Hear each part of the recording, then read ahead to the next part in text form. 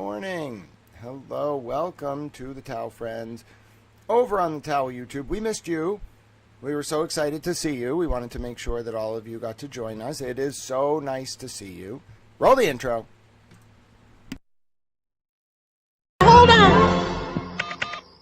Wait a second.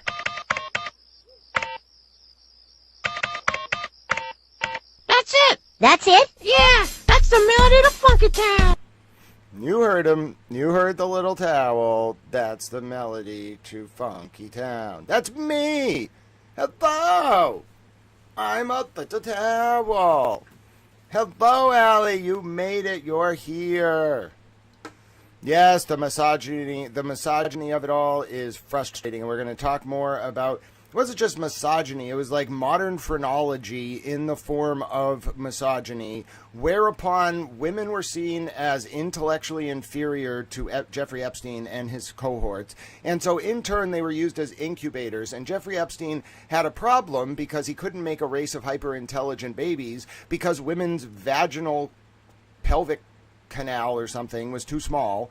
So he wanted to either have women do C-sections or alter the female genetic structure to make their vaginal floor larger. Good happy Sunday to you too, right?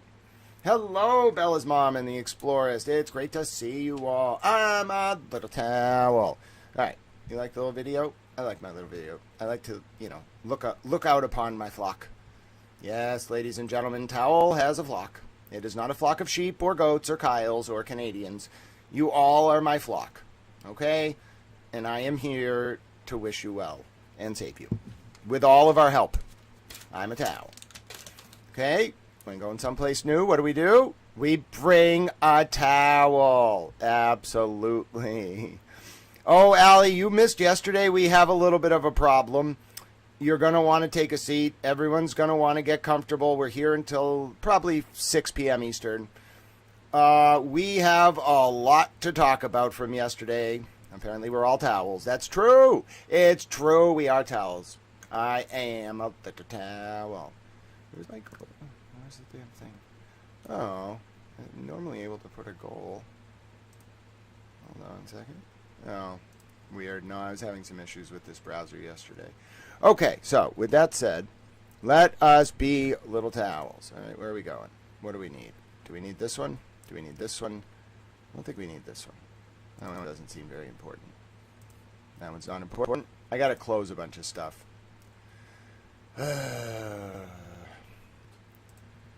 One of my posts on Facebook got like 1.7 thousand shares. I'm a little bit confused. Just as a towel, I'm just confused. That's a lot of shares for a Facebook post. All right, where are we starting? Oh yeah, let's get Allie caught up. I don't want to be too overwhelming with this, but we got to talk about some stuff, okay? So I was just being a little towel yesterday, and a wonderful towel friend from Germany comes in as we're doing our research. Now, if you missed it, Kathy Rumler, the White House counsel to Obama and now the top lawyer to Goldman Sachs with CIA, she won the agency's award medal on January 8, 2015, and then immediately emailed Jeffrey Epstein. Then Epstein asked Kathy Rumler if he could come to Washington, D.C. with her to do NSA, CIA, end quote, boy stuff. Yes, I am. So if you go to Stoughton News, there's a Facebook page. I'll give you it exactly. You can go to Stoughton. It's a public page, Stoughton News, okay? And if you go in there, you'll see the post I wrote about Morrissey and Epstein and Devine and the Sandra Birchmore case. It has 1.8 thousand shares related to the Police Explorers program, related to, the Learning for Life charity. And then the other day, I broke this news about Connecticut. And apparently I, literally set the state of Connecticut on fire because of the Rumsey Hall School story. That thing has, I've never seen so many shares on a Twitter post. It's 1.9 thousand shares on that Twitter post. Basically, I think I'm a little prominent. I'm a little confused. I'm honored to be able to help. All glory to God and to Amber Speaks Up and to Julie K. Brown in the absence of whom none of this would be possible. But apparently I am very prominent. I didn't know this. Not really sure like what to do, so I just go around making pronouncements now, and they just get all this attention. I put like a single sentence Twitter post up just like on my feelings about something. It is like a big post. I don't really understand. I'll do my best to honor the platform you all have given me, but I really don't get it. Like, I don't think I understand. Before, I didn't understand the scope of my relevance. Now I really don't understand, like, at all whatsoever. It's gone so beyond my ability to comprehend. I've stopped trying to measure it. I just walk around and people smile at me now. I think people want to hug me, but they're a little bit like, I shouldn't hug that man, so they just smile at me. And it's like, hi, I'm a towel. I don't know. It's very odd. It's very odd to be me right now. I just walk around. It's very odd. I don't know how to explain it. Like, I was getting, like, looks before. Now, like, everybody just looks at me and smiles. It's very strange. I feel very loved. The point is, I don't really understand the scope of my own platform anymore. We've, like, crossed the Rubicon. So, yeah, good luck with that. I'm just going to be me, and you have to deal with it. And regardless of my platform, I'm not changing. Sorry.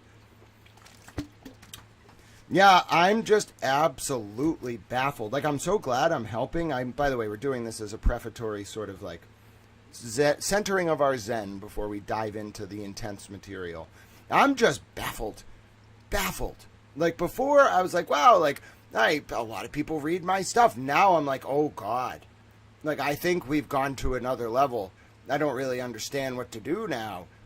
So anyway, I figured I would just keep being me. I think a lot of people are, you know, like, okay, it may as well be Grant. Why not? Grant's good at this. He could do it. And I'm like, yeah, it feels like fate.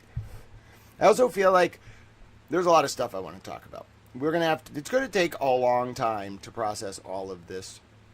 Like my mother's role, the Sheldon Adelson thing, my cousin going on his yacht, which I'm still very upset about. Not to mention the Obama involvement. Epstein asked Obama for a pardon and then talked about it on a recorded, like, tape and was, like, saying Obama would have pardoned him. Not to mention the fact last night I found out that Epstein's non-prosecution agreement is probably invalid because Alex Acosta and the DOJ violated the Crime Victims Bill of Rights Act, which is 18 U.S.C. 3077 or 1077. So, and because they didn't consult with the victims before giving Epstein the 2008 non-prosecution agreement that allowed him to plead guilty on state charges related to solicitation of the minor for prostitution. And then at the end of Governor Chris' term in Florida in December of 2011, Epstein went to President Obama, asked for a federal pardon. Obama said he would have given it to him, but he didn't. Epstein didn't need one. Epstein wanted off the sex offender registry, so he went to Governor Chris. Governor Chris to Florida, after he lost the election, wouldn't give him a pardon before he left office because he said it was too hot and it would look like Epstein paid him off. And Julie K. Brown of the Miami Herald was writing her stories at the time. The Epstein and his friend named her as like Terry or something. They looked really dumb. In any event, Julie K. Brown's story, without her realizing it, prevented Epstein from getting off the sex offender registry in 2011, and she was probably the single person, more so than anyone else, that brought Epstein down. I played the role of, like, just going at the intelligence agencies that he worked with, and I had enough political cover where now the Senate's going to have hearings about the CIA. That was important because the intelligence agencies had so much cover they could get to the Fourth Estate, which is like the journalists. So I played my role, and then Amber Speaks Up was covering a lot of the very important nuance of the victims being impacted, the survivors of the victimization being impacted. And like us three together are like a good triumvirate, you know, like we didn't need to like stab Caesar. We just kind of kneecapped him, you know. Then like he was kind of already dead when I came in, but I just kneecapped the people who like were wearing his toga. So, now, let's take a look at all of this. I want to talk about the thing about their, like, breeding first. Then I want to do something, look at something involving Aaron Swartz and MIT, because someone found the link that I was looking for. Epstein had a lot of connections to the MIT Media Lab, and he, like, sent this post about Aaron right after Aaron's death.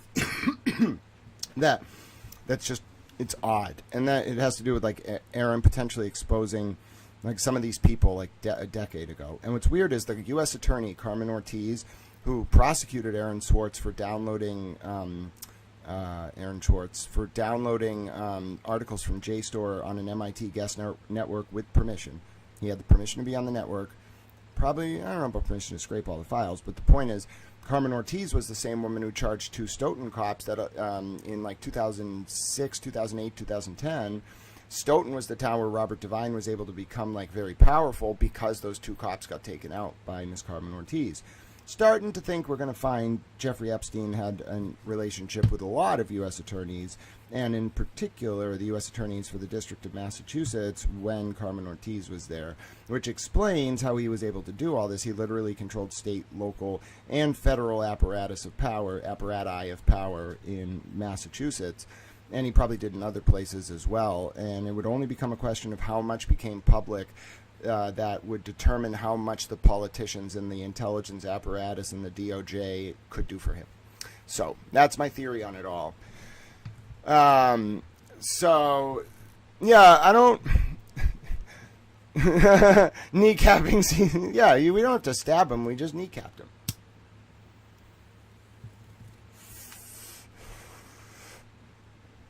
Yeah, Rob Devine was a high-ranking member of what I'd call the Gestapo. Like, he was their enforcement wing. They had, like, these pimp cops who would enforce. Like, if you were, like, a high-ranking, like, member of this, you were, like kind of in the police in particular, you were, like, a pimp with law enforcement powers. If you were... Ooh, my mic's way too high. If you were, like, I don't know, say, like, a politician, you were more like you could do what you wanted, but you had to answer to them. If you were like, I don't know, what's another example? If you were like a higher level, like survivor of victimization, you were allowed to like have some amount of freedom, maybe get a PhD, like get a degree, but like you still were run by the like pimps. If you were a lower level of victim or survivor of victimization in their eyes, you got assigned to like street pimps or like gangs. It's really bad. Like the GDs, the BDs, they're all involved. Like, it just kind of was like a hierarchy. It was like a paramilitary, structured, organized crime apparatus that was masquerading as a legitimate intelligence law enforcement apparatus. It was a really serious infiltration of our constitutional apparatus of power in a way that directly threatened the safety and well-being of numerous vulnerable children, adults, and otherwise. That's really the issue here. That was the baseline mechanism of how the country was usurped, but the actual who has more to do with like Adnan Khashoggi, the funding of it all, international sort of arms trafficking, human trafficking, financing of terrorism, geopolitical sort of orientations, money, like the flow of money, which states would attack which other states, why Saudi Arabia had an interest in, and the Wahhabist interests that fund Saudi Arabia through MBZ and others had an interest. He was a crown prince who was the designate of King Salman to be the next ruler of Saudi Arabia until he got overthrown by Mohammed bin Salman in 2017 to 2019. But a lot of it went back decades. It had to do with like, for example, say Saudi Arabia, who was closer to Iran in 2001, wanted to get retaliation for the U.S. Navy downing Iran Flight 355 with a bunch of civilians on it. Saudi Arabia would attack the United States, for example, on 9/11, and then Epstein would broker a deal where Saudi Arabia and Dick Cheney and that group of politicians would attack Iraq and Afghanistan, blame them for 9/11, and then like work on kind of like a larger geostrategic reorientation of the Middle East. Now, what kind of threw this off was Israel and a bunch of other countries didn't like this. They did not like the hostility that the basically Persian dynasty through the mullahs and the Wahhabist Islamists in Kandahar, who controlled Saudi Arabia by proxy and Iran directly following 1979. It's complicated. We won't go into it. They worked very closely with Epstein. Their point man was a guy named Adnan Khashoggi. Ghislaine Maxwell's father actually died on Khashoggi's yacht, like his former yacht. Like they were, you got to think of it as like the Rothschilds were just kind of like peasants to the mullahs. Like the Rothschilds, like the House of Savoy, the Windsors, all these people have nothing, like the pennies. The Rothschilds' portfolio was only about $170 billion, according to Epstein, who was their personal banker, and he was bragging about it to Peter Thiel or Gates or someone. That's small compared to like the dynasties of the Persian Empire that are made manifest in the House of Saud and the Wahhabis and the Bin Laden family and Khashoggi, etc., etc. We're not talking about Jamal Khashoggi, the journalist that got murdered with a bone saw in the Saudi consulate in Istanbul in 2018 or so, 2017. But the point is, what happened there just to explain all of this to you all, why this fundamentally was all revealed, has to do with Jeffrey Epstein, Steve Bannon, and a number of other sort of Western intelligence powers betting that Mohammed bin Zayed, MBZ, between like 2017 and 2019 would win a civil war for control of Saudi Arabia and therefore continue this kind of like decades-old tradition of extremists, radical, like Islamists who trace their money to the Persian Empire, controlling a lot of like the flow of money and power in the world, okay, and using human trafficking, child trafficking, arms trafficking, and otherwise to do it. They made a bad bet on that. Mohammed bin Salman ended up surviving and winning and became Crown Prince Designate. If you look at the timeline of all of this, it was Mohammed bin Salman winning that battle that fundamentally, and this is in the files, Epstein and Bannon predicting MBS won't be able to get through the Khashoggi assassination. They had President Erdogan of Turkey record it, the Saudi consulate, so they had him screaming Khashoggi. They thought it would bring MBS down. Epstein thought MBS would become another Idi Amin because of the video of Idi Amin eating liver that brought him down. But that didn't happen. Like literally MBS just powered through, ended up winning, and as a result everyone associated with MBZ was exposed, which is why the Epstein files got released. Voila. My name is Grant Smith Ellis, and I did all that from memory because I'm a towel. Now, let's talk about the thing about women, because I'm offended by this more so than anything else. Like, this was the thing that made me so angry. Now, not angry to the point where, like, I was yelling. You have to really do something bad for me to start just yelling, like take advantage of my trust or something. This was more like I was furious and incensed about what they did to my peoples. My peoples, ladies and gentlemen, the peoples of the earth. You don't do that to my peoples. They were hurt. They did bad things to us, very bad, and they were going to genetically modify us and play God, and God struck them down. I tell you right now, God struck these bad people down for us. God said, no, no, no. How dare you? You cannot modify my beautiful little creatures and try to expand their pelvic floor so that babies will be more intelligent. And then you can't, like, hurt babies, and you can't be cloning things, and you can't be doing all this odd stuff. You're trying to, like, interfere in the emergence of the Hegelian dialectic by virtue of shortcutting the human genome. That's not okay. So God came in and spited him with a little divine retribution, you know what I'm saying? And he was like, oh, I'm going to have some of these, like, genetically intelligent humans take you all down. It's only going to take one of them. I'll make them a little towel. Apparently, you know what I'm saying? And then I was like, okay, I'll escape. I'll do it for them. Towel Mom, I think, like, was a handler. Listen, I'm serious. I'm convinced Towel Mom knew Epstein. Convinced she did bad things. I'm going to testify against her. You don't understand. I'm mad. You know, I'm a vengeful librarian who never accepted the CIA's offer to work for them that they didn't give me because I'm pretty sure they realized I was never going to play ball. So they were like, oh, damn it. Oh, no. One of them escaped the pod. Try to control him. Oh, no. But I escaped. He got out of the cage. Oh no, he's running around like a little towel. What have we done? Yeah, the righteous vengeance of the Lord has come raining down upon your attempt to alter the human genome. How dare you? I mean, I'm fascinated. By the way, I was nervous for like 15 years when I was a kid. I'm pretty sure they traumatized me to induce these abilities. And then I was like, screw it, I'm appropriating them and making them my own. Can you appropriate something that belongs to you to begin with? No, I just took it back.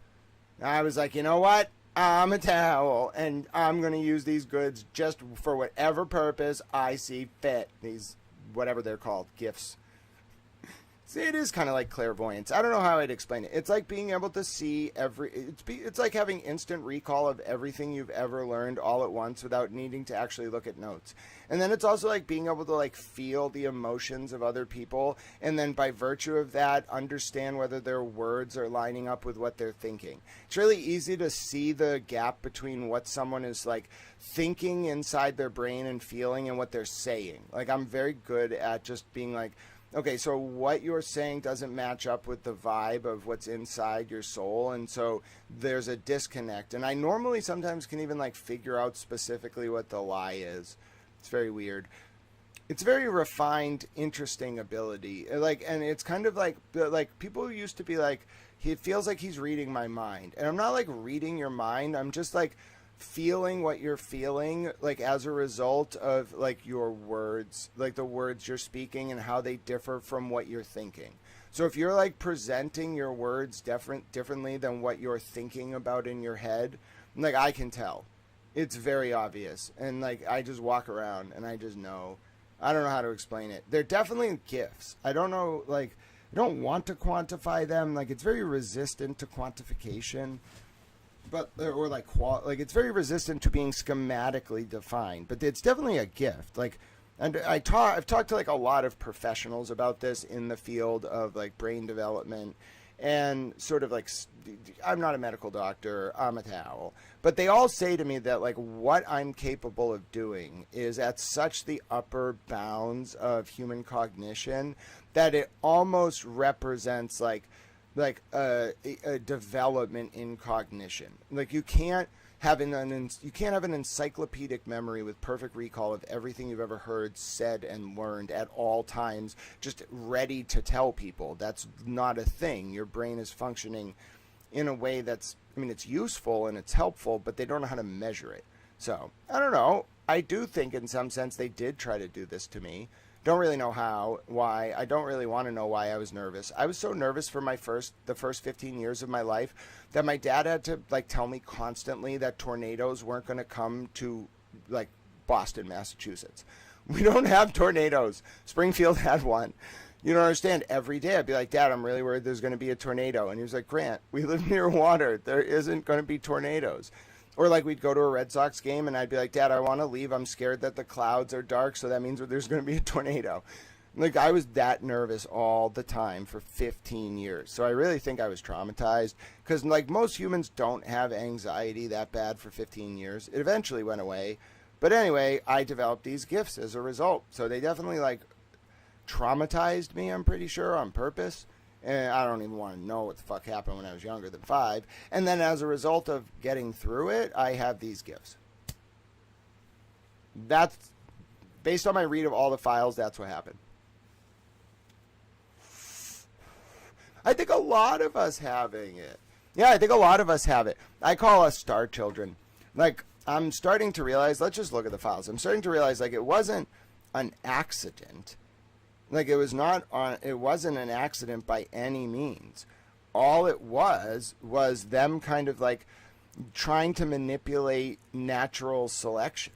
Like they had an idea of like how viruses and humans and animals like select for traits, and they were like, let's just manipulate it to do X, Y, and Z. Their whole thing was like intelligence. They were eugenicists. Like they really wanted a race of like hyper intelligent like people, and they were misogynist. Like they're really racist and they're really misogynist. They're like Aryans, but like I don't know, there's no label for what they were.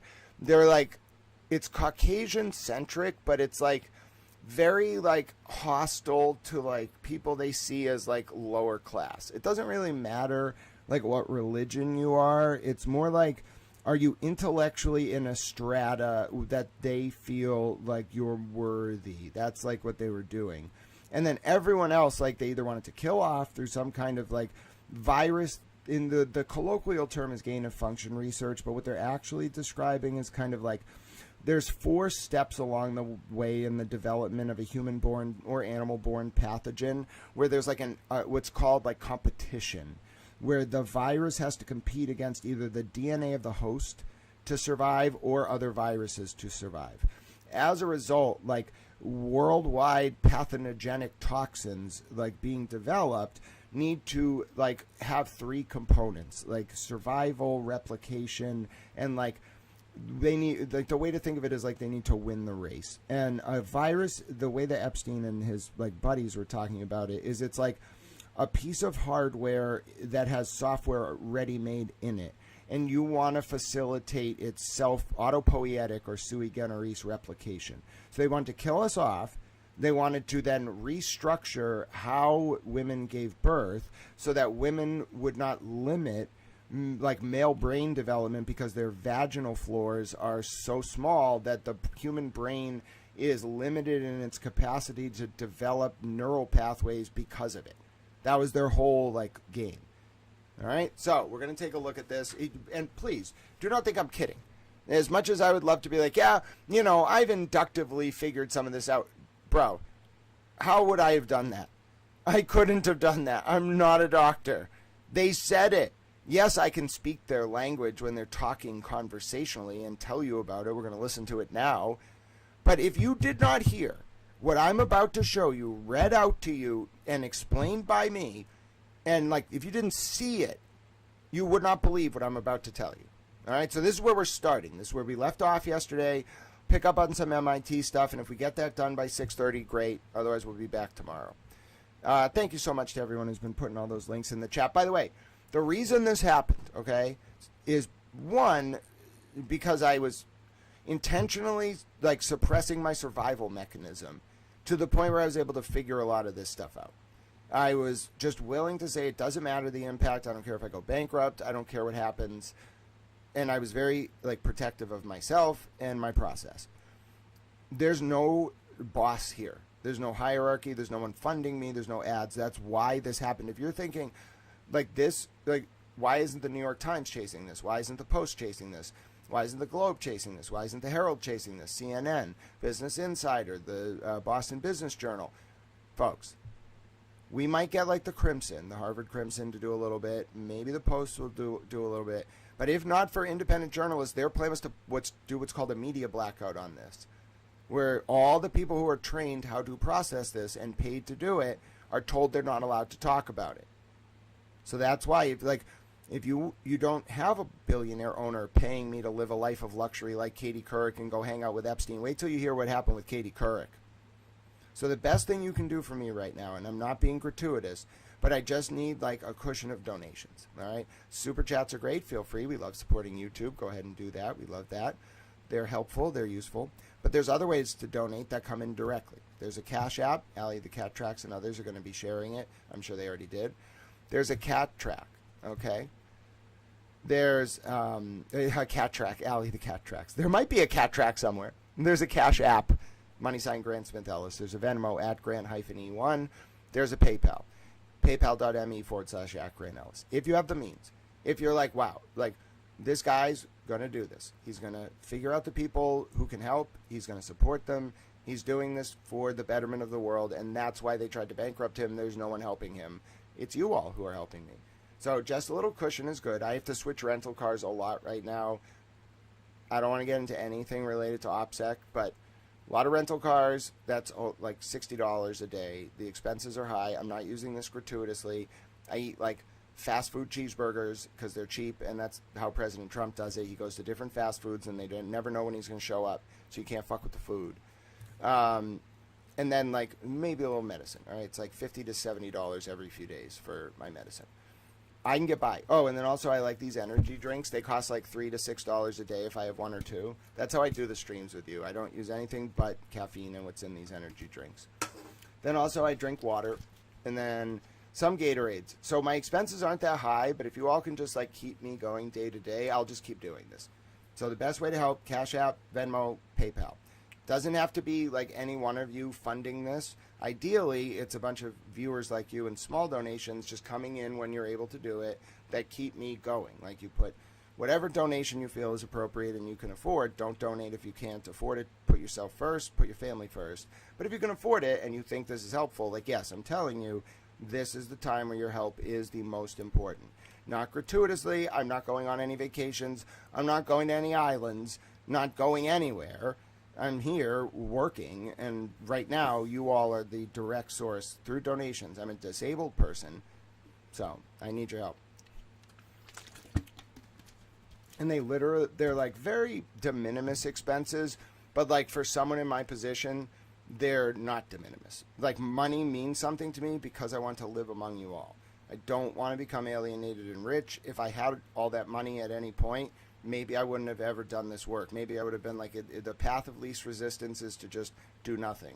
Just live a life of leisure. But I find leisure offensive. Leisure is offensive to my intelligence. And it's offensive to you all as a society. You see those rich people out there doing leisurely activities like to flex on you? Flip them off. I'm not saying you shouldn't have a work-life balance, but don't let leisure become a sign of cultural flexing. Screw that. Put in the work. I'm talking to the very wealthy people, not you all. You're wonderful. You take as much leisure time as you want. You can have 20-hour weeks, in my opinion. That's what I want. I want you all to work 20-hour weeks, be paid extremely well for it, and then have a lot of time to have your families. Now, listen, there's going to be some costs, okay? No sex unless it's for the purpose of procreation. You can have sex with your married partner if you want. I don't care who you marry. Marry who you love. I'm cool with that. All right, we're getting rid of Deuteronomy. I'm not a fan. Sorry, we'll rebuild some of it, but not all of it. The point is, please don't do that. I thought about it all morning, and I've realized that a root of a lot of this is people were having like recreational sex, and then they were commoditizing the sex. So don't do that. Like, just have sex with the person you love and that you want to have a baby with. You can have a lot of sex with that person for the purpose of having a baby. It takes some time. I don't really understand the mechanisms. Cycle. Don't even get me started. I have no fucking idea how, like, ovulation cycles work, and I don't want to know. You all learn about that to have babies. I'm so happy for you. I don't need to know. The point is, you do all that. Just do it for procreation. Please, I really understand now where that came from. Like, they're not trying to punish you all. It's not like because it's embarrassing. It's because, like, when you have sex for purposes of other than procreation, or you pay for it, it becomes a commodity, and then we run into how we got here. All right, that seems to be the root of it. All right. Hello, it's so good to see you, YouTube. Oh, no, where's the full name? Show me the name. Show me the name. I think it's YouTube, Ali, YYY. Paul Moore is searching in the files today, please, a little bit. It's a little money rabbit hole. I'll definitely search. We got to get people caught up on what you found for us yesterday, my dear friend. But thank you for your super chat. You are appreciated, and I absolutely have taken note of your Paul Moore suggestion. If you don't hear me talk about it within like an hour and a half, just mention it again. We need little grants running around. No! You are all of God's children are my children, okay? You all can be my flock. I don't need to be like having children. I love you all, okay? I want to spend my thoughts helping, my time on you all. That's what I want to do. I think you all having families is wonderful, though. Keep doing that. But just, the thing is, we're going to have a lesson for the day. When you have the person you love, okay? You don't have to, like, marry them if you don't believe in that. I would encourage you to. Okay, marry them. And then do all the stuff you want with them. You know, do good things like, you know, have your fun. Have your kids. Don't go to brothels. Don't buy sex from people who aren't your wife or your husband. Okay, let's start there. Okay, just don't do that. Don't cheat on your spouse. That's very harmful. Okay, let's just reset. I know it's a carnal urge. Just do that. Okay, I was thinking about this morning. I was like, if I can just keep telling people to stop patroning brothels and paying for sex, I think we can make a lot of progress as a society. I got to go lecture. I got to like go around in a lecture tour and tell all, apparently, the law enforcement people and the firefighters and a lot of the other ones in the positions of power, like why they can't have, you know, sex with kids. I didn't think I actually had to explain this, but it turns out that I don't think they really got that whole thing. So, yeah. But, like, you all, I'm not worried about, like, any of you all, like, doing that to kids. I'm worried about the Epstein network doing that. I'm worried about you all enabling them, not you all in the chat, but generally the polity enabling them by trying to get cheap sex for money. You see what I'm saying? I think that's the root of the problem. And also arms trafficking. But we'll let Congress deal with that part. All right, let's listen to this post. Oh, don't worry, Allie the Cat Tracks. You are here helping just with your presence. All right, let's listen. And then we'll listen to the conversation. Conversation. Oh God. Jeffrey Epstein and pals were talking not about making women smarter, but about changing the size of the vaginal vault so the babies they produce wouldn't be limited in their intelligence. Thus their preference for C-sections. Dear God, what have they done? They also mocked American service members for giving their life in service of their country, which Epstein considered pointless altruism. I was very hurt by those remarks, as if the pain these men, and women, inflicted on so many of my dear, innocent, precious people on this earth was not bad enough. Source, pages 6 to 7. During a December 2011 recorded chat, Jeffrey Epstein bragged to a Columbia University doctor that Epstein contacted President directly, and Obama told the sex offender that Obama would have given him a federal pardon, but that wasn't needed. I am trying to get a pardon, so Obama cannot pardon me, even though he would, he says. Because I didn't commit a federal crime, said Epstein, who, at that point, had only pleaded guilty to state charges in 2008 for solicitation of a child for sex. Transcript, page 22. Epstein went on to say, during the recorded discussion, it's so horrible. This is just today, which has been part of the whole thing. If I want to get a pardon, it has to be done by the governor of the state because I pled guilty to a state crime. Transcript, page 22. Then, Epstein tried to remove his sex offender status via the Florida governor.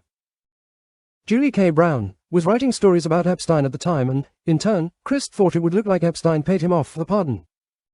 Explained Epstein, relaying a conversation with Chris, no one is going to believe that you haven't gotten to this guy. Chris said, they're going to figure out you paid him some money. Transcript, page 22. Chris is your ticket, Richard told Epstein. Transcript, page 23. That's not such an easy ticket now. Chris said it's just so hot, Epstein replied. Transcript, page 23. To which the Columbia doctor advised, Chris is making it hot. It's not hot. There were those foolish articles in, what was her name? Tina Brown's, Julie K. Brown, thing. I mean, they dissipated. It's not hot. It's dead. Transcript, page 23. Note, the Columbia doctor, who appears to be Richard Axel, did not know Julie K. Brown's name and called her, Tina. I am offended. For two very smart people, both Epstein and Richard made a drastic error regarding whether the reporting by Julie Brown would, indeed, render Epstein's charges, and the floodgates of information about his conspirators and survivors, dead. Here is the primary source transcript of the conversation. Obama, Chris discussion starts page 22 of 34. Further, in the shocking transcript, Epstein and the doctor, along with a woman who went to MIT named Jessica, talk about how women have brains that are 10% smaller than men. For example, women who have 10% less, well, they have 10% less neurons in the brain, virtually, said Epstein. Transcript, page 7. Right, Richard replied, going on to tell Epstein, I think that the only thing that correlates with intelligence is brain to body size, if you go through species. It's the relative size of the brain with respect to the body. And the relative size of the human brain is most restricted, I think, by the size of the vaginal vault. Transcript, page 6. The two men also discuss modifying viruses to make them more able to replicate and survive within human hosts, and they talk about being horrified at the prospect of Prince Andrew and Epstein cloning themselves. Said Epstein, right. Katie Couric was here and we were talking about. I think we should, I want to start cloning things, me. And with certain people, Prince Andrew got upset because he was all, if it had a conscience, could you kill it for spare parts? And I said, I'll make it without a head, would that make you feel better? And Katie Couric, I thought, was going to start to vomit. Transcript, page 7. On Friday, I reported. Jeffrey Epstein asked the CIA's 2015 Agency Medal winner Kathy Ruemmler, former White House counsel to President Barack Obama and now the top lawyer at Goldman Sachs, to show him her version of Washington one day, if possible CIA or NSA or boy stuff. Of course, Ruemmler replied. This exchange occurred in 2015 while Epstein was a sex offender. Source. Earlier Thursday, I reported. Kathy Ruemmler, a former White House counsel to President Barack Obama and now the top lawyer at Goldman Sachs, was awarded the CIA's Agency Medal by Director John Brennan on January 8, 2015, and then Ruemmler instantly told Jeffrey Epstein, a sex offender. Ruemmler noted to Epstein, John Brennan gave me the CIA Agency Medal, the CIA's highest award, this morning. How cool is that? Ruemmler left the Obama White House in 2014 and returned to private practice. Ruemmler was almost nominated as U.S. Attorney General in September of 2014, but withdrew her name from consideration due to her close relationship with President Obama. Ruemler currently serves as Goldman's chief legal officer and general counsel. She is on the firm-wide management committee and also serves on FINRA's board of governors. Primary source. All right, hello. So, you might be saying to yourself, wait a minute, wait, Grant, I cannot take that all in. And this is on top of the Connecticut school reporting about the Rumsey Hall School. This is on, by the way, I spoke to saw multiple people in Connecticut who were like, I've lived here for 50 years. I didn't know these lawsuits were ongoing. I didn't know this was happening. Dude, I think I think Connecticut's having like a meeting around a nutmeg tree. And they're like, listen, there's this guy up in Boston. His name is Grant. He says we need to be concerned. We have to have a meeting. I think I've caused a lot of meetings. Listen, I think I've had so many meetings now. I could just go around to places and be like, I'm Grant Smith Ellis. And people would be like, no, you're not. And I'd be like, that's me. I'm a towel. And they'd be like, oh my God, it's actually you. I'm like, yeah, I'm a towel.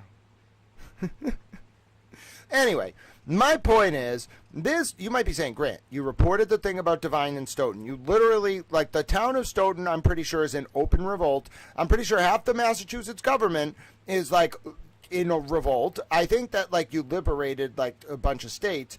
You went from, like, Stoughton and Rob Devine and Maxwell and Epstein and the Norfolk DA and a Gestapo state police unit. You just did that, and then you were like, what's next? And then you went to Connecticut and exposed the Rumsey Hall School and Epstein and this billionaire conference. Then you're like, okay, that's nice. And then you exposed Kathy Rumler, who was the White House counsel and now the top lawyer at Goldman Sachs, working as a CIA agent, getting the agency's like highest award on January 8th, 2015, clearly for having been a CIA agent undercover in the Obama White House, telling Epstein about it like the day it happened, which is not okay, and when he was a registered sex offender, and then telling Epstein he could come to Washington to do NSA, CIA, and boy stuff with her. Those things alone, you might be saying to yourself, Grant, all of that, at least the Rumler thing, you just surpassed Watergate by reading these documents. How did you do that? Like, you, first of all, I'm just trying to contextualize this. Like, I can understand a lot of you are like, how are you doing this? Like all big, giant institutions, like, would take one of these things and be like, this is the biggest thing we've ever done. You just, like, do it and then leave the record and then move on. What are you doing? Well, I don't know. It's my brain. You know what I'm saying? If you've been on the stream for a while, I guess I was a little bit of a hidden gem, you know, diamond in the rough. Like, this is what I always do. I just, you know, what's a problem? What's next? I don't have time to sit there and ruminate on the lasting effects of what I've done. Like, you all deal with the fallout. Like, go make your government better. Run for things. Have a meeting around a nutmeg tree. Fuck if I know. My job is just to tell you what's wrong, in my opinion. That's what I feel called to do. Do you think I could come to, like, all of your states and, like, rebuild your governmental apparatus? I am one person. I can tell you the form, you know, like Hegel's form and content meeting at Stalingrad on the Volga in 41. We've talked about how Hegel's content inspired the Third Reich and Hegel's form inspired radical Marxism, and they met at Stalingrad on the Volga, and embodying the historical dialectic, they formed a synthesis that was the post-World War II, like, world order. Everyone understand? Okay, I can give you the form of what to do. I can tell you everything that's wrong and the names of the people, and I can tell you all, use your government to fix this, but you all have to actually, like, find the people. I'll help you if you want. Find the people who are not corrupt, put them up for office, run them. You have to rebuild, like, all your governmental agencies. You have to, like, have hearings. You got to, like, have your legislature do stuff. They got to, like, haul the people in front of the legislature. They got to have hearings. They got to get them on the record. They got to refer it for criminal charges. You got to have someone who can do the criminal charges who's not part of the network, and you got to make sure their apparatus of, like, prosecutorial discretion and law enforcement discretion doesn't get abused at any link in the causal chain by this network. It's a big project. It's basically rebuilding democracy from the bottom within its existing structure. We can do it, but, like, I just got to go into the states and be like, okay, Connecticut, here you go. You go find a nutmeg tree, however many million there are of you. Go sit around the nutmeg tree, talk about all this. You'll all figure it out. You're Connecticut. Then go to Massachusetts and be like, okay, the people of Stoughton, you had a bit of a problem. Now, we'll help you fix it, but like you all really got to like kind of do this. So they're doing that now. They're probably having some meetings. They're gonna like yell about things. They're good for them. Like I'm pleased with that. Okay. But then, like, the CIA thing with Kathy Rumler and Epstein, that's going to kind of require the Senate, you know, bro? So I was thinking, like, there's no way the Senate's actually going to do this, right? Well, listen, don't underestimate Little Towel, okay? Because I was like, I was just a little towel on a mission, okay? And I was really mad. And I was like, I want to hold these people accountable. So if you're wondering, I don't know if I had any role in it, but if you're wondering, Grant, like, are they already doing this? Like, yes. The Rumler thing, I'm pretty sure, like, they were already moving on the CIA before the Rumler thing. With the Rumler thing, from what I understand, based on cursory research, this is, like, the biggest constitutional crisis since Watergate. You can't have a CIA agent operating domestically as the White House counsel. You just can't. Like, you can't. Okay, it's a serious problem. From what I understand. I'm a little towel, though. So anyway, here's this letter that Ron Wyden sent a few days ago. Maybe it makes a little more sense to people now. And it says, Dear Director Ratcliffe of the CIA, I write to alert you to a classified letter I sent you earlier today in which I expressed deep concerns about CIA activities. Thank you all. Thank you for your attention to this important matter. So, all right, what do we got here? What do we got? What are you linking, Bella's mom? Hold on, you've just been dropping. Bella's mom, too many links. I don't understand what you're linking. Bella's mom, what are you linking?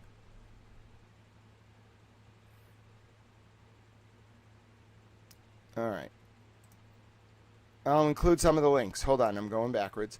These men were using science for pure evil. Communications about the guy named Frederick Crawford. What is Frederick Crawford's related to, Bella's mom? The Eagles thing. All right, I got it. I was like, hold on, Bella's mom, you're disorientating me. What are we opening here? 1 second.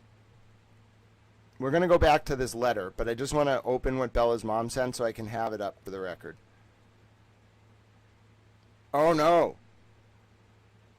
What does this have to do, and who was it sent to related to Epstein?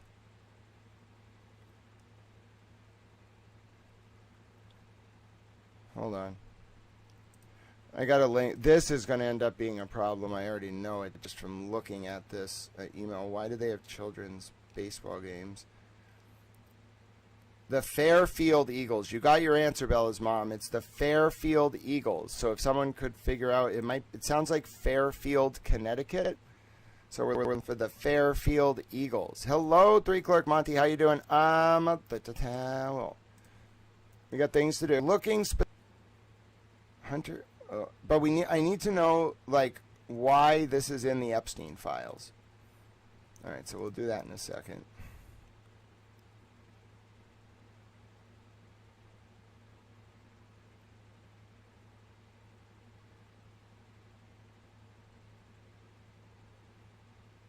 Oh, it's uncensored here. Paintball party. Mom, from Dana Wright to Mom and Randy Wright. What does this have to do with...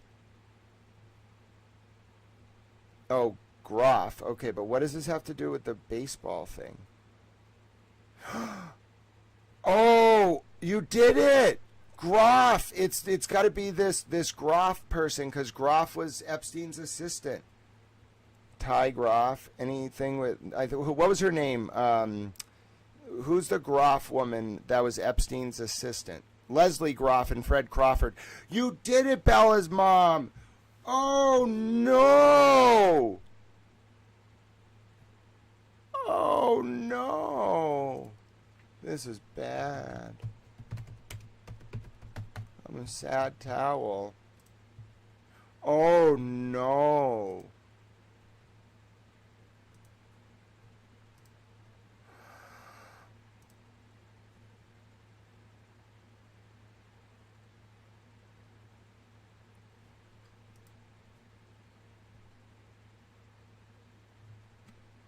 It was a travel league baseball team.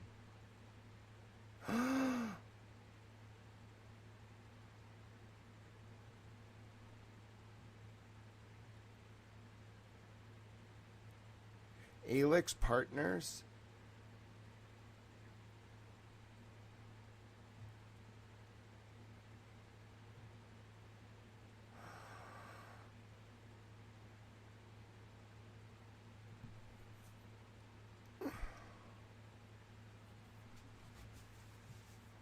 Yeah, Bella's mom, link whatever you want. We'll keep. I'm not going to do the. I won't write it up yet. Now I'm just mad.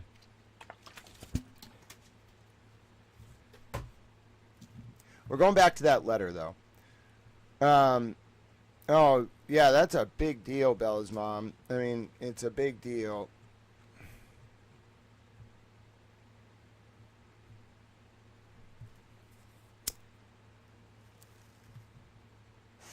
What's the best way for me to explain it? What's the best way to explain it? So this gives it away.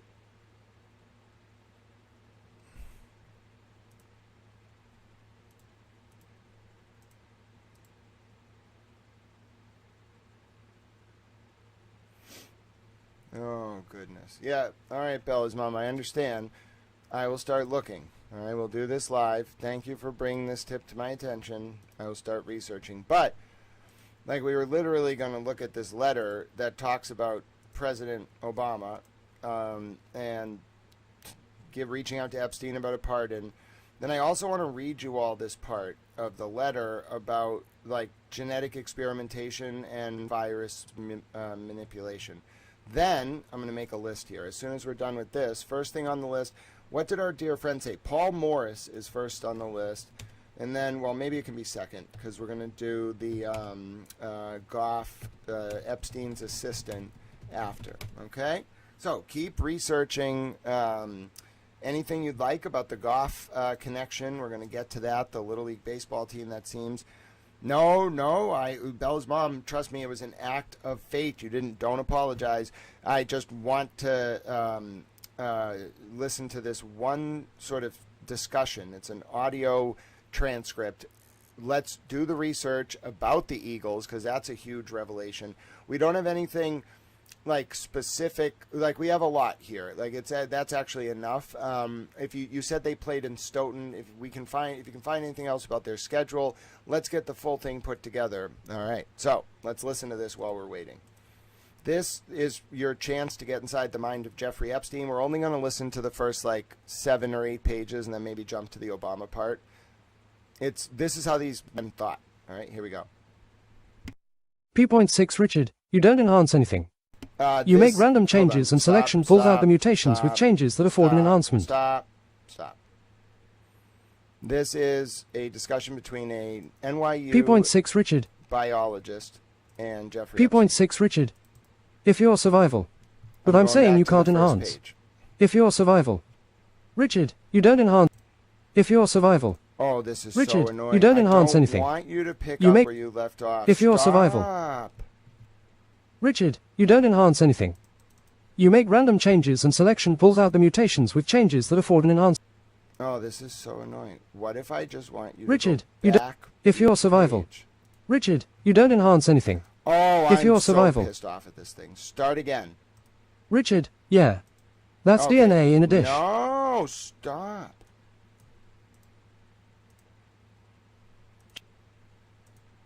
Jeffrey we Epstein interview Richard. Here's your power supply, which I That's borrowed. better.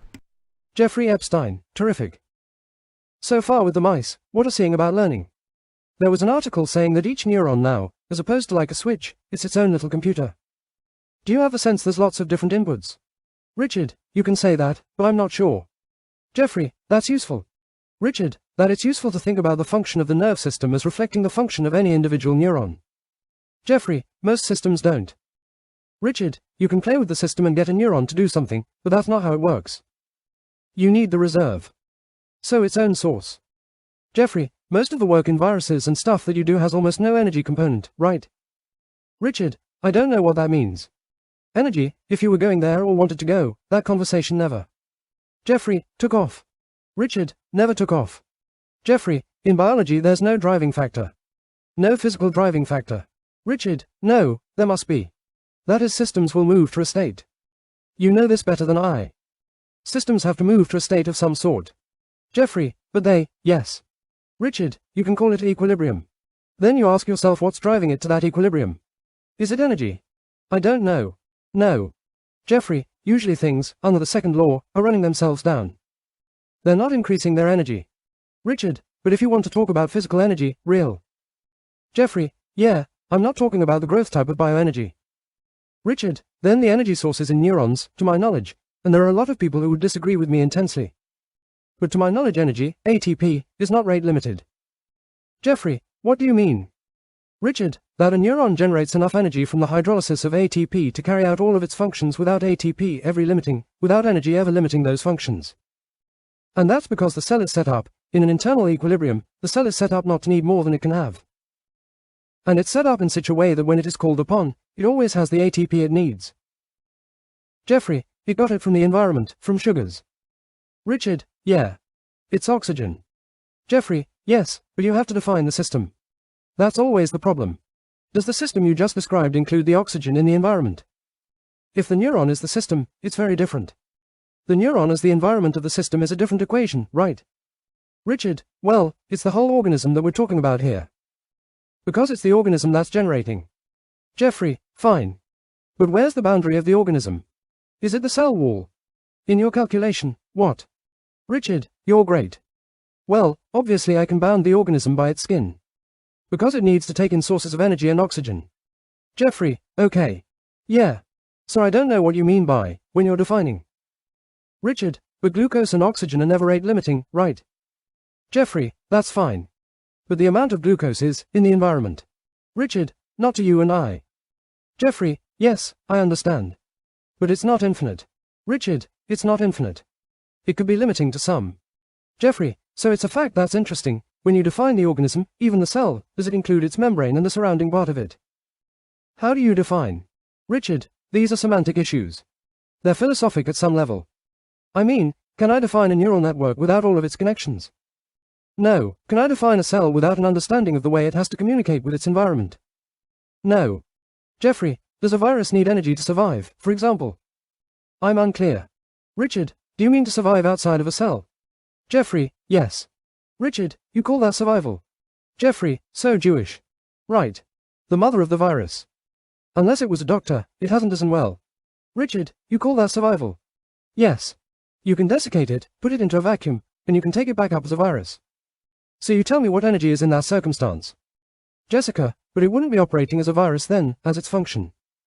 Jeffrey, it's a virus, but a non-operating virus. I'm trying first to define my terms, before I whack you. Richard, I want to define, survive. If you wanted to remain in a replicatively competent state, if at the first approximation the only thing a virus wants to do is replicate. Okay, we can question that too. Jeffrey, a virus wants to replicate. Richard, yeah. The evolutionary forces put on the virus are designed largely to enhance its rate of replication up to a point where it does not replicate so much that it diminishes its potential for replication. Right. Interviewer right. Richard, that's why HIV doesn't immediately kill its host, perhaps. Jeffrey, perhaps. A question from your view. What advantage does replication have? It's not a simple question. Richard, there's no advantage. There's selection. So you do the following experiment. If there's no advantage, you're adding value judgments to all of this. Jeffrey, there's a cost. Richard, it's all a function of selection from randomness. That is, if you take a piece of DNA in a test tube, which has the ability to replicate, can you add the enzymes necessary for that DNA to replicate? Okay. You make many copies of this piece of DNA, which I'm going to begin, hypothetically, to argue is a million bases. Jeffrey, sure. Richard, and if you let it replicate and take the DNA out and feed it more enzyme and take out the DNA out, and take the DNA out and feed it more enzyme, after about 20 of these serial replicative experiments, you will get back out a piece of DNA that's about 100 bases long. Jeffrey, really? Richard, and all it is designed to do is replicate. Great. What will have happened is that mutations will occur, and those mutations which afford a more rapid replication rate will be all that you see at the end. Do you understand what I'm saying? There is not want. Because the number of organisms is a function of the replication. If you can make something that replicated more efficiently and something is limiting, then at the end all you will see is those molecules. So it's not an issue of want. Jeffrey, but in your example you had an unlimited supply of enzymes. Richard, no, if it was unlimited, you'll see this even more quickly. Jeffrey, well, if you only had one time. Richard, if you only have one time, you're not going to have any replication. If you only have one round, you're not going to see anything.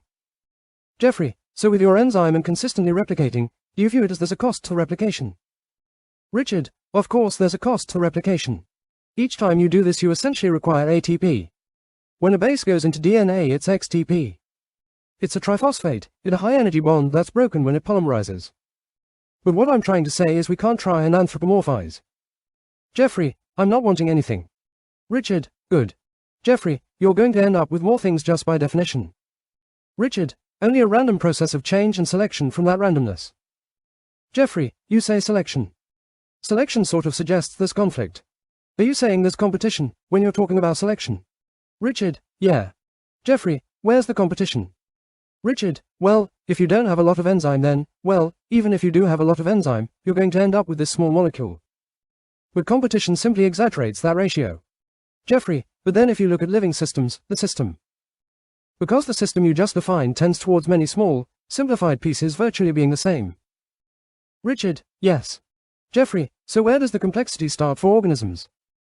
Because based on what you just said, most systems just degenerate in their smallest, most highly replicable pieces without a direction. Richard, yeah. That's DNA in a dish.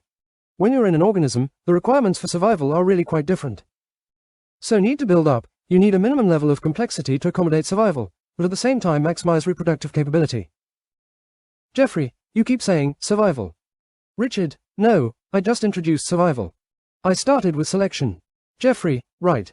How do you define survival? Richard, the ability to live through your reproductive period. Jeffrey, the full life cycle. Richard, we're beyond that. Jeffrey, speak for yourself. Richard, you're right. I can't speak for you. Jeffrey, I meant for her. Richard, have you reproduced? Jessica, no. Richard, we're not going there. Laughter, Richard, that was over 20 years ago, that conversation. Jeffrey, correct. Okay. So now you have your cell. Now the cells are reproducing as well. Not only the DNA. Richard, yeah. The cells are reproducing. See, the virus has to reproduce also. You can view it. There are 3 things going on. Jeffrey, at least. Richard, there's survival, reproduction, and random mutations. And selection from those random mutations serves to enhance survival and reproduction. Jeffrey, you can't enhance survival. Richard, sure you can. Jeffrey, but not based on your definition. Richard, sure you can select for survival. You select both for survival and reproduction. Jeffrey, you select. But I'm saying you can't enhance. If you're survival. Richard, you don't enhance anything. You make random changes and selection pulls out the mutations with changes that afford an enhancement. Jeffrey, so your enhancement is defined by time. Richard, you mean for survival or reproduction? Jeffrey, well, survival, you've defined survival by living through your reproductive cycle. Richard, you can survive, yes, that's enough. That's enough. If you expand your reproductive time that will afford selection. Because you will expand the number of offspring. Jeffrey, I think you'd say things that live longer, that survive longer. Richard, have I been through my argument about the woman's pelvis impeding intellectual development? Jeffrey, I've already known that, because I can't focus on anything else. Jessica, I hear this, duh, from Jeffrey. Laughter, Jeffrey, because she was wearing her pelvis in her bra. Richard, I think that the only thing that correlates with intelligence is brain to body size, if you go through species. It's the relative size of the brain with respect to the body. And the relative size of the human brain is most restricted, I think, by the size of the vaginal vault. Jeffrey, I have keys to that vault. Jessica, that's compelling. Richard, why do I find it requires a combination and you find it requires keys? Jessica, or a finger scan or something. Jeffrey, that's disgusting. Jessica, I crossed the line. Jeffrey, or you meant the retinal scan. Would a retinal scan do? Richard, a retinal scan. Jeffrey, as opposed to keys or combinations. Richard, no, that's the wrong eye. Jeffrey, yes. Laughter, Jeffrey, there is an argument that. Richard, cephalopelvic disproportion is what impedes brain development. It's a good thing Katie Couric isn't here. Jeffrey, correct. Richard, I had images that the clones on channel whatever. Jeffrey, she didn't like that very much. Richard, she wasn't here for the no arms. Jeffrey, right. Katie Couric was here and we were talking about. I think we should, I want to start cloning things, me. And with certain people, Prince Andrew got upset because he was all, if it had a conscience, could you kill it for spare parts? And I said, I'll make it without a head, would that make you feel better? And Katie Couric, I thought, was going to start to vomit. Richard, that they may evolve with a head or arms or feet, so it couldn't get up and walk away. Jeffrey, and did dishes. Richard, what? Jeffrey did the dishes too. But you'd argue over a long period of time, a pressure like the limiting of the pelvic canal would make the brain more efficient. Not necessarily a limiting factor. Richard, you think so? Jeffrey, that's what you would assume by the eye. The eye is taking up a great part of the brain. Richard, if I tell you that the major determinant of intelligence is brain to body size, you say, okay, I'm going to make it more efficient. I say, okay, make it more efficient, make it bigger. Then you've really got it. Then you're countering the argument. Jeffrey, for example, women who have 10% less, well, they have 10% less neurons in the brain, virtually. Richard, right. Phone rings. Richard, Sony, I have a very sick friend. Jessica, so if someone really wanted to start a new race of superiorly intelligent people, they would prefer to have only cesareans, right? Jeffrey, is he still alive? Richard, that's the problem. He would be much better off dead. Jeffrey, does he get a vote? Richard, as close as Joe. Leffrey, oh, really? Richard, yeah, really serious. Jeffrey, one of those walking down the street and then boom. An aneurysm. Richard, in bed. Jessica, how old? Richard, my age. Jeffrey, so he's old already. Richard, old. Jeffrey, he's already lived a full life. Richard, gone. Alright, so we'll jump forward to one more part, okay? And then we're going to move on to the next part of our research.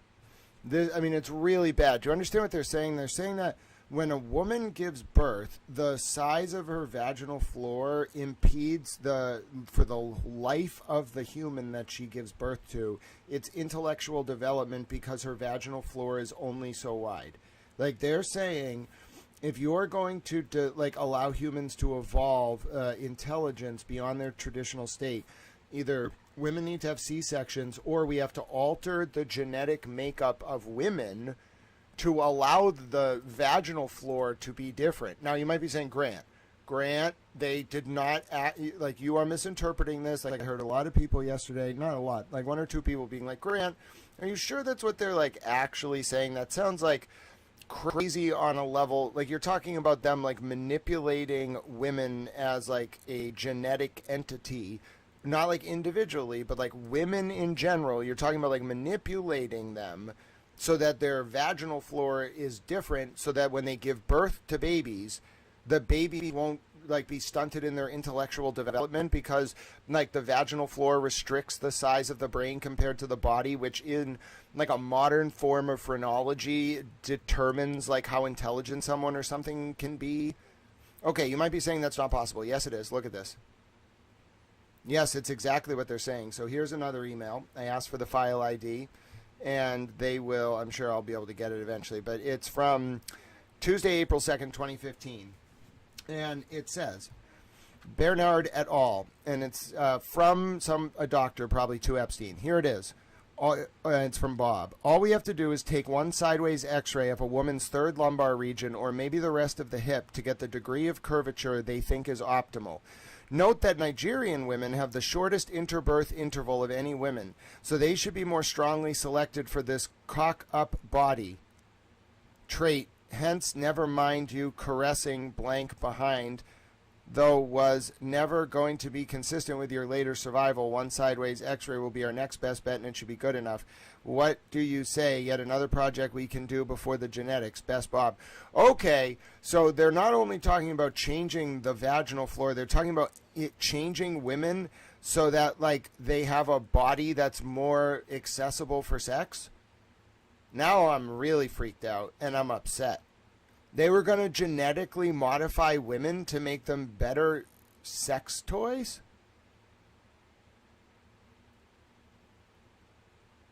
This is very immoral and very evil. We're not animal. I mean, we are a form of animal, but sentience dictates autonomy is predominant. And this is just offensive to autonomy. It's offensive to women. It's offensive to men. It's offensive to anyone that wasn't in their, like, in-group. And they're, like, basically, like, I hate to say it this way, but they are worse than the Nazis in some ways. The Nazis, we were able to defeat them as a, like, world because they were so overt. These guys are like, well, we'll just, like, do it quietly and be worse, and no one will care. Oh, we care. We're very upset, all of us.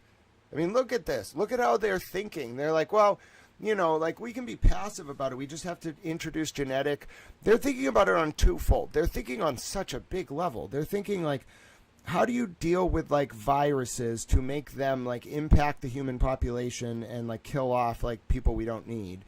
And then they're also, it's called like gain of function. They're also thinking, how do we like manipulate a woman's like genetic markers like over generations so that we breed for traits that make women like more sexually accessible with the positioning of their hips? Like literally, that's what they're talking about in this email. And then also, how do we deal? I'm talking from this guy, the doctor who was talking to Epstein. How do they deal with the problem of quote problem of the fact that intellectual development is stunted by the genetic sort of limitations of a woman's vaginal floor? And if you need babies to have bigger heads to be smarter, how do you manipulate that? You either have a lot of cesarean sections, or their idea was to like genetically modify women, like over time, modify the species, like the human species, so that women like have curvature in their back so that they point their butts a certain way during sex. I'm translating this email just so you understand. And then they also wanted to make women's vaginal floor wider so that when they gave birth to like specially bred babies, the babies would be able to be more intelligent because their heads and brains could be bigger. And Epstein's idea was that eyes were bad because that takes up too much room in the head, so there can't be more brain development within the current skull. Stupid. Like literally, it means that phrenology wasn't right. It was just on the way. Like phrenology was a misunderstood application of whatever the hell these people figured out through their science, which is that it's the ratio of the brain to the body, the size of the head to the body, that dictates intelligence, which is pretty obvious if you think about it. And it's also probably why like the body's in such like a divine proportion, like the Vinchuvian man type thing. And their idea is, listen, we need bigger heads.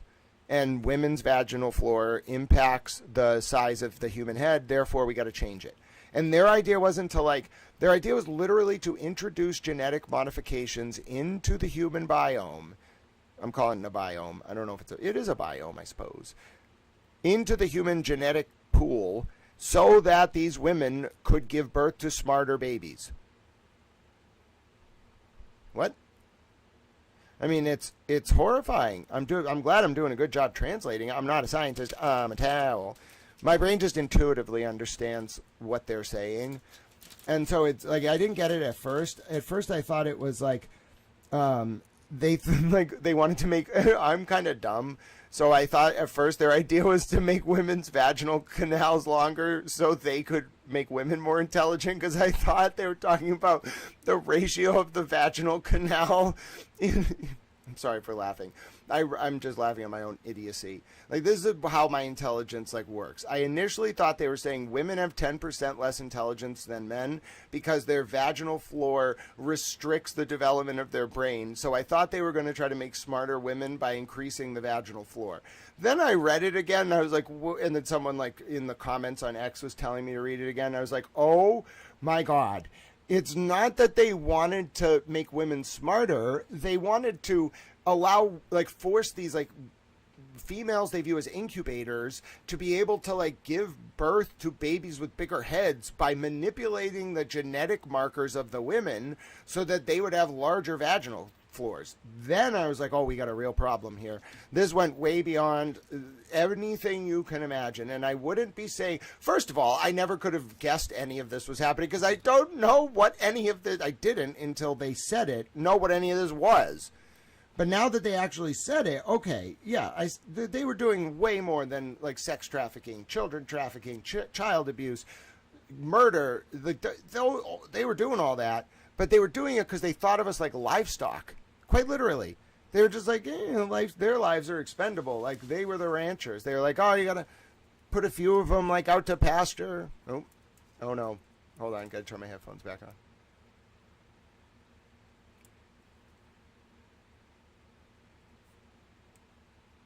That's why the world feels so chaotic right now. What we're really doing is they took over, and it all just ended. I don't know whoever really caused it to like end and reveal all this as a hero, man, and his friends. And I can't believe they actually recorded some of their conversations. It's really bad for them. But in these conversations, you see the 30,000-foot elevation perspective, which is, folks, they looked at us as like animals that were like subject to genetic testing in mass without informed consent. Like, oh yeah, like we need to manipulate the genetic biome. Like, let's do it via a virus. They'll never know. Oh, we need to like introduce changes to the like specific like areas of the population. Let's figure out a way to do that. Let's manipulate like how women's vaginal floors function to allow babies to have bigger heads. Let's start cloning. Like, we'll clone without arms and legs so they can't run away and they have to do the dishes. That's how they were talking. Okay? I mean, I think it's pretty clear they literally, that's how they were talking. Okay? I mean, I think it's pretty clear they literally had enslaved the planet. Yeah, and a lot of people worked for them, which is kind of like really messed up, including, I think, my mom. Like, a lot of people literally were like, oh, well, they're doing it. That's how you get access to the big club. I want to be in the big club. Like, a lot of people sold their souls to be in this club. But they weren't even, like, in the club. They were just in, like the outer ring. They didn't even get to, like, understand what they were doing to their fellow humans. All right. What's the next thing we're looking at? What do I want to look at? Let me play a for you about my 20 rule to live by while I look at some messages, and then we'll go into our next segment. I did a really good video. It's Towel's 20 rules to live by. All right, you can live by them. I think that it's appropriate. It's only like 6 minutes long, right? Where is it? Where is it? Is it this one? Yeah, it's this one. All right, you watch this. I'll be here getting ready for the next segment. I'm a Towel. We're going until about 5 or 6 today. So now we... All right, hold on. So now we got to rebuild. There isn't going to be a comet. It's not going to be like giant tidal waves. The buildings are going to stay the same. We're all going to stay the same. Humanity isn't going to be wiped out. The animals will still be here. We have to fix this. No one's going to come do it for us. They're not coming on spaceships to deliver from on high the tablets of information that will save us. We're going to do it. And then we're going to encode it into a cultural myth, and we're going to pass it down for multiple generations. So let's set some parameters. No patroning brothels. No paying for sex. That's how human trafficking happens. That's rule 1. Rule 2. No hurting children. It doesn't matter if you're trying to blackmail someone or you are just evil. Stop doing that. Number 3. No hurting the vulnerable, including women. Number 4, no enslaving people via sex and control and criminal charges to keep them part of a brothel network. Number 5, do unto others as you would have done unto you, because eventually someone's going to get more power than you and ruin your life. Number 7, treat humans as an end, not a means. Treat them as humans unto themselves. Number 8, respect human autonomy at all costs and with no equivocation. Number 9, when you love someone, do it with no ulterior motive. Do not try to sleep with them. I'm not saying you can't, but don't do it for that reason. Do not try to get something from them. Do not try to control them. Do not try to get them for life. If you love them, do it for a pure and unconditional reason, and at every turn prove it. And number 10, worship something bigger than yourself, in particular the Virgin Mother or Jesus. Those values are those were the only bulwark against that happening in the last age, and they will be what carries us forward into the new age. And adapt those traditions into your lives. Even if we're in a secular world, do that for everyone around you. And help other people. Number 11, help other people unconditionally. I don't care if they have nothing. I don't care if they can do nothing for you. I don't care if they won't help you network. Just help them because you can, and do it silently, do it publicly. Don't exploit them, but do whatever the fuck you want to help. And if you're proud of it, be proud of it, and tell other people. Number 12, you can cuss. Don't take the Lord's name in vain. Don't take what is sacred in vain, but you can cuss. It's perfectly fine. Number 13, don't denigrate the vulnerable. Don't call women sexual names when they're trying to make a contribution to a discussion. Address what they're saying on merit. Don't degrade people because of their physical ailments, mental ailments. Listen to what they're saying. If it's valuable, address it. If it's nonsense, discard it. If it's dangerous, deal with it. Don't smear people. Number 14. Do not weaponize smears to undermine cogent participatory democracy. Address people on the merit of what they're saying. Nothing more, nothing less. Number 17. When confronted with a divergence in the road, when no one is looking and no one, you think, will be able to hear what you're doing, choose the path of good. Regardless. Number 18. When speaking publicly, do so always in light of the people who you're talking to and also who might be reading it later. Act for history, not for yourself. Number 19. A bird is a precious thing. And when you find a bird in your hand, there will be a lot of pressure on you, internally and externally, to do something with the bird. At every turn, you should set the bird free. Number 20. We live for a very short time on this planet. We have one opportunity in these bodies to make an impact. You're going to define whether you do that from a place of love or personal evil.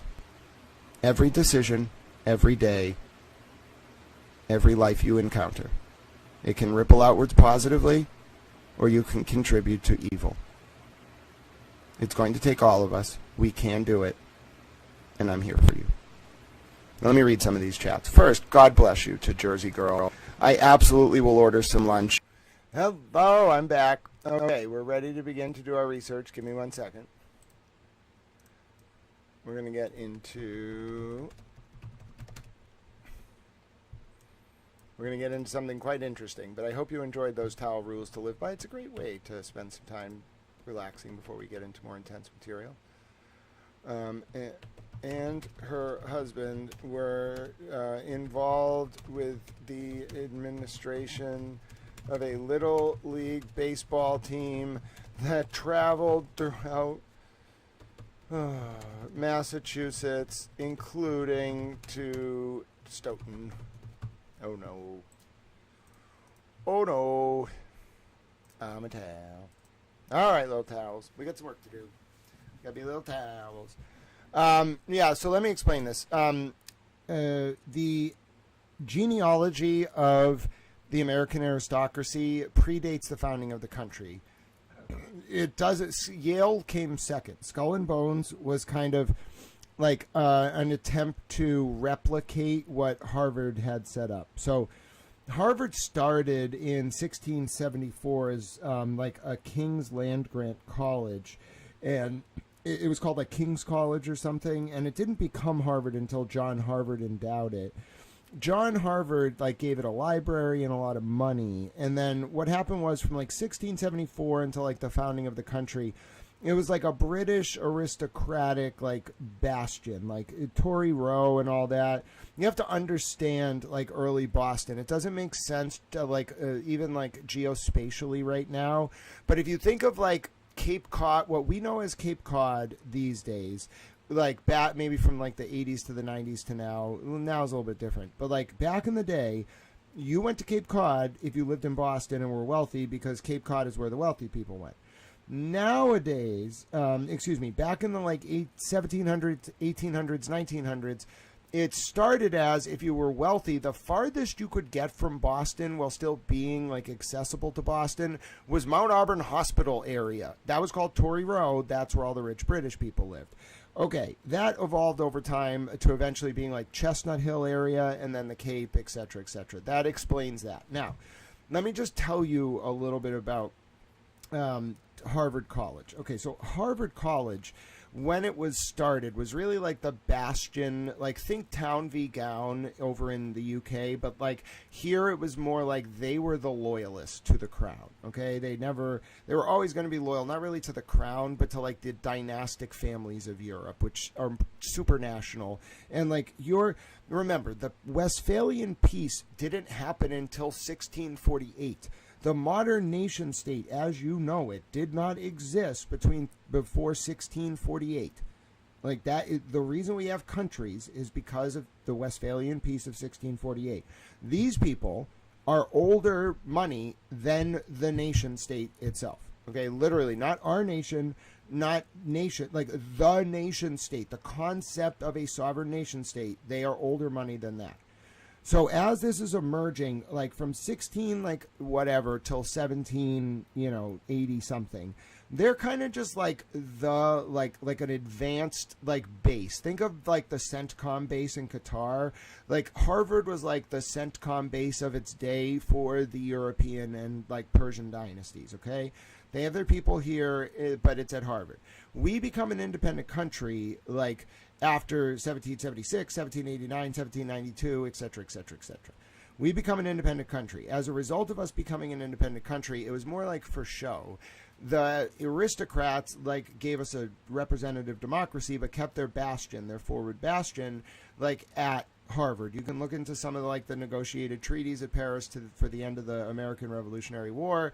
Like they retained like all their corporate holdings. They got a lot of like economic control over the U.S. It was like a negotiated end to the war.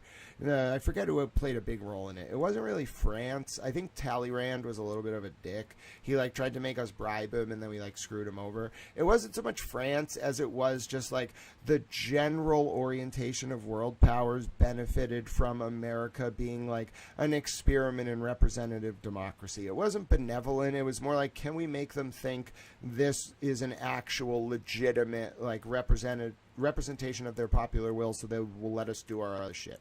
So anyway, they're like doing that at Harvard.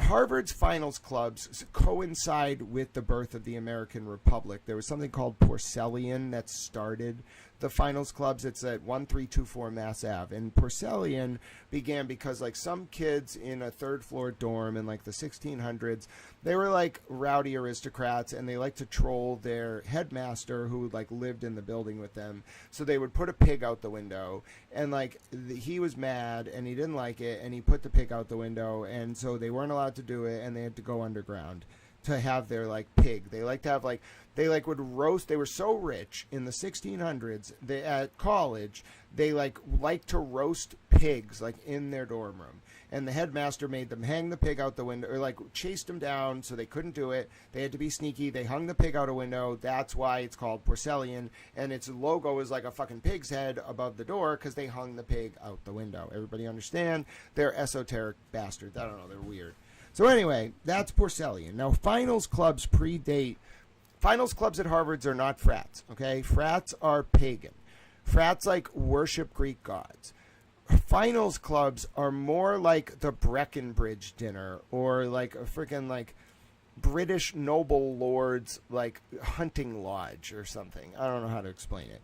They're not frats. Frats didn't exist in 1780 something. Frats are like a lower class, like copy of finals clubs. Likewise, Skull and Bones at Yale. That was just a replication of what Porcellian and Ski or whatever it's called, and some of the other finals clubs, AD or something up at Harvard, what they all had established.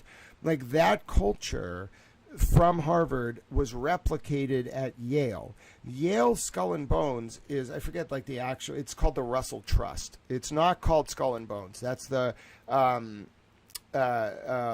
logo. The actual name of that group is called the Russell Trust.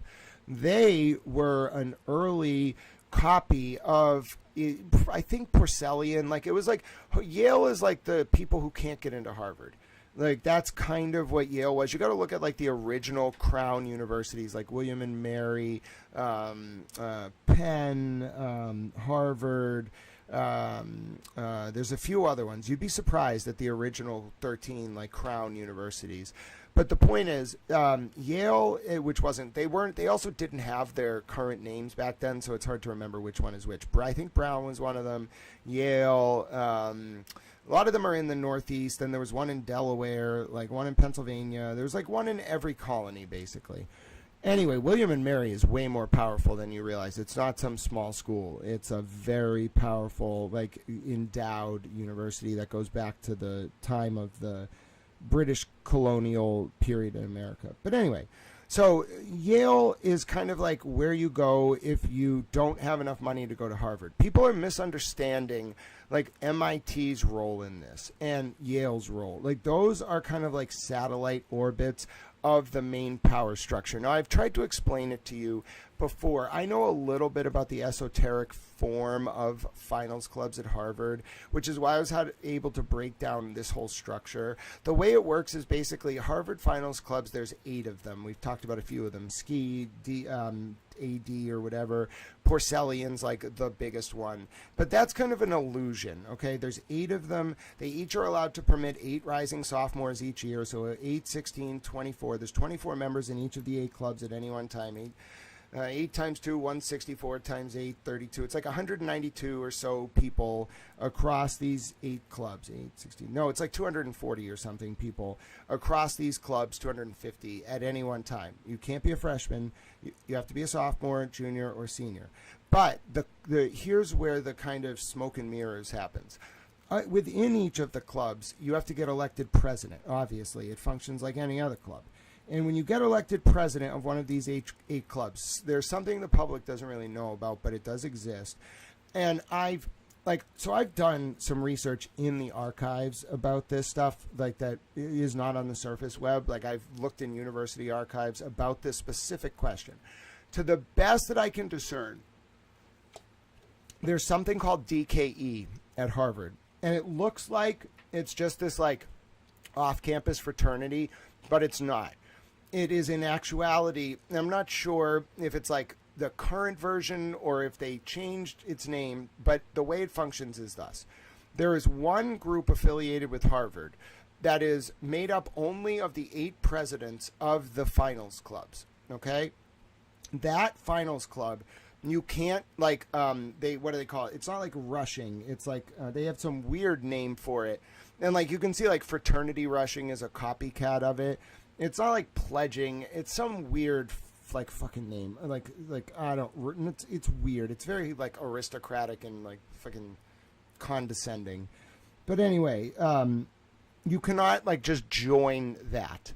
You can't like just go to that club and be like, oh, this is the one I want to try to get in. I want an invitation. No, you have to join one of the other clubs, become president, and then you can join this other group. I think it's DKE.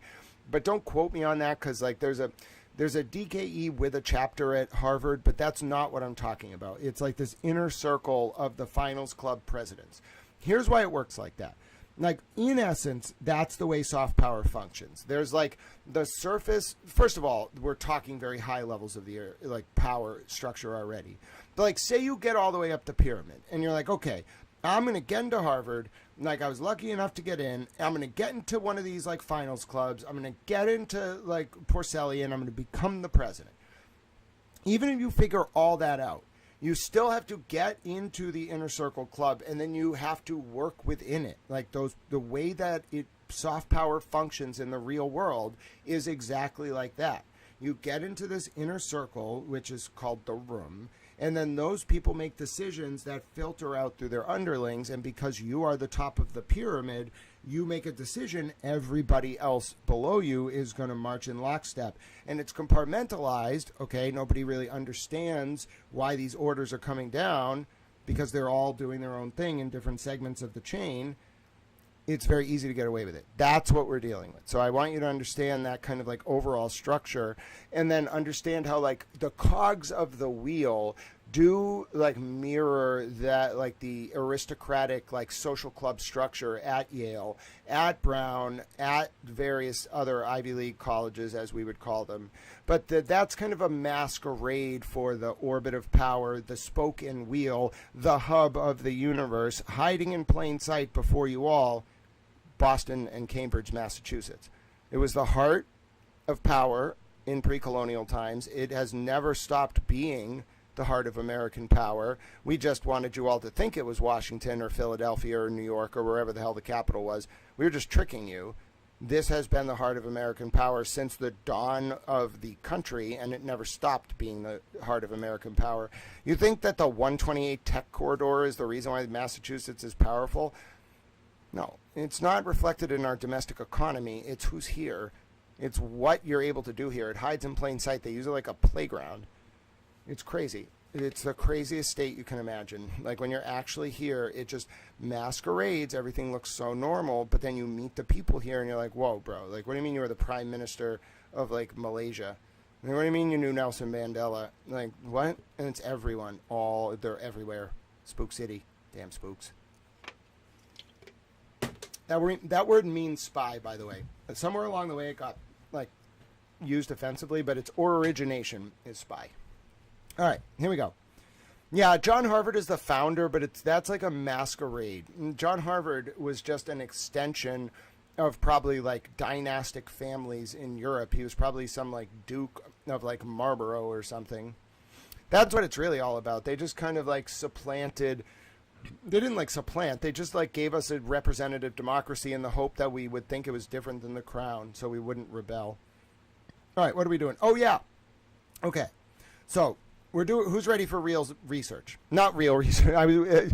Not to say that talking about Harvard finals clubs is not real research, but listen, it's a little bit of an aside. It's very interesting history. I know all of it, but it's like not, like relevant. I'm trying to help people. So let's do it. We got 4 more hours together. We're going till before the game tonight. Pats are going to lose. I'm sorry. Kraft's not picking up that trophy. I'm thinking like 34-28. It could be a swing, though. I could see I could see a shootout because it's warm weather, California. Let me actually, you know what? Before we dive into this like tough material, let me do one more break. Let me tell you what I think is going to happen tonight in the game. Exactly. This is not betting advice. I do not condone gambling. I'm kind of glad it's legal so it can't be like exploited, but like I don't condone it. I don't think it's healthy. Like even if you have money to throw away, please don't throw it away on gambling of all things. Okay, here we go. So, I'm going to tell you, first of all, I'm going to see if they give me $5 free. Sometimes I just log in to look at the odds and they give me $5 because I don't ever play. You going to give me money or what? Give me money. Give me free money. No, give me free money. Hold on. No, I don't want to do that. Maybe later. All right, hold on. Give me free money. Anyway, the Super Bowl is not on for 4 more hours, so we got time. We have 2 things on our list. The first thing that we're going to do is the Leslie Groff connection to Little League in Massachusetts. Then we're going to look at Paul Morris. That is apparently going to be an interesting money rabbit hole. But first I want to see what's going on with this NFL game, so hold on. All right, I got a 30% boost. I'll take that. A king of the end zone. If I get the player who scores the longest TD, I get a bonus bet. Okay, I'll do that. Yeah, but can I please just have like a free bet? That's all I really want. All right, let me tell you what's going to happen. Let me give you my towel prediction. This is not betting advice. I don't condone betting. All right, so...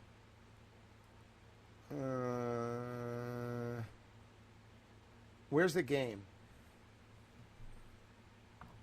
Super Bowl location tonight. It is in... where is the actual Super Bowl being played? Levi Stadium, Santa Clara. Weather, Santa Clara. Hourly forecast. Let me take a look. They kick off at 3:30 p.m. local. It's a beautiful day. And it looks like... well, what's the wind? No, I want the wind. Hold on one second. I'm going to make my Super Bowl prediction. North by northwest, 2 miles an hour. All right. And maybe... let's see, they kick at 3. They'll play through 7. No more than like a minuscule chance of participation. What's the word? Rain. Precipitation. All right. Now let me take a look at this. Where's the money? All right. It's going to be the Seahawks. They're going to win. Like right now, it looks like the best way for them to win is with like a 3-point margin. So I'd ballpark it like 3-4 margin of victory for Seattle. And then it looks like it's going to be a shootout. It's going to be over 45.5 by a lot. I'm thinking... give me one second. What's the line on May's passing yardage. So I'm thinking like May and Sam Darnold are going to throw for 210 plus each. Probably more. I think we're going to see an absolute shootout. So like if you really want to push it, like 220, if you want to parlay it, like let me just build one. I'm not going to actually put it down because I didn't get a free bet. But so what I would do is like, I wouldn't risk it on the spread. I would take the Seahawks straight up. I mean, legitimately, I would take the over. The weather's so nice. Both of the QBs are really nice. They want to put on a clinic. They want to get people watching the sport. They want to show people Drake May has like a bright future. But I think it's going to be the Seahawks probably by like 2-3, and then the over. And then like I'd also take like, let me see here. I'm going to just do Sam Darnold, like giving him like 190 plus passing yards is kind of an insult to him, but I'm not doing it because I think he's going to throw more than 190 yards and like barely make it. I want like a guaranteed leg if I'm going to parlay it. And then like Drake May is easily going to throw for like 240, bro. He's going to put on a clinic even if they lose, but I'm still like going to put him at like, let's put him at like 200 plus because he's easily going to do it. Now, I think both of them are going to throw for 1+ pass TD. Like, if you really want to push this shit, like, you don't have to, but, like, they're easily going to throw for a passing TD each. And then, like, I don't have to, like, really flex it with anything else, you know what I'm saying? So I'll leave it at that. And, like, even on that, right, like, you could do receiving yards. Like, if you really want to, like, you could throw, like, Stephon Diggs, like, 25 plus, or, like, a Hunter Henry at like a 25 plus if you want to. The more legs you add, the more risky it is. But like find one receiver who you think's like going to have a decent day. If you want, throw like Smith Nigbaya is really, really good. So maybe I'll just like throw 50 receiving yards on there from him. Yeah, it didn't even matter that I did that because the odds weren't enough to make the parlay boost. And then, like, Diggs, he can have off games, like, and same thing with Henry. But the reality is they're going to hit, like, 25 receiving yards by, like, the end of the first half, like, both of them. Like, I'll just throw Henry on there at 25. And then Cooper Kupp is also a really good receiver. I think it's reasonable. I don't know how many targets he gets per game nowadays. They're thinking he's going to get around, like, 38 passing yards. So 25 isn't unreasonable, but I'm not putting him on there because it's unnecessary. So with that, I would have Seahawks on the money line, over 45.5, 190 Sam Darnold passing yards, 200 Drake May passing yards, 1 Drake May passing touchdown. They took off the 1+ for Sam Darnold, doesn't matter. 50+ Jackson Smith-Njigba receiving yards, 25+ Hunter Henry receiving yards. You add a 30% boost, throw on 5, it's like a 6x payout. So there you go. I'm good at this, right? I know a lot of people are like, why are you doing that, Grant? Well, the Patriots are in the Super Bowl. I'm not really interested in, like, the whole Kraft thing. I'm a little mad about that. He knew. Now that I think about it, he knew Mom, too. He knew Towel Mom. The point is, I wanted to make a prediction. So there's my prediction. A lot of you were like, all right, I'm writing this all down. And we'll see if he's right. Now let's do this. That we're ready to go. I had 2 energy drinks today. We're going to look into more Jeffrey Epstein connections to Massachusetts. Now, you know one of my favorite presidents? He's not actually my favorite president. He just happened to live in Grey Gables, down the Cape, and across from Taylor's Point. Taylor's Point is where the first owner of the Boston Globe built his mansion. Do you know who lived across from him? Near the train bridge in Buzzards Bay. Grover Cleveland, one of the presidents to serve non-consecutive terms. Cleveland, Harrison Cleveland, at the end of the 1800s. 1900s. No, 1800s. 19th century. Oh, was it Coolidge? Wait a minute. Pause. Everybody pause. Why do I think Grover Cleveland lived in Grey Gables? Hold on. You might be right. If it's Coolidge, it's pretty close. That's a little bit later in the 1900s. You might be right. Nope, I was right. So it's not. I was right, but I was talking about the wrong person because the man's middle name threw me off. It's actually so. Let's pause. Grey Gables was owned by Grover Cleveland, but we're not talking about Grover Cleveland today. I just was so interested in Grover Cleveland. I thought we were going to talk about Grover Cleveland. We're actually going to be talking about Calvin Coolidge. Now, there's Coolidge Corner, so I'm sure Calvin Coolidge also has a connection to Massachusetts. In fact, I know he does, but it's not the connection that I thought related to Grover Cleveland and Grey Gables down in Buzzards Bay by the train bridge. That would just have been a fun historical aside. All right, so this is Frederick Crawford. Now, hold on, Bella's mom. Do we go down the wrong path? Is Frederick Crawford not the grandson of that person? We can look this up together. I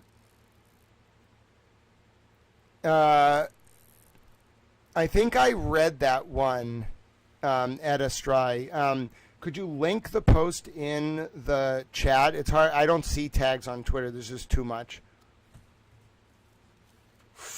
So, first question. I'm interested in whether Frederick Crawford, who I believe is the partner of, and tell me if I'm right about this, Frederick Crawford is the partner of Groff, Groff, Leslie Groff. And Leslie Groff was Epstein's longtime executive assistant. Well, yes, I'm happy to look at the photos, but it's not just the connection to Coolidge is very interesting, but that's not. It's important, but it's not the most important thing. The most important thing about this is why these people. So again, this is Epstein's executive assistant, Leslie Groff. Oh, they're close friends. What? But then why is this in the Epstein email? All right, we need to really do an investigation then.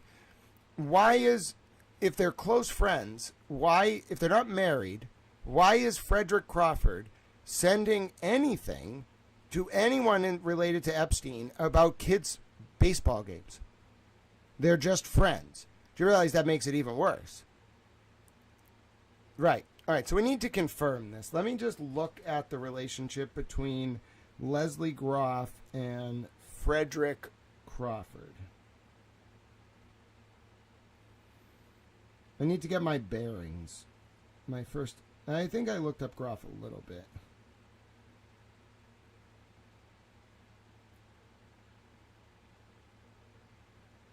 I'm not seeing anything. Where are you seeing a connection between Groff and Crawford?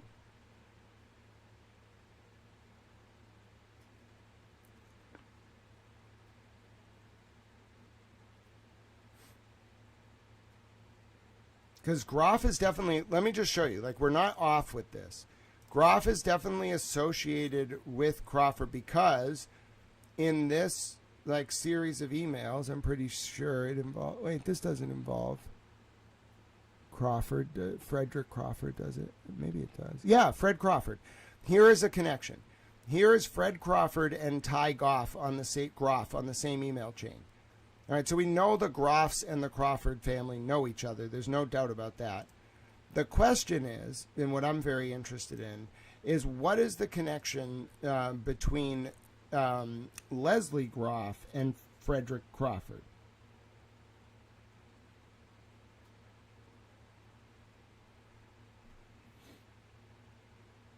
You see what I'm saying? All right, so who was corresponding all over the files? Hold on, Bella's mom. You got to drop these links in the chat. I can do the research too, but if we're going to do this, we got to let's be compartmentalized. So let's start with the basics. How did Frederick Crawford know Leslie Groff? Yes, let's start there. We'll build up, and then once we do the research, I will write an article about why they were traveling through Massachusetts. Yep, no worries. So I'll go to the... fine, I'll just do it myself. That's what people want to see. All right, here we go. You can help too if you find interesting links. All right, so let's just do this. This is going to take hours. I don't care. All right, here we go. So let's just put both of them in. Leslie Groff, Frederick. How do you spell the dude's name again? Frederick Crawford. Does this guy know Mike Crawford?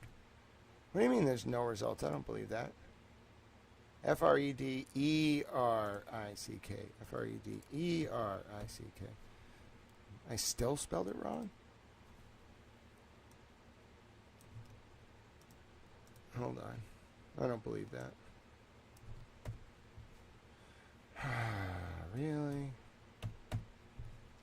So we just got to do it this way. What if I put that and Groff? Oh, come on. What if I use a Boolean operator? Oh, come on. There's nothing?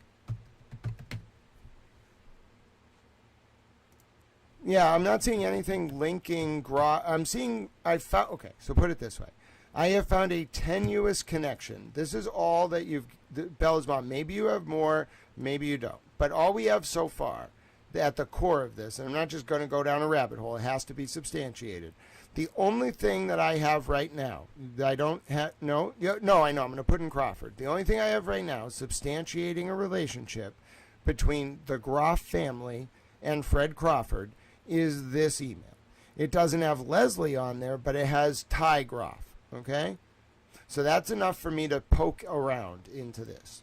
However, I know it's sensitive, but I can't until I find an email showing them two communicating. And how many are? There's only 32. Let's just do them all. Yeah, we're not going to, I'll look at Eagles too, but I'm starting with this, Bella's mom. We need a connection between Leslie Groff and this person. Yeah, here's some stuff. Oh my God, they're connected to Newtown,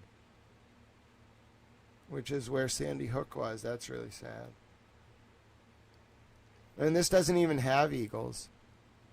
Yes, Coco and Chloe, I did see the Jmail. I prefer to use the DOJ site. Jmail's great, but the DOJ site, if you know what you're doing with it, is where you want to be. I'd rather be in the primary source, but I like Jmail. It's very accessible. All right, what do you got? Yeah, they were in Newtown, but I have not linked, other than a very tenuous connection. I haven't actually linked Crawford and Leslie yet. Maybe I will right here.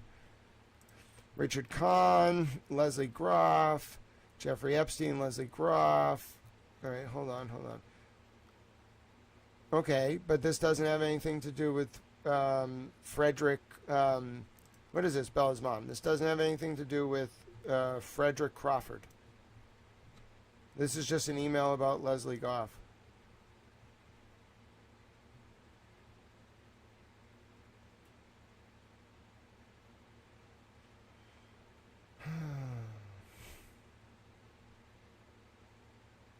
There's nothing about Frederick Crawford in here. Yeah, but I'm just saying, Bella's mom, don't worry. We got to focus. If we're I need this specific. I'm not diving down any of this without a connection between Frederick Crawford and Leslie Goff. Leslie Groff, I'll find it myself if I have to, but I need to see it, or we can look up Frederick Crawford for his own sake and why he's in here, but as of right now, it's tenuous.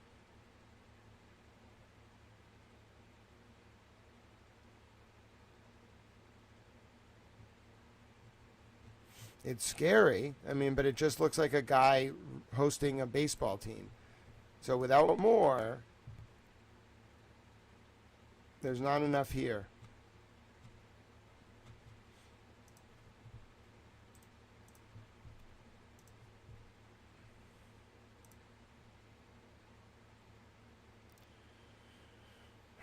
Okay, I got a connection to Ike Goff. All right.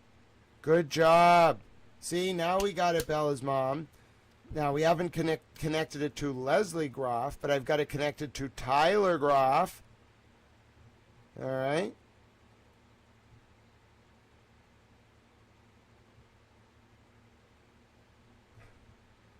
All right. So, Ike Groff and Tyler Groff. Oh, okay. That's the kid. All right. So, I think we got it. I think this is Leslie Groff writing. So it looks like Frederick was her son's baseball coach.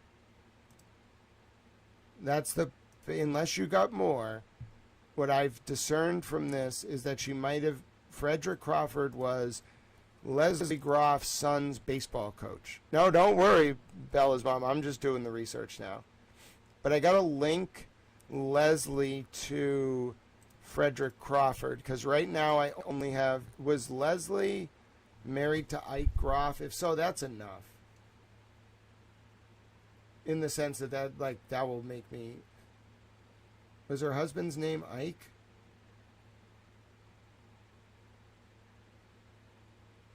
Yes, we did it. Good job, Bella's mom. You did it. Bella's mom, we did it. Now, I'm not sure if it necessarily means, it would actually explain why Epstein, or why these wiretaps were in Massachusetts, some of them.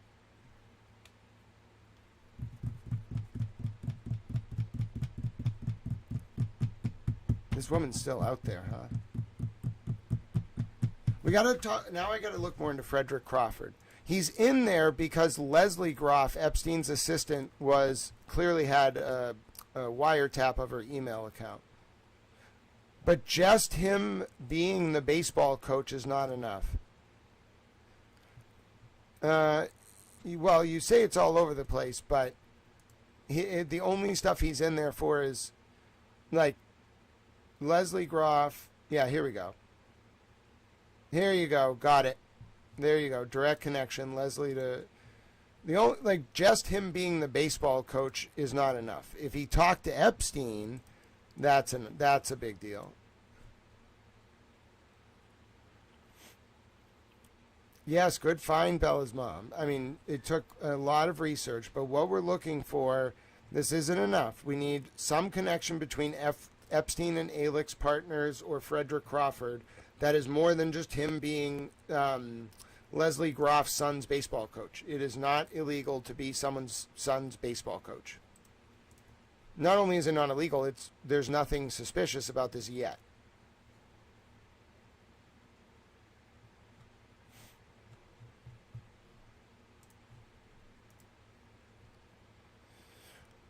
He's in there because Leslie Groff was Epstein's assistant.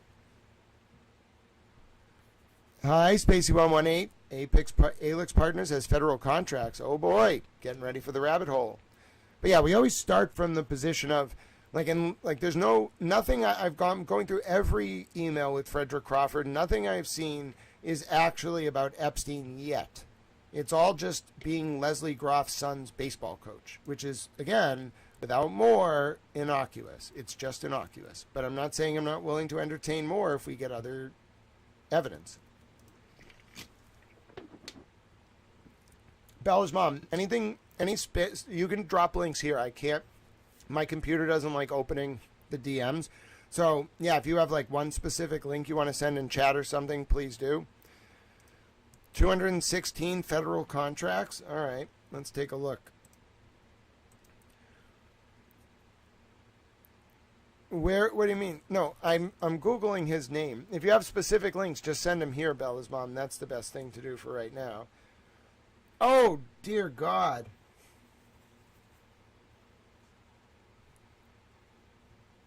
They have a lot of federal contracts, huh? Look at this.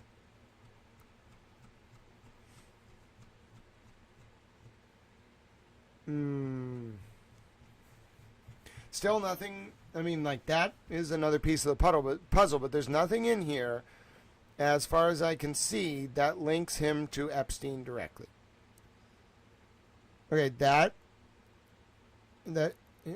okay, hold on. The years that Crawford was Leslie Groff's son's baseball coach was 2016.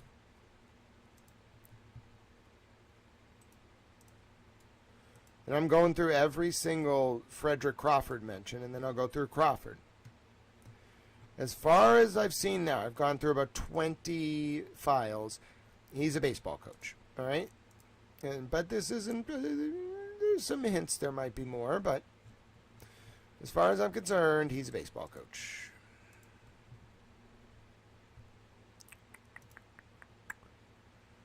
Just updates about them playing baseball. Sorry, close that one.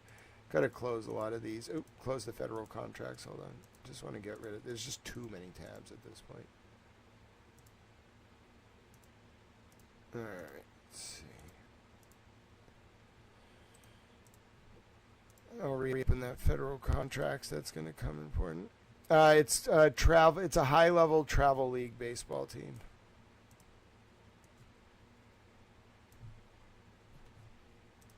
Okay.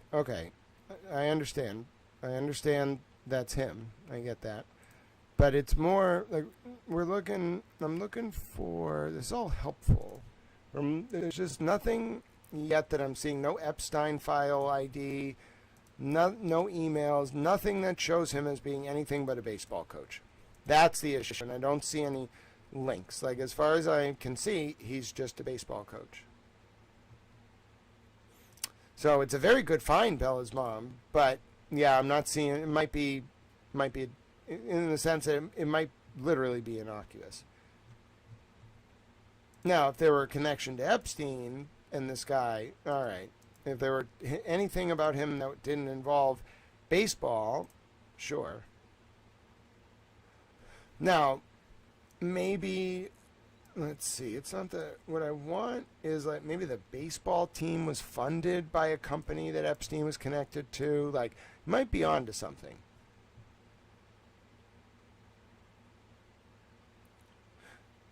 Oh, it's a basketball team.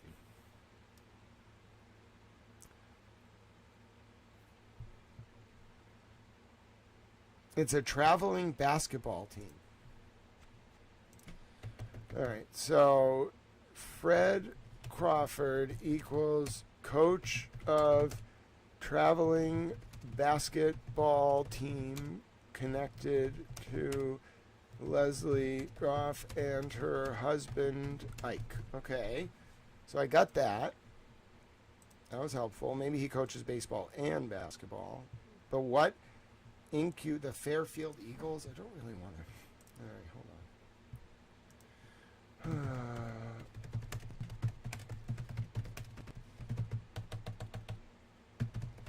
Is it traveling basketball? Yeah, it looks like it's the Fairfield Basketball Association.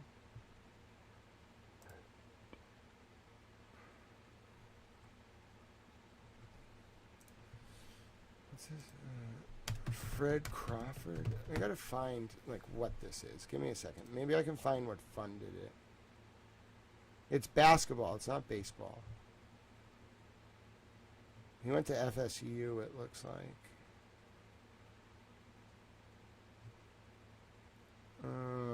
Who funded this thing though? Maybe this wasn't.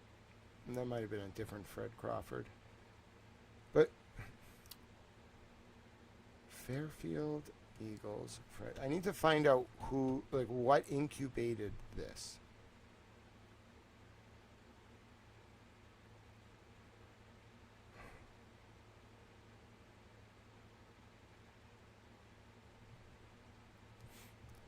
Can you find what paid for this or what this was? What is this baseball team?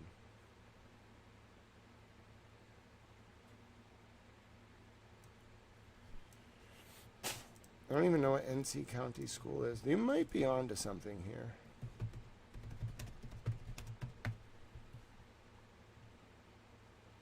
It's Fairfield Country Day.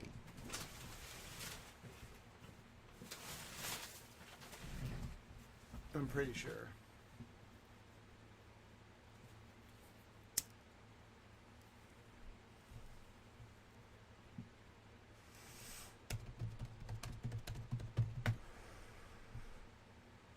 I don't see anything about their mascot being an eagle, though.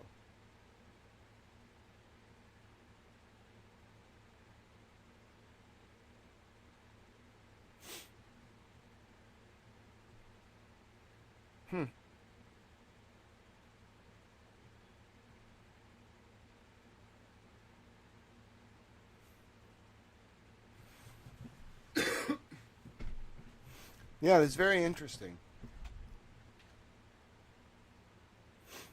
No, there. Yeah, but I'm sorry. There's nothing that shows, as of now, Bella's mom. There's nothing that shows Frank Crawford as anything but a baseball coach in the emails. You might think he's more because of Alec's partners, but I don't have anything in here that shows him. Yeah, no, it doesn't. I'm trying to figure this out. Okay, if you all want to help, what we definitely need is a little bit of information about who. First of all, what this. It's not baseball. It's basketball, I think, because they talked about great job on defense. Pleasure to see them make the extra pass. You don't do that in baseball. So it's something related to Fairfield. It appears to be Fairfield, Connecticut. Oh, wait a minute. It's actually in New York.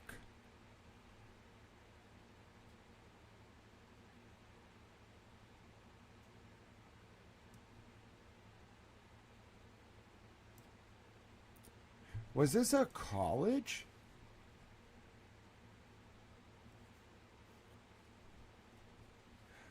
Yeah, there might be a lot here. Zero gravity. Yeah, zero gravity is the tournament they attended. So we're looking for a 2016 zero gravity tournament in Massachusetts. Zero gravity basketball tournament, 2016 Fairfield. We're looking, that'll help us. I got zero gravity CT battle for the belt.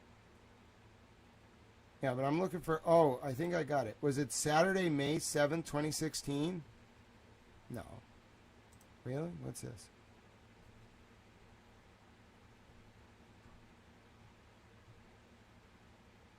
No, that was in New Milford. Is that where they played? No, there is something to this team. There's more than meets the eye here because of the federal contracts. Now, I do want to link, I want to see if we can link this Frederick Crawford guy to Epstein. But now it's way more about Goff and Crawford's connection and why this baseball team, like who it was and what it was doing. Basketball. I'm sorry, it's not baseball. It's basketball. And remember, Morrissey hosts basketball camps. I think it could be a little more than that, Bella's mom. We're on to something, whatever it is. All right, the point is, we need to know what this team is. Before we can get to the tournament they attended called Zero Gravity, we need to know what Fairfield Eagles team practiced at College of the Mount St. Vincent, all right?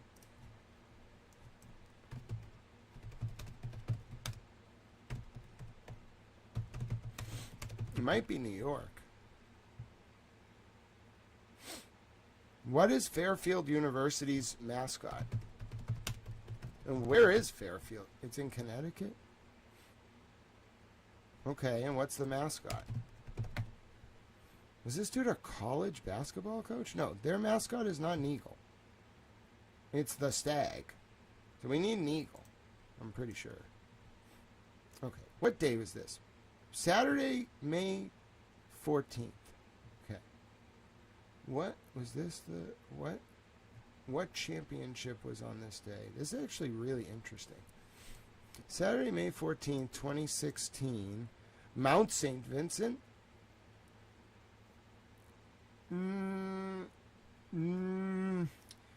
Yeah, no, it's a basketball team. They travel, but it's more than a travel team. They go to like different states. I think it's a college. It might be it might be a prep school. I think it's a college. Oh, this is about way more, like this. We didn't even get to the Epstein Frederick Crawford connection, if it exists. Now we're going down a whole other rabbit hole that could get way worse for these people, especially if it's like an educational institution. Get me any indication that there's federal funds involved, and we can do something with that.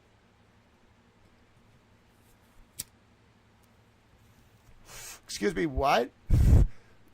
Is this the guy the link into SDNY courts. All the Alex partner stuff is legal consulting for research studies, SEC contracts, and expert witnesses. Who did the expert witness contract? Is it SDNY? Let me know.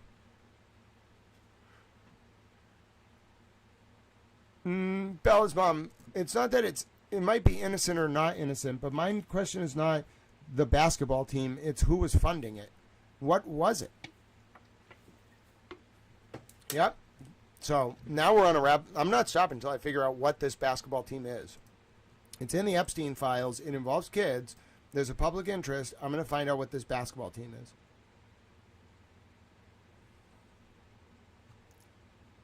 New Can Black captures FBCLA.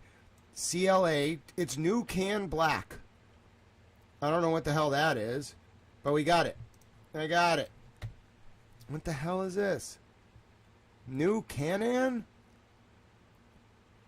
What the fuck is this, bro?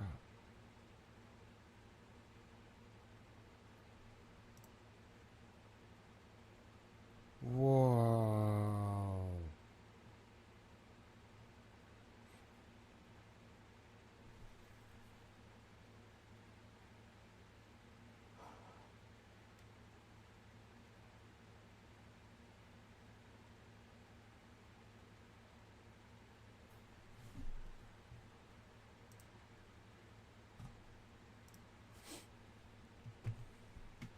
Whoa, what is this?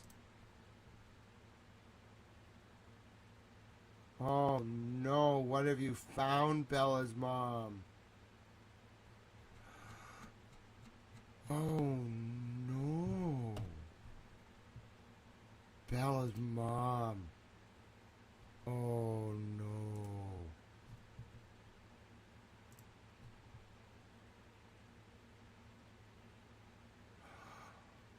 This can't be possible. Wait a minute. Bella's mom. What did you stumble us onto? Oh no.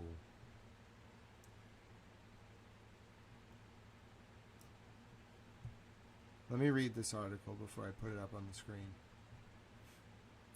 I found it. I found it.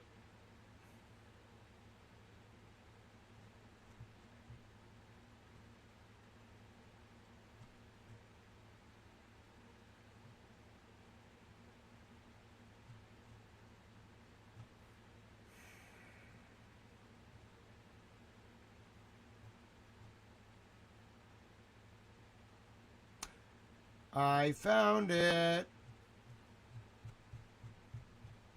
I'm not showing these kids pictures. Oh, those poor things.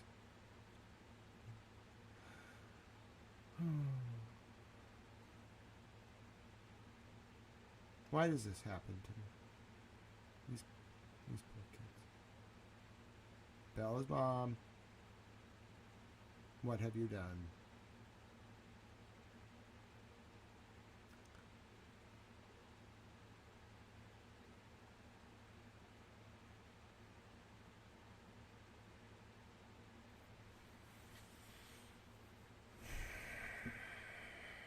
It's not college basketball.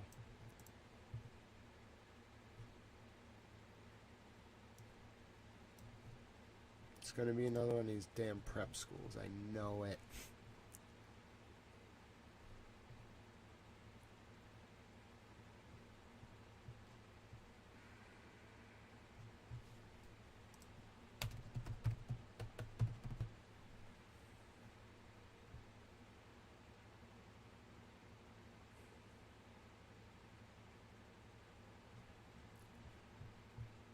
And they're not the Eagles either? Who are the Eagles then? This is definitely the team. I mean, I found the team. I'll tell you right now.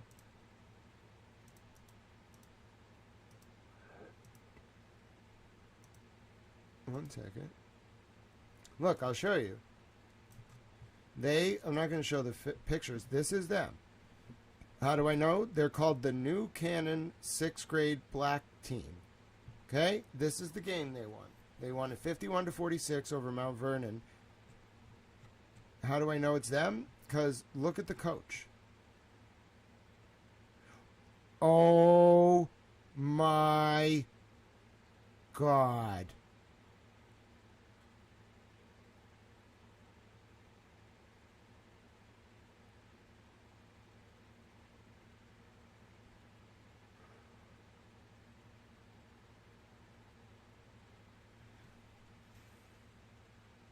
No, Bella's mom. Bella's mom, it's way worse. Jeffrey Epstein's executive assistant, Leslie Groff, her husband coached the kids' basketball team.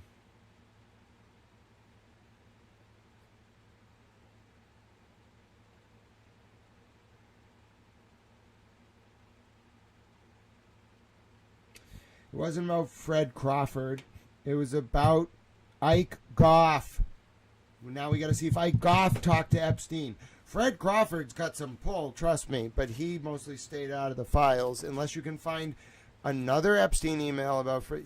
I don't even know if you meant to send you, but you did it. Good job, Bella's mom. All right, now I got to link it all together and tell this story. So give me a second and tell this article and tell this fact pattern.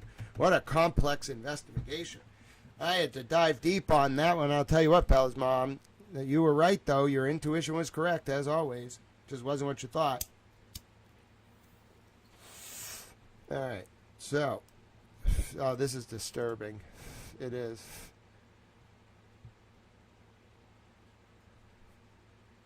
Because there's only emails between Ike and Crawford and Leslie's not on them.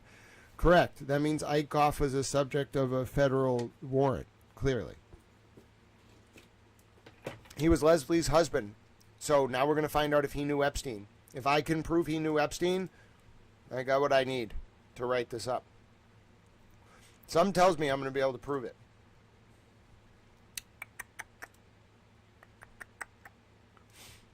So the Crawford thing's important. He's definitely powerful. But where we're going to be able to link this all is through Leslie Goff's husband.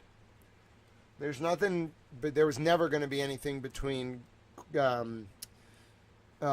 Crawford, Frederick Crawford, and Epstein. But Ike Goff and Epstein, hell yeah. Yes! 2,455 results. That, wow. Great job, Bella's mom. Take a bow. Take a bow. You hit a home run for these kids. God bless you. I'm not excited for my purposes. You did it. You did it. No, yeah, trust me, Leslie's important in all this, but you did it. You did it. Excellent job. See all those minefields along the way? You know, you start from the position of, like you always start from the counterfactual. He's just a basketball coach. You look a little deeper. Oh, it doesn't look like it's really him. He doesn't really talk to Epstein. Oh, but Frederick Crawford's connected to Coolidge. Oh, that's so interesting. But is that a false lead? Like, it's interesting, but is it a false lead? Is it a false lead? Yes, it's a false lead. What's here? Why is this? What is this basketball team? There's nothing called the Fairfield Eagles. Why is it called the Eagles? Oh, look, there's a date of a tournament. May something 2017. Oh, I can put that in. Oh, here's the news article. Oh, it's the new Canton school. Oh, is it relevant here? Should I look for a link? Is this some kind of boarding school? Oh, wait, it's not the boarding school. It's Leslie Goff's husband. Is Leslie Goff's husband Ike in the Epstein email? If there's a connection between Ike Goff and Jeffrey Epstein, we got it. Boom.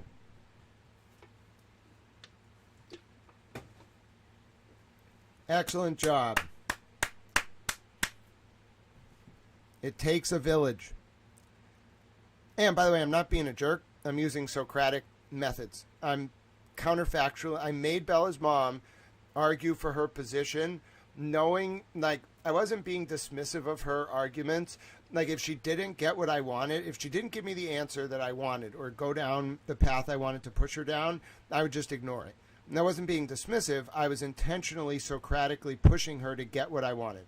Like, answer the question I'm asking, don't answer something else. I didn't mind that she was sending us down those rabbit holes, but like, get us to where we need to go. And she did. I'm sorry I had to be a little bit of a dick about it, but I'm just trying to be a little towel.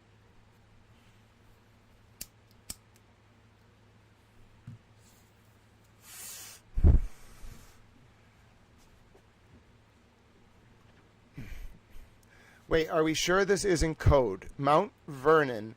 They were preparing for the refurnishing of Mount Vernon. Mount Vernon? You're going to have to explain.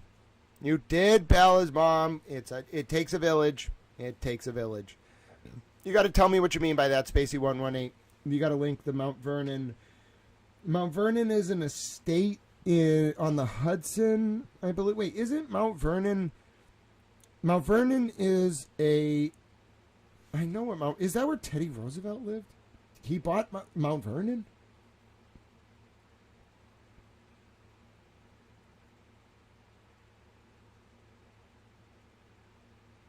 It's in Virginia. It was George Washington's home. It's on the Potomac. He threw a stone across it. What does this have to do? Is this a different Mount Vernon? Are you talking about somewhere in New York? So, yes, there is Mount Vernon, Washington's residence. But what does Epstein have to do with the refurbishment of George Washington's home in Virginia?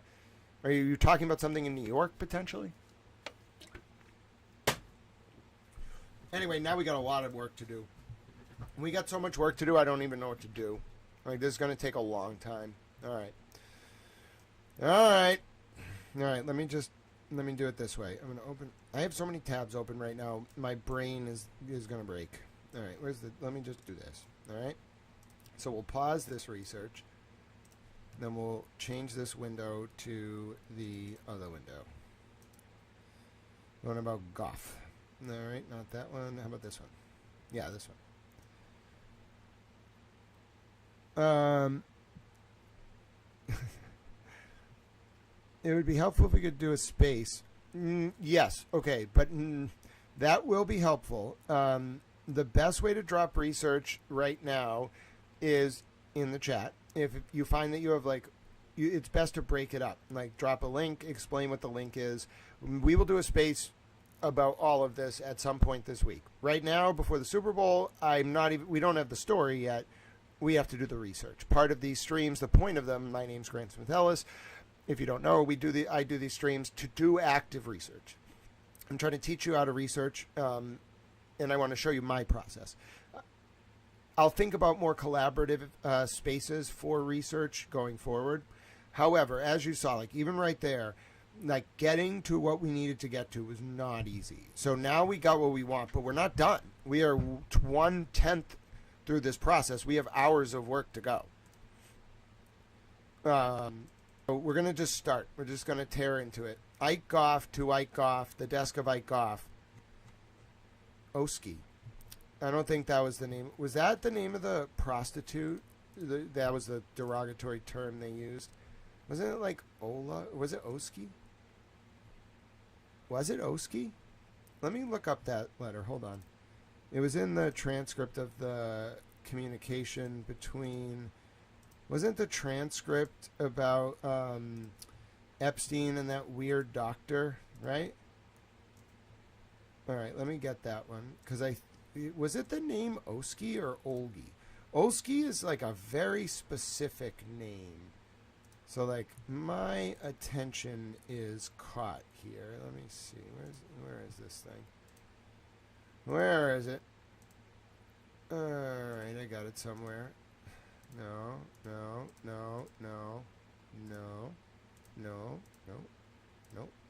Show me what I want. Where is it? Oh, God, we looked at a lot of shit yesterday. Found it. All right, what was the woman's name? 66. I remember they used the word... Okay. Olgi. Don't tell me it's Olgi. Nope, Oski. All right. If it had been Olgi, I would have been like, oh, goodness. We found the link. What's this? Mario Pomboro, Jen Burns, Ike Goff, transfer of funds. Hi, Mario and Jen. Please transfer $80,000 to Bob Caffrey's Berkeley Properties. Okay. You're all set. Oh, see, here we go. Bank of New Can. Yeah, we got an Epstein connection here to New Can. We got it. We got it. All right, give me something between Epstein and this guy. Just this guy having emails in here is not enough. Ike Goff, agree. All right, show me JE, vacation, or anything. These are just like people talking. Jason Milligram, what do you think about the painting? Jason Milligram, then get rid of the carpets. Oh, no one tell Karen Reed. It was actually Jason Milligan. Karen, I got the people that got rid of the carpets. And they did it in 2014, Karen. They got rid of the carpets.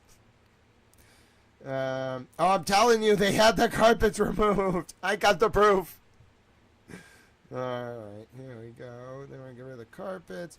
We get Donald to paint. No, I think that's just a painter. I texted Kristen Seelart. They're an email. Goff. We don't really know who this is. The football schedules.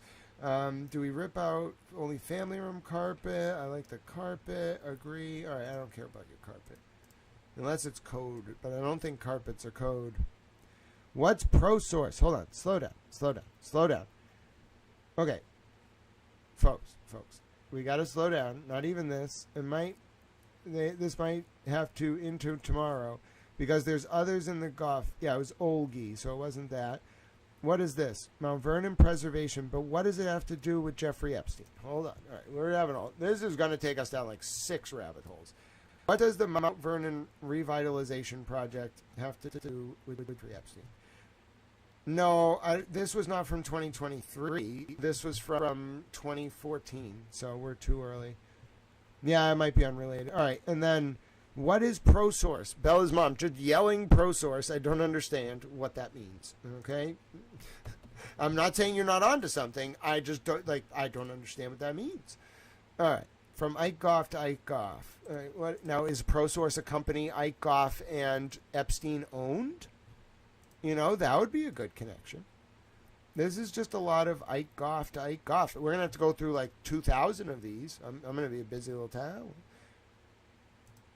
All right. What do you got for me, Ike Goff? Who is this dude? I don't understand. He just emails himself a lot of pictures. Okay.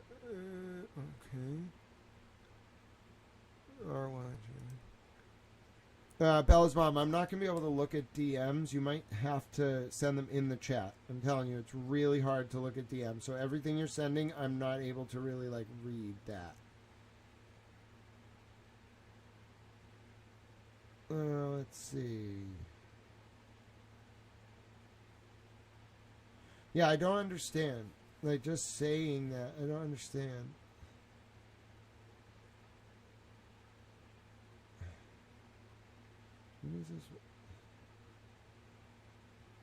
What does this have to... Okay, Bella's mom, you really got to explain it. All right, Leslie Goff, assistant. When Epstein has a meeting with Larry Summers, okay. You want me to listen? Okay, Bella's mom, I'm very grateful for all this, but this isn't a link about ProSource. So you're just throwing me off here. What is the ProSource thing? We got to do one thing at a time.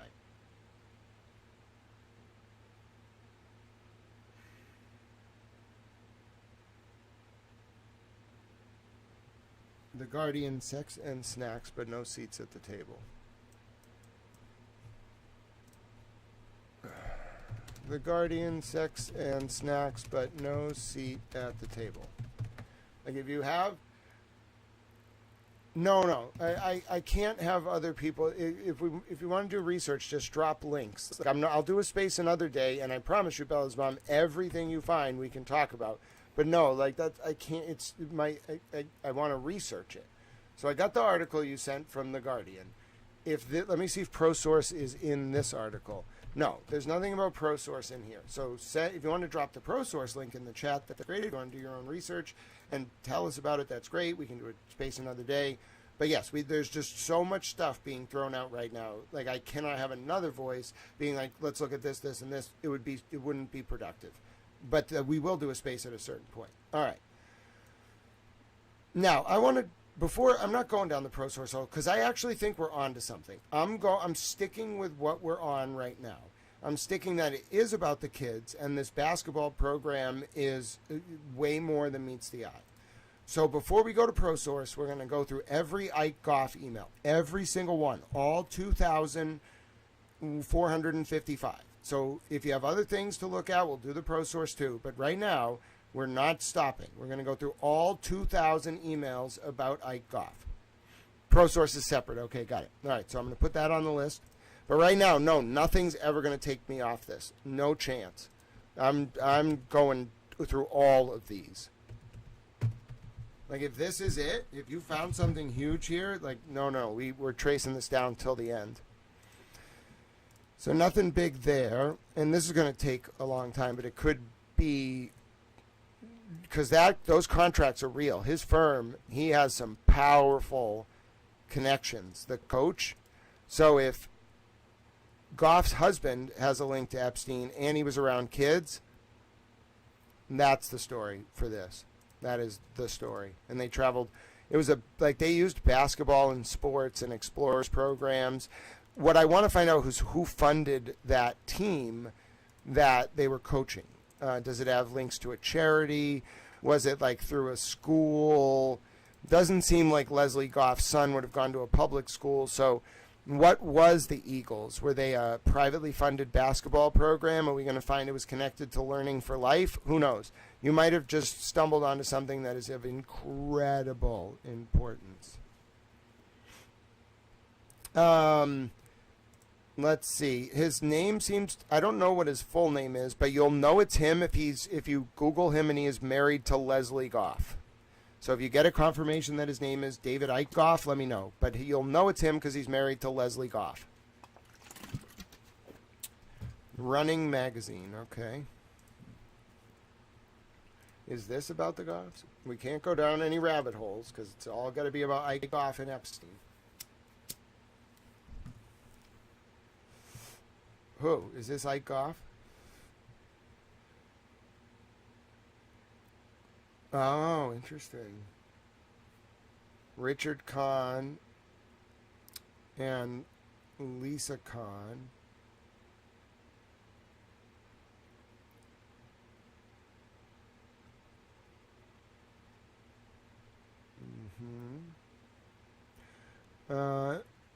Ike thinks you should just run as if you're the other guy. Oh, she helped him break the marathon rules. All right, so we're getting close. We're on to something. Might not just be about the basketball team, but the Ike Goff and Epstein connection is big. It's not just Leslie Goff, it's Ike Goff, too.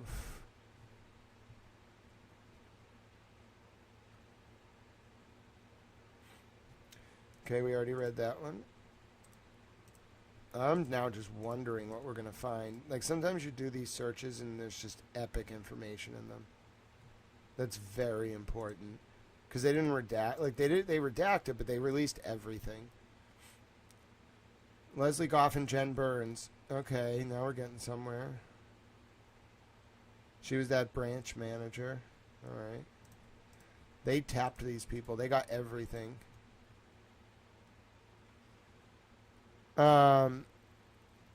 In around 2002, Leslie married Ike Goff. He was the founder of the financial services firm Tunine Partners. There we go. There we go. We can get somewhere with that. All right. Tunine Partners. All right.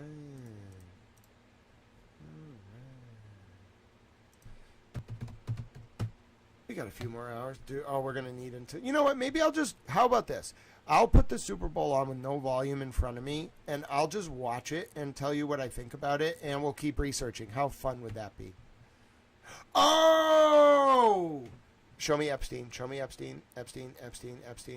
Oh, they had this guy, Ike Goff, completely monitored. Show me Epstein. Show me Epstein. How many results?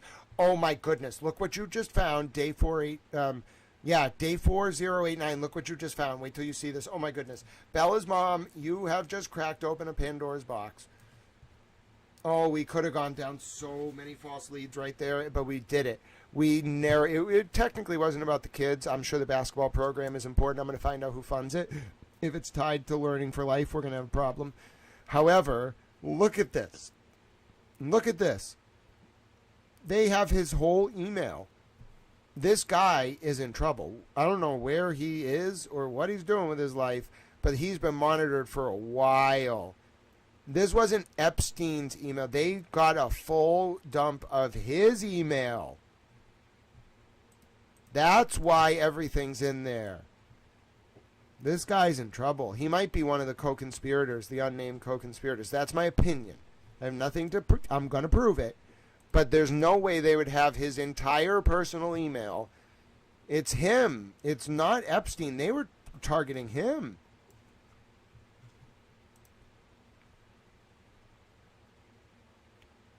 What team, hold on, what team donates to Merrimack College in North Andover? What team, day 40890? Yeah, a lot. Yeah, you did it. We did it. We got it. We're gonna, and it's not just. We got to find the Epstein connection. Hold on. You know what we should do? Actually, give me 1 second.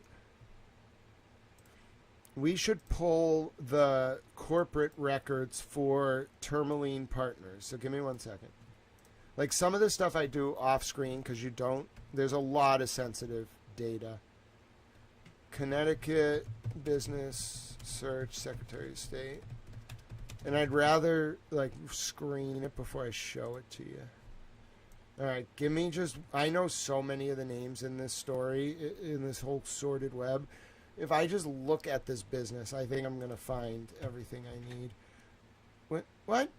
The CAPTCHA not verified? Well, your CAPTCHA sucks. What do you mean CAPTCHA not verified? You don't even have a CAPTCHA. This is learn how this search is working. That is not even English. Who made this Connecticut government website? Learn how this search is working? Excuse me?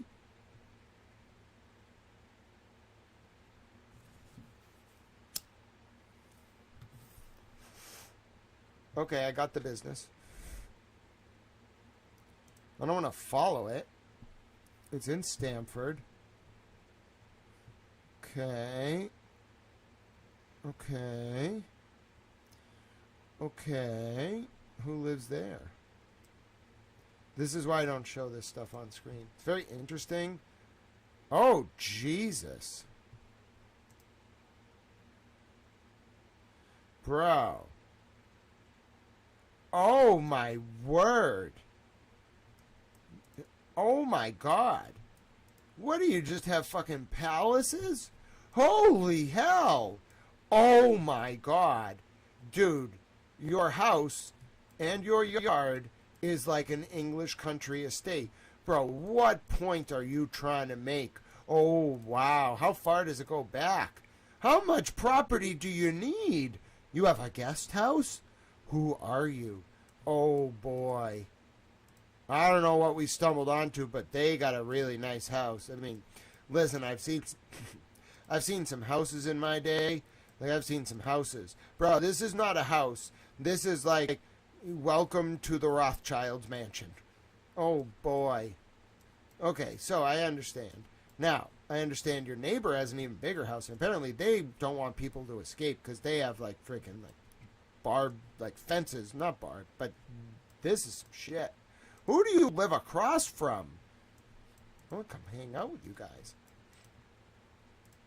No, I really don't, actually. Oh, my. All right. Consider me sufficiently terrified. You own the house across the road? And that's just your servants' quarters? Oh, my God. You own the whole... Oh, my God. What, do you own the fucking road? That is your servants' quarters. Bro, you make them live in like a Cape Cod style shack across the road? They just live there? Well, that is incredible. Dude, your servants' quarters are nicer than most people's homes. It's kind of run down, though.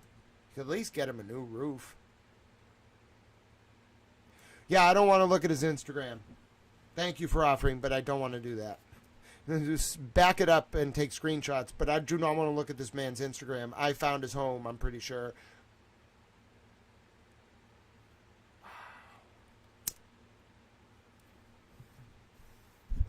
Dude, is that a horse stable? You have a horse stable? Excuse me. Oh, do I even want to look at the satellite view of this? I kind of do. All right, show me the satellite view. I'm worried I'm going to scare myself, but I don't care. Yeah, I would imagine he's retired. He is a very wealthy man. Yeah, I want the satellite view, though.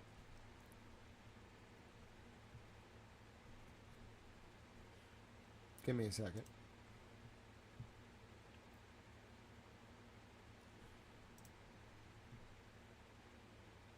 Holy fuck.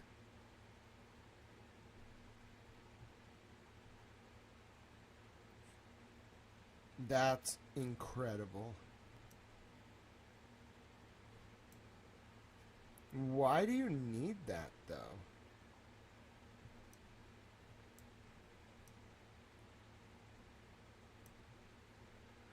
Oh my god.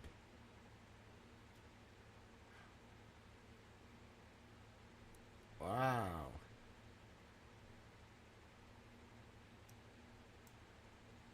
No shit, huh?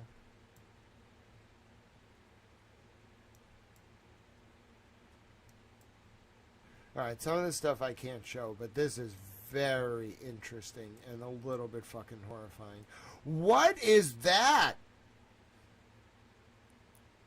Oh no. Is that a merry-go-round? What the fuck? Okay, now I'm freaked out.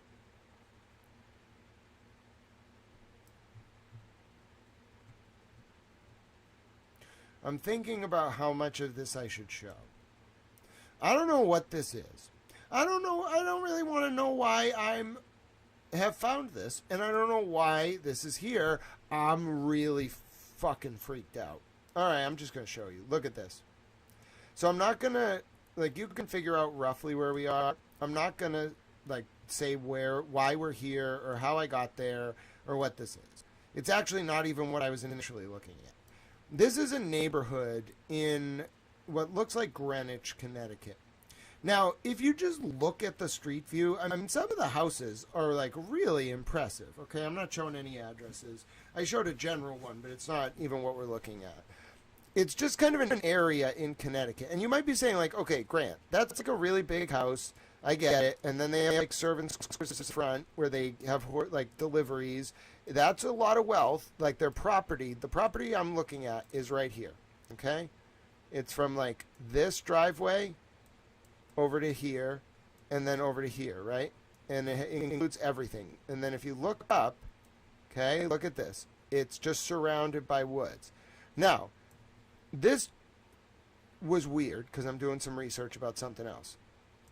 But before I moved on to continue my corporate record research, I just, like, noticed this path in the trees. And I was like, that's a little weird. Okay, like, this whole thing is a little weird. Tell me what this is.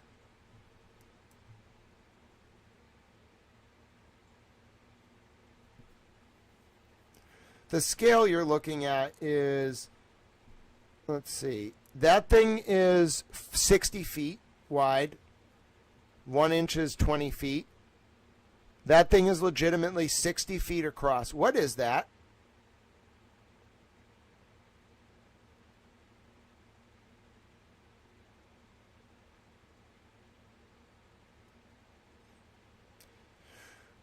Gazebo, yeah, a 60-foot gazebo with no views in the middle of the woods. What is this?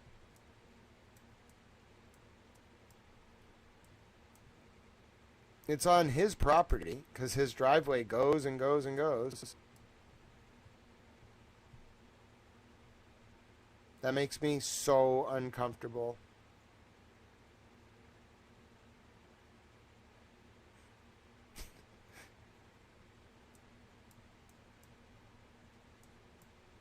What else you got in these here woods? So there's another house over there, but like, there is nothing behind this dude's house. He was doing something here. Burns some shit. Like, all that shit's dead. He made paths.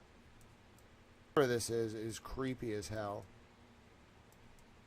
Anyway, it's a little bit of a rabbit hole because I'm actually doing corporate research, but I just want to let you know that is 60 feet across. Yeah, I don't think that's a pool. You know many pools with like what looks like a concrete 60-foot shell?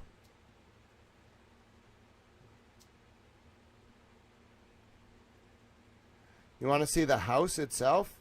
Yeah, it's this. It's on, I'm not giving you the exact address. By the way, we're just looking at corporate records, but it's Doubling Road. Doubling Road. It's more just like looking at Google Earth and stuff like that. Whatever this is, okay, when you look at it from the street view, you can only see the servants' quarters in the front. The actual house is right here, okay? It's like an architectural marvel. It has recessed, like, stairs. Okay, that's a little odd. Alright. Yeah, I'm not interested in the interior. I want to know what this... Well, I am, but I want to know what this is. What is this? I don't know if I can appropriately explain to you the scale of this structure. Like, that's not a, like, 5-foot concrete gazebo or, like, covering. That is a 60-foot in circumference. It's 60 feet around, okay? 60 feet in circumference.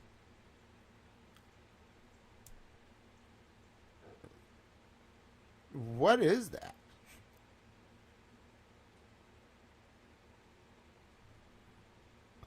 It's 1, 2, 3, 4, 5, 6, 7, 8. Yeah, it's hexagonal. It looks like it's a 60-foot, because I'm looking at the scale, okay? 1 inch is 20 feet. It's like a 60 to 70 foot in circumference. Concrete, hexagonal, domed roof. Oh, God. Is this like some kind of fucking shrine? Oh, this is bad. I don't know what that is, but that is very bad. Like, you don't need a 70-foot in circumference concrete structure in the middle of the Connecticut woods behind your house. I'm sorry. And you can only get there by this weird path in the fucking trees that someone clearly cut down trees. What, are they lighting it with fucking, like... Oh, my God. This is creepy. Oh, God. I shouldn't ask too many questions, should I?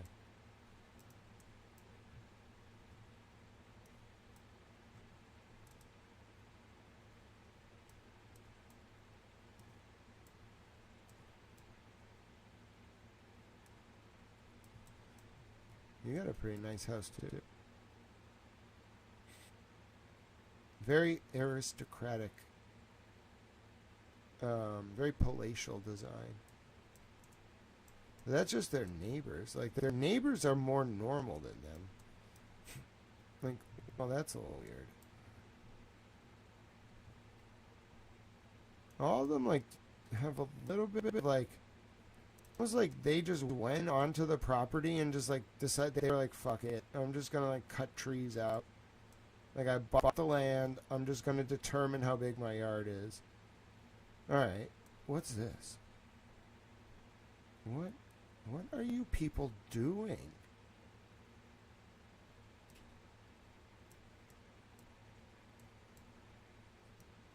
I mean, that's not as weird. It looks like it's just, like, a formed landscape to kind of like have like a Japanese like koi pond or something.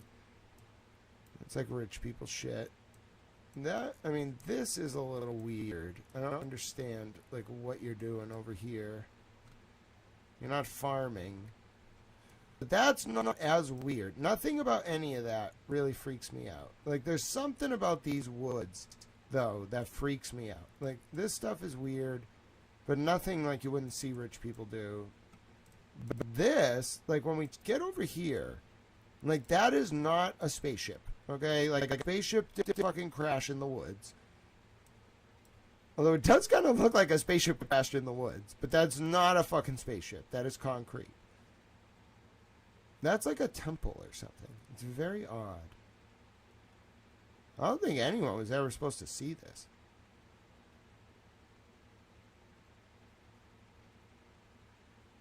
It's not a swimming pool. I mean, is there a picture of it being a swimming pool? 3 Clerk Monty, what do you got? I'm looking at it. I'm looking at it, 3 Clerk Monty. I'm looking at it. Guys, you got to give me a little... We are just throwing a water towel right now, okay? Everybody breathe. What do you got for me? What do you got for me, 3 Clerk Monty?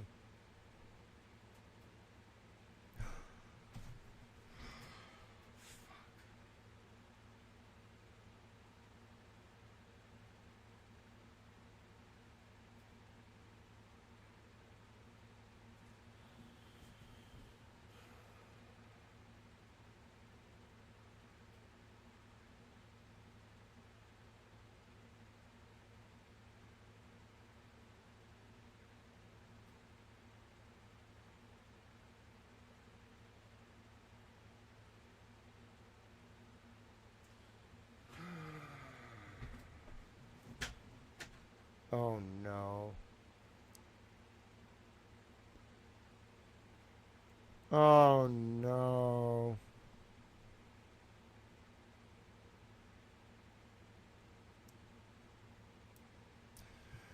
Alright, I'm leaving the chat up and I'm going to do a video, so forewarning. I have enough. I have enough. I'm going to do the fucking video. I'm upset. 3 Clerk Monty, of course. You know, I've been to Darien, right? I knew a girl in college who lived there. One time I drove down to see her. They had a lot of money. She was one of the only people that, like, kissed me. Like, I didn't kiss her, she kissed me. She had balls. And a type. She didn't actually have balls. She was a girl. She just had a lot of confidence. Most girls won't do it. She did, though. She was a very nice person. We were in college. She was very smart. Anyway, I've been to Darien, Connecticut. Yep. You...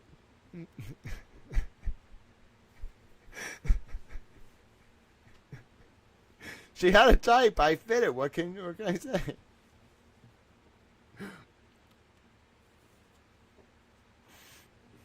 All right, I'm doing my video. We got more than a Crawford Pizza Party connection. I got the thing up on the screen. It's Ike Goff. Is there another link? Oh, Frederick Crawford too. Thank you for telling me, guys.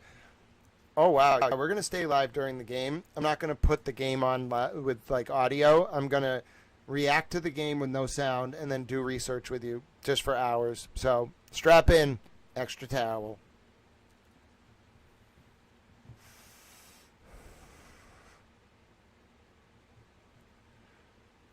There's nothing about pizza. Oh, pizza party. Was it 327? Oh, they had a lot of pizza. Oh, no. Oh, no.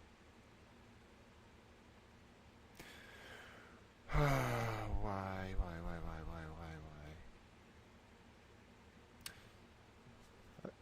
I'm so sad. These people are so evil.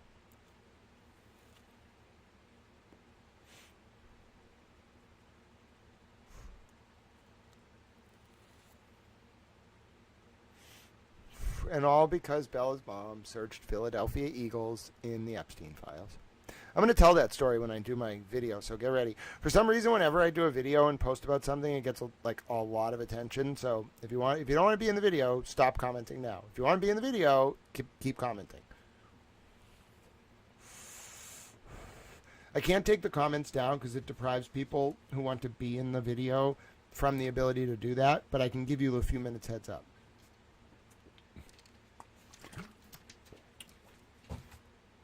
Here we go.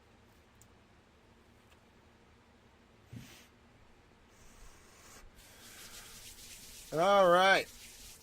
Oh, by the way, I think the Patriots are going to lose the Super Bowl, but that's unrelated to this. Here we go. I got to do this for the girls. Let me get rid of this. Our giant saucer in the woods of Connecticut is not that important. It's scary, but it's not, and it's not a pool. I promise you it's not a pool. They do not have a giant 70-foot concrete hexagonal concave roof over a pool. That's a temple. There's probably an owl under that, if I had to guess. They I don't know. They have this cult kind of. I wouldn't call it a cult. It's more like, how do I explain it? The best way to understand what these people do, outside of their weird, fake life, that they live as rich people, what they really do is, this is my best understanding of it. There's this very old belief that's distinguishes exoteric versus esoteric knowledge. And the idea is a few people are guardians of esoteric knowledge that they kind of keep they're in charge of. Then there's exoteric knowledge that the people outside those circles are allowed to learn.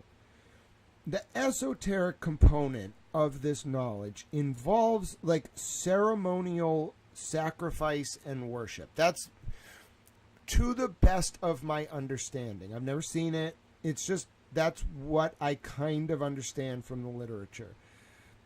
The overarching, if you can call it a theology, it's kind of like anti-theology. The overarching belief structure is human existence is defined by the duality between mind and spirit or heart or whatever you want to call it. They don't really think of the Holy Trinity, the Aristotelian and Saint Aquinas understanding of the Holy Trinity is mind, body, soul. I'd call them occultists, but they're more pre-pagan, I don't know how to explain it. Pre-pagan, mystery school kind of academics. Academics when Pythagoras was doing academics. That's the best. When there wasn't, before Aristotle invented his school, there was this way knowledge passed down, and these were the people, their ancestors were the people who did that, okay? And the best way I can explain it is they believe in it's not Cartesian, it's not Descartes' version of mind-body duality. It's you have a mind that is, it's an entity unto itself that is also directly related to your body and spirit. There's the body, spirit, which is one, and then there's the mind. They believe that this is represented by checkerboard symbolism, okay? There's black and white, and that's why Hank Brennan wore the checkerboard socks and the owl cufflink. We'll get to the owl in a second. The general concept is there's mind and body. Then there's the arches. This is the Freemason way of understanding it. The analogy can work for anything. Then there's a ladder or arches, okay? What the arches represent is these building blocks, the perfect harmony of mastery of mind over body, okay? And if you can master if your conscious mind has mastered your body, then you are they believe you are a god unto yourself. They don't believe in an external god. They don't believe in altruism. They believe you master your urges, and therefore your brain becomes like a demigod, like that's the apotheosis of Washington is a good like hiding in plain sight microcosm of their belief structure. Like you are a man or a woman, they're very sexist, so they believe like you're a man, and so like you reach a certain level, you contribute to the great work, and then your apotheosis is through being made into a mythos, a cultural mythos on the historical stage. It's apotheosis by other means. Like think of it as like a profane apotheosis, because they don't believe in an external God. They think they are God by doing this, and they have these like very regimented rituals to do it. They like climb like a ladder of ascension, and they do degrees, and it's all, there's different rites like the Rosicrucians and the Knights of Malta and the fucking like what is it, the OTO and their successors. They had like a very weird fracture though, and then like Bohemian Grove and like the Trilateral Commission in Davos and the Council on Foreign Relations. Like they're all just kind of different examples of this with different branding. But it all represents a similar concept, like degrees of ascension, and then you master like your mind over your body, and then you become like a master of the universe. Like you are a god, you can control the people below you. That's the general idea. Okay, but they also have this like, they definitely believe in this like alchemical sort of like, you have to more than just like manipulate the genetic structure of the people below you. You have to like worship to this like owl, and they really do worship an owl. It's very weird. You have to like worship to it, and you have to do like deviant sexual things, and like at specific times of the year, and you have to like literally sacrifice people. You have to like hurt other people. There's this very like, there's this element of like control, like psychosexual control, that's like built into their ritualistic practices. That's the best way I can describe it. And you might be saying, Grant, before last week, I would not have believed anything that you're saying. After what I've seen this past week, I'm 100% on board.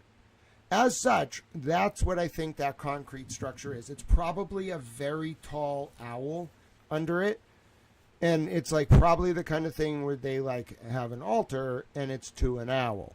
You might say, why an owl? Well, I looked up this a little bit. I don't really understand it. Wisdom is like the basic answer, but there's something more to it. There's something about like the symbolism of like Minerva or something. It has to do with like an ancient like myth about the function of like owls. And I don't remember like exactly where like the owl thing, I knew it at one point, but it's like this kind of pre-pagan like understanding of what an owl represents, and Minerva has something to do with it. I don't really remember why. And then wisdom is like part of it, but it's more than wisdom. It's kind of like this like passive like aggression. Like they were talking about in the article we read from 1966 in the Harvard Crimson about like what being an aristocrat is. It's like you're a genius, but you're very quiet, and you perch above and just kind of like monitor, and then like you have a like rough side, like when you need to pounce, like you pounce. That's like I think where it came from, but it's more layered than that. There's something holy about owls for them. I don't know, I don't understand. I'm not a pagan or like a member of one of these strange like historic societies, all right? Or sect. It wasn't like Judaism. I don't even think It wasn't like Judaism. I don't even think Judaism was around. Like Judaism is an old religion. You should know, but it's not as old. Like it started with Abraham, Isaac, and like that whole lineage. Like so before that there was other religions, and these people were like in a very extreme version of the religion, like the Canaanites or the people in Carthage. It wasn't even like a religion. It was more like the Mayans, where they would like just sacrifice people on a freaking like a temple, and just like throw them down the temple. It was like really bad. And there was like a purge of those people, like especially by Alexander the Great. Like when he got to Carthage and found mass baby graves, he didn't do what he normally did. He normally just like let cities surrender and become part of his empire. He might like take out like people who were trying to fight him, but he would like conscript the men and then like leave the kids who couldn't fight, leave the elders, leave the women, and just be like, okay, I'm leaving my like governor here. You can be part of the empire. That's how he did it.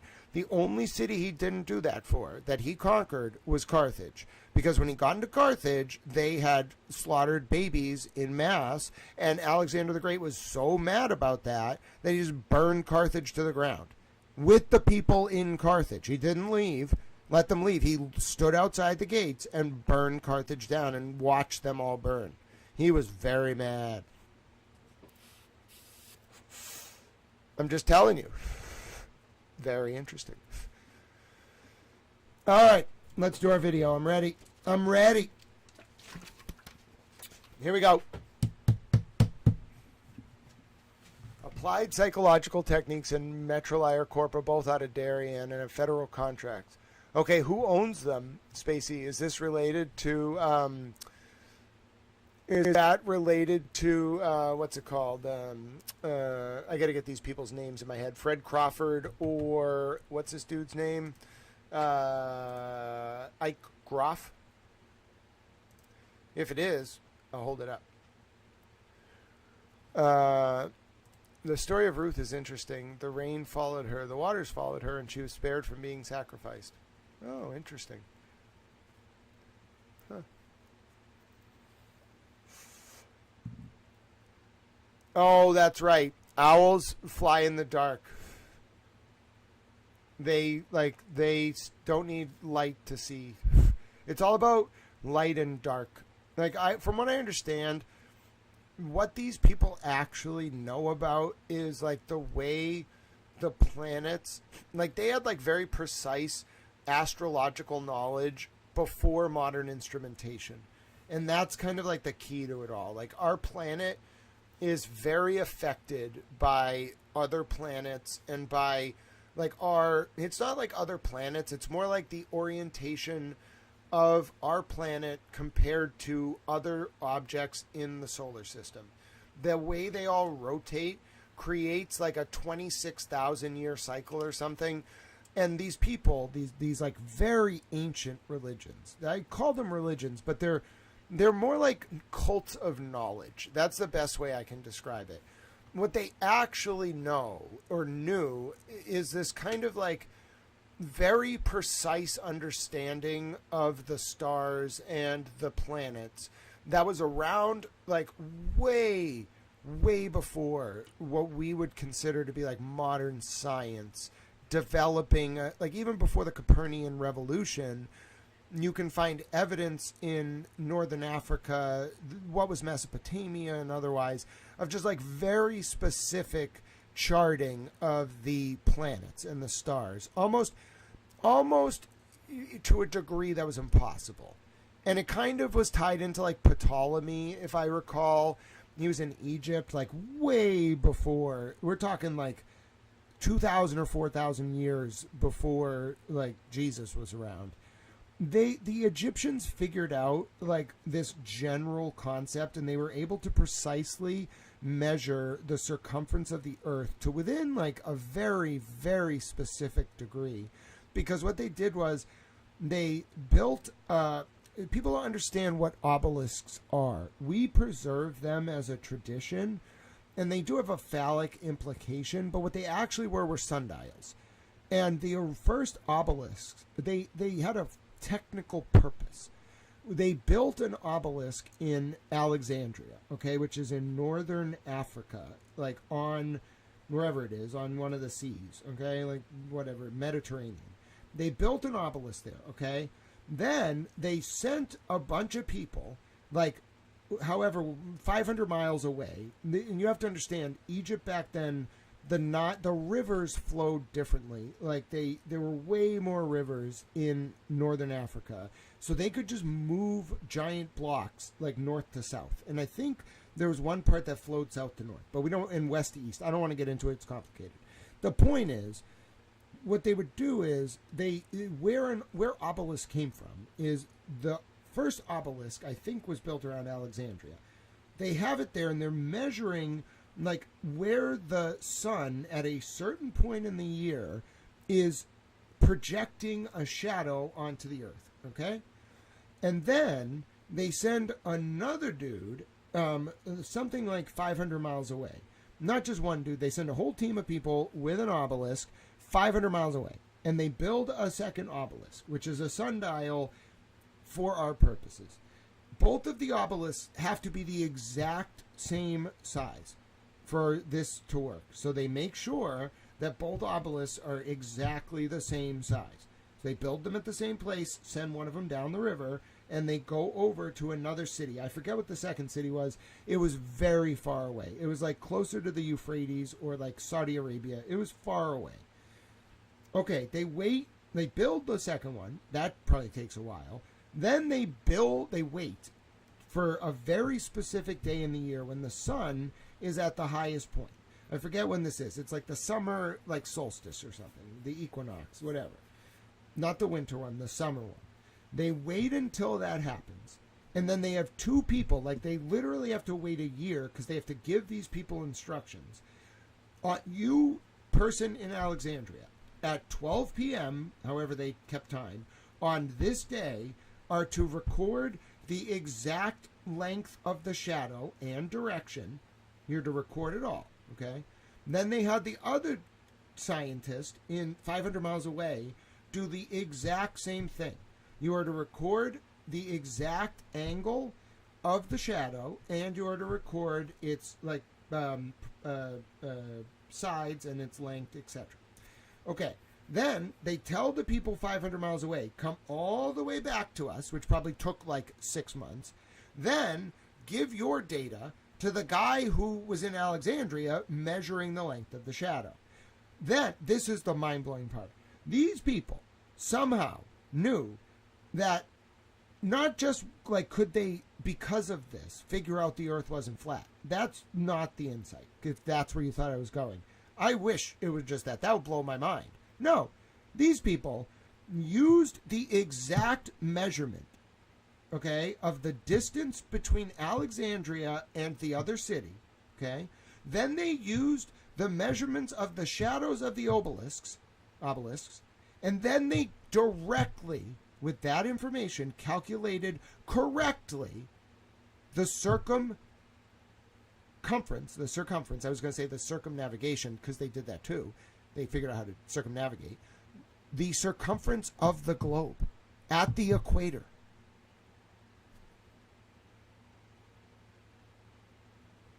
It was like 4000 BC. Maybe it's a little hard to date it exactly. I think they can date it because the calculations were actually done. So that they're able to see like when this was built based on the Egyptian calendar, when they actually did this like calculation. Mind-blowing. Not all, like you might think they were just trying to see if the earth was circular or flat. That's the like surface level. No. They were looking at the circumference of the earth so that they could then look at the stars and the planets to facilitate navigation on boats. It's stunning. It's all, and so now you can see what I'm saying. That is this cult, whatever this cult of knowledge is. It permeated down over thousands of years into dynastic families, into like academics, into like aristocrats, whatever the hell you want to call post 1648 like statehood. That is nothing but just like the Enlightenment is just a reemergence by different means of people who had this knowledge for centuries. That's what you kind of are looking at. They just hide in plain sight well. They're not shapeshifters. They're not reptilians. They're kind of just like too smart for their own good and got a little cocky. You know? The abusing the children thing. Like, I get they probably look back in history and were like, wait, we've been doing this for thousands of years. Yeah, well, we stopped. Hello?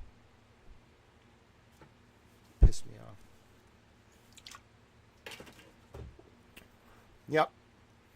I don't think people understand that how important the planets and the stars are for everything that the military does. Yes, they use technology, but like if you don't know VFR, I'm not really sure how you can do anything in this modern world. All right, let's do our video. Everybody ready? I'm a towel. I gotta compose myself for this. Every single day, it's just something shocking. Just like abhorrently shocking. Like offensive to my like moral core. I have to like think about the impact of it all. You know, I really do. And then I have to remember, if I just sit there so upset at what they're doing, I won't be able to translate it for people. I won't be able to tell people what they're doing. And so I immediately just pull myself back. All right. So let's put the Alex Partners thing on there. And let me get this one with the that shows like what his team was. Getting the thing that showed what the team was really hard. It was really hard. But this is a sad story. This is one of the sadder ones we've reported. Breaks my heart. And all because Bella wanted to... all Bella wanted to do was look up the word eagles in the Epstein files. And instead, we've found pizza parties with children's basketball teams. Oh, no. We know... I mean, it's not guaranteed, but I think a lot of us know exactly, unfortunately, what it means when they start using the code words. Now, I'll leave it to interpretation and further research, but breaks my heart. Really does.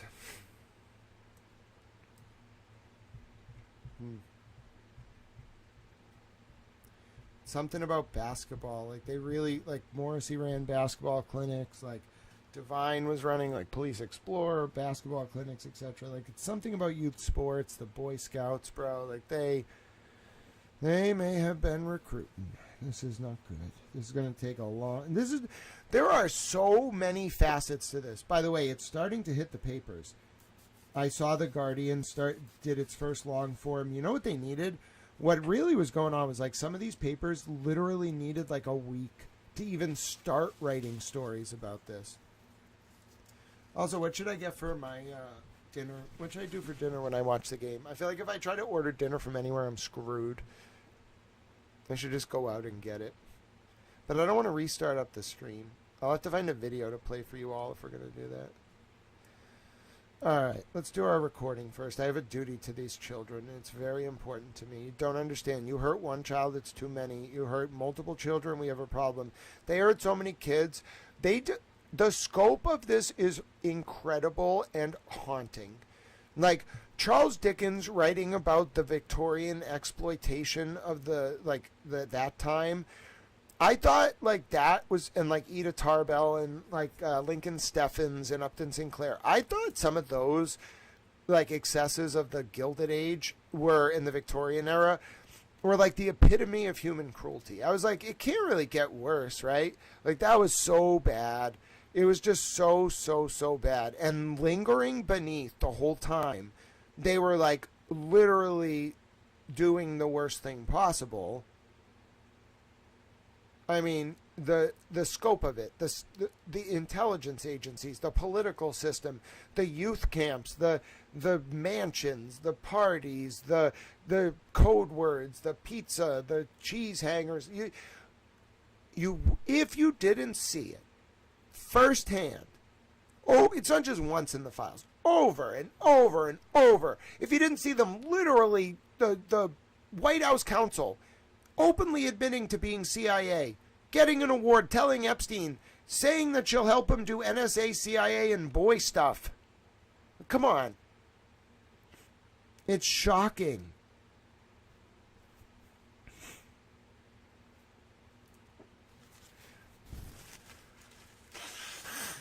That alone is shocking. And then add in like the my mother component to this and her ties, and then Maxwell and Epstein talking to me on Reddit. Come on. This is almost impossible. If I didn't see it with my own eyes, I would not believe it.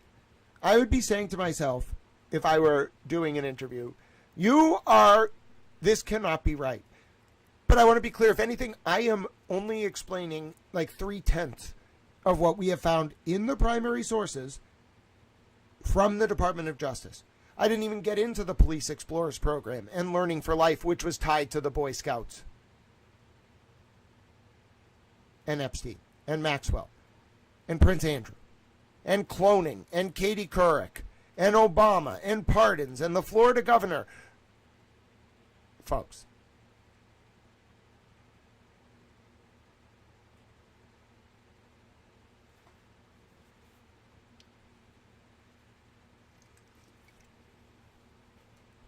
what's a lion symbol mean? A lion is a coat of arms. It's a very common symbol on coat of arms. So if you want to figure it out, go to like a royal house with a lion and then look up the crest, and it will tell you why they chose the lion. I mean, it's probably like relatively obvious, but there might be some symbolic meaning for like royal crests. A lot of them like symbolism. They love symbolism. They love mocking poor people and symbolism. They think poor people are really dumb and don't deserve to make their own like choices. That's basically what these people think about poor people. And it's not even like poor people. It's more just like plebs. It's really weird to describe it, but like they don't really care how much money you have. It's more like, are you a pleb? Like, are you from like noble blood? Are you smart, or are you like a pleb? And if you're a pleb, they're just like, fuck, like you're worthless. Like, either like produce for us or like shut up, or we'll figure out what to do with you. That's what I don't like. It's very gratuitously hierarchical. All right, let's do our video. All right, so we got to start off. I got to set it up so that I see Ike Goff. There we go. All right, then we got this strange connection to all those federal contracts. Then I want to load this up. What is this? Please load up for me. Thank you very much. That's the pizza one. All right, there we go.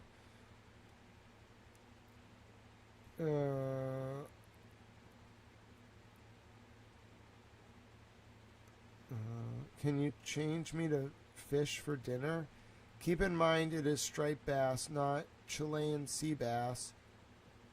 I do not know what that is.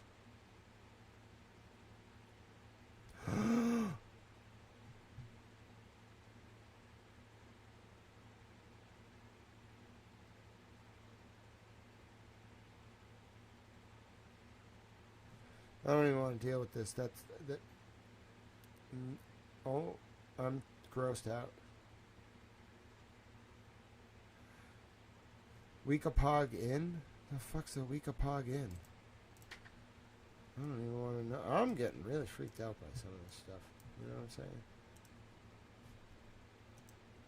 I can't even like do the thing I want to do, because every time I read one email, I get something that's even crazier. Weekapog Inn. What is the Weekapog Inn? I don't know.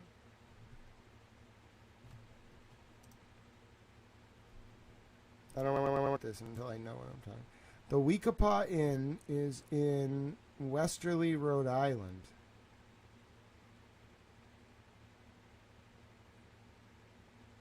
Huh. It's like near Newport, I guess. Looks very hoity-toity.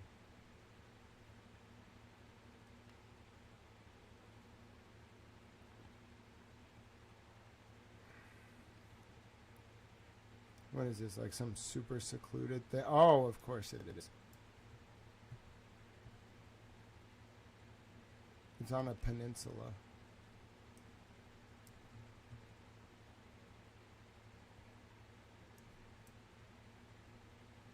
Oh, how convenient. It has a dock. Where is it compared to Newport? Where's Newport? Newport, Connecticut, New York border? It's way down there. It's in Weekapaug, which is in Connecticut. It's like near the border of... It's where 95 crosses from Connecticut to Rhode Island, basically. Interesting.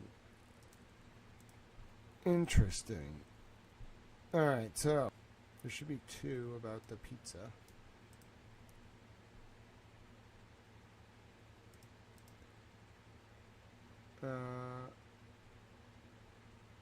Why did you send this? What's Graham and Dodd?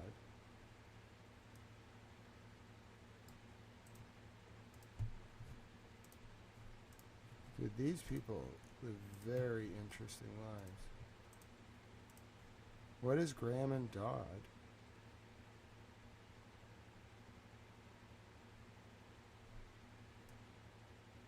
Graham and Doddsville.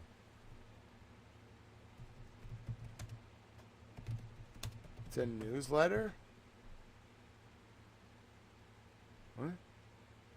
Hold on, I can't do my video until I saw. It's from the Columbia Business School? An investment newsletter of the students for Columbia Business School? Well, I found it. Here's the document they're talking about. So, do you want to, like, why was she confused that he sent this? Wasn't that hard to find. So why did he, first of all, why did he send this? And why, this is from Jeffrey Epstein's executive assistant's husband to her, and she's wondering why he sent.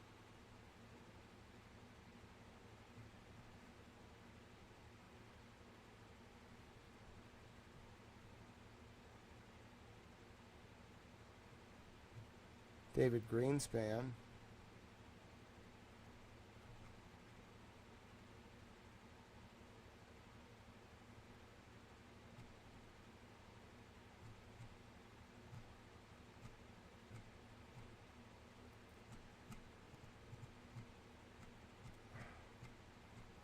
It's mostly this big interview with a guy named Craig Efron.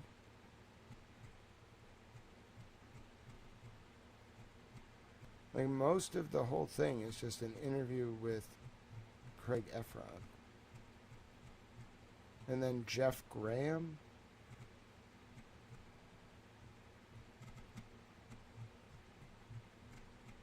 Are they mentioned in here? Jeff Graham. Like, what? First of all, why did she send it? And why was Shane Parrish? This is a very long form newsletter. Rich people have way too much time on their hand. John Salinas. Yeah, but like, what? I'm a little interested because I'm wondering if they were worried about something in here.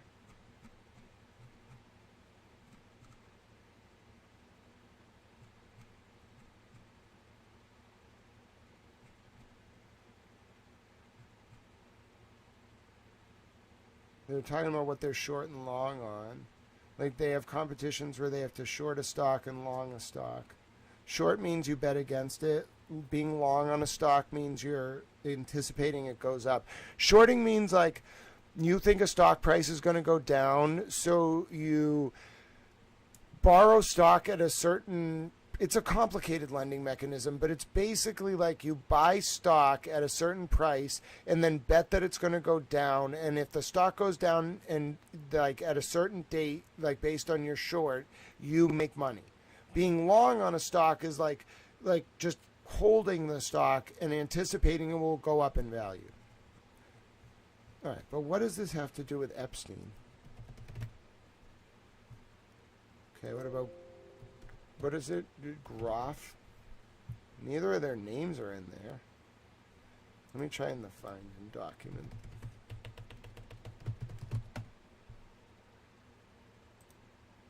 Nothing. What about Groff? Nothing. I don't understand what they're worried about. I don't really get it. That's a little too obscure. All right, so let's get rid of that. Let's get rid of that. Let's start with this one. The $1.7 billion portfolio, they were caught in a scandal over a $1.8 billion financial audit.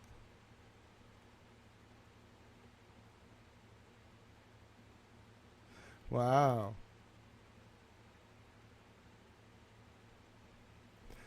Interesting. Alix Partners was involved in a $1.78 billion scandal over a financial audit. I wonder if it was tied to that. You think maybe they shorted their partners? All right, hold on. Let's actually go back to that one then. Give me a second. We might be onto something even bigger. Well, all right, we got to take this one at a time, but that's big. That would be big, big, big. I don't know if I want to include that. That would be wild. Let me just make sure this is from March 6th. I got to check the date. And when was it published? They only do a winter and a spring, so I think this has to be it. All right, so the 1 point, let me find the portfolio they were talking about. Where was that? Was that at the end?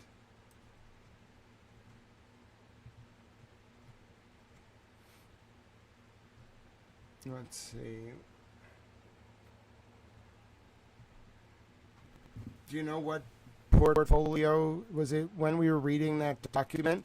Here's the document, Spacey 118. So if you see something in there that you see a page you want me to look at about that portfolio, let me know.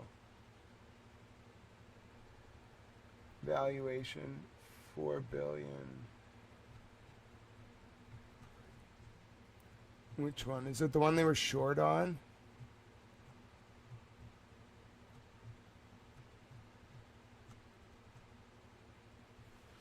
How much was this worth?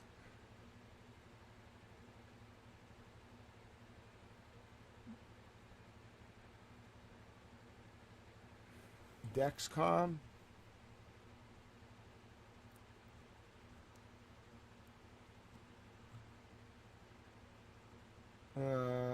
Quest Diagnostics? Interesting, but is it in this document I'm reading? Is that unrelated? Anyway. All right, let's go back to what we were doing before. All right, here we go. The pizza party one, the kids one, the basketball team, the federal contracts. Okay. And then they also played games in Andover. So let me get those documents. 1 second, please. I can get those just by searching the name,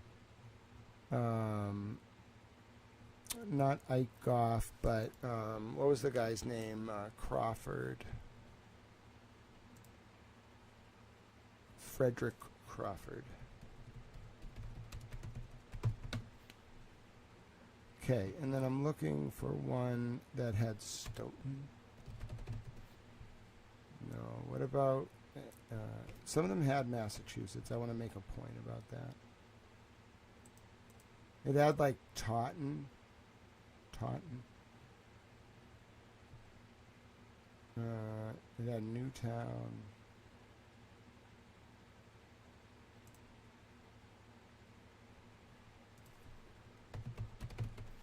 I just want to.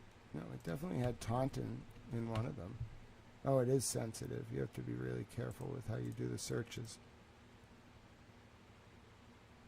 I'll take a look, Spacey 118. Thank you. The Zero Gravity National Championships. Okay. And then we're taking a look at them playing in...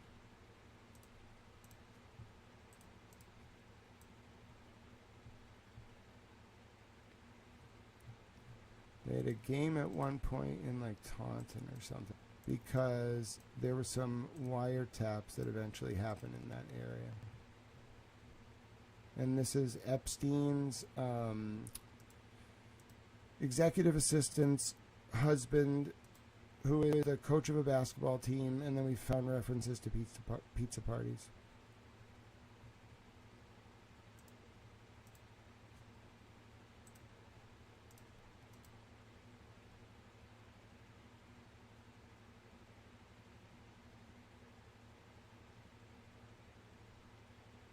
Oh, they were doing zero gravity stuff in Boston and Connecticut. Wow.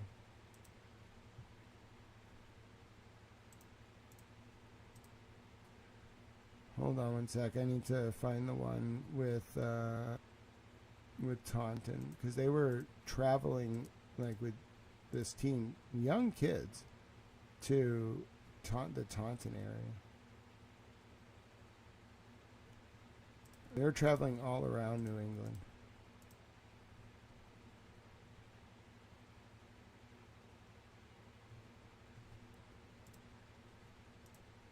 And a lot of it looks like superficially about basketball, but the pizza party stuff,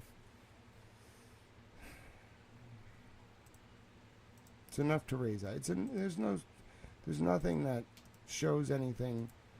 I mean, they were Epstein's assistant, so it raises all sorts of questions, but still. All right, here we go. What do we got? No. All right.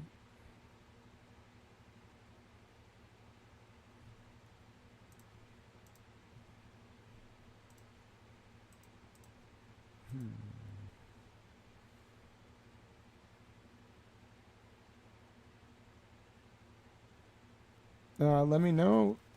Yeah, look, I don't know which picture is linked to Canton, but I'll take a look. Right now, I need to find the link to. I think it was Taunton. Let's see. No.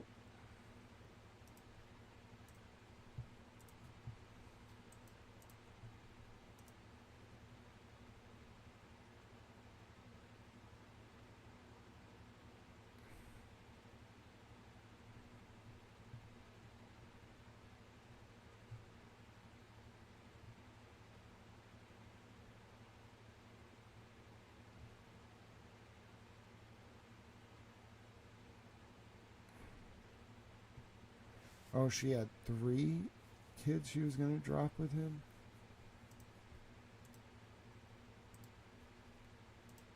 Oh, I wonder how much of sports is tied into this.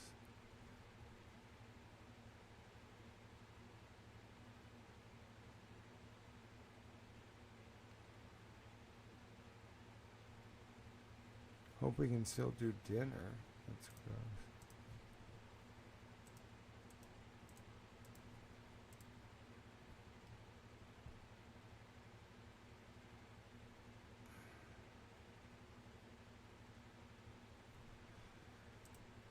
Trying to figure out why they were driving all around New England for basketball games. Just give me a second. Which college are they funding?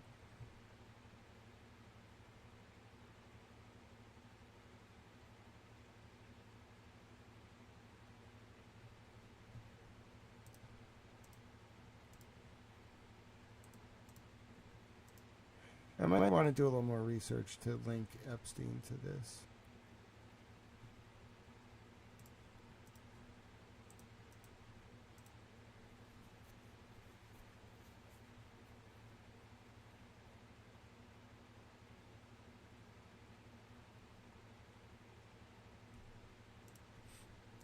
Where's the one that linked it to Taunton? That's the one I need. There it is. And Newton.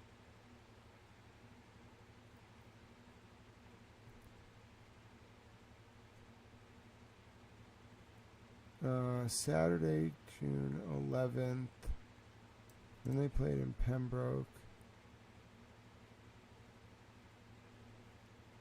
Alright, here's it. Alright. Yep, and his company is in the Epstein files. We have to do a little more research before I'm ready for my video, but we got time. Nothing but time today. We're going to be watching the Super Bowl. Well, I'm not going to watch it on stream. I'm going to mute it and then tell you what I think. It's not going to be on the stream. I'm going to be looking at it. Might get some dinner. And, you know, that's how you got to research these files. It's a long process. It is a very long process. I prefer to do it collaboratively. And that's what I think is the best way to do it. It's out there. There's a record of you doing it. There's a record of how you got to where you are. I just like it. It's my favorite way of doing journalism. All right. So, and you can always just have the Super Bowl on the side as we do our research. And a lot of people don't even really like the Super Bowl, even if the Patriots are in it. We need a whiteboard. All right. So what I want to look up is who hosted whatever this is. 4 Kicks Taunton tournament, Saturday, June 11th, 2016. I want to figure out what this is. Okay. June 11th, 2016.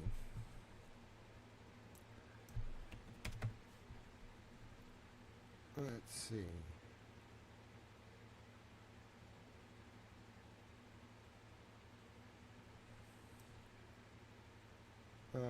Let me get the exact address. It looks like it moved. Whatever 4 Kicks is may have moved. It's now in Norwood.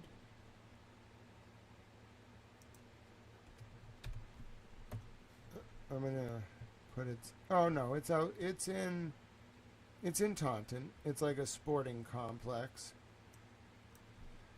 It's still there. It's not called 4 Kicks. Yeah, here it is. 4 Kicks Taunton. But I'm looking for one from 2016. Like, who hosted whatever it is they were doing? Let me try another one of the addresses. Wait, what? Wait, they stayed at the Newton Marriott and went down to Taunton?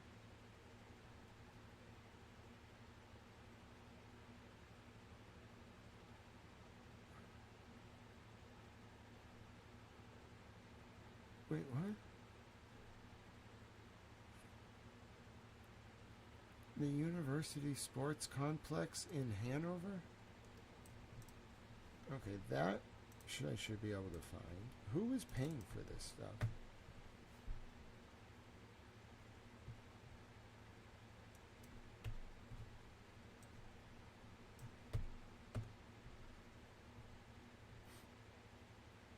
What? What? What did it's now called Starland Sports Fun Park, but what did it used to be?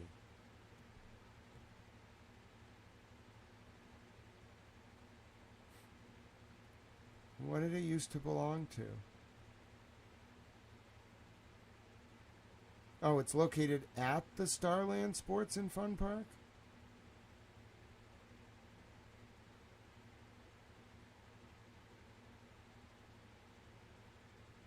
Police charge man an indecent exposure case at this place?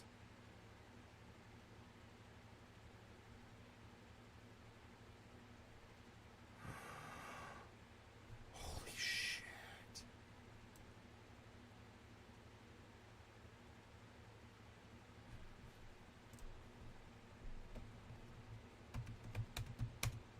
No way. Look at this. So I was trying to figure out, like, what is this stuff? This is like all this stuff, they're like connected to like kids' amusement parks. Okay, look at this.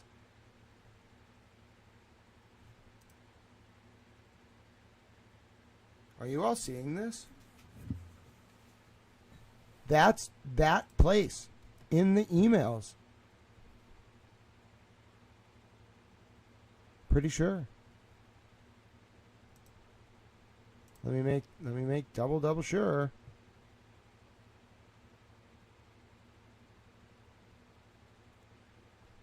Hanover Indoor Sports Facility.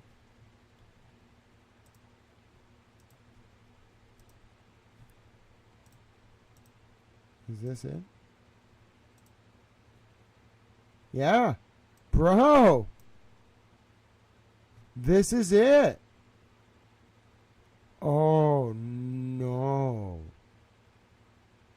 I better not find this dude in the files. If I do, Bella's mom opened up the... Like, this is a good microcosm of looking at these files. You just think you're looking at one thing, and you end up finding some very bad things. All right. Let me see if Robert Schroeder's in there. No, he's not. What about the last name, Schroeder? Kref Schroeder. Nope, he's not in there. But still, like, that's enough. Like, that's weird. Like, he was the photographer for youth sports teams.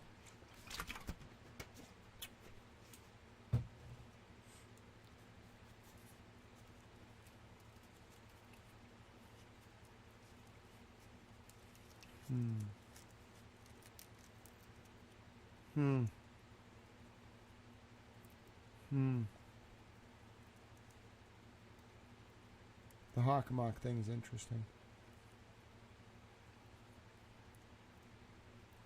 How do you spell Hockomock sports?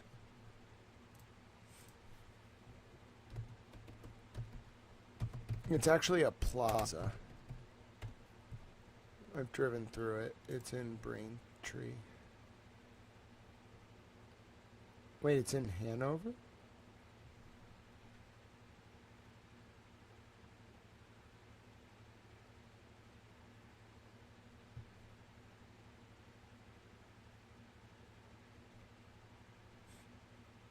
Wait, the Hockomock Gymnastics Championship was at Starland Sportsplex in Hanover?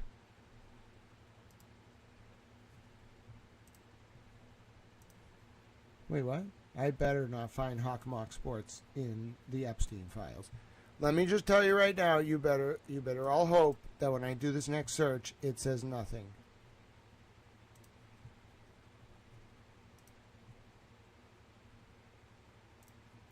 The best thing for everyone is that it comes up with nothing. I don't want to find this word in the files. No, I'm not even putting in sports. I'm just putting in Hockomock. I do not want to find this word in the file. Do not come up with anything. B0. All right, good.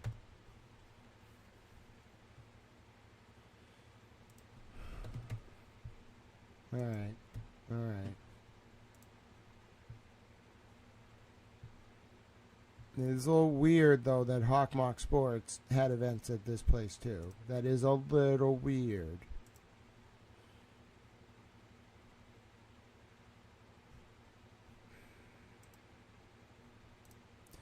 All right, so I got to get the listing of his company, too, which is this. And then I also got to get his name. What's dude's name? Like Ike Goff or something? I think it's Ike Goff, right? Ike Groff. Yeah, there you go. Ike Groff. And then this is Groff's company, right? Yeah. And then the coach's company is this one. Alex Partners. All right. Does Tourmaline Partners have any federal contracts? His first name is David Ike Groff. Wait.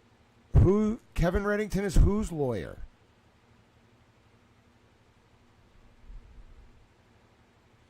Wait. Kevin Reddington is whose lawyer?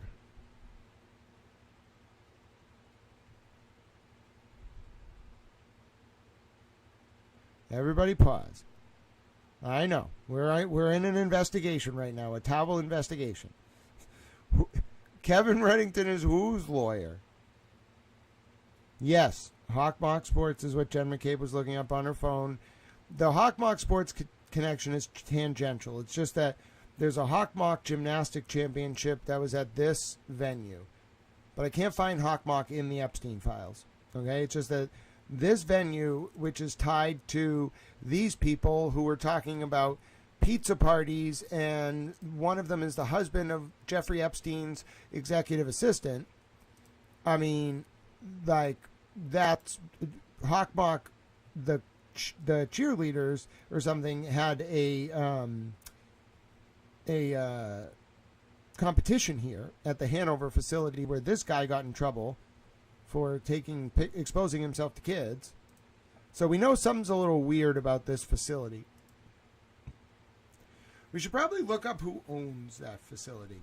And then we also should find out, like, who is Silver Peak? I don't understand. So in Limonene, if you could help us here. Let me see. Silver Peak. And Kevin Reddington is his lawyer. Wait, Kevin Reddington is Ike's lawyer?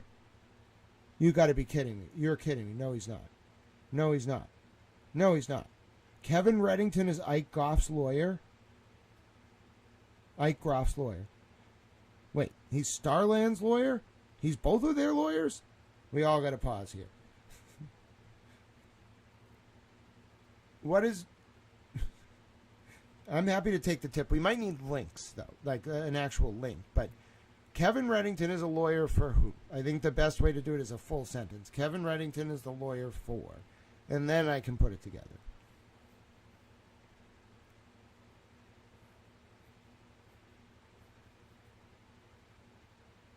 If Kevin Reddington is the lawyer for the Starland Sports Complex, yeah, then we got something going on.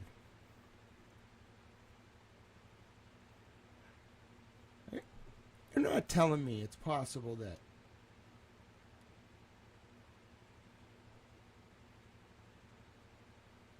Really? Wow, well, that would make a lot of sense. You tell me that Johnny might have been undercover and he didn't like those people at all? Huh. Huh. Are you kidding me? Johnny tried to bring Karen on an undercover assignment? You know, if Johnny was undercover and died, if John O'Keefe was undercover, that makes his death very different.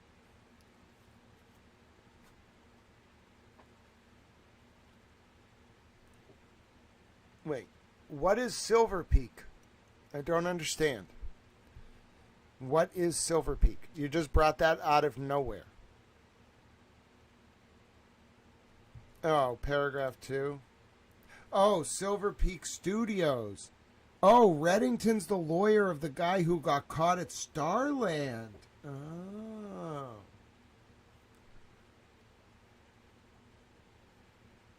Okay.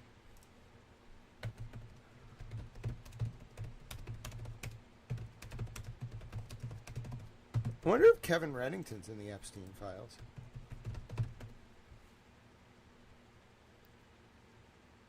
Oh! Is Kevin Reddington related to Allison Reddington?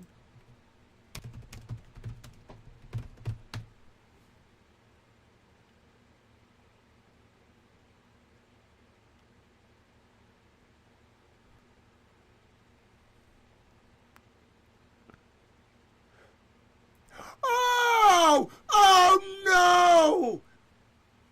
Oh no!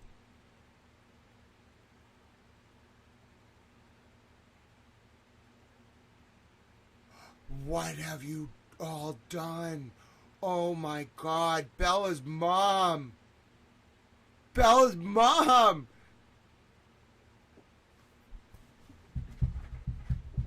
Bella's mom! Oh my God! I think I need to cry for a minute. Oh my God, what have you done? How do... Holy shit!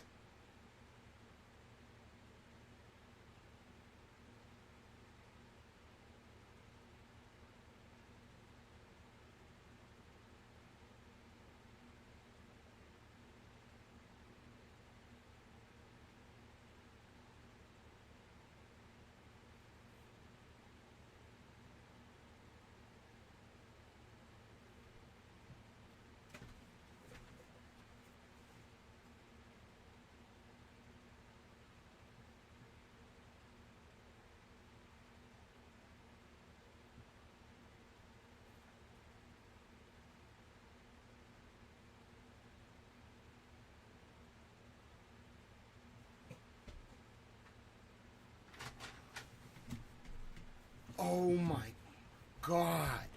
This just when you think like you've been desensitized to the point where nothing could surprise you. Holy shit.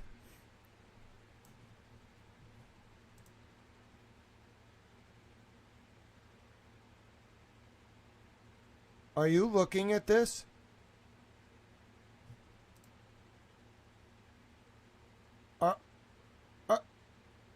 I didn't put in the other name, Kevin, yet. But, folks,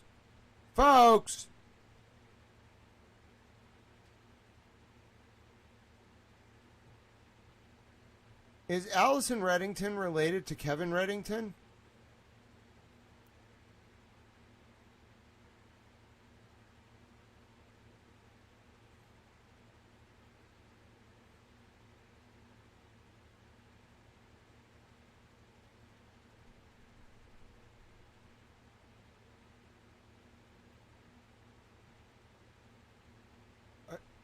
I'm really afraid to type in this next name. Okay. It's just a news article. It seems like it's not actually Kevin who's the connection, it's Allison. But let's double check it. It seems like we found it.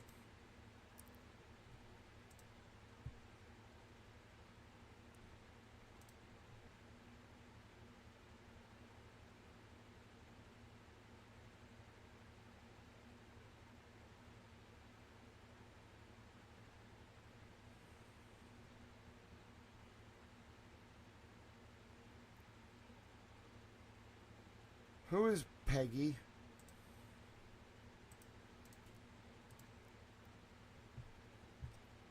I'm gonna guess it's that newspaper woman.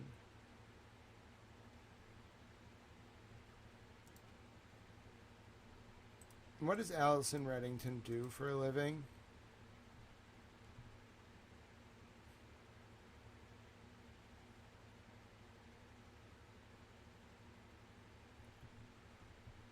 Hey Allison, can you send me the details for MoMA tonight? Also, can I get the DVD list for JE?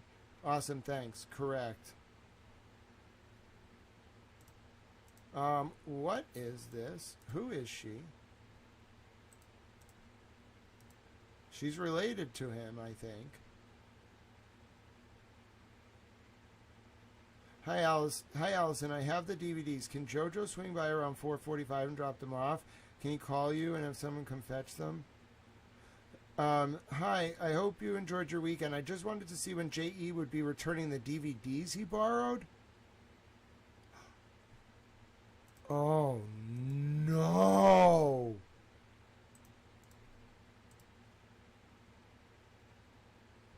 Oh, God bless you, Petty LaBelle. Thank you for your support. I will check right now. I absolutely did not look at my phone. I have it on silent. I got it. God bless you. You are a super towel. Love you very much. To you and your daughter, Petty LaBelle, thank you for supporting Towel. I can't believe what we're about to find. Yeah, we need to know. We need to know a lot of things. Okay, where's 3 Clerk Monty?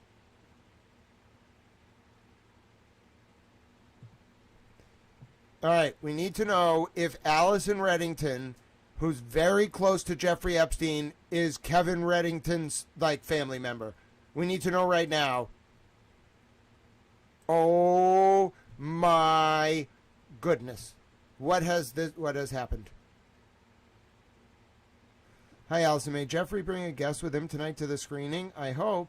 For flight? Yes, he is down with a guest. There is no after party for the event as it's a press screening. Oh, thank goodness. Thank you. Oh, goodness. He's party only. Correct.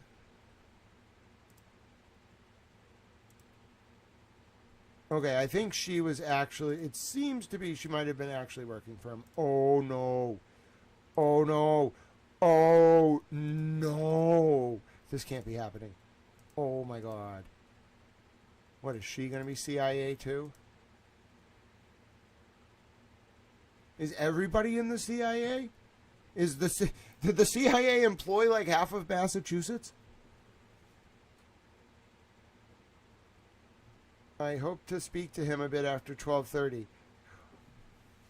Oh my God, she had direct listen, if this is Kevin Reddington's family member, she had direct contact with Jeffrey Epstein. We now have a direct link from Kevin Reddington through his family to Jeffrey Epstein. Literally, this wasn't someone who had passing contact. They were working with each other a lot.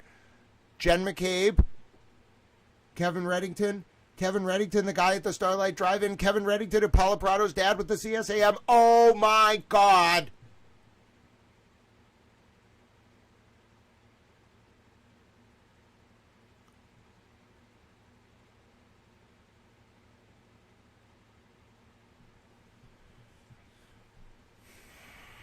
Oh my God. Why? I knew it. And he knows my mom. Oh my God, and he has a tattoo that says, never represent informants.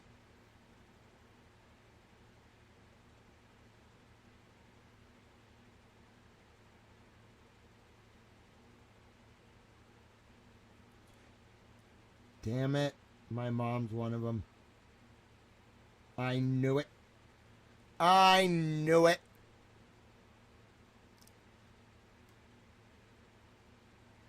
Oh my God. We need to confirm this, but like, I'm pretty sure this is his family member. We need 3 Clerk Monty for this.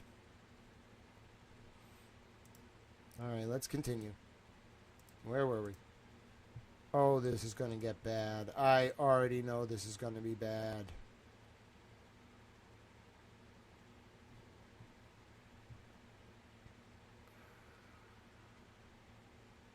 Gary Siegel's lawyers? Who the fuck is Gary Siegel? Gary S-I-E Siegel. Epstein. The Jeffrey Epstein scandal brings down publicist Peggy Siegel. Okay. When did that happen? What year? Oh, last month. Oh my God. Are you telling me that Peggy Siegel is connected to Kevin Reddington?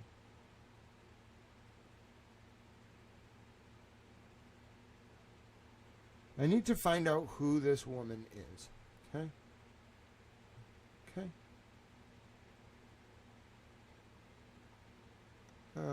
Allison Reddington. Reddington, Peggy, Allison Reddington. Who are you, Allison Reddington?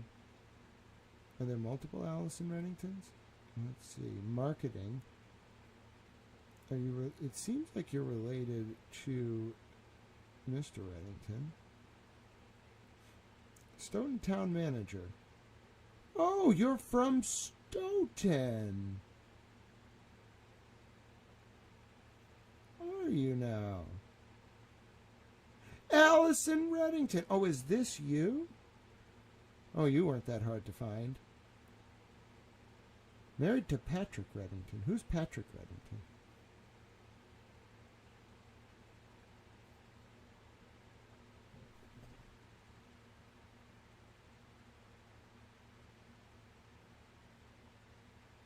We have to confirm it. And you're from Stoughton. Are you kidding me? It was Reddington? No way. We got to make sure, because there could be other Reddingtons. Could be this Allison Reddington.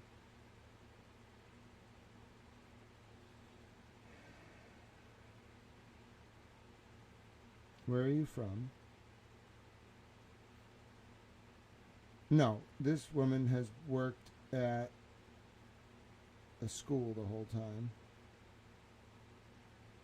Unless we see something, if we see something linking the Allison Reddington in this to specific professions, I might, but I'm thinking this is Patrick Reddington's wife. I'm not positive. Okay.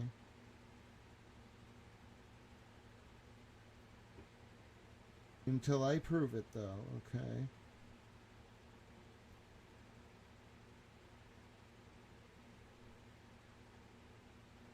Yeah, there's connections between a person named come on. Wait. Stop by the Stoughton Police Department. Excuse me?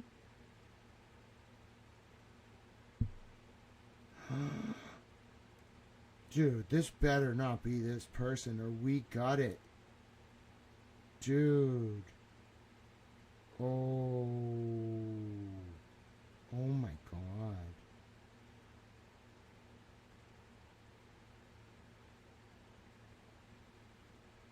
Is this you?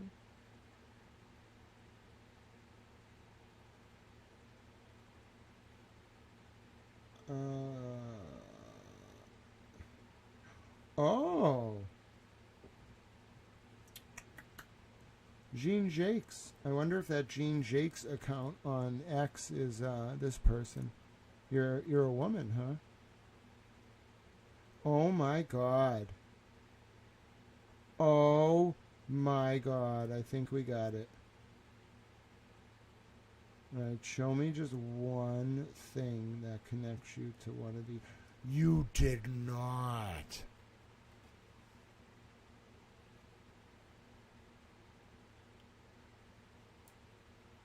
Yeah, it's definitely a relative. We need confirmation that this is that Allison Reddington. It's very unlikely that the woman who was like a school, working at a school for decades was this woman. She wouldn't have had time to do this for Epstein. I think, and this Allison Reddington might live in Stoughton. Dude, if we just did this. Do you understand? We did it. We did it. We did it. If we can prove this, she lives in Stoughton. Bro, I bet she knows Robert Devine. Oh my God. All those poor girls and boys. Oh, if I can prove this. Oh my dear God. I find one thing about Robert Devine.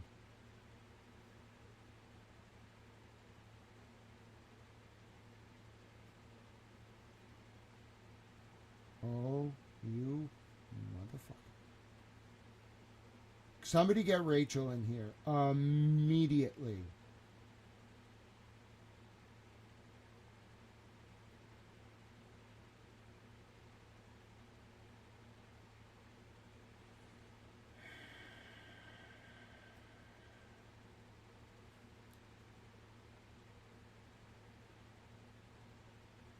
This woman probably knows I know.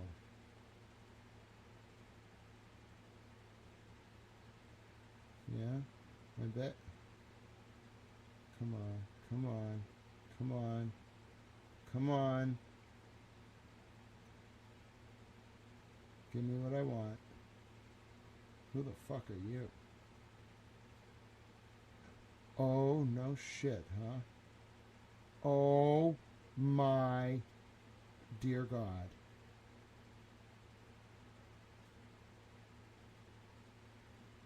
This can't be happening. Dude, it wasn't Divine. It was legitimately Epstein. Oh my God. This can't be happening.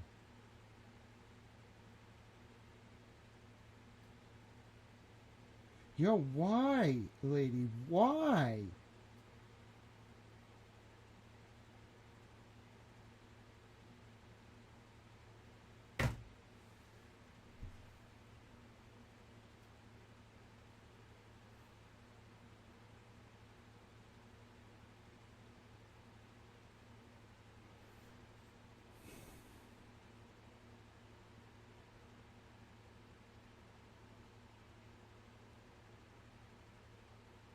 Dude. I'm just going to make this readout so I can keep my... Dude, no. Richard, No, gone beyond no. his reproductive stage. What? I didn't even want to read the letter from Epstein. I wanted to just read this one out so my... 2. head... Alison Reddington from All right. Sent. Dude. Monday, November 19th, Okay, stop. 2012, That's 9 enough. hours, That's 54 enough. minutes and 50 That's seconds p.m. Thank you. I just wanted my Epstein headphones Library. to start working again. Thank you. Dude. I need to talk to Rachel. Before I do anything else, we need to have a summit. If I'm going to do this, after everything I've already reported, if I'm going to do this, she lives in Stoughton. If this is this person, we have to be 100% right. We have an ethical duty to go through every single file with her name. I'm sorry. It's going to be miserable, but we have to do it. There's 515 of them. It appears to be she worked directly for Epstein. We need Rachel. Rachel's going to lose her mind. She talked directly to Epstein. Dude, this is it. If she knew Rob Devine, that's it. It's over. If this is that Allison Reddington, and she knew Rob Devine, that's it. It's over.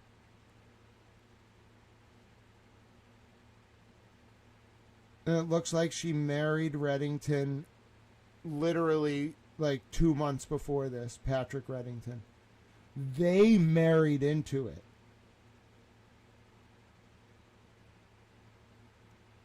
Oh my God. So who was she before, bro? Who was she before August of 2012? What was her first name? What was her non-married name?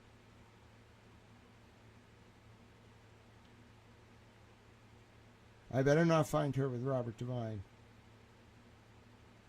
Oh no! No way. No way. Wait a minute. Wait a minute. Wait a minute. Wait a minute. Wait a minute. Wait a minute. Wait a minute. Wait a minute. What's this? What's this? Anything about Robert Devine? Anything about Robert Devine? No, that was from 2025. Hold on. What's this? Allison ready to foil used to work. Anything about Robert Devine? Who's this? Salem High School. Something about Allison Reddington. Allison. No. What was this woman's first name? Her maiden name.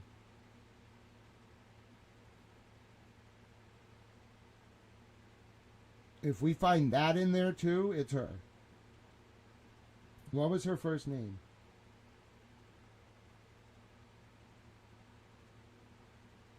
She married into the family in 2012. Her name was not Allison Reddington before this. What was her first name? Wolford? Allison Mantia? Let me check. Allison Mantia? Stoughton?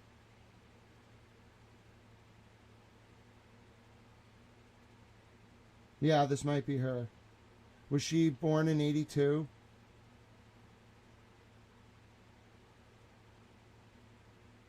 Yeah, it's her. I'm pretty sure. Yeah, that's her. Dude, if this name comes up, I don't know if you're going to be ready for this. This could be it. I know. I found her. It's her. This could be it. If this name shows up in this search, I'm doing it live. It's her. Okay? I don't know what I'm going to be able to... I don't know what I'm going to do. I don't know what I'm going to do. I should just do it live. This is probably one of the biggest moments you're going to see. It's as big as it gets. If this name shows up in these files, like, get ready. Get ready, because we solved it. It is ALLISONMINTIA. No. Okay.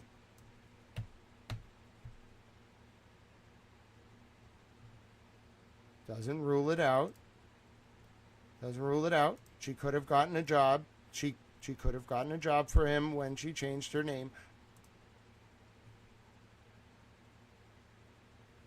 Huh. I wonder if it's the other way around then. She got a job for him through them? Are you telling me she didn't work? When did she first start working for him? They got married in August of 20... Wait a minute. She took his name before they got married? Are you saying it's possible he got her the job?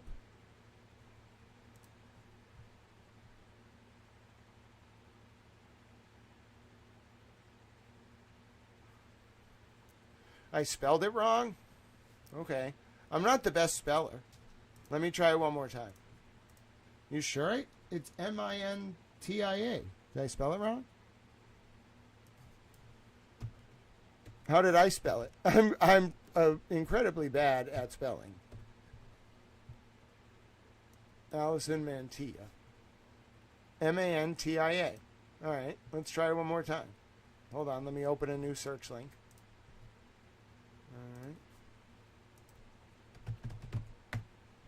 All right. Now I copy-pasted it exactly from Google this time. Mantia. Mantia. Okay. Nothing. Mantia, right? Isn't that what I typed in last time? Yeah, Mantia.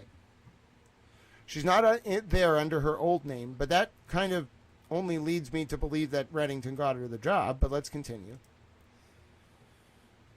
Okay.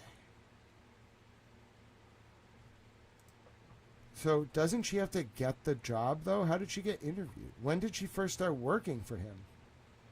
Looks like they got married in August. She worked... All right, we need to figure out when she started this job. We need to see if she references, like, her family or something. We just need to prove it's her. I suspect it's her, but I haven't proven it. I have ways I can prove it, but I haven't proven it yet.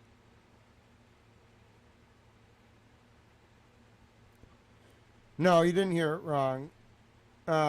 Yeah, it's the same Peggy Siegel. And remember, Goff's husband talked about pizza.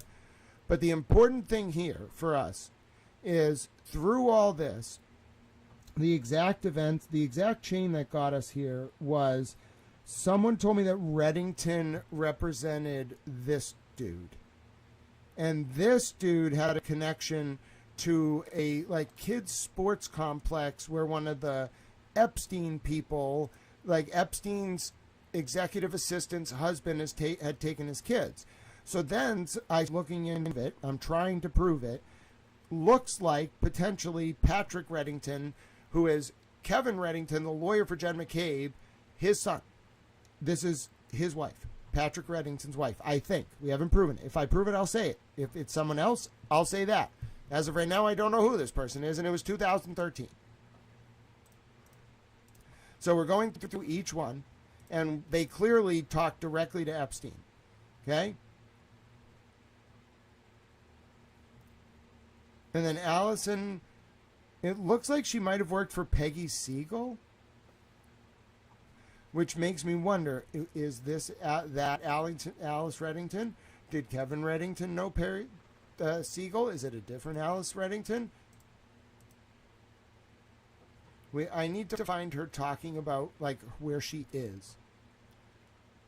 So Allison Reddington talked to Peggy. So it looks like she was an intermediary, but she also talked to Epstein.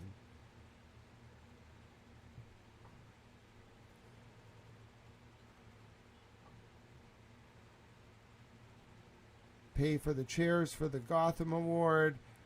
Hi, Andrews. So Peggy spoke to Jeffrey Epstein, who has agreed to pay for the chairs. All right, so it looks like this woman might have connections to Peggy Siegel, but I still don't know who she is. You got it, 3 Clerk Monty? You got the proof? I'm here for it. Is this Kevin Reddington's daughter-in-law?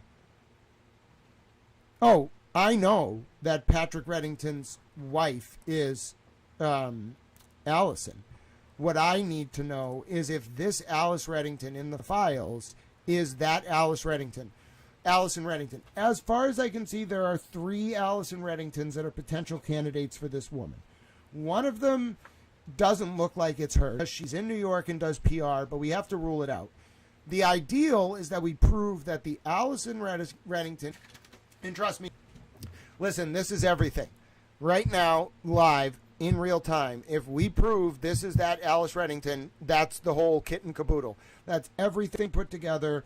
That makes a lot of things make a lot more sense. All right.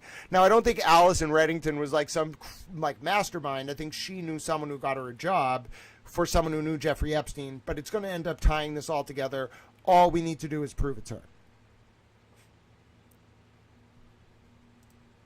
All right. All right. I'm still here. So, our goal is to determine if this is we got the whole thing, because Reddington knows my mom too and has for decades. Okay, Rich Khan. That name comes up a lot, Rich Khan. I feel like we looked at that too. But no, I need to prove this. I must prove this. This is it. If I can prove this, I have found it. I have found the network that was running all these. This was more like a favor to a favor, but it doesn't matter. She's in there so much. She says she talked directly to Epstein. It's enough. Represented this guy who's connected to a facility where Epstein's assistant, Leslie Goff's husband, David Ike Goff, went with his like U9 basketball team to play in 2016. This guy got caught there in 2025 exposing himself to a minor. His lawyer was Reddington. Okay. And then so now that caused me to look up the name Reddington in the DOJ files. Hold on. Poshmark comes up when you surf LifeTouch. Graham Smith, thank you for your question. You can definitely cross-reference with WikiLeaks files. If you find anything, let me know. I wish I had time to open another site right now, but I have to work on the tip from day 4089. Day 4089, I need you to explain this to me like 1, 2, 3, 4. You're saying that her picture on LinkedIn says Poshmark, Allison Reddington. Is that the same Allison Reddington who's married to Patrick Reddington? If so, and that matches to the face mark, what does Poshmark have to do with this?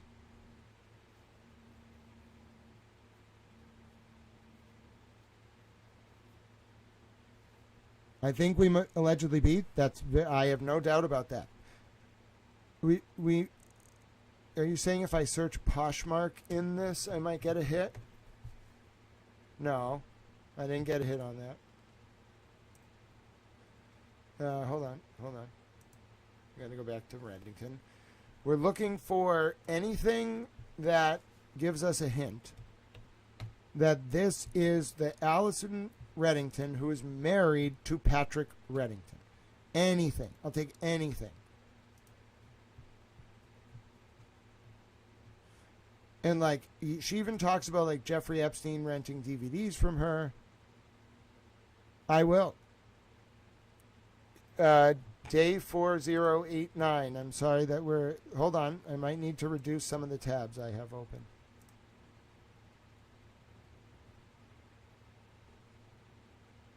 All right. Yeah, let's close that. Let's close that. I gotta close some things.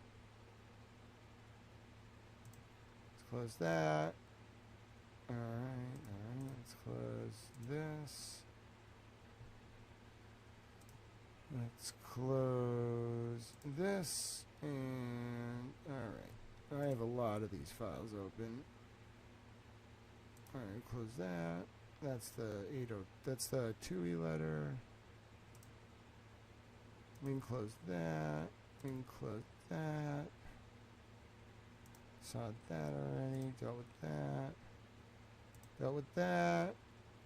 Dealt with that. Dealt with that. Dealt with that. Dealt with that. Dealt with that. Dealt with that. Dealt with that. Dealt with the 302. Dealt with that. Dealt with that. Sorry, I'm closing tabs to make it easier for us to do this. Okay. All right, I'm ready.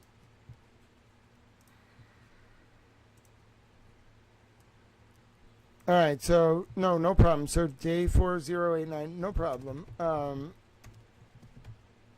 I was asking if you have the link that connects what you said about Poshmark and Allison Reddington to the Allison in the Epstein files. Standing stones. You'll want to refresh. You'll want to refresh the feed if it's spinning. There's no drop frames right now. We are definitely at kind of the upper limit of what the computer can handle, but it doesn't have any drop frames. All right. Let's see. So let me see if I can get rid of some of this stuff. I can get rid of this, and then I can get rid of this. I can get rid of this, and then I want to keep that. Get rid of this. All right. There we go. Yeah, I have a lot of stuff going on right now, so it's not you, it's Little Towel. At least I think it is. But anyway, I fixed it, so. All right, day 40089 has the link. It might be a weak connection for Allison. Well, it's more just confirming it's her. All we need to do is confirm it's her.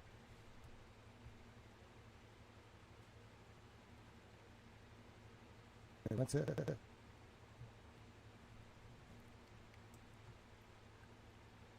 What's this? What page do you want me to go to?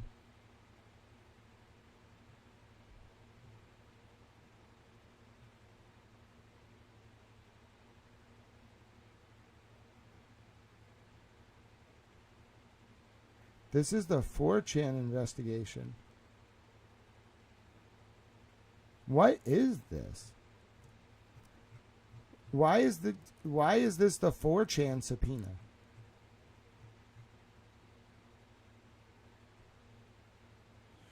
Yeah, you got to give me some context here, Dave 4089.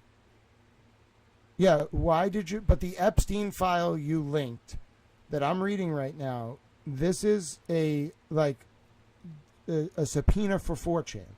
Where did you find Poshmark in this? Page 222. Thank you.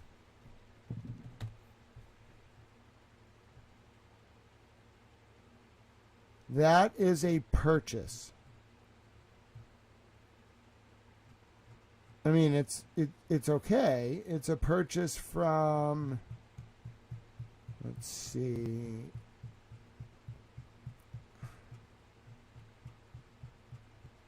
It's a purchase from 2007. I think. No, it's a purchase from 2019. It looks like Maxwell's records. Hold on. What do you got me looking into? Hold on. It might be a connection, but hold on. What is this?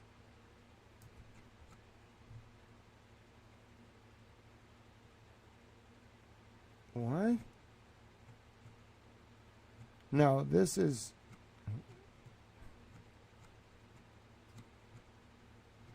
Dude, what?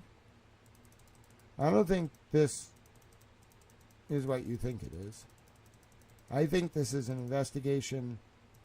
This is the bank records of the jail guard who leaked the information to 4chan. So this guy posted to 4chan. Yeah, no worries, Dave 40. But I'll tell you what this is before we go back to our work on Allison Reddington. So this guy posted on 4chan on the date of Epstein's death.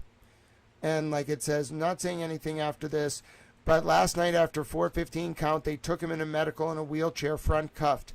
But not one triage nurse says they spoke to him. Next thing we know, a trip van shows up. We do not do releases on the weekends unless the judge orders it.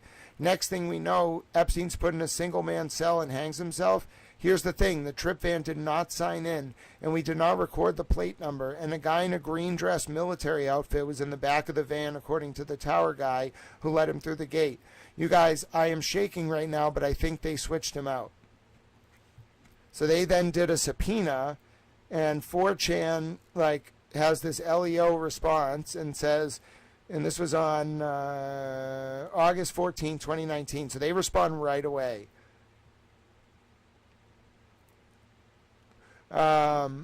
they respond, and then they say the custodian of records is not a U.S. citizen. And so they kind of mess with them a little bit, but they give the info right away. And then they subpoena Apple.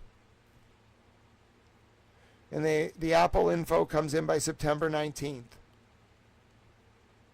They encrypt it using GPG. And they have to install like software to decrypt it. Then they give the law enforcement officer the password. And they tell them step by step how to decrypt the file.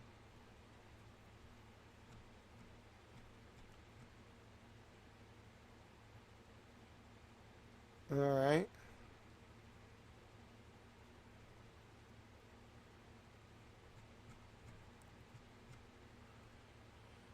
They went to, who's this, AT&T.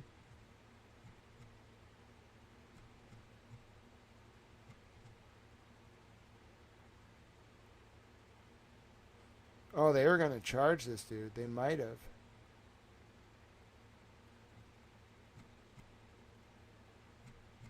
This is the jail guard. They were really mad at him.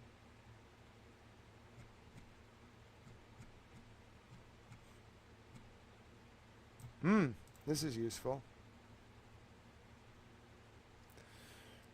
Connection date, the date of the call. Connection time, the time the call is recorded. All right, seizure time, the time it takes to make the time it takes to connect the call measured from the moment the caller press sends to when the call is connected. Duration of transaction, the phone number the call originated from, dialed, forwarded, translated to a different number. All right, originating, details the number that originated the call before call forwarding was invoked. IMEI identifies the wireless device.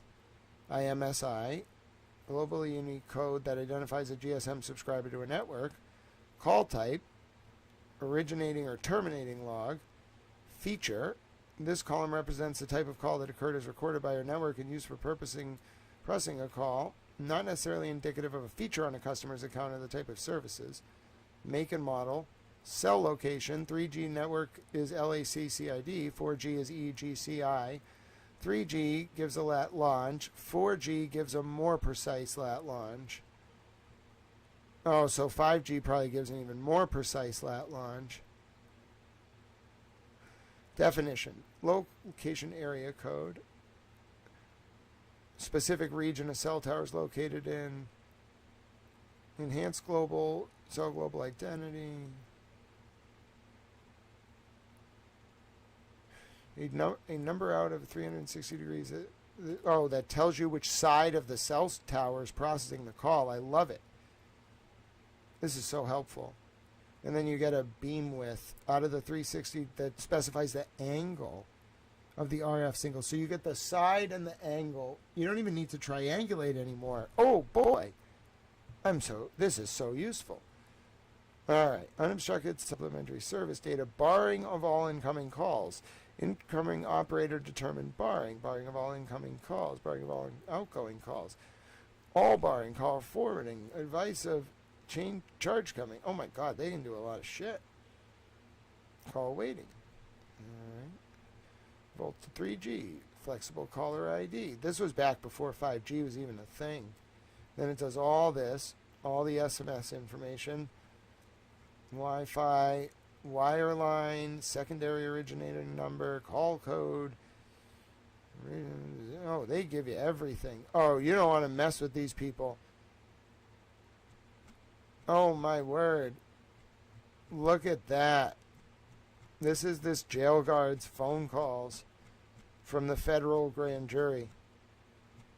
Who were you? They're like, bro, we'll look at everybody you called for how long, when, where, and why. So Epstein's death was right here. And they're looking at all his activity. They want to find when he posted on 4chan. So it's going to be at like 8:10 at like 4:45 in the morning.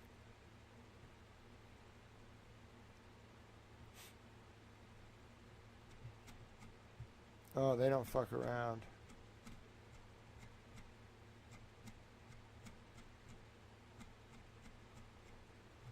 such valuable information if you're investigating someone, though. No wonder why they do it. Oh, they get your bank record. Oh, they get everything. They wanted to see if he was, like, bribed for doing it. Oh, dude, don't fuck with these people.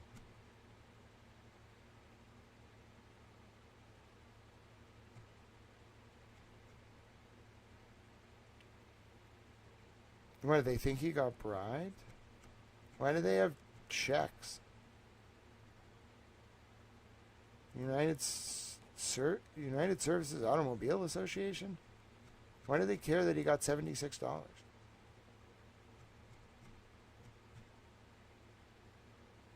I am so confused. What date? August 5th? What did they stumble onto here?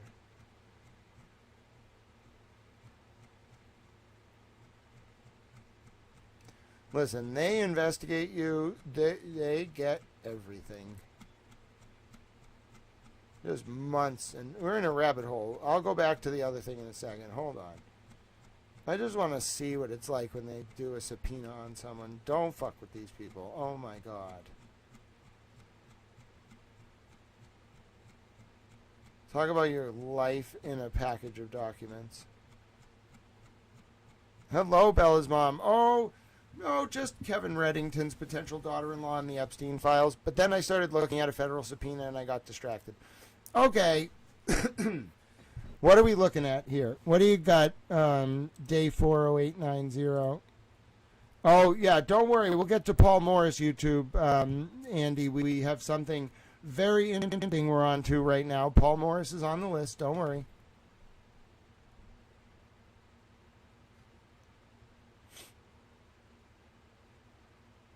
Yep, we found her. All right, so it's not the same Allison Reddington. All right, that's why you rule that shit out. All right. Now, it appears, unless she moved from New York to Stoughton, but it appears that she... Now, what if she's a different member of the Reddington family? We got work to do. All right, we have located Allison Reddington. It is the woman from New York. Wow, that's so creepy. All right, now I gotta... Don't worry. Now, all right, so this person works at UHNW Family Office. Who is that? What is UNHW Family Office? Private Wealth Management. All right, we got our person. Now, does this person from New York have a connection to the Reddington family? If so, we still got it. We're narrowing it down. All right, so it is not, just so everyone understands, it is not the Allison Reddington that is married to Kevin Reddington's son. The reason I know this is I believe this person was working for Peggy Segal, who is this publicist. The Allison Reddington we're looking for in the DOJ files is a publicist who worked in New York. Now, what we need to do is find out if the woman from New York named Allison Reddington is a member of the Reddington family. If we do that, we've put it all together. I was close with the woman in Stoughton. Might not have been her, but we very well could have a member of the Reddington family. All right.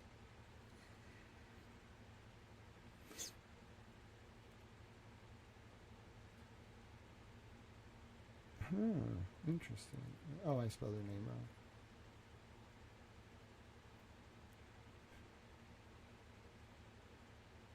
You go by a different name? No. What? Allison, not Lindsay. Okay. And I want the Allison Reddington in New York. Not New Jersey. New York. Oh, maybe she commutes? How old is this person? Let's see.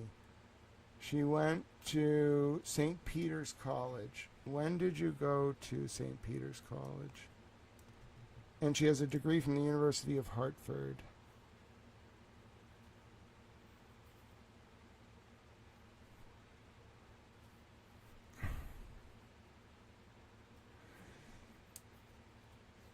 All right, 3 Clerk Monty, I'm on it. I'm trying to find out whether the New York Allison Reddington is a member of the Reddington family. It's going to take me a second, but that's what I'm doing. And then I'm going to watch the Super Bowl and talk to you as I keep researching.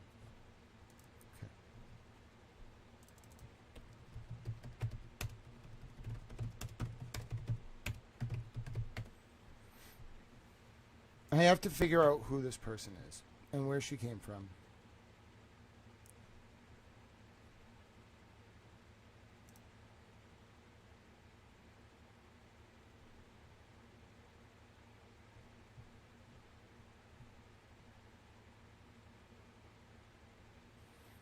No, I want the family from Massachusetts.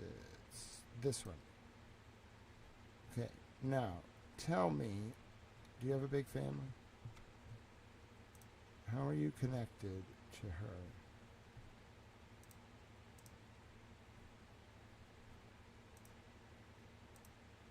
Let's see. I think it might just be easier to do it this way, but she's kind of hard to find.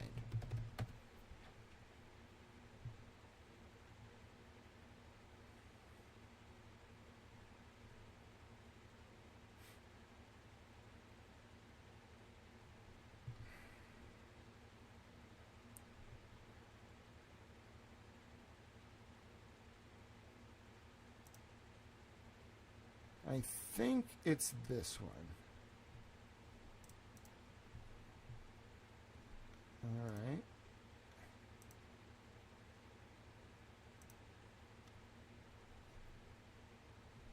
Okay. Is she in her 50s? Seems like she could be with the amount of work she's done. Yes, we're looking at a woman named Allison Reddington who worked with the entertainment publicist Peggy Segal, and we're trying. She works in New York, but we're trying to find out if she's in the Reddington family that has ties to Massachusetts. No, this is the wrong Allison Reddington. I'm looking for the one that is in. Is she only 38? I'm looking for the one that works at.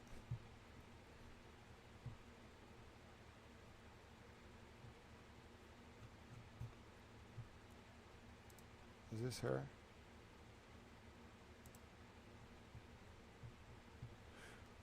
This is very interesting. This is, I mean, this went down a rabbit hole I did not expect. She's 78?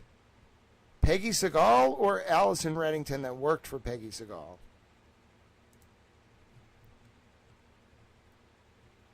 Peggy Segal is older, but we're looking for Allison Reddington. I believe she's currently in... Yes, Peggy Segal's older. We're looking for the Allison Reddington who worked for Peggy Segal.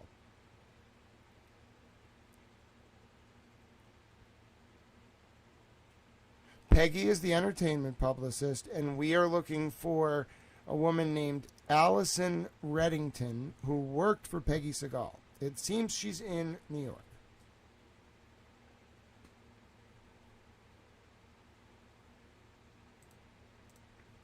Oh, she lives in Tennessee?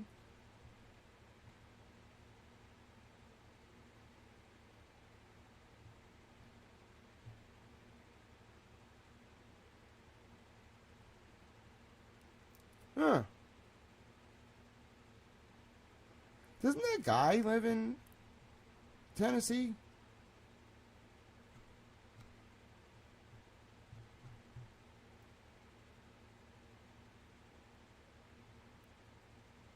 Is this her? Huh. This is so interesting. Like, okay, so first of all, just so everyone understands, there's a woman named Allison Reddington in the Epstein files 515 times. We are doing our due diligence to determine who this person is. It's a matter of public interest. She's in the Epstein files. We have found out that there is an Allison Reddington who is in Stoughton that is Kevin Reddington's daughter-in-law, who doesn't appear to be this woman. At first, it appeared to be, we couldn't narrow it down. Then we did more research and found out there is a woman who worked for Peggy Segal, the entertainment publicist, named Allison Reddington. So our first job is to find that person. Then we have to figure out if that person is connected to the Reddington family from Stoughton and the Massachusetts area. If so, we have the story. That's what we're doing. And we're going through it. Now, you could say, I can't believe this person's in there 515 times. Yeah, I agree with you. It's a lot. And that's why we're looking her up. She's not there in passing. She actively communicated with Epstein and with Peggy Segal. And I'm now intent on finding out if there's a connection.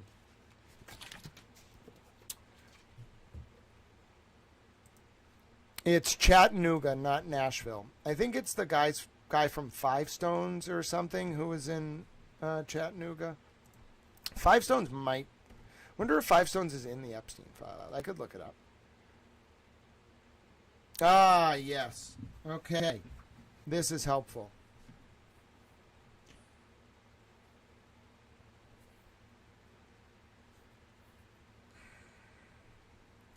Let's see if we can find out if one of these people, one of her family members, is in the Reddington family.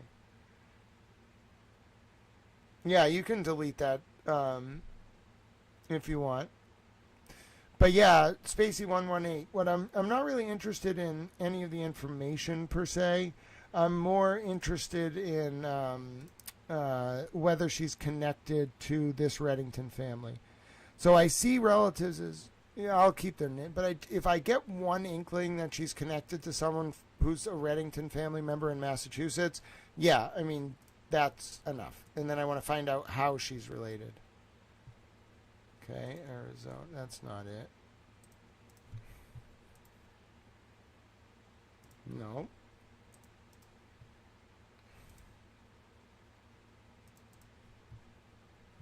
And if she's not, she's not. There's just too many coincidences, though.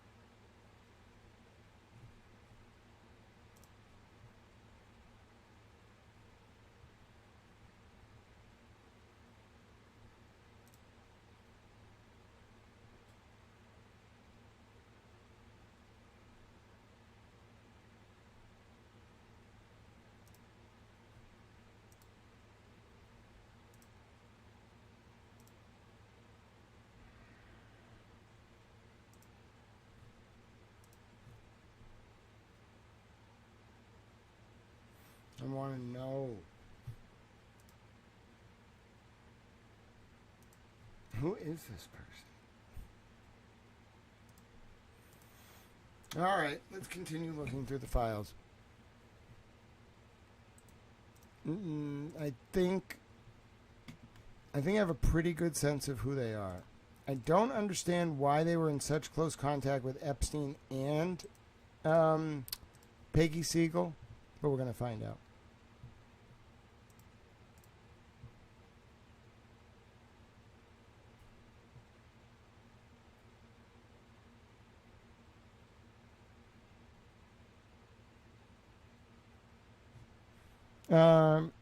No, we don't. You don't have to link the LinkedIn. That's fine. You can remove that, Bella's mom. Anything that's not a DOJ file, we don't have to share those.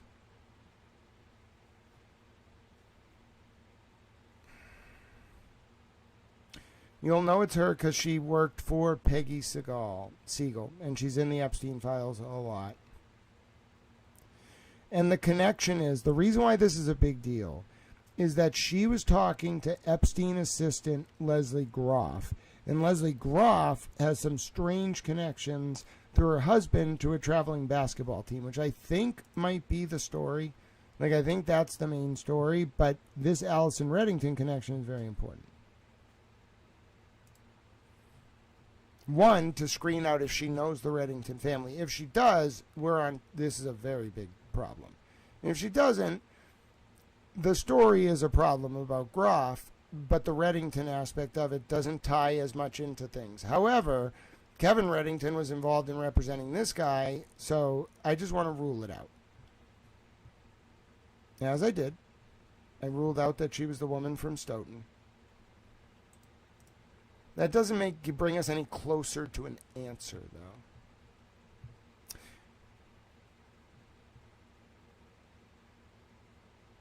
All right.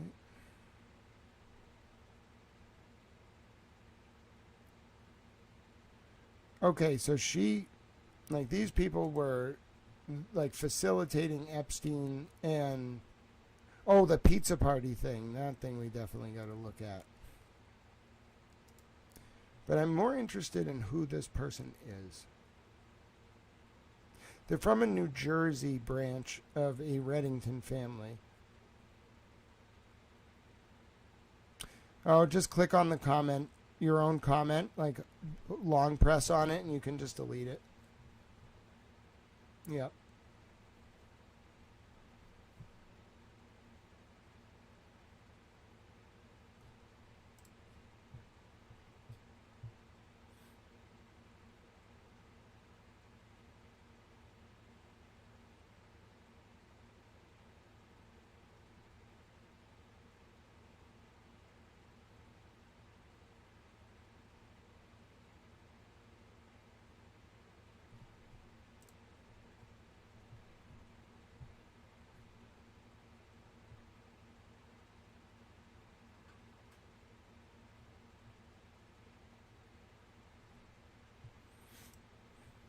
Something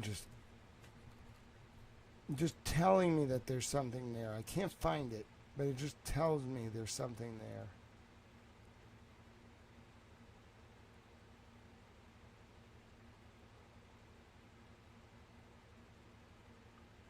I wonder if there are two different connections.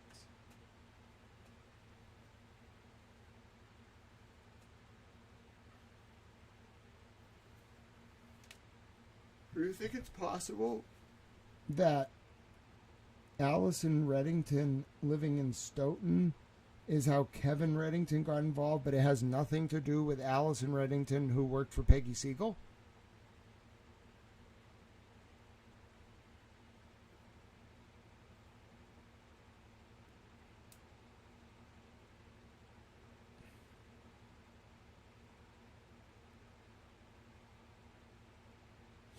I got to figure out if these people are related.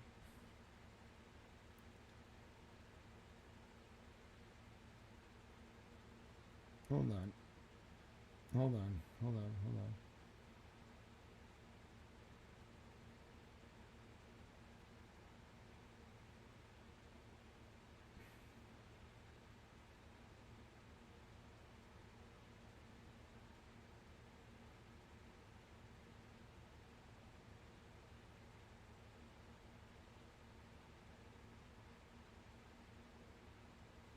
What the fuck?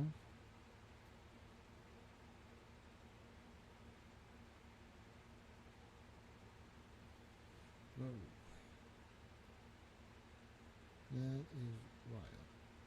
It is...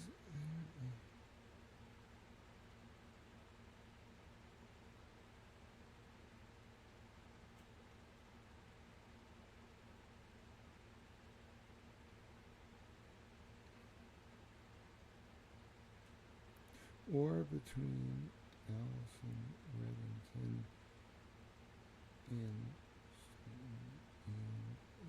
Allison Reddington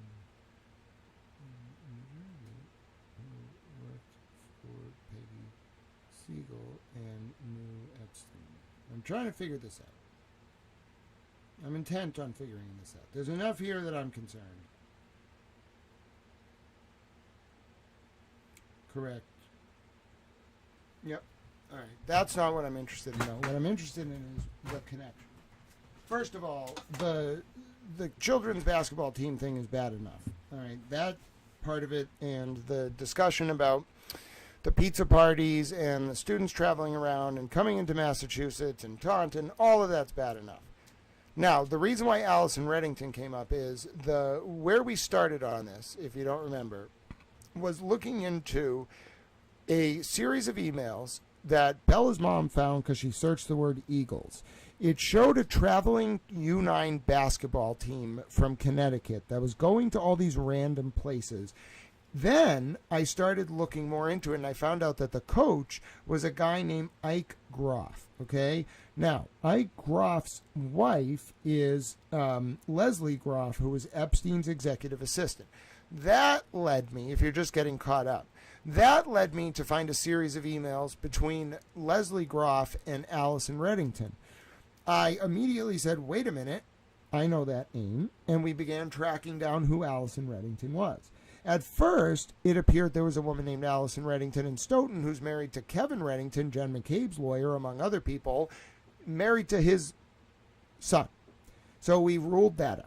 Okay, this Allison Reddington is actually a older woman from New York or New Jersey who worked as a publicist or like assistant for the publicist Peggy Siegel. So as a result of putting all that together, we're now trying to figure out whether the woman in New York named Allison Reddington, who worked as an assistant to publicist Peggy Siegel, has a connection to the Massachusetts Reddington family. Aside from that, which is like itself a wild story, whether we even make that connection, there is then also this very disturbing like series of emails involving pizza parties and this basketball team. Okay, I even found the basketball team. And I'm not going to show you the kids because it's like I'm very concerned by all of this. But I found the basketball team, okay? And I found Ike Groff being the coach, okay? And I found like them traveling all around Massachusetts, Taunton. Now, what threw me off? What really made my like towel sense start tingling is this email, okay? There's one email in here about like Taunton. At first, I was just like, it's weird they went to Taunton. Then I started looking at like what the hell is 4 Kicks Taunton. I'm like looking at the shit like it's kind of like a kids play park with like a fucking like ice rink and like a basketball court. Like it's like a very specific kind of like kids play place. Okay. Then I'm just like randomly Googling some other things where they were in Massachusetts. Like I'm literally just Googling like the like Oak Street in Pembroke, and I'm not doing this because I'm trying to like look at these places. I need to understand why this specific youth basketball team tied to Jeffrey Epstein's assistant was going to these places. So then out of nowhere, I know Nicola Cox, I just had to cough a little bit. Out of nowhere, I had to take a look at this. The University Sports Complex in Hanover. It was the last thing I had to look at. Now, I'll tell you, like, my thought process. I wanted to look at it because I was like, wait a minute. University Sports Complex, is it connected to a college? Like, this basketball team these guys were coaching for is weird, okay? Like, these are high-power financial guys, and the basketball team's a little weird. So I'm like, what is this? I Google it. It's another play park. It's like this odd play park in Hanover, okay, with like a bunch of like jungle gym equipment and shit, and then like a basketball court, indoor rinks, and then I go look. Okay, this was the facility where a guy got arrested like a few months ago, well, more like 10 months ago, for exposing himself, and it wasn't just any guy. It was a photographer that works with local youth sports teams for exposing himself to a kid in a bathroom. Then someone's like, oh, that's Kevin, like Kevin Reddington represents that guy, or Silver Peak Studios, his company, whatever. Kevin Reddington represents that guy. So then I'm like, wait a minute. Didn't Kevin Reddington also represent like Paula Prado's father, the juror from the Karen Reed case, father-in-law, in a case out of Attleboro District Court about CSAM, where he got 18 months, the dude, for concurrent in federal prison for stealing missile secrets federally and for CSAM. All right? Like, didn't Reddington, like, and was that guy connected to the Saudis? Oh my God. That was an Epstein thing? We got to prove this. The point is, so then I'm like looking in the Epstein files for Reddington. I don't find Kevin Reddington, but I find 515 hits on Allison Reddington. So then we go down this like sort of rabbit hole, like, who is this Allison Reddington? Come to figure out she is from New York. She worked for a publicist that just got engulfed in the Epstein scandal named Peggy Siegel. Okay, now, we're at the point, that's where we're at in this investigation. We have ruled out that this Allison Reddington is the Allison Reddington from Stoughton. However, I also have now started to think about like a number of questions about why the Allison Reddington from Stoughton, who is Kevin Reddington's daughter-in-law, is in Stoughton. Stoughton's an epicenter of a lot of bad things. Setting that aside, we're trying to figure out if this Allison Reddington, who had extensive communication with Epstein and Peggy Siegel, she was like the intermediary to help them like set shit up and stuff, like meetings, on God knows. Whether this person is from a branch of the Reddington family that is related to the Reddingtons in Massachusetts. That is our life goal right now.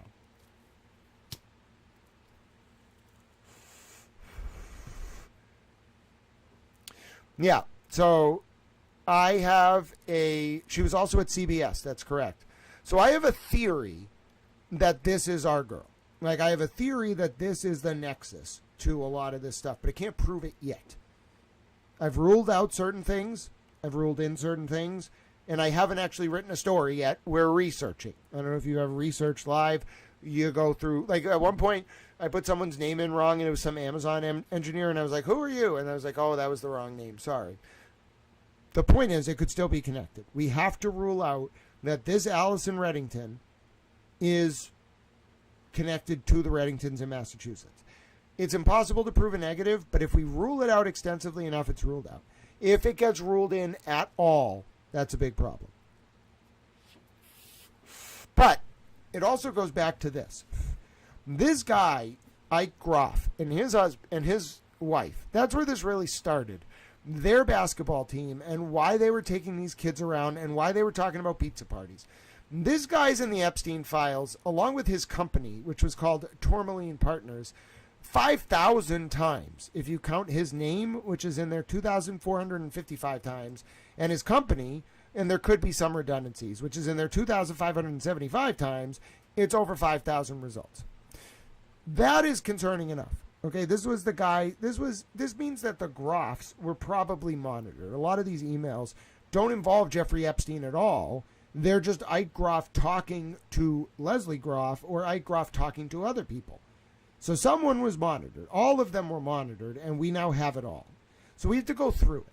But before we even get back to the actual story, because remember here, the story is these two people, Ike Groff, which is Leslie Groff's husband, and someone else emailing about pizza parties, okay?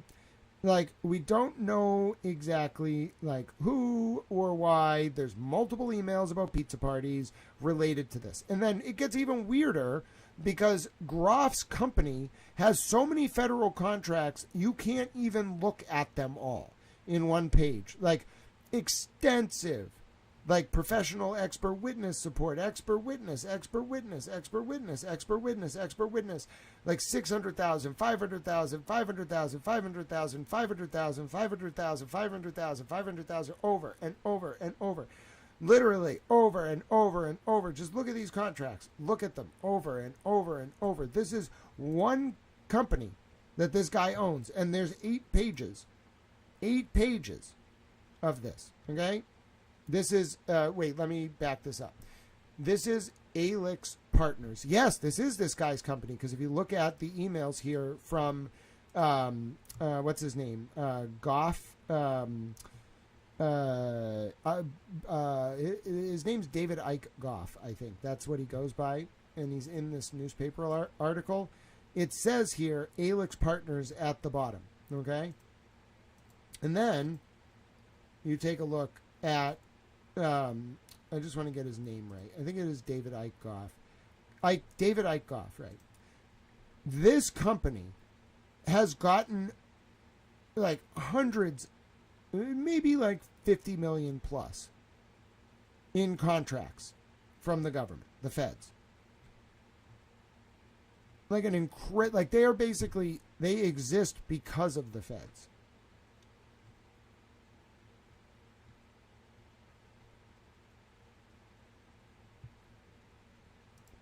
So what is going on here? Oh, that's right. I wanted to look up Five Stone's intelligence in the Epstein's file. Allison also worked. The basketball team was located out of New Canaan. New Can, Newcaanan, Connecticut. And you'll be able to find it. Let me give you the email that will help you find it. It's this. Let me give you it. It's this one.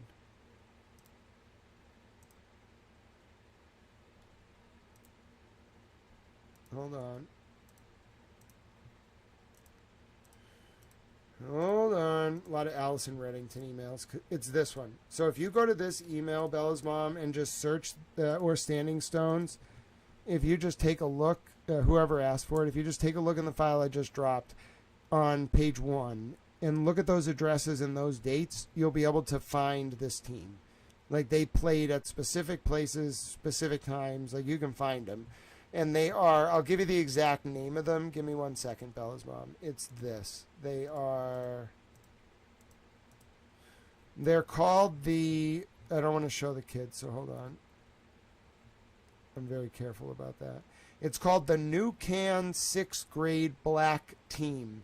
And if you search New Canaan, so Newcanaan, and then you search FCBLA Division Championship, and you search it from like 2016 or something, you'll find that they beat the Mount Vernon team 51-46, and that's how you'll know you have the right team. No, I did mean Frederick Crawford. Please forgive me. It was actually the head coach who worked with Alix Partners.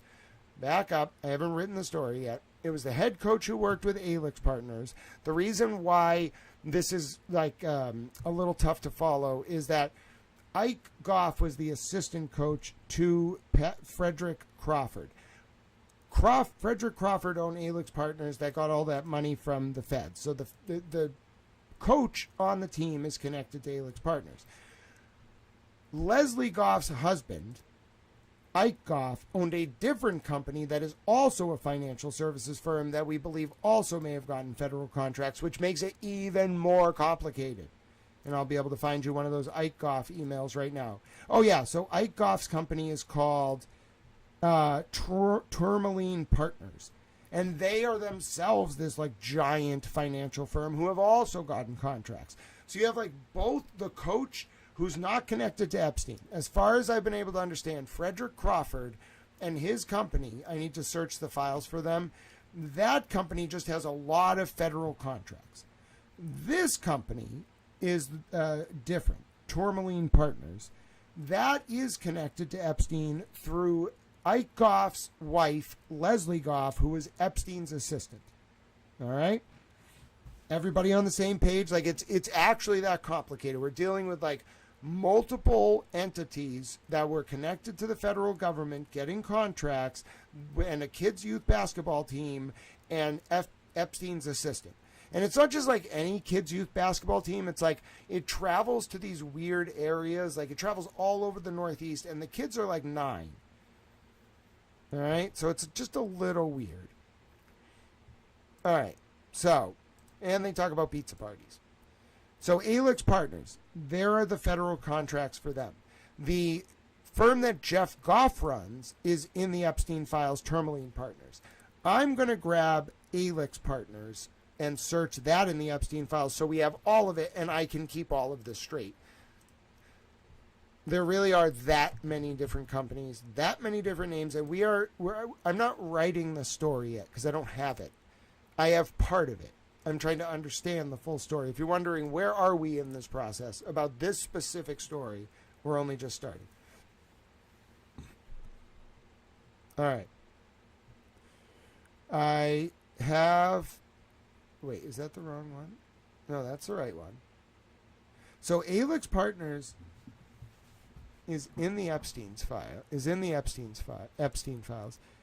Is it in there more than... What's this dude's name? Frederick Crawford? Hold on, I need a second. His name is Frederick Crawford, right? Yeah. All right, let me get it. Where's Frederick Crawford?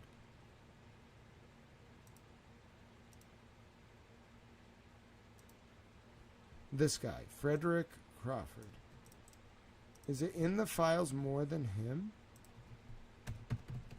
I thought he was only in there 19 times, 32. So why is his company in there 43? All right, so take a look at this. The coach of the team is not related to Leslie Groff, okay? The coach of the team is the one that has a lot of federal contracts. He's in there 32 times, but his company is in there 43 times. Ask him. No, Fred Crawford's only in there 14 times. What about to Epstein directly, though? No. Paula and Pat Garrity.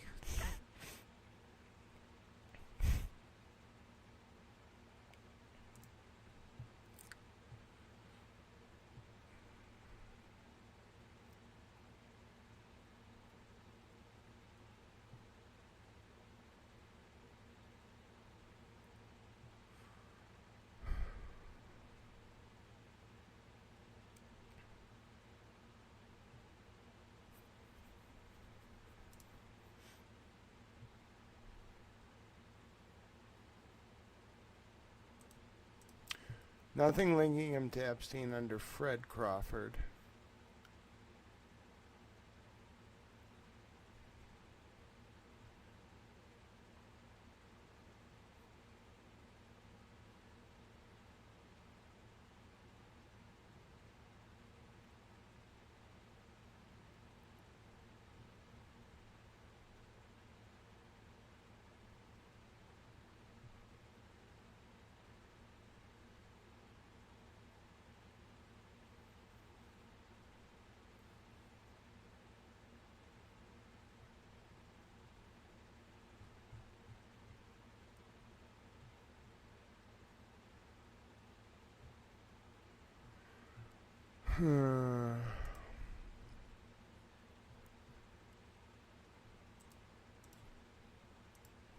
Nothing linking Fred Crawford to Epstein.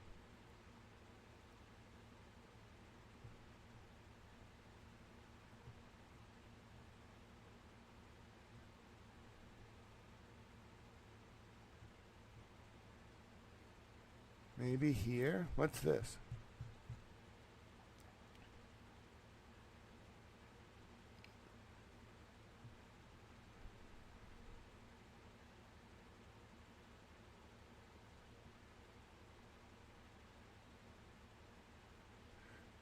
Chris and Fred Crawford. Okay. So give me the link to Epstein.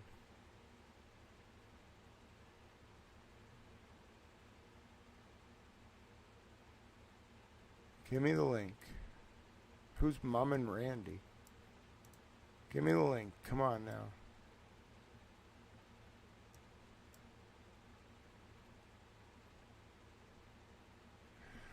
Okay, this actually might be what we want. It's a Washington, D.C. Oh, it's Tourmaline Partners. Okay, so this is the Tourmaline Partners, like, barbecue. But who?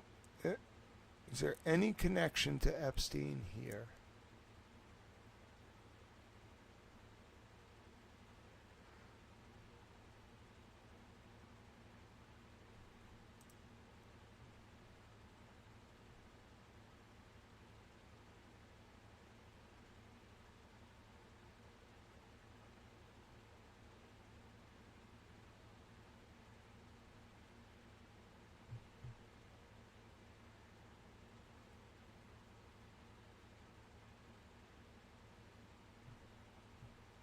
Huh.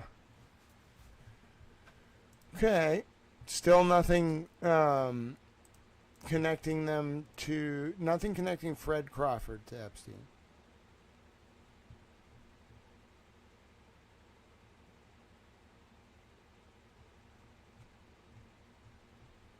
Wait a minute.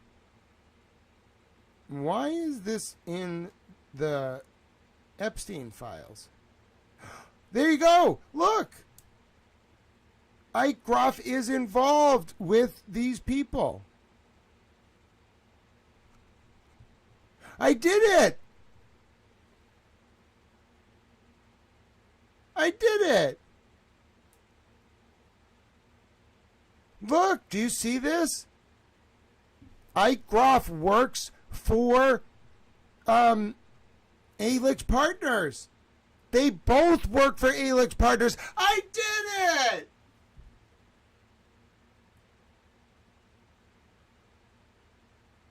I did it! I did it!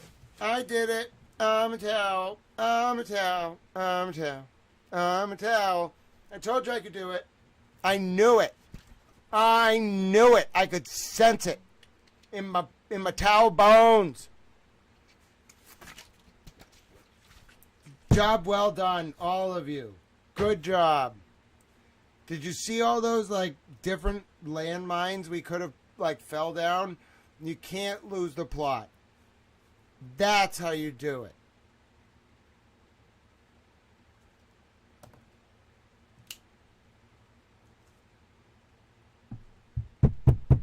That's a huge company with a lot of federal contracts. I knew it. Yeah, someone who was like, I could sense there was something off about Fred. All right, Bella's mom, good job. You found Fred. Dude, that shit was hiding. Did you see how intent? Like, did you see why I was so like? And it was a mistake too. Just me being like, oh yeah, Groff is part of Alix Partners. He was the whole time.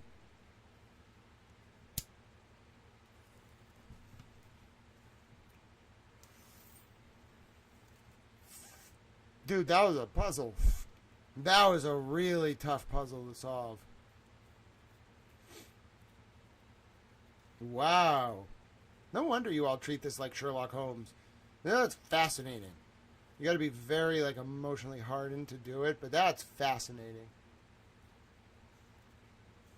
It's like a live mystery, like noir theater show that you get to participate in and solve. This is incredible. Fred is on the board of Ryan. What is Ryan?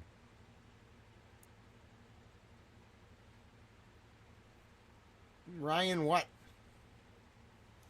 Is Ryan I don't think Ryan is a company. Right, hold on. He didn't update his LinkedIn and said he's retired. I'm so confused, Bella's mom. You got to spell this out. No, don't send links. No, Bella's mom, just explain. Ryan, oh, you did send that thing about Ryan, but like, just explain. Ryan what?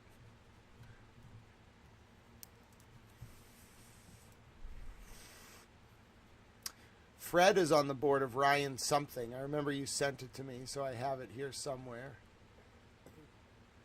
Oh, yeah, here we go. Fred is on the board of Ryan. Oh, it's literally just called Ryan. I don't know what Ryan is. No, there's nothing indicating that he... When did it say he left Alix Partners? This was 2013. It said he didn't leave till 2016. And then he was then he retired in 2021. These emails are from 2013. Bell's mom, just so you know. Look at what they do. Okay, I'll look at what they do. What does Ryan do? I don't know. Is it an insurance company? I don't understand. I don't understand, Bella's mom. I don't understand what you mean by Ike lied. Like, you have to explain. I can't understand when you just say Ike lied. You have to actually like lay it out, like A, B, C, D. Okay, what is Ryan? I don't understand. It seems pretty big. What do you do with your life? Oh, tax services? Huh. Yeah, I'm going to guess this is, one of those companies. Oh, no worries, Bella's mom. I just want to understand. So Ike is Leslie Groff's husband. That's David Ike Groff. He retired. No, okay, hold on. He retired as CEO in 2016. He stayed on until 2021. They're consultants for various functions. Yeah. Okay, I get that. Yes, that's true. But if you look, it doesn't look like Ryan is how this guy made his money. This dude made his money, Fred Crawford, through this. Okay? I'm telling you right now, this is where the money came from. Which makes me think, like, this dude was not, just like some of the State Street VPs were not working at State Street, this dude didn't work at Ryan. What does it say? Or did he was he working at Ryan simultaneously?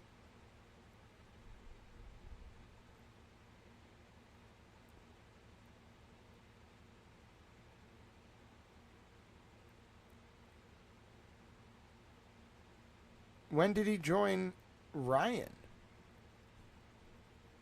Was he as part of that firm while he was at Alix Partners?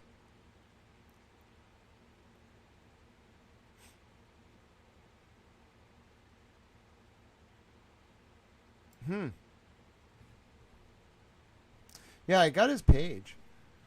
But I'm more interested in what are we thinking that... Sorry. No. I closed the thing I wanted to look at.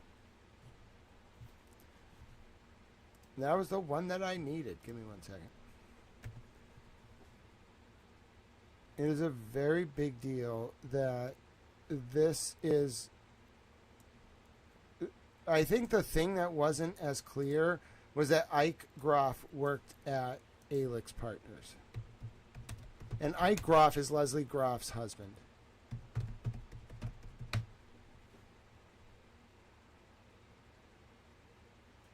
That puts... So Tourmaline Partners and Alix Partners are connected.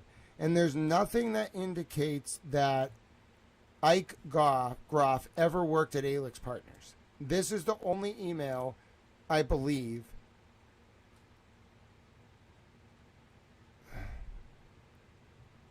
And then remember, it says Team Party. All, does this work for you? If so, I'll get in an invite. Well...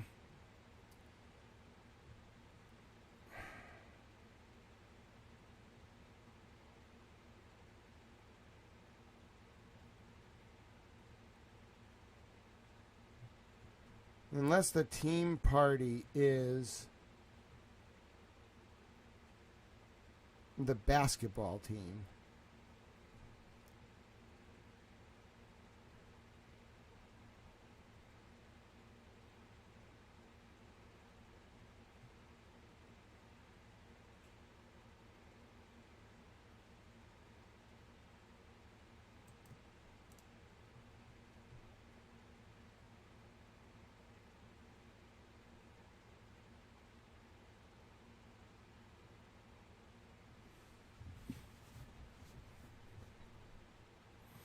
This needs more analysis.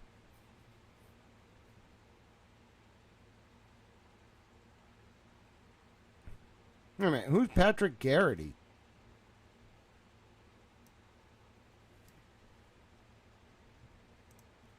Was Patrick Garrity involved in their basketball team? Hold on.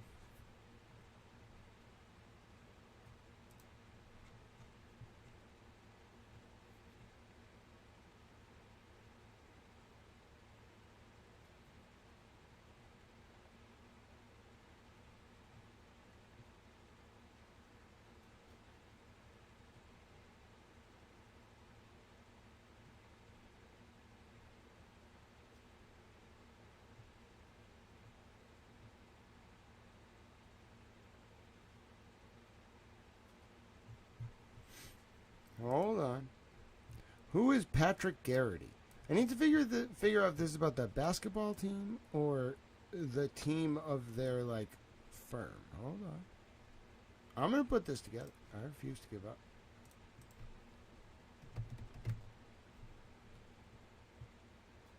We're definitely onto something about this because it touches Epstein through Leslie Goff's husband.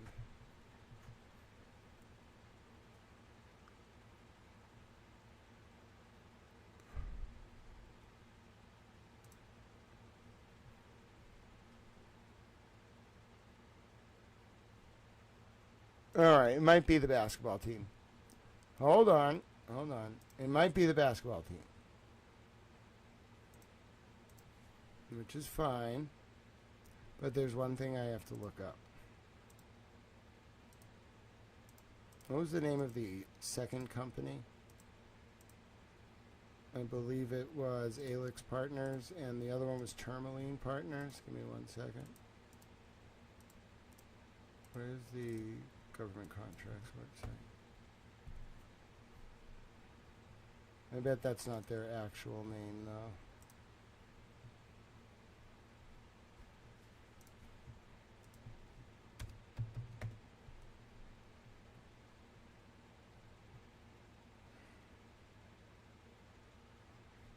Yeah, it's LLC.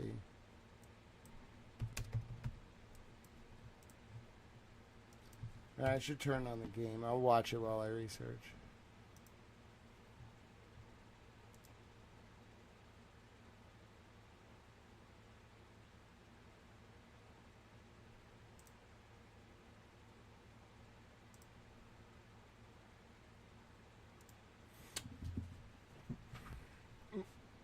Okay. Here's what I want to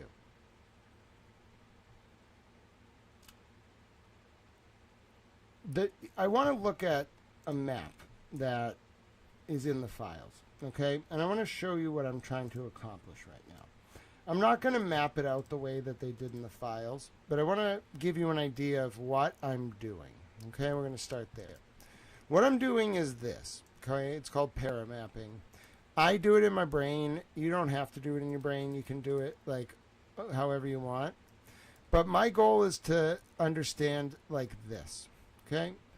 I want to look at like people in Epstein's orbit. I want to find out what they're doing, and then I want to map them, okay? Now let's see if our people are on this map.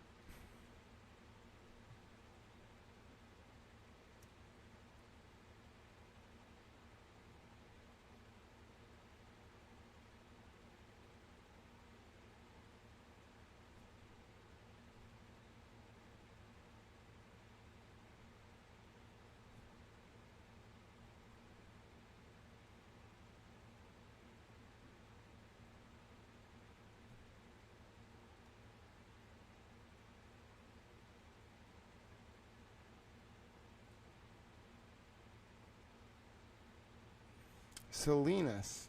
We looked at that one yesterday, but that's not related to this. What are we on to here?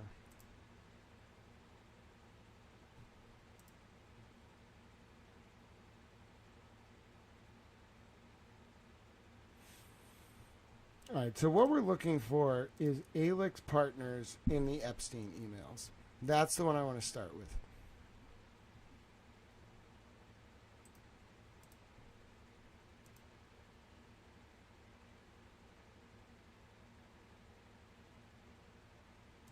So it seems like Alix Partners is a very strong candidate for being tied to Epstein, but there is no direct tie. As much as it seems like the only direct tie would have been if Groff worked with them, but he didn't. That was just about a team dinner.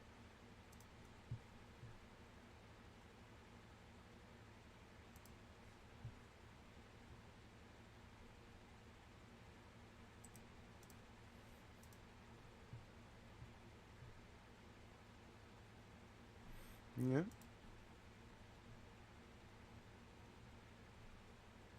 Oh, what's this?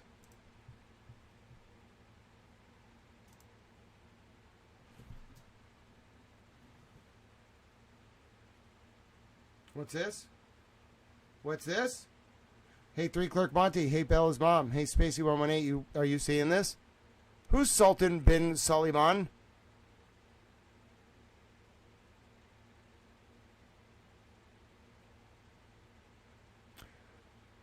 Hello? Hello? Who's Sultan bin Suleiman? I'm afraid to Google. Bingo! Bingo! See, I told you. 1 false bingo, 1 correct bingo. Oh, 1 really fucking big bingo. Oh, that was not what I was expecting. No, this is so big. Oh, goodness. Oh, no. Oh. Oh. Oh. Oh, my word. He's a rich man. He is a very rich man. He's the chairman of the ports. He rebuilt Dubai. Oh, no.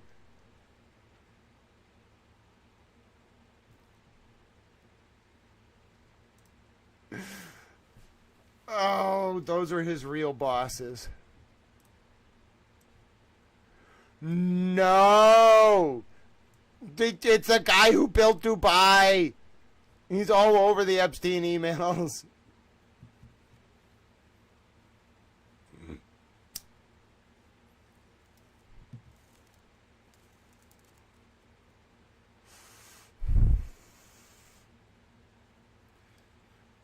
This is the guy that negotiated the Iran deal. Oh, dear God. All right, well, there's your connection.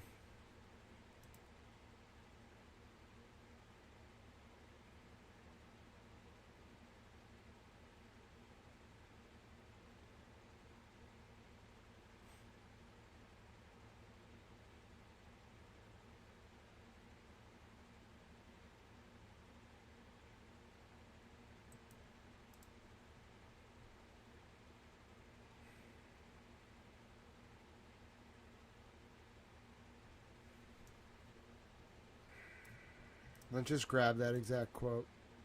He might have translated it into English, but it's enough.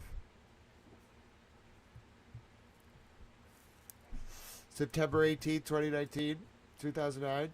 Yeah, I got it.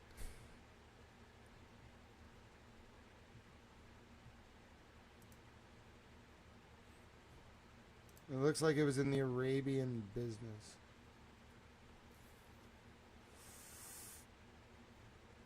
It originally appeared in Wednesday. It looks like it appeared September 16th. I found it September 18th in Arabian Business. And then it's in Reuters. It's in Reuters, like the Japanese version. I want to allow ads. Hold on. So, like, this is what I'm looking for. Do you see this?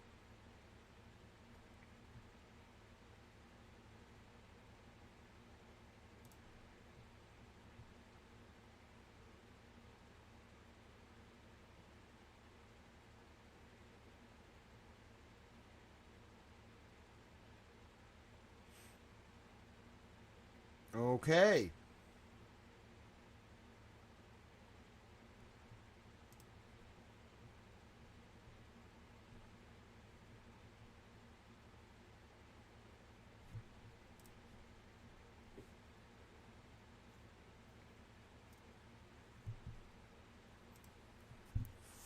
No, I don't want to register. How dare you? How dare you?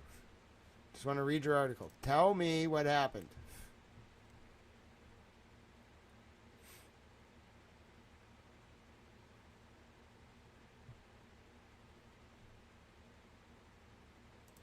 So Dubai hired the coach of this basketball team's firm?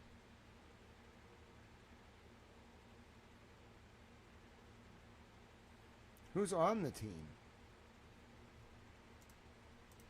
Wow. All right, hold on. Pause. I need to eat. Listen, we are on to something big.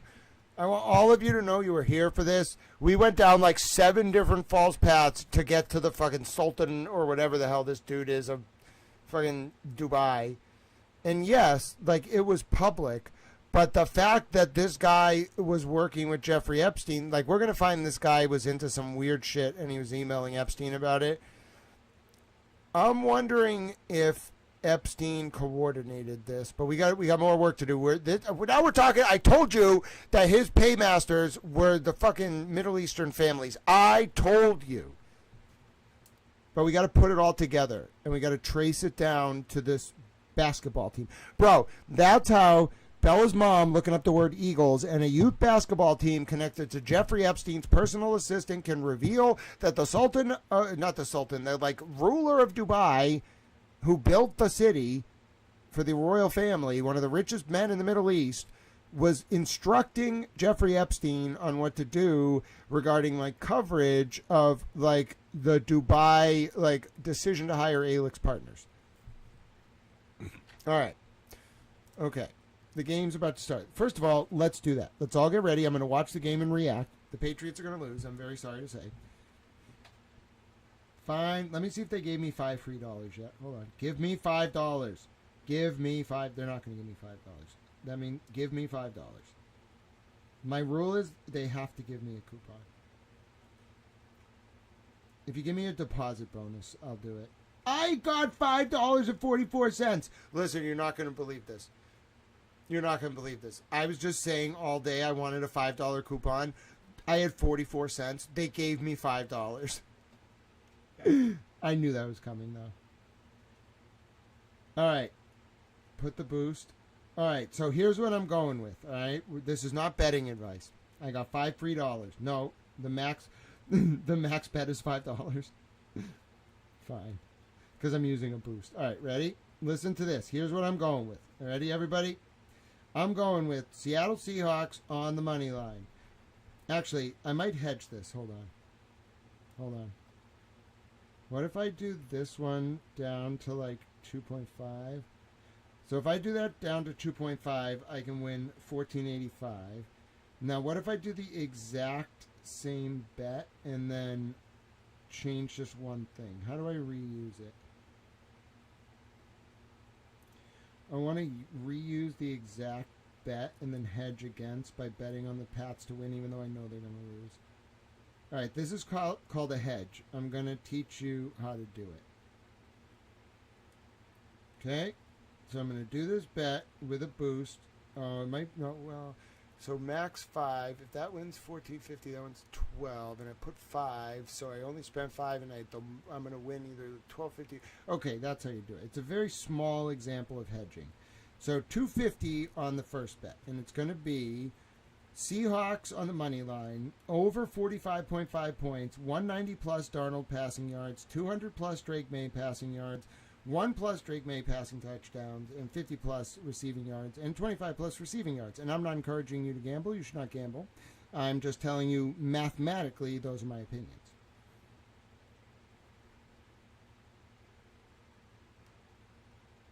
Okay, and then I'm going to do this, and then I'm going to do this, and I'm going to do that.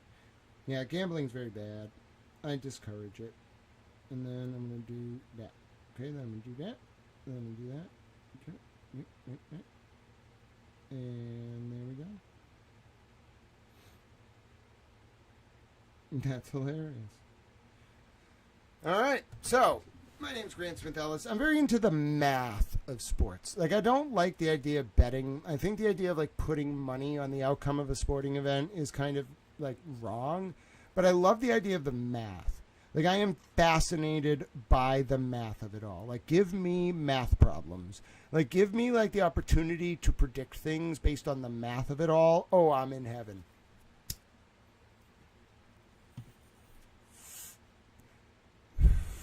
Yes, in limonene, you're not kidding yourself. That is real. If this is what I already did the research. If this is that guy being in there, yeah. Wait, what? Brains of dead people?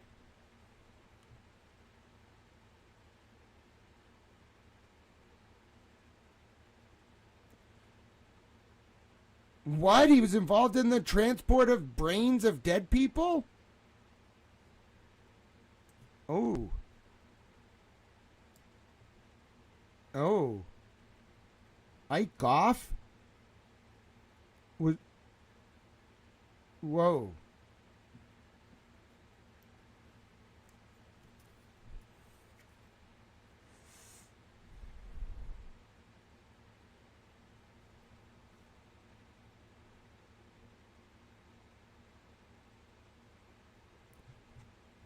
Whoa.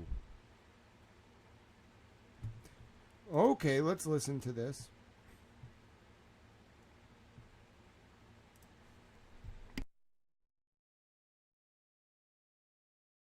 Epstein dossier reveals brains of dead people being transported from North Macedonia to the US. North Macedonia was involved in the project mentioned in the documents related to convicted American pedophile Jeffrey Epstein, but the entire procedure took place legally, the former director of the Institute of Forensic Medicine in Skopje, Alexei Duma, tells Deutsche Welle. North Macedonia is also mentioned in recent documents released by the US Department of Justice regarding Epstein, convicted of child trafficking and sexual abuse, in an email sent to Ike Groff, founder of investment firm Tourmaline Partners. Which cites a Bloomberg Businessweek investigation by Cynthia Coons and Robert Laggert. As part of the project, American scientists affiliated with Columbia University have created a large human brain bank intended for research into suicide, schizophrenia and other psychiatric disorders. The collection includes about 1,000 brains, some from people who have committed suicide and some from control samples. In this context, Macedonia is also mentioned, which contributed samples. The report says that the brain was taken after death, immediately frozen and transported to the United States under strict control, where it was archived and marked with QR codes. Strict protocols were in place. The brain traveled under controlled conditions, was packed in special containers and stored at -80 degrees Celsius. Professor Alexei Duma, former director of the Institute of Forensic Medicine in Skopje, explains to DW how many samples and for what purposes were sent from Macedonia to the United States. Duma, it was the largest international project we participated in. Duma, in a statement to Deutsche Welle, explains that this is an international project, in which the country was involved by sending 10 to 15 samples. The procedure for sending the samples to the United States was carried out according to very strict rules and controls. Each sample had to be approved by the Macedonian and American ethics committees. The samples traveled mostly legally by plane, passed through customs, and have full documentation for them. Without permission, a sample could not have entered the United States. Duma is decisive, dismissing the possibility of profiting from the entire procedure. He also points out that the figure of 1,000 brains does not refer to Macedonian specimens, but to the entire collection from several countries. Macedonia provided about 10 to 15 specimens each year. Considering that we had 300 to 350 autopsies from all walks of life every year, the question is how many of them died due to suicide. In the end, the number comes down to 10 to 15 cases, says Duma. He does not remember whether permission from the families was required for the intervention at that time, or only the consent of the ethics committee and an information letter. The role of Gorazd Rosiclia. A July 2014 MANU paper, written by Gorazd Rosiclia, a professor at Columbia University, Alexei Duma, former director of forensic medicine, and Andrew J. Dwork, has been published on the website of the U.S. National Library of Medicine. The paper describes a multi-year collaboration between Columbia University and the Institute of Forensic Medicine in Skopje, which began in 1996 with the aim of studying brain changes in schizophrenia and suicide. Gorazd Rosiclia is cited as the main liaison between Columbia University and Macedonian institutions. He traveled frequently to Macedonia, organized administrative processes, and played an important role in approving the export of biological samples. In 2010, the media reported that Associate Professor of Psychiatry at Columbia University, Dr. Gorazd Rosiclia, was actively working to open a center for psychiatric illnesses in Macedonia, the first of its kind, with the aim of providing accurate diagnostics and modern research methods. In an interview with Voice of America, Rosiclia later revealed that he was also the initiator of a project funded by the U.S. National Institutes of Health, NIH, to open an electron microscopy center in Macedonia. The center was supposed to enable the study of the ultrastructure of brain tissue in patients with schizophrenia. Project results and significance. Professor Duma, from this time distance, says that they received interesting data about schizophrenia and its connection with suicide. Our part was to work on morphology, whether there is any change in the brain that is characteristic of suicides. Moreover, another university was working on finding drugs. Duma is convinced that the project has yielded important scientific results.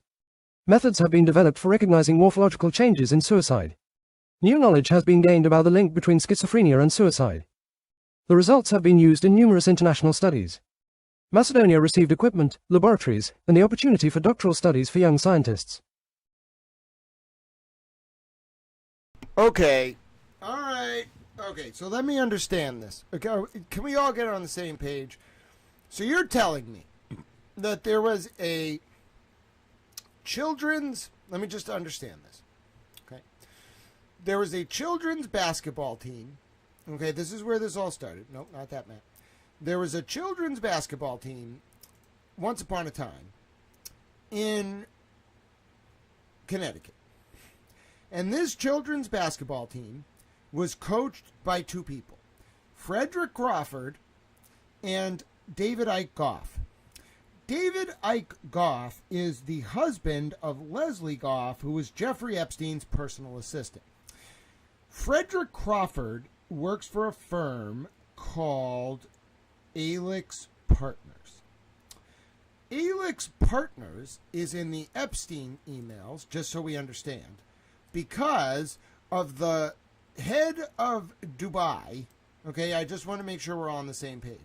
Because the head of Dubai, some kind of sultan, some guy who like invented Dubai, okay? The head of Dubai emails Jeffrey Epstein, which I will find for you among my litany of different documents. I literally have like 40,000 documents in my head right now.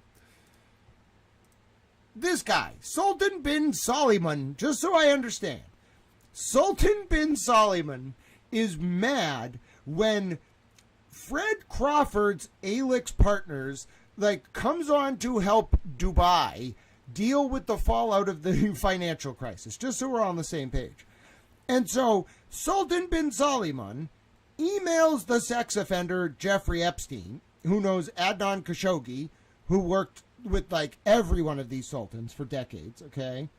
And all these people are into like doing bad things with kids, just so I understand. Not the company that is in the email, but the Sultan and Jeffrey Epstein, they do bad things with kids, just so we understand. Okay, so there's a kids basketball team that is run by this guy, Frederick, let me get his name right. Let me get his name. Hold on, what is his damn name? Not Ike Goff. It's the other dude. Alison Reddington, that was an adventure. It's not this one. It's this dude. Whatever his name is. Fred, I want to get it right. Fred Crawford. Okay? So Fred Crawford's company is connected to the Sultan of Dubai. Not the Sultan. Yeah, the Sultan. Let's call him the Sultan of the Port of Dubai. Okay? I'm an American towel. So he's connected to the Sultan of Dubai, who doesn't reach out to Fred's Alix Partners when he's mad about news coverage. Sultan reaches out to Jeffrey Epstein. Okay? Just so we understand. That's one of the coaches of this youth basketball team that, by the way, was like traveling. They're like 9-year-olds, and they have them traveling around in like Taunton and Pembroke and Hanover. And the place they went to in Hanover just happens to be where this was in when they go to Hanover, 2016. 2016. This happens to be where a youth photographer for a long time in 2025 got arrested in the same facility for exposing himself to a minor. Okay, that, seems a little odd. I'm just saying, that's just a little odd. There's like odd, there's a little odd, and then there's very odd. That's like, odd, all right? So just so I understand, there's that whole connection to the basketball team on one side with one of the coaches. Then, on the completely other side, there's another coach, okay, who's connected to Epstein's assistant, Leslie Goff. In fact, it's her husband. Her children are on the team. Their children are on the team. This guy, his name is David Ike Goff. Not only is he all over the Epstein files, just to give you some sense, he is in there 2,455 times by name. And recognizing there's some overlap, his company, which is called Tourmaline Partners, is in there 2,575 times. Now, we haven't even started this investigation because I read this article, which seems to be out of Macedonia, and it mentions that Epstein, there's an email to Ike Goff, one of the coaches of this basketball team, okay, who's the founder of the investment firm Tourmaline Partners, where they're talking about shipping brains in the context of a project with Columbia University. Are we all on the same page?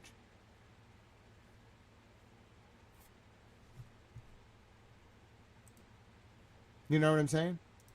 That's wild. That's absolutely wild.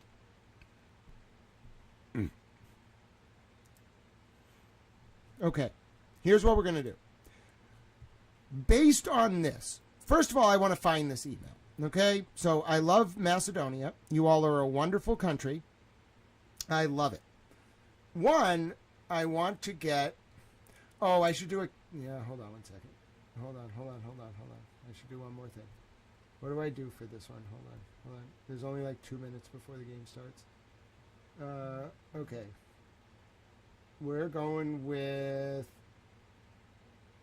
Are we feeling Hunter Henry?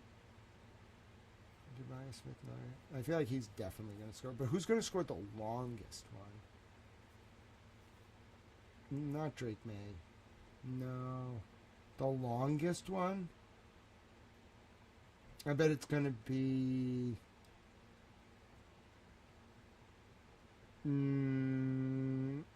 Diggs. He's just a boss. Anytime. 44 cents.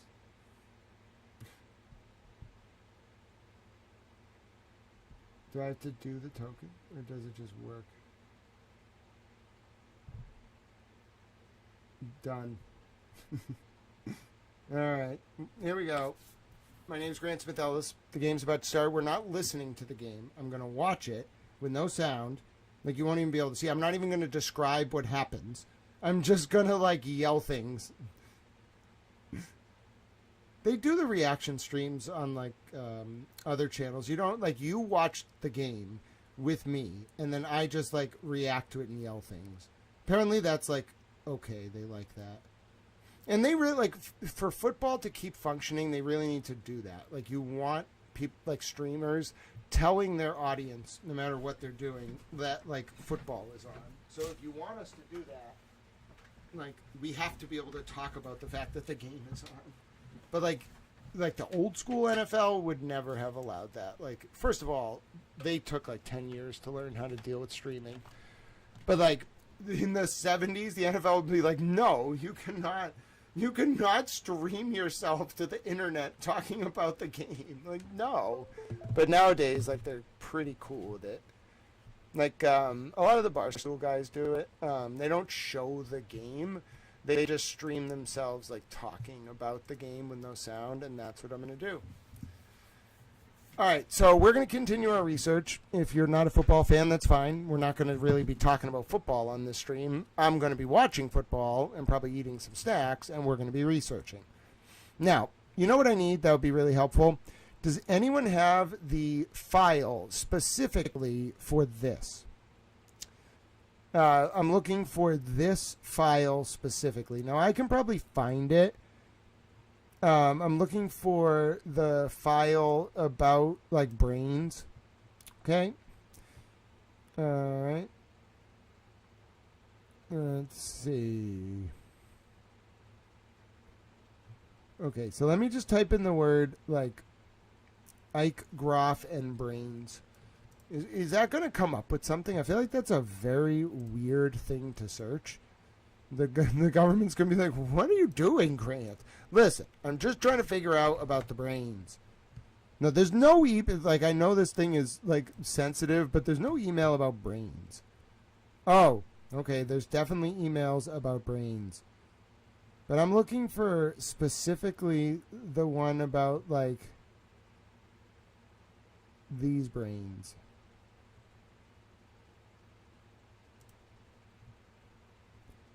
It's not going to come up.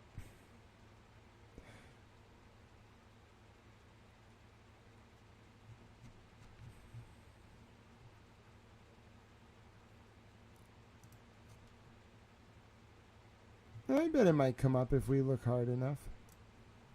Or if we search, like, Macedonia. Alright, hold on. I know there was another link in the chat. Hold on. It was before that. Hold on. There it is. Alright, let's open this one. Or was that the same one from before? That was the same one. Someone gave another report of this. Here we go.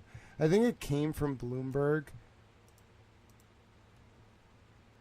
Let me just wait for this to open. Give it a second. Hello? All right, there we go. It's still opening.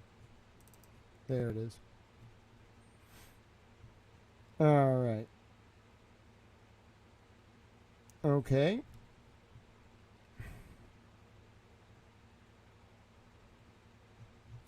Let's see if this is actually a thing, though. Like, I want the source. No! I just want you to read it. And I also want the source article. Source article? Go ahead.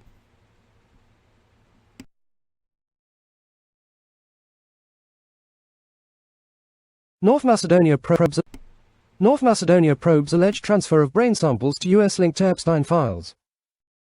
North Macedonia's public prosecutor's office said on February 4th that it has opened an ex officio case following media reports alleging that brain samples from deceased individuals in the country were transported to the United States for scientific research. The move comes after documents linked to the Jeffrey Epstein case were cited in the media, raising suspicions about the possible processing, freezing and international transfer of human tissues originating from North Macedonia. Prosecutors said the allegations warrant a detailed review, particularly with regard to compliance with legal and ethical standards governing research involving human tissues and biological samples. Given the seriousness and complexity of the claims, the case has been referred to the Basic Public Prosecutor's Office for the prosecution of organized crime and corruption. That office has been tasked with collecting official information from relevant state authorities, institutions and healthcare facilities in order to establish whether there was any illegal handling of human tissues or biomaterials, or potential omissions or abuses in procedures related to permits and informed consent. The allegations became public after documents released by the U.S. Department of Justice were referenced in local media. The documents relate to the late financier Jeffrey Epstein and include an email referring to a journalistic investigation alleging that Columbia University in the United States collected human brain samples from deceased individuals for scientific research, including studies on depression, suicide and schizophrenia, 360 Stoughton reported. According to the article, American scientists established a human brain bank containing around 1,000 samples, including brains from individuals who had died by suicide as well as control samples. North Macedonia is mentioned as one of the countries that contributed samples through cooperation with a Columbia University researcher originally from the country. The text states that brains were removed after death, immediately frozen, transported to the United States for research purposes, and properly labeled and archived. Former director of North Macedonia's Institute of Forensic Medicine and Criminalistics, Alexei Duma, confirmed in a statement to local outlet 360 Stoughton that the project was carried out between the 1990s and early 2000s. However, he stressed that there was no financial gain involved. Separately, Professor Gorazd Rosiclier of Columbia University, who is of Macedonian origin, stated in writing to TV Telma's program that the research project and the human tissue samples used were fully covered by all required ethical approvals and backed by written consent from the families. Despite these statements, prosecutors said they will assess all available information to determine whether any criminal offenses may have occurred and whether the handling and transfer of human tissues complied fully with domestic and international regulations. Don't just follow the news, understand it. That's brutal. The IntelliNews Pro service includes access to reports, Okay, so we're just going to look at Macedonia, and we're just going to find it. Yeah, I think it's USAID. I'm getting the sense they're all spooks. Let's see. What if we type Macedonia and then Groff? Nothing? Yeah, it's very sensitive when you do two words.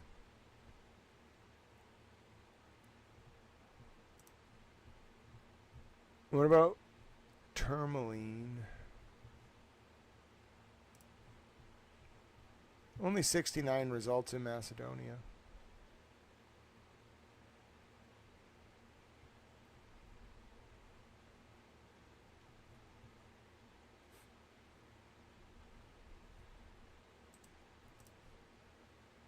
Are we sure? I mean, maybe it was just a very embedded file. Let me look up the actual, let me look up this actual source. Because it appears to be, that links JE to tourmaline through Groff.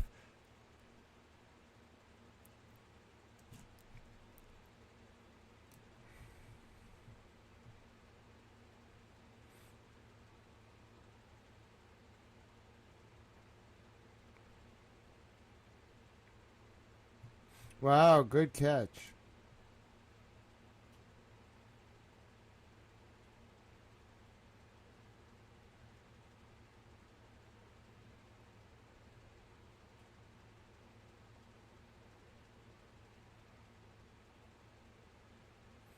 she's just telling him that she's there, but yeah, it's her husband, so obviously they're linked. But I'm looking. Oh, I saw brains. I saw brains.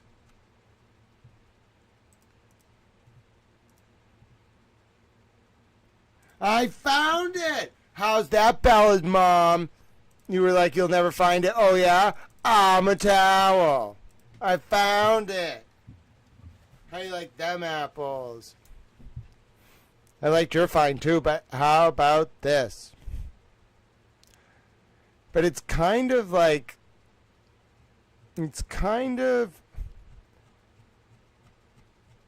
an article about the Bloomberg article. It's an email from Ike Goff.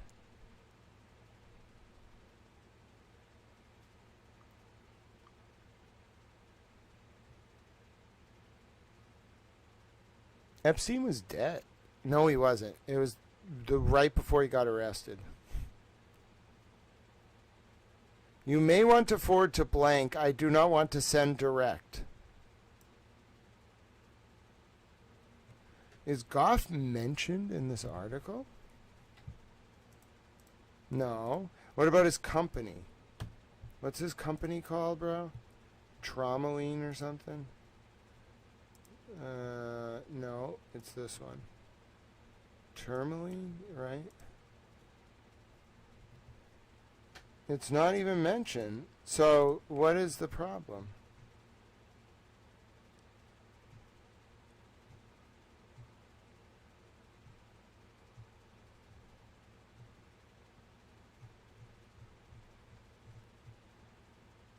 You may want to forward to blank. I do not want to send direct. Okay. Okay. Now I'm a little sketched out. Like, what? They misinterpreted this. Bloomberg didn't report this. What they found was Ike Goff. It seems like...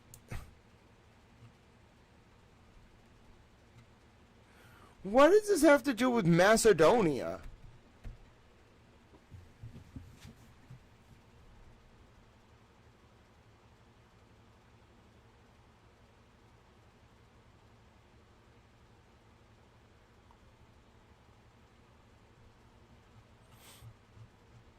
Oh, dude, those Macedonian sources didn't really understand what they were reading.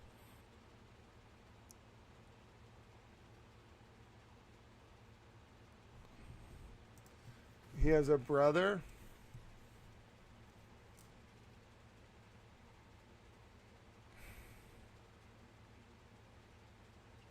All right, we'll look up Daniel Groff too. But look at this. I found the brains email. It's not what they thought.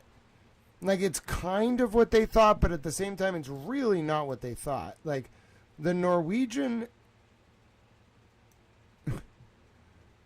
like, this is not... What are they doing? Okay, so North Macedonia. I don't know if you're like a little disconnected from the world. Maybe you are, bro. You know what I'm saying? But like, I'm telling you right now, like straight up, this was reported in like 2019 by Bloomberg on February 5th, 2019. Cynthia Coons and Robert LeGrath, Bloomberg Business Week. Okay? Then, in the Epstein files, Ike Groff, who is the husband of Jeffrey Epstein's former personal assistant, he sends an email to someone that is currently unknown saying, you may want to forward to blank. I do not want to send direct. Indicating like something seriously wrong, like with all of this. And then whoever this is says, okay, thank you.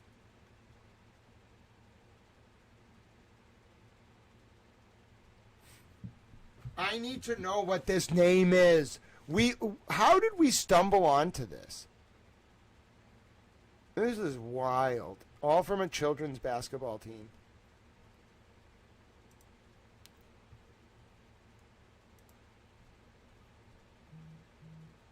Oh, God bless you. Someone sent money for me to order food. Should I try to order food during the Super Bowl?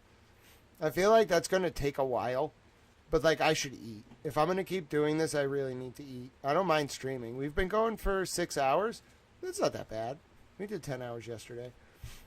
I'm going to figure this out. I should order some food, though. I'm very hungry. Or should I go get food? I don't really want to drive. I guess if you're going to get food, now's the time to do it. All right, how about this? I'm going to play a video for you all. I'm going to find a video that's like 30 minutes. I kind of already went out today, though. I just want something quick. I guess I could make the food I have, but I don't really want to do that. Don't trust my mom right now. All right, let me just finish this part, then we'll move on.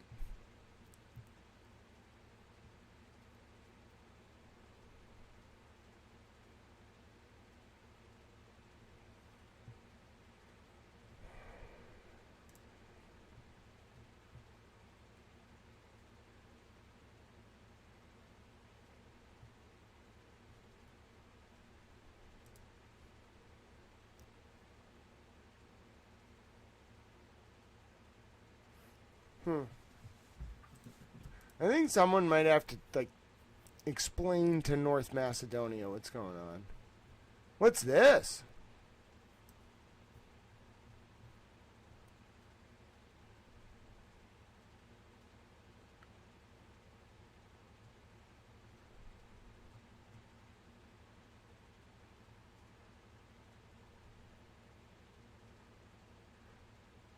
Oh, it's his bail hearing transcript. All right, let's go. Taking a little detour. I'm going to go get some water. The IntelliNews Pro service includes access to reports, exclusive market data, and more news that decision makers care about. Wrong page.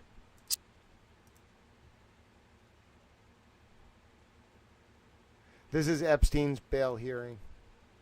J7FYEPSC 12345691011 123 J7FYEPSC appearances, counted. David 4 5 6 7 8 9 10 11 12 13 14 15 16 17 18 19 20 21 22 23 2.1 25 3 The court. Good morning, everyone. Please be seated. For your information and for the people sitting in the overflow courtroom, we have tried to accommodate everybody into this proceeding either here in my usual courtroom or in the overflow room. So I hope everybody can hear me. The purpose of today's proceeding, as I'm sure you're all aware, is to conduct a bail hearing.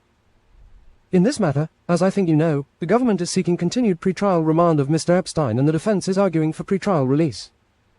The parties have submitted helpful written submissions, and they have been placed on the docket. You should also be aware, if you weren't, I don't think you are, that there is what's called a pre-trial services report. One has been filed with me today. Typically the purpose of such a report is to make a recommendation to the court as to whether there should be bail or detention. There was an additional report. I think they've gotten additional information in today's report, and the representatives of pre-trial services are here in the court today. The report itself is typically not filed on the docket, but it does conclude as follows. This is a quote. It says that there is no condition or combination of conditions that will reasonably assure the appearance of the defendant as Southern District reporters, PC, required and the safety of the community. It goes on to conclude that, therefore, pre-trial services respectfully recommends the defendant be detained. Now, of course, this ultimately is the issue that I have to decide and will do so with your help. You should be aware, incidentally, that I have not yet reached a decision on this matter, and I do not intend to do so today. I need a little bit more time to absorb everything that's been submitted, and I will probably do so, that is to say, give my decision here in the courtroom on Thursday, July 18th, at 9:30 here in courtroom 17B. I will endeavor to finish by then and to be able to share with you my determination. We also have in the court today several persons who are contending that they are victims in the legal context of Mr. Epstein's conduct. They're welcome in these proceedings. Indeed, they have the right to be present, and they also have the right to be heard under federal law. As I understand it, they have advised the court, through counsel and through the government counsel, that they oppose bail for Mr. Epstein. They may also be heard today in court if they wish to be heard. So for today, I thought, if this is agreeable to the government and the defense, I would give each side say up to 20 minutes, if they wish to have it and if they do wish to be heard on their respective issues. The government always has the burden of proof. So I would start with them. They made the first application, which was for remand. I should tell you, and I will right now, that I have some questions for each side. And I'm going to go over them with you right now so that before the government and the defense speaks, they will know what questions I would like them to address, if they wish to. Otherwise, they can say whatever they wish. But these are questions that I have on my mind. So the first question is this. It involves some discussion that I would like each side to address. As you know, this case involves 2 counts or 2 charges. These allegations contained in the indictment. One is conspiracy to commit sex trafficking. And the other, the second count, is the substantive count of sex trafficking. The reference statute is 18 U.S. Code, Section 1591. And for our purposes, since this is a bail proceeding, also the Bail Reform Act. Section 1591, as is relevant here, those cases are unusual in the criminal law insofar as they carry with them a presumption that no condition or combination of conditions will reasonably assure the appearance of the person as required and the safety of the community. As you probably know already, most cases carry a presumption that bail will be granted. That is not true with respect to the charges here. The presumption of remand, as in this case, may be rebutted by the defense. And if it is, the government has the burden of proving that remand is nevertheless warranted. Indeed, the government bears this burden of persuasion throughout. The burden with respect to the safety of the community is clear and convincing evidence, and the burden with respect to risk of flight is preponderance of the evidence. The defense argues that the presumption of remand is rebutted here. And I refer to several places where they say that, but one is at page 6 and following of their letter application for release of Mr. Epstein. So my question as relates to this burden and presumption is for the defense particularly, how was the burden rebutted in this case, which is something that they contend they've been able to do? And my question for the government is whether that presumption has been rebutted and, if so, how has the government been able to prove remand is appropriate, if it has? So here is another question. Actually, I have a lot of questions. But the ones that are on top of my mind are 5. We have all the time in the world. So if you have more questions, I'd be happy to have them answered. So the question is the following. Mr. Epstein has been required to register as a sex offender in several states going back, I believe, to 2008 when he pled guilty to an offense in Florida. Those states include New York, Florida, and the Virgin Islands. So one question I have for each side is what about New Mexico? That's half of the question. The rest of the question is as follows. Mr. Epstein has applied in New York State to lower his sex offender status from what's called a level 3, which is the highest level, which I think carries with it a high risk of recidivism, according to these levels and to sex offender regulation. And he sought to have that lowered to level 1. His application was denied, as I understand the proceedings, by the Board of Examiners of Sex Offenders New York State and then in state court by the courts and, particularly, a decision of the Honorable Justice Ruth Pickholtz on or about January 18, 2011. I believe that decision was appealed to the New York State Appellate Division and was unanimously upheld. I read this morning a copy of the transcript of the proceedings before Judge Pickholtz, which I'm likely to place on the docket after today's session. And the question is for each side. First of all, they're free to comment on my description of the proceeding before Judge Pickholtz. But the question is whether there were or other legal or administrative proceedings in Florida, the Virgin Islands, New Mexico, and any other jurisdiction comparable to the one before Judge Pickholtz in which he ruled on January 18, 2011. So I'm not suggesting that there are, although I think I did read someplace that there may be some proceeding pending in New Mexico. I'm not quite sure. That's what I hoped you could help me out on. It doesn't have to be precisely the same proceeding that Judge Pickholtz had. I'm looking for any transcripts in particular and administrative or legal proceedings in other states relating in any way to Mr. Epstein's sex offender status. The third question on my mind is this. The defense has submitted a brief financial summary to the court of Mr. Epstein's assets.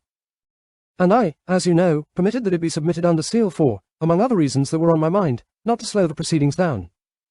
The summary is cursory, I would say, short, less than a page, and does not fully assist me in rendering the bail, remand decision, that is to say, in its detail or absence of detail. And moreover, the information provided in that summary seems to be known already to the government in other ways. They seem to have gotten that information from other sources. So I am inclined to place the summary on the docket, but I want to hear from both sides whether I should or should not do that. For, the government, as you probably know, has conducted a search of Mr. Epstein's home on East 71st Street on the Upper East Side a little over a week ago in tandem, as it were, or in connection with Mr. Epstein's arrest. The government contends in its submission that the information uncovered as a result of that search supports detention, pretrial detention, in this proceeding. And I would like to know from the government particularly what that information is and whether it would be feasible. It certainly would be helpful if there is such information, that a sample of that evidence in some form be included in this bail remand proceeding. Lastly, for now, this fifth question. The government contends that there is evidence of recent what appears to be or what could be alleged witness tampering or obstruction of justice in connection with two recent payments. One in the amount of $250,000 and another in the amount of $100,000 to, as I understand it, to two employees or associates of Mr. Epstein's. Those payments were made soon after a Miami Herald story about this case, and particularly the role of the Florida United States Attorney, Mr. Acosta at the time, and the U.S. Attorney's Office. And I would like to hear from the government and/or the defense what additional insight about this episode they can share with us to support their position in these proceedings. So, as all good lawyers, I reserve the right to have more questions, and I probably will. But I'm happy to begin with Mr. And have you heard on the issue of remand versus bail? If you can include some or all of these questions in your presentation, that would be great. Mr. Yes, Your Honor. Your Honor, the government seeks pretrial detention in this case due to the extraordinary risk of flight and the danger presented by the defendant to the community, a danger that is not speculative but, rather, is evident from his prior actions. As a result, we join with the recommendation from pretrial services and the requests of the victims that the defendant be detained. As the court pointed out, with the sex trafficking offense charged here, there is a presumption that no combination of release conditions could reasonably assure the defendant's appearance and the protection of the public. The court asked whether the presumption has been rebutted, and the answer is no. There has been no information provided by the defendant to rebut that presumption in this case. And in particular, as the court noted, the defendant provided no specific detailed financial information in its submission. I'll get into that in a little bit more in a moment. But certainly the first question for a defendant of this tremendous means is how much money does he have, where is it, what are the accounts, is it in foreign accounts, how much is in diamonds or art? These are all details that would be necessary for the court to even begin to consider this type of application. So, no. The presumption has not been rebutted. However, Your Honor, even if the defense were able at some point to rebut the presumption by providing some more information, there simply is no way that they can meet the standard here. The evaluation of the Bail Reform Act suggests that all of those factors counsel in favor of remand, which we'll go into in a little more detail. The court, it is accurate to say that you as the government has the burden of persuasion or proof in this instance. Right, Mr. Yes, Your Honor. There are good reasons why sex trafficking has a presumption of detention, and even more so where a defendant, as this defendant has previously been convicted of a sex offense. And in connection with that, his dangerousness is clear from his willingness to tamper with witnesses and victims, as the court can see from the two police reports produced to the court and from the defendant's payments just months ago to individuals associated with the defendant during the relevant time. The court asked a question about that. Your Honor, we just became aware of those payments late last week. We, frankly, don't have additional information other than that they were paid to two individuals who were associated with the defendant at the time, and that those two individuals are both listed in the non-prosecution agreement. So there is certainly an inference there that the defendant was attempting to influence them right around when he came back into public consciousness. Your Honor, the victims in this case seek detention and fear his release. And most of all, he is an extraordinary flight risk. As the government has discussed, he has 6 homes. He owns 2 private islands. He owns a residence in France.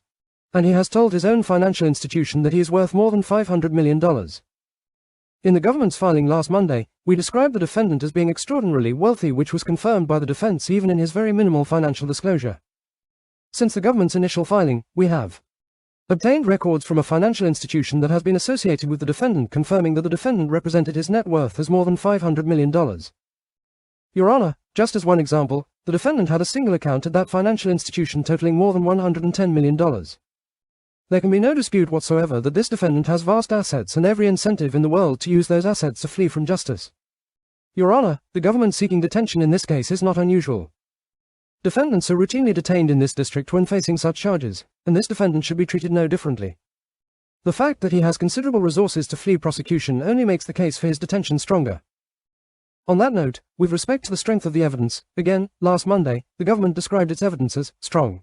Just a week later, after 7 days of this case being public following months of a covert investigation. The evidence is already significantly stronger and getting stronger every single day. Many individuals identifying themselves as victims and witnesses have contacted the government, and we are in the process of receiving and corroborating this additional evidence. Your Honor, with a case that's no longer covered, we have been able to dramatically expand the scope of our investigation in just the last week. And that additional evidence builds on a case that was already indicted by a grand jury, that already included evidence of dozens of alleged victims, that already included significant corroborated evidence. Evidence that led to the charges for which this 66-year-old defendant could serve up to 45 years in prison. The defendant has essentially conceded that the government will be able to prove the elements of the crimes currently alleged. They acknowledged in their submission that the government likely will be able to show that the defendant engaged in sex acts for money with girls he knew were underage. Now, in the face of all of this evidence and the extraordinary incentives for the defendant to flee, what does the defendant propose? Nothing that would meaningfully mitigate the risks of danger and especially flight. The court, are you talking about the bail package now? Mr. Yes, Your Honor. So in the first instance, the defendant's one-page financial disclosure form is more significant for what it does not include than what it does. It is cursory, as the court said, at best. It does not include a list of accounts. It does not include a list of financial institutions. It does not identify what types of currencies the defendant holds. It does nothing to identify the location of his holdings. It does nothing to identify high-value properties such as diamonds or art, both of which were observed in abundance in just the government's search of his Manhattan mansion. The other thing, Your Honor, is we're just relying on the defendant's word for all of this. This is not sworn. It's not under penalty of perjury. There are no account statements. There are no bank records. There is nothing to validate this. That's not to say that if this were validated, that this would somehow rise to the level of being granted bail. But it's notable with respect to the presumption in particular and also with respect to how the court evaluates the defendant's assets that we are relying on him. The defendant's financial disclosure form should alarm the court, Your Honor, not give it comfort that there are conditions that would keep the defendant from fleeing and prevent him from being a danger. With respect to the proposed package, the defendant proposes the court accept his Manhattan mansion as security for a bond. Now, the government has already designated the property for seizure, making it worthless to the defendant. He proposes co-signers who couldn't possibly secure a package, representing even a fraction of his wealth. The court, I don't know that we know that because we don't really know what their financial situation is. Mr. I suppose that's true, Your Honor. Based on the government's preliminary research, it seems like they wouldn't be able to, but we have no idea. That's exactly right. The defendant's proposal of home confinement and electronic monitoring is also meaningless for an individual with his financial resources. Reducing this defendant's head start in fleeing should be of no comfort whatsoever. In connection with that factor, Your Honor, just this morning, the government became aware that in a locked safe in the defendant's mansion, there were piles of cash, dozens of diamonds, and a passport appearing to be issued from a foreign country with a photo of the defendant and a name on that passport that is not the defendant's name. The court. Say that again. You found that today. Mr. We became aware of it today. It was seized in connection with a warrant, and we became aware of it just this morning, the particular details this morning. The court. When you say piles of cash, did you count it? Mr. No, we have not counted the cash. Your Honor. It does raise the question of how many other safes are there in how many other locations with items like these. The defendant also makes proposals that highlight, rather than mitigate, the dangers of granting bail. His offer to consent to extradition is unenforceable, and it highlights his extensive connections abroad. I should say, Your Honor, I forgot to mention passport that I just referenced listed at the time his residence as Saudi Arabia, and this was from the 1980s. The court, would you describe that passport again? I'm not sure I caught it. Mr. I can, Your Honor. The passport was issued in the name of a foreign country. It appears to have been issued sometime in the 1980s. It is expired currently. It has a photo that appears to be the defendant, and it has a name that is not Jeffrey Epstein. In connection with that, I also want to note that the defendant's proposal for private security is inadequate and impractical and would put the defendant in the position of having complete financial control over the people who are supposed to guard him.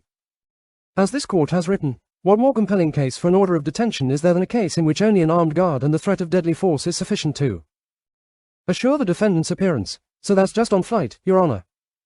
With respect to danger to the community, none of the defendant's proposals address the very significant danger this defendant proposes, both to victims and witnesses and to the proper administration of justice. The government has heard from more than one victim that in connection with the prior investigation, they believed they were being instructed by the defendant or his associates to avoid or lie to law enforcement. The defense said in its submission that it was without knowledge as to the basis of the incidents referenced by the government in our initial filings. So, as the court saw, we submitted the underlying police reports. Those police reports are detailed, they're credible, and they're supported by corroborating evidence such as phone records. The court, these are from Florida, right? Mr. That's correct, Your Honor. These are very real concerns, and they cannot be mitigated if the defendant is released. And as the government noted in its submission and as the court asked about, even recently the defendant has sent hundreds of thousands of dollars to two individuals just days after the publication of significant news articles about the defendant. The court, could you go back to those Florida police reports and tell us what you think they demonstrate? Mr. Yes, Your Honor. They certainly suggest that there were individuals who believed that they were being harassed and interfered with by the defendant or his agents. That was investigators or other individuals working on behalf of or at the behest of the defendant. Now, those aren't charges proven in court. Those aren't convictions. But they certainly are factual occurrences that people reported contemporaneously and that are significant and concerning. With respect to just a couple of the court's questions, bouncing around just slightly, with respect to the financial information which, again, is limited at best, the government took no position on the defendant's sealing application for, among other reasons, the fact that we did not know what they were going to submit. We imagined that it would be more detailed. Secondly, the government obviously had just hours to respond to the defendants at that point. So we took no position and of course defer to the court as to whether there is a valid reason to seal such limited and summary information. We will confer, Your Honor, on whether we're able to provide a sample of the search warrant materials. Those materials remain under review. They are, generally speaking, many photographs of nude and partially nude women and girls who appear to be young. The government has identified at least one individual in those photos who has self-identified as a victim of the defendant. And, frankly, it is a lot of material that we are continuing to work through. With respect to the sex offender registration of the defendant in other states, Your Honor, following up on the court's question last week, we did confer with New York state authorities. There is no particular result from this case in terms of his registration in New York. He remains registered, but there is no specific consequence as to him being charged or arrested in this case and no change of his status. He is already, of course, at the highest status of risk for re-offense. Just very briefly, Your Honor, with respect to some of the other arguments the defense counsel made the court, are you familiar with whether or not there are other proceedings in other jurisdictions of a similar nature to Judge Pickles' decision? Mr. We are not aware of any similar proceedings. That's not to say that there aren't any, but the 25 government is not aware of any at this time, Your Honor. Now, turning just very briefly to some of the legal arguments that defense counsel raised in their submission, the defendant raised legal arguments that he says he intends to argue later. The court should have no confidence whatsoever that the defendant would stick around to pursue long-shot, dubious legal arguments at some future time. As set forth in the government's submission, the non-prosecution agreement does not preclude this prosecution. And even if that agreement were applicable to this district, which it is not, the defense itself acknowledges that the indictment included evidence beyond the initial investigation. That effectively moots this issue for the bail argument. This case will go forward. The defendant will lose any argument about due process. He will lose any argument about pre-indictment delay. And if he chooses to be tried before a jury of his peers, we are confident he will be convicted. The court should ensure he is here when that time comes by ordering his detention.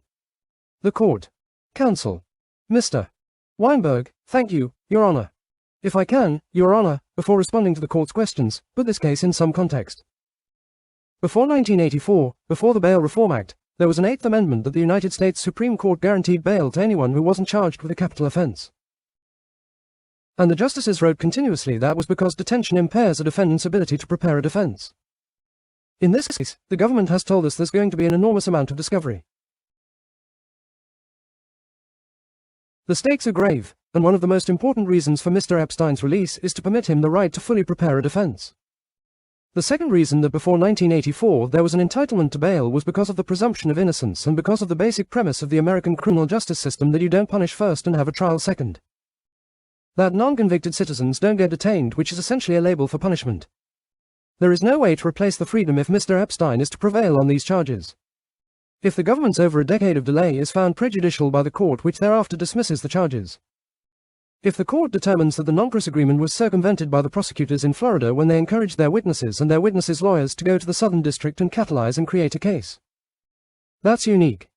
These were not two silos, the Southern District of Florida and the Southern District of New York. It is more than coincidental that on the Saturday before the Monday filing by Mr. Epstein in Florida in the CVRA case Mr. Epstein is arrested. We have evidence not only of an enormous amount of overlapping evidence, but we have evidence of the involvement of the Department of Justice, the CEOS unit, the Child Exploitation Unit, both before the non-pros agreement was executed. They were involved with the Southern District of Florida.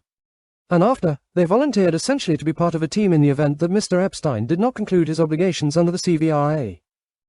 The court, you mentioned in your submissions, and I think you mentioned or your colleague mentioned the last time that we were in court, that high-level Department of Justice officials approved the non-prosecution agreement. Mr. Weinberg, yes, Your Honor. The court. Who are they? Mr. Weinberg, first, the agreement was executed on September 24, 2007. Appeals were taken by Mr. Epstein challenging the federal interest in what was a potential state prosecution. The first level was the criminal division. The head of the criminal division, Alice Fisher, assigned to Sigel Mandelker. I may be mispronouncing her name, but she is the current Under-Secretary of the Treasury.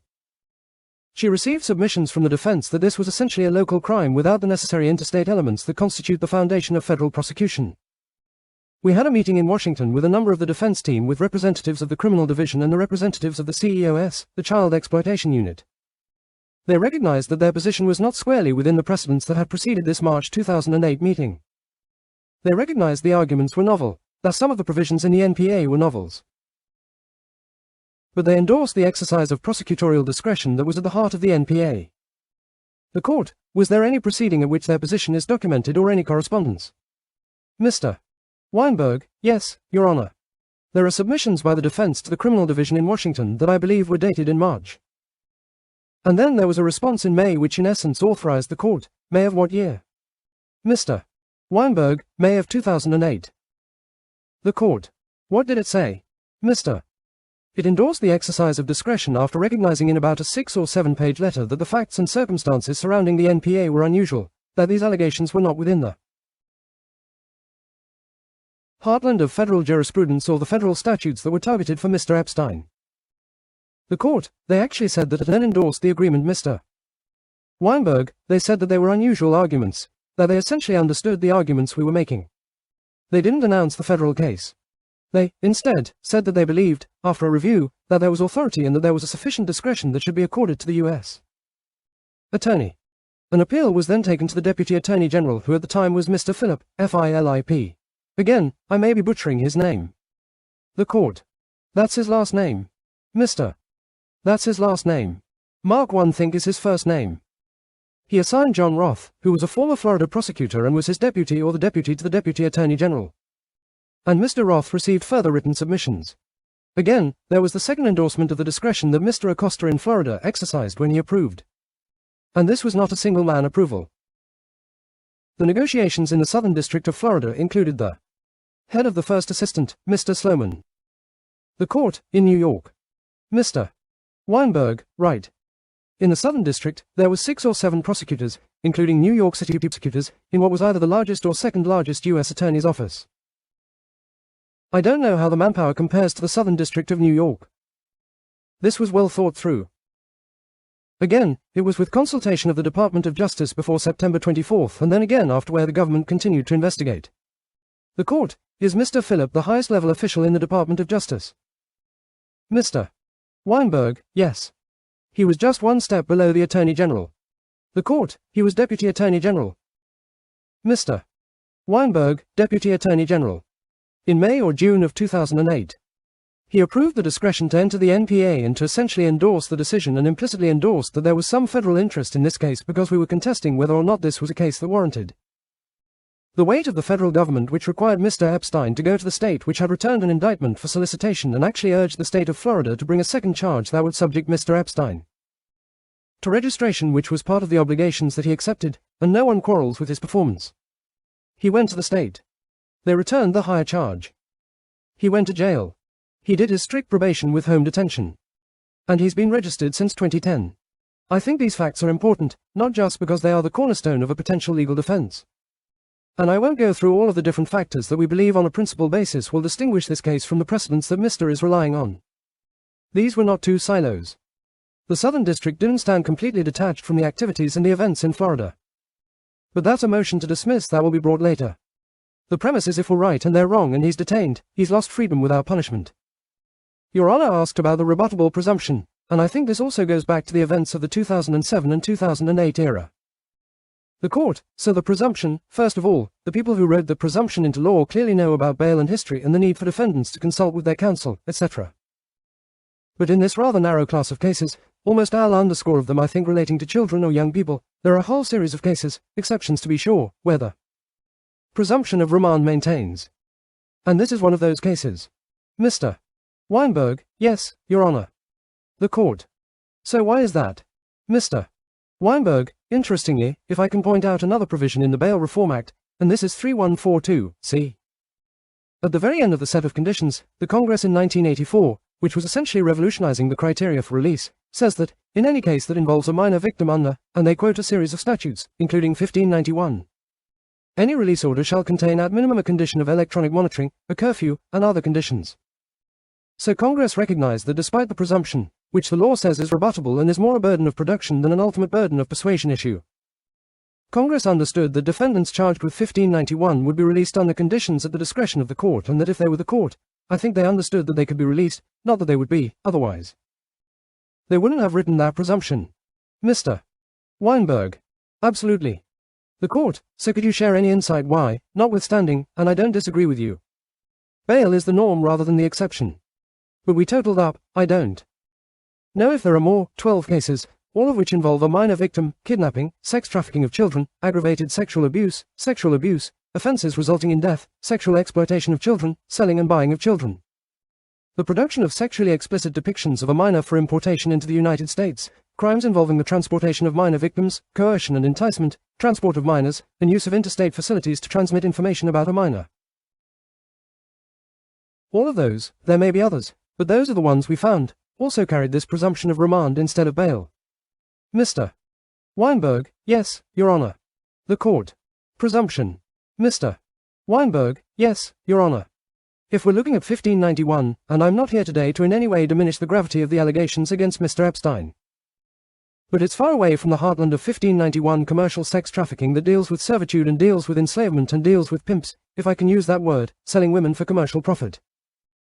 We've provided the court with some of the division in the law, including decisions by this court, by Judge Jones relying on a South Dakota opinion, by the Chief Justice that finds the statute inapplicable.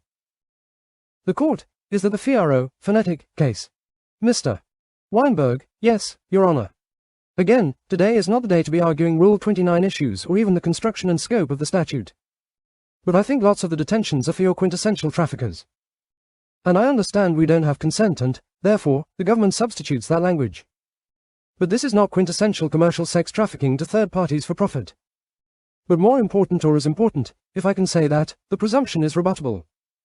Even in those cases that Your Honor listed, the statute contemplates that some 1591 defendants will be released under conditions, and I believe that the rebuttal to the presumption, one is the danger prong, one is the flight prong. If I can address them separately.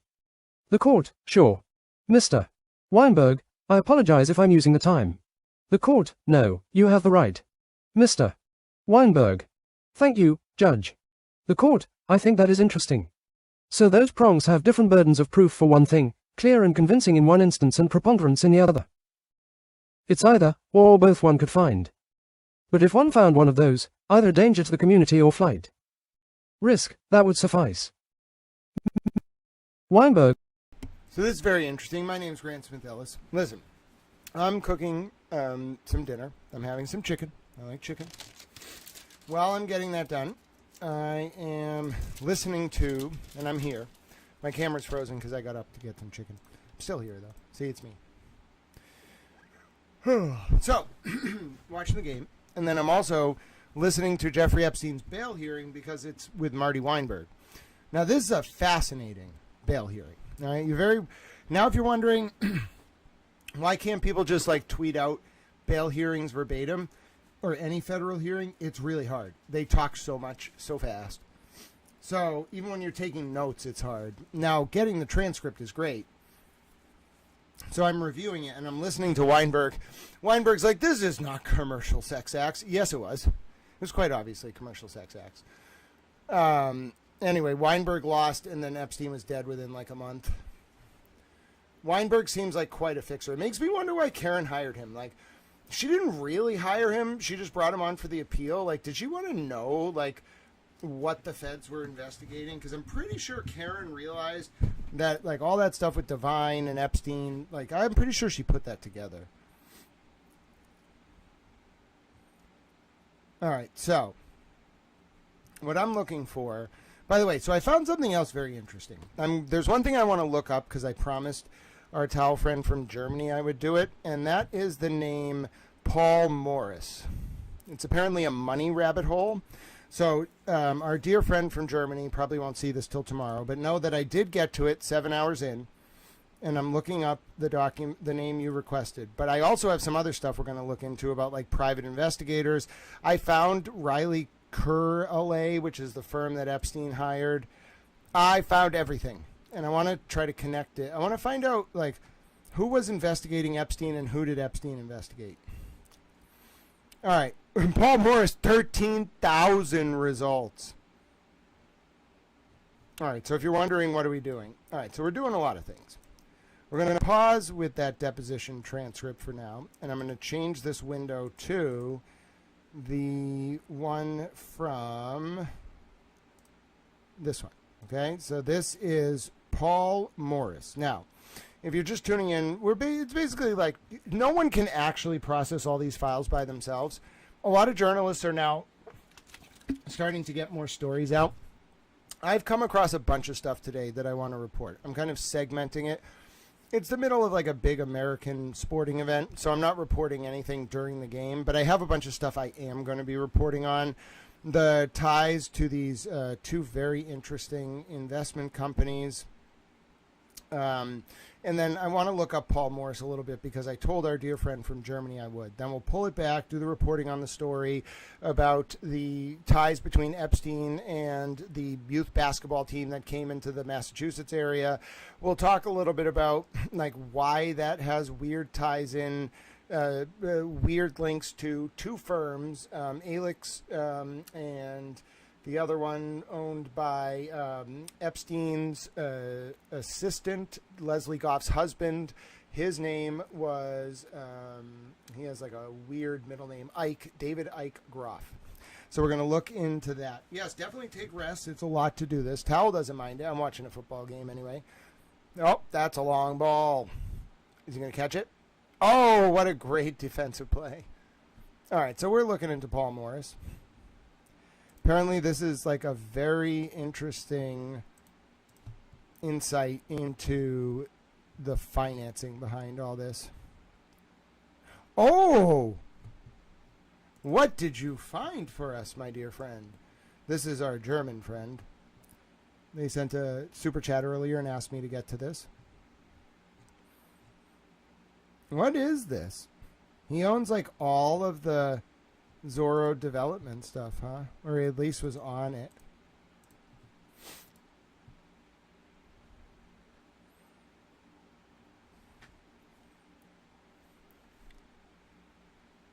What's this?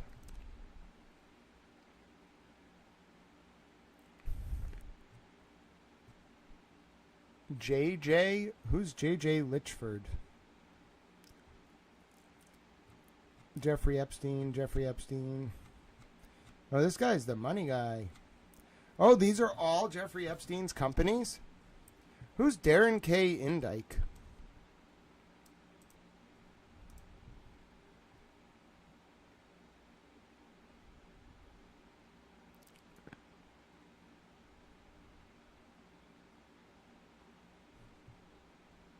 Oh, it was his personal lawyer.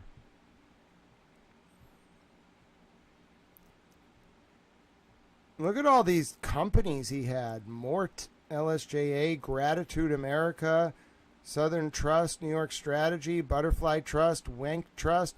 Oh, this is a list of all Epstein's companies? That's helpful. Lemire Dominique. Wait, is that even a company? That might just be a bank account.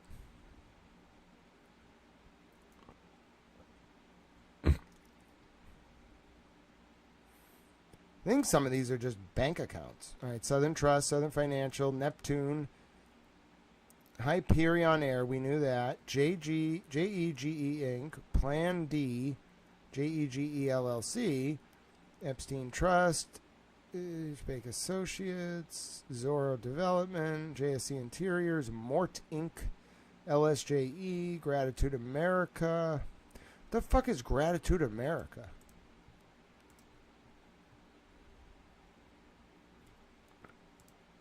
Hello, ProPublica.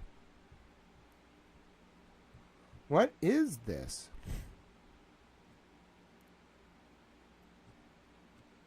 Okay. Oh, we're on to something here. Okay, let me see the filing. Can I see the 990, please? Wow, I have a lot of skills that are very useful for researching these files. This is incredible. I have to stop to go get my chicken in like 15 minutes, but I'll play something. I'll play that Marty Weinberg hearing while I do that. Just show me the 990. What is this?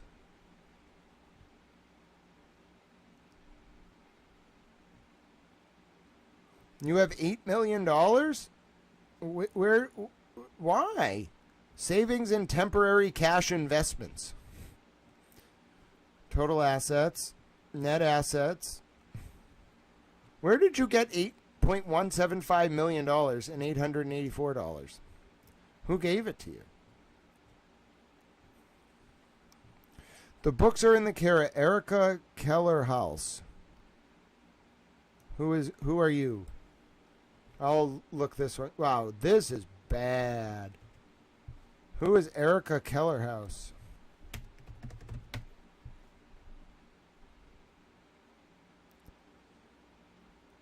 What did you do, Miss Kellerhaus? The Ryan Foundation. No, the show is not almost over. I am still going. I'm going to watch the whole football game. I have it in front of me, and then I'm going to research. Who is Erica Kellerhaus? Dude, this is Jeffrey Epstein's charity. This was an undisclosed charity run by Jeffrey Epstein. It was called Gratitude America.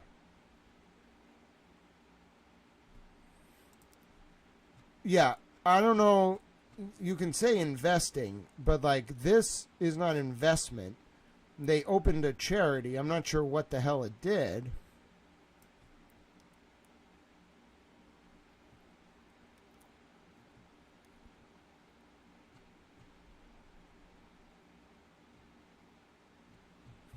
I mean, what is it? What does it do? It never did anything. It spent a little bit of money. Oh, okay, here we go. Here we go. What were you spending money on? Richard Kahn, Darren K. Indike, Erica Kellerhaus, and none of them took any money.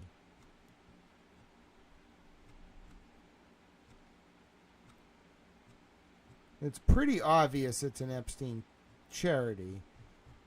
So it started with $1, and then it got $10 million. And then it gave $743. Then it started getting a lot of money just on its dividends. By giving them $10 million, they got $54,000 a year in income just off the revenue, off the interest, and then $21,000 in dividends.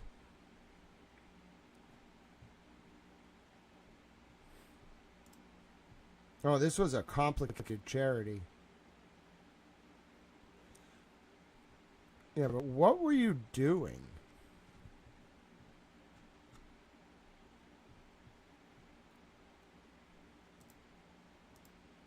Legal fees?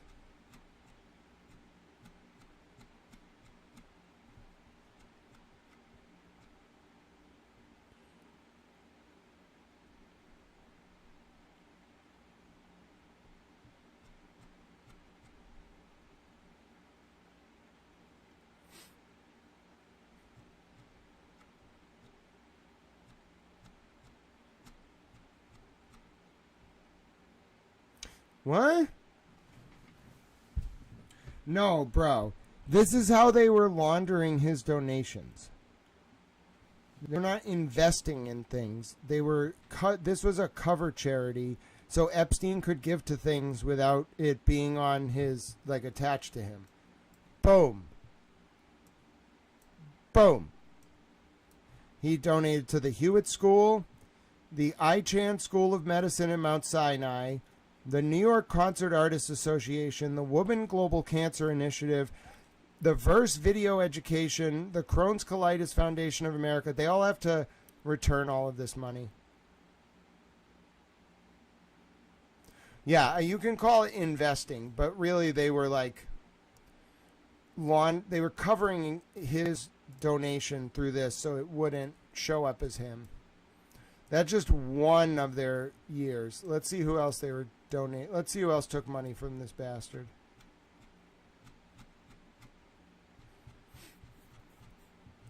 All right, so this is the 20. What year is this? 2019? No, this was like 2014. This is the 2012. This is going to get this is going to fuck with people because they have to give this money back. They can't keep this money. That's dirty money. I'm going through every year and I'm making these people give the money back. So that was in 2012. It was 2017. Why did it say 2012 on the filing? Oh, they're tax exempt since 2012. Their 2016 filing had all those disbursements, right? Yes. Okay, let's go back to the other ones. We're going through every single one of these, and we're going to look at who they gave money to.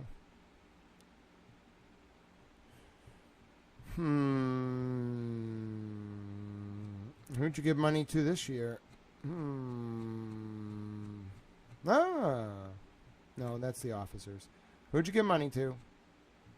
Come on, give me the list.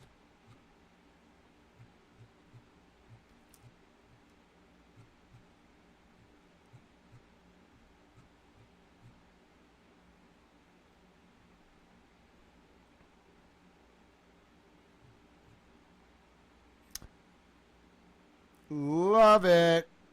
The Bruce and Marcia Moskowitz Foundation, the Crohn's Colitis Foundation, the Association Mind Education of Rome, Italy, the Cancer Research Wellness Institute, the Chopra Foundation, the Friends of Elton John, the Independent Feature Project, International Peace, JTCC, the Kuhn Foundation, the Met Orchestra, MIT, Natalis Think Tank,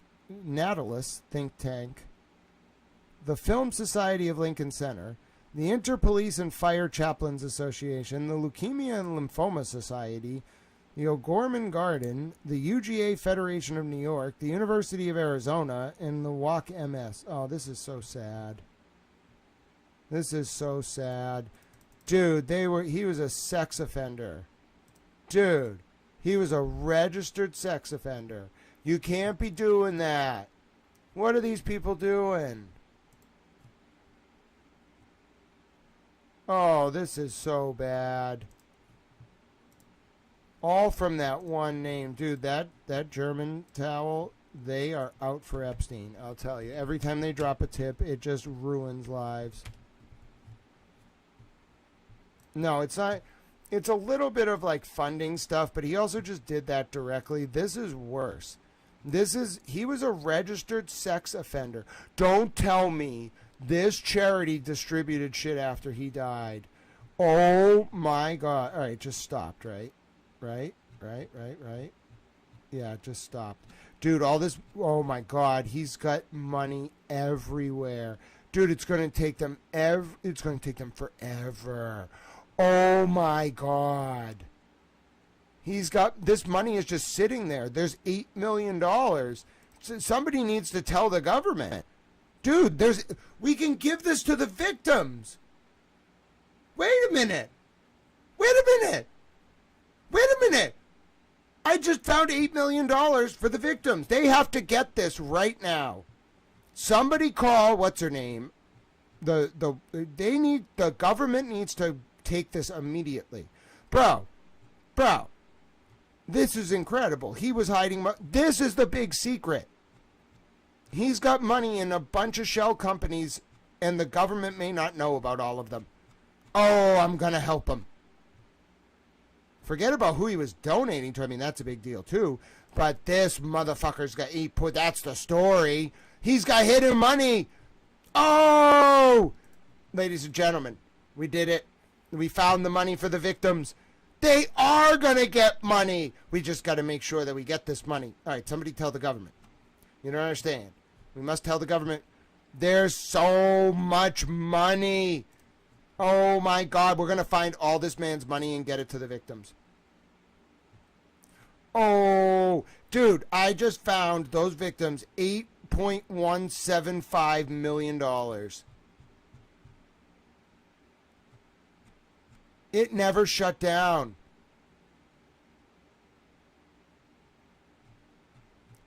Oh my God, we need to get this money to, oh my God, how much money can I find these victims? Oh, I'm so excited. I need to go get my chicken. Hold on. Okay, you all have to listen to something. Oh my God. We are money hunting. No, this is very important. We're going to find all his money. They can seize this. They can seize this money. We just found them $8.175 million. That's only, oh my goodness, that's what we're doing. We're doing this. Oh my God, they have to go seize this money. That is in the company called Gratitude America Ltd. I need to know the bank account number. I have the bank account number. Oh, we're going to get all this money for those victims. Every single dollar. That's what it was all about. The money chain. Give me it. Give me it. Give me the bank account. I got the bank account number and the routing number. Oh, this is glorious. I found the money. Oh! Oh, they're going to be so mad. I found the money. Oh! Oh! Oh, I'm so excited for those victims. We have to get so much of this money back to them. Bro, I have the bank account number where the money is. We have to tell the DOJ. We have, first of all, we have to find all these shell companies, all these charities. We have to find all of them. Like, they're coming close to where they're going to become inactive, but it doesn't matter. Their bank accounts aren't through the charity. It's through Deutsche Bank.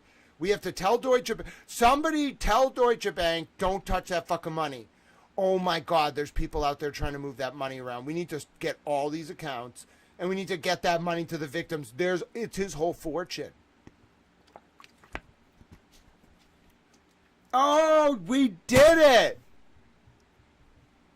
It's just sitting there. Look, I'm telling you, it's just sitting in this charity. They stopped filing 990s because they know it's just going to go inactive. We found $8.175 million for the victims. Is this what I was meant to do? I got to go get my chicken. Hold on. I made some bread too. That was a nice escape. All right, give me 1 second. Let me just play this. I can't believe this. YouTube Andy, we didn't just look into them. You don't understand.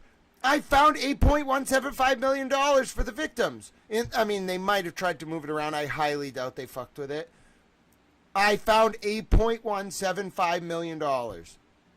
It just parked in an account. There's no way anybody moved that money. Epstein was laundering all his money through a bunch of shell nonprofits. And I found one with your help. It took a lot of clicking around. Because you said the name Paul Morris, I found an internal Deutsche Bank, very secretive document, very clearly, because it has bank account numbers. Hold on, where is it? It's right here. No, it's right here. So I'm just going through this thing because you told me to look up Paul Morris. I know, but listen, YouTube Andy, you don't understand.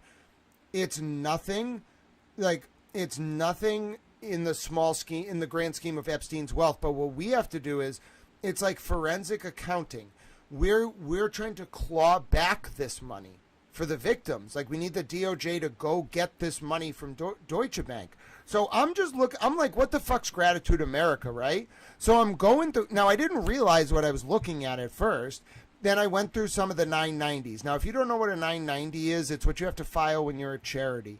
This charity, I know a little bit about this, so I started looking back, and I'm like, wait a minute. They go from, no money to, $10 million. So Epstein put $10 million in this, okay? It's his lawyer and his CPA in the Virgin Islands that run it. So I'm just, looking. I'm like, wait a minute. What are they doing? They're dispersing money so it doesn't look like Epstein gave it to various organizations. Then I'm like, wait a minute, they're still going and he's a sex offender. First of all, it's a problem that all those orgs took the money from him. Then I'm like, wait a minute, it just stops. First of all, somebody he was dead, bro, in 2020. So who is giving out money? This might be money laundering. I don't know if it's legal to give out money from a dead guy's charity. Hold on. Wait a minute.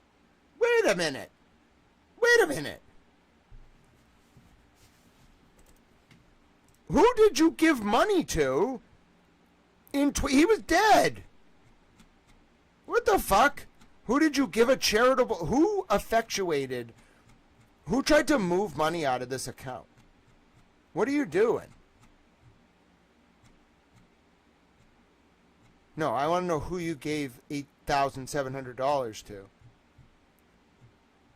Who did you give $8,700 to?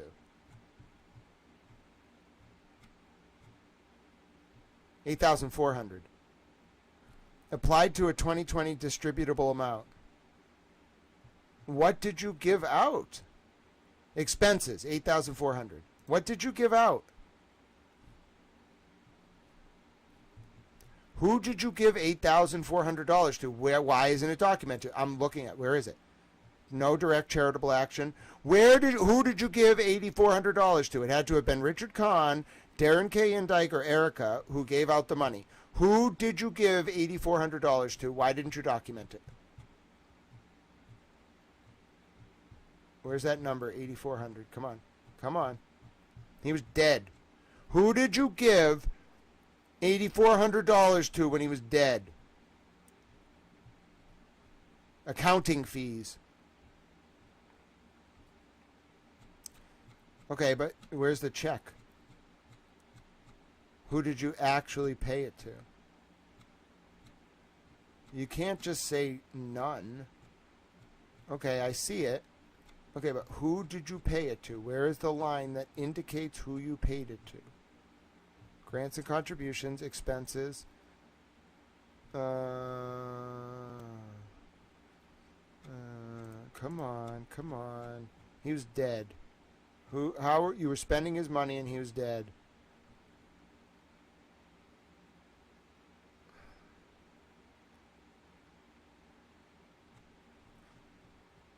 It was to file this form.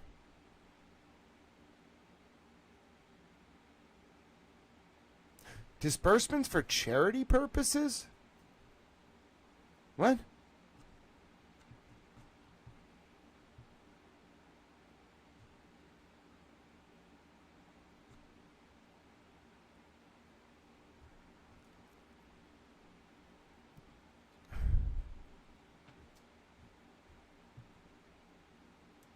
Yeah, I don't think his brother inherited this. We got to look at the will. His brother's not allowed to inherit money that Epstein obtained illegally. I'm pretty sure. Yeah, they might be hiding this money. I'm not necessarily sure. Yeah, no, it looks like the exact authority on this was...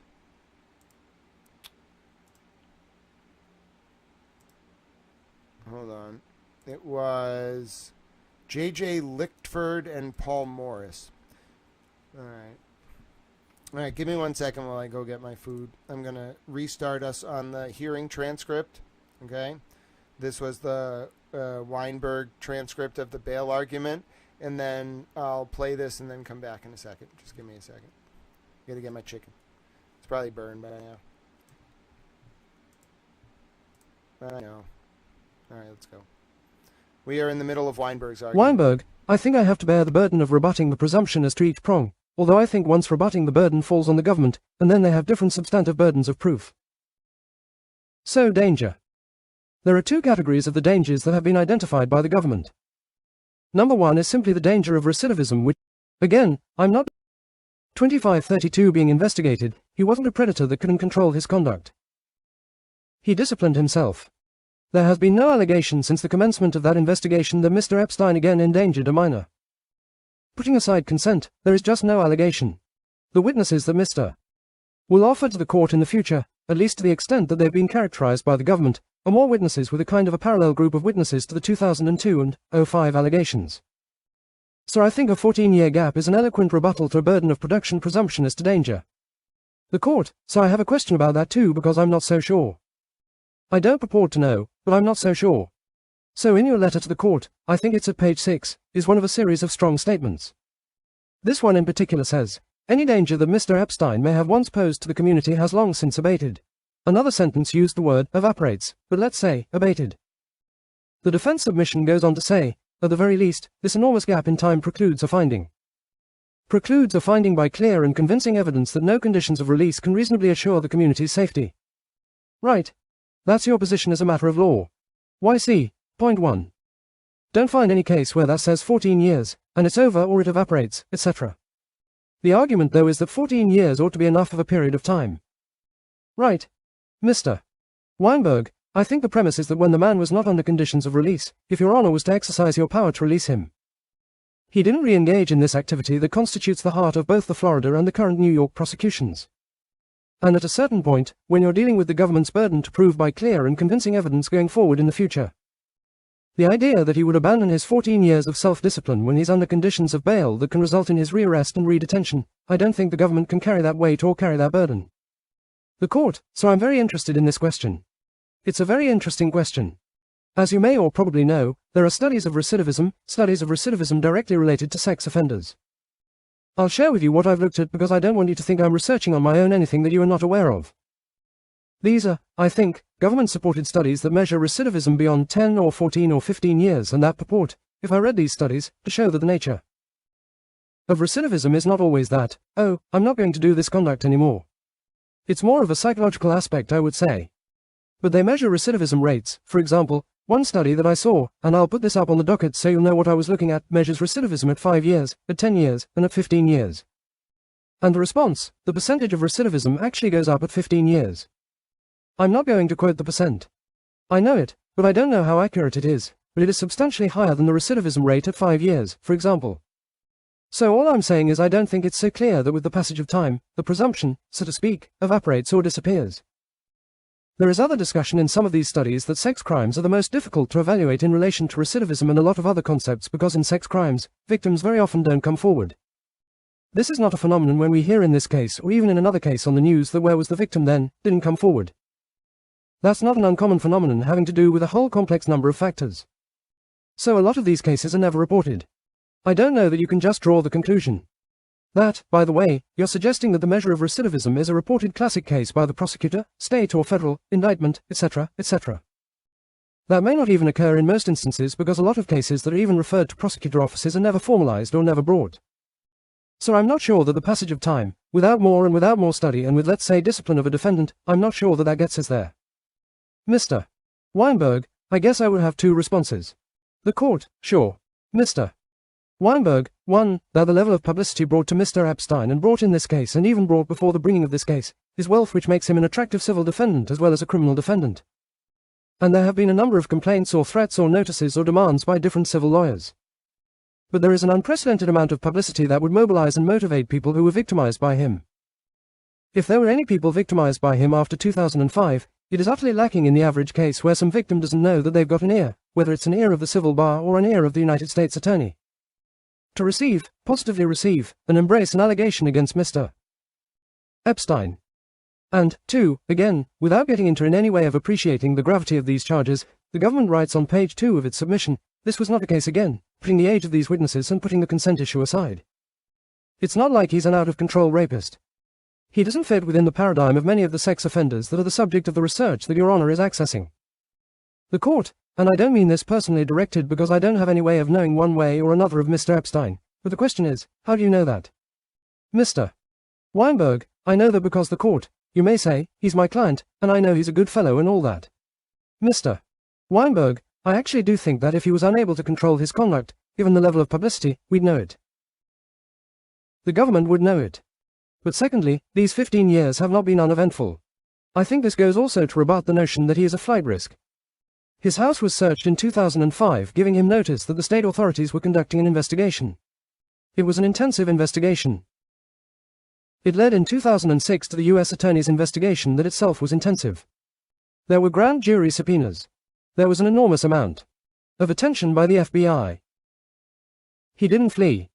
This was all before the NPA while he was facing the very same 1591 and even additional statutes that carried additional potential federal penalties, interstate travel, interstate communications.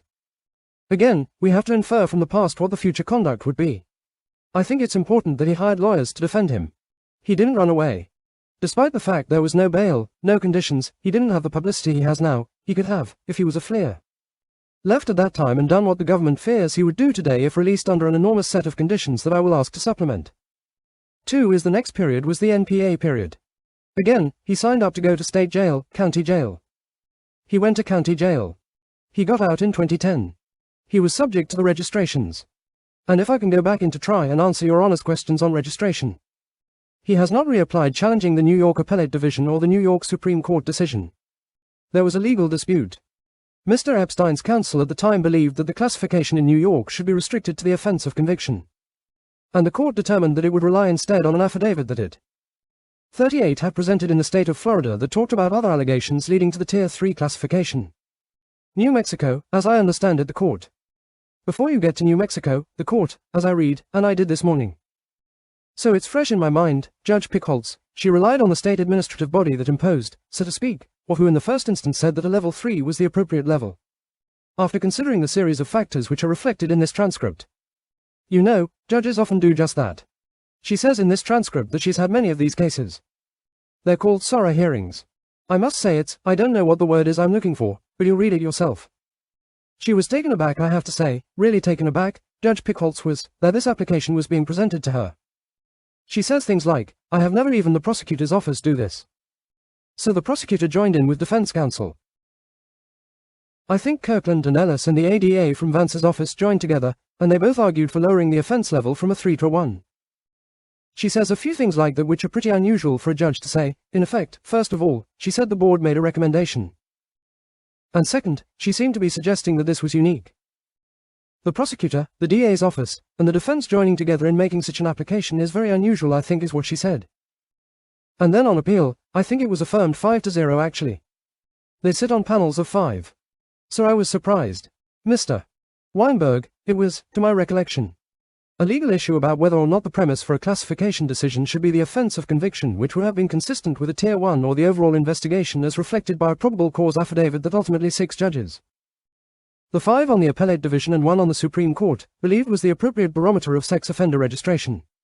What's important is that Mr. Epstein has complied with the registration imperatives of each state of his residence. He's got the unusual circumstance of having multiple residences. His principal residence is the Virgin Islands, which has him at a Tier 1 or the lowest level of classification. New Mexico he tried to register, and my understanding is that they said that his nexus to the state did not require further registration because his travels, his daily occurrences, were being monitored by his principal residences. The court, that goes back to the question I have, but before I get there, we've gone far along. Normally by this time I would have said, and I will say it now, as you pointed out, what I said the other day at our conference is that when we get to the bail issue, we're going to have conversations and discussions that sound like merits discussions. And they aren't. And I very much agree with you that the presumption of innocence everybody has to bear in mind, although sometimes it's a little difficult when we have these conversations to separate him out. It's just fundamental that Mr. Epstein is presumed to be innocent now and until such time, if it comes, that a jury or a court makes a determination of guilt. So we always have to remind ourselves of that, even though we're having these conversations that seem to touch on merits discussions. Back to Judge Pickholtz, she says, among other things, but the board found a level 3. Then she goes on to say, I have to tell you, I'm a little overwhelmed because I have never seen the prosecutor's office do anything like this. I have never seen it. So I read it today. It came up, and I thought I'd share it with all of you.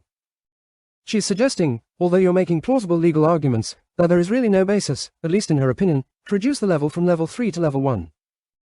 What is the practical difference between a 3 and a 1? In terms of the registrant's obligations to appear or submit reports or whatever. Mr. Weinberg, I don't think I can reliably respond except to say that there was some discussion about whether or not he was required to physically appear in New York. And my understanding from the lawyers with personal knowledge is he was told that unless he was here 9 or more days a month, he was not required to conform to the physical 90-day appearance, despite being a Tier 3. The court, he wouldn't have to come. Mr. Weinberg, right.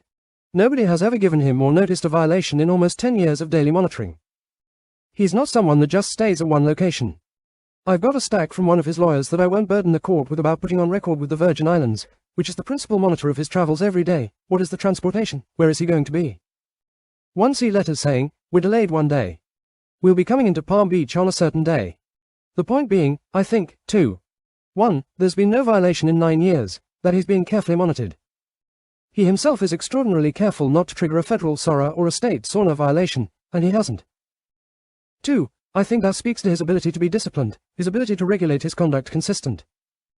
42 with the mandates, whether it's an administrative agency or a court's bail release order. 3. I know of no other proceedings. In answer to the question Your Honor asked, I think it was question 2 like the proceedings in New York. I will verify that with the counsel in the different jurisdictions who can provide primary rather than secondary or hearsay evidence so we can give you in an additional submission some meaningful and particularized responses to your honest questions of this morning. The court, that would be helpful. There are two things. One is another disclosure on my part. I did happen to read in the New York Post a story about the New York State sex offender registration. The thrust of that story was that Mr. Epstein, or at least it appeared to me to be the thrust, was not in compliance with his obligations in New York. Again, it's a newspaper story. I did see it. I share it with you. You probably saw it too. Mr. Weinberg, I think I did. I think that's where I checked with counsel, and that's where I learned of this 9-day rule which I was not familiar with before checking. But what I can say is nobody on the New York side has ever informed Mr. Epstein, despite the now 10-day deluge of publicity, that he has ever been in violation. There has been no notice to his New York counsel. And he has done everything in his power to meticulously conform to these multiple registrations and inform, through the Virgin Islands, of travel whether it's to Paris, whether it's to Florida, whether it's to New York. I don't think there is a complaint in 9 years that he has been in violation. The court, so is the point or one point that if he is not here for 10 consecutive days or more, he does not have to report. Mr. Weinberg, again, I don't want my credibility resting on what I haven't personally verified. I am told that that is the criteria for physical appearance, whether that's correct or not. I can tell you that from talking to counsel, there has been no notice that he should appear and no notice that he's been in violation, despite the recent media. The court. When you put together the supplemental submission particularly about New Mexico, it was hard for me to imagine, would New Mexico reach out to someone and say, oh, you don't have to register here? Or was there some form of application to be exempt or excused? I don't know for sure. Mr. Weinberg, my best knowledge is that registration kicks in when your criminal justice sentence ends. Therefore, he was within weeks or months of ending the Florida probation or community control part of the Florida state sentence. He tasked lawyers to go to these different registration boards in the states where he had residence. It was complicated because of the multiple residences. And the ultimate decision in New Mexico, and I can't tell you whether there was a period where he did register, but I can tell you that at a point in time very close to the beginning, New Mexico said, you don't need to register. I know he made an effort to register because the concern was that the federal registration statute requires that you contact the states where you reside. It was complicated because of the multiple residences, and the last thing he wanted to do was to create a new offense through an omission of the obligations under the federal SORNA. So he went to New Mexico. And I will particularize the names of the people and the names of the lawyers, but he is not required to register. New Mexico knows he's there because the Virgin Islands tells the different places where he travels that he's coming. He's under close supervision. The court, I got it. I think I sort of assumed something like that counsel in different jurisdictions would have had a meeting or filed an application or a letter or something or other causing the administrative agency to respond. This is really now stretching my recollection. Thought I read in all of these papers somewhere that New Mexico was examining its decision that he needn't be registered in that state. Mr. Weinberg, it may be. And if they advise that he is to register the court, he would, I'm sure. Mr. Weinberg, it is just an incremental additional registration obligation because he's under so many in Florida, New York, and the Virgin Islands. The so other part of danger, and I apologize. We'll get to flight the court. No apology needed. Mr.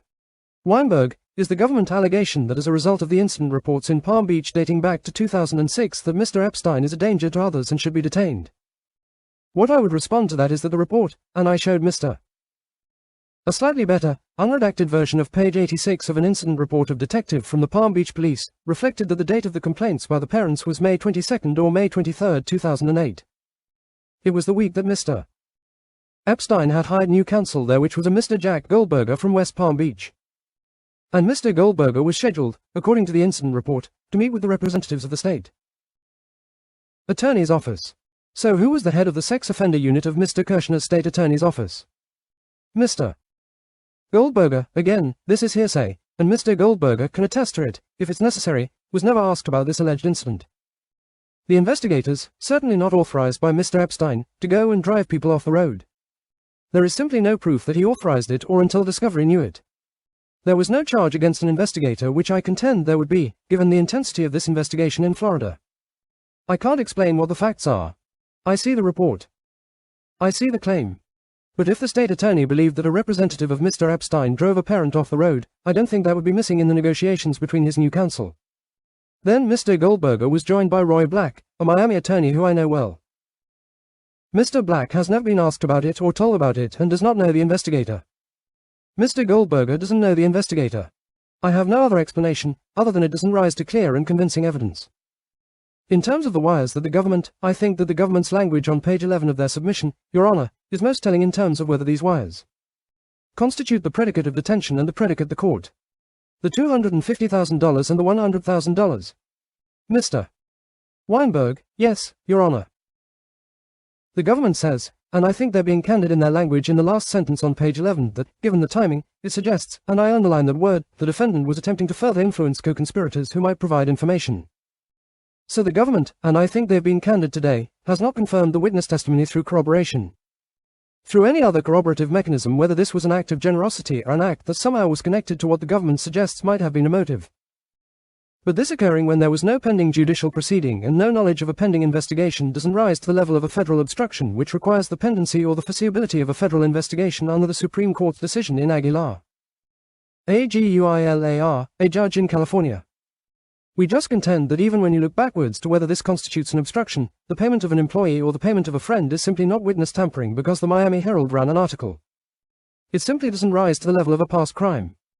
That Your Honor has clear and convincing proof occurred, much less the predictive factor that if Mr. Epstein was released under the kind of combination of conditions, there would be any risk of his influencing adversely a witness, now that there is a federal prosecution.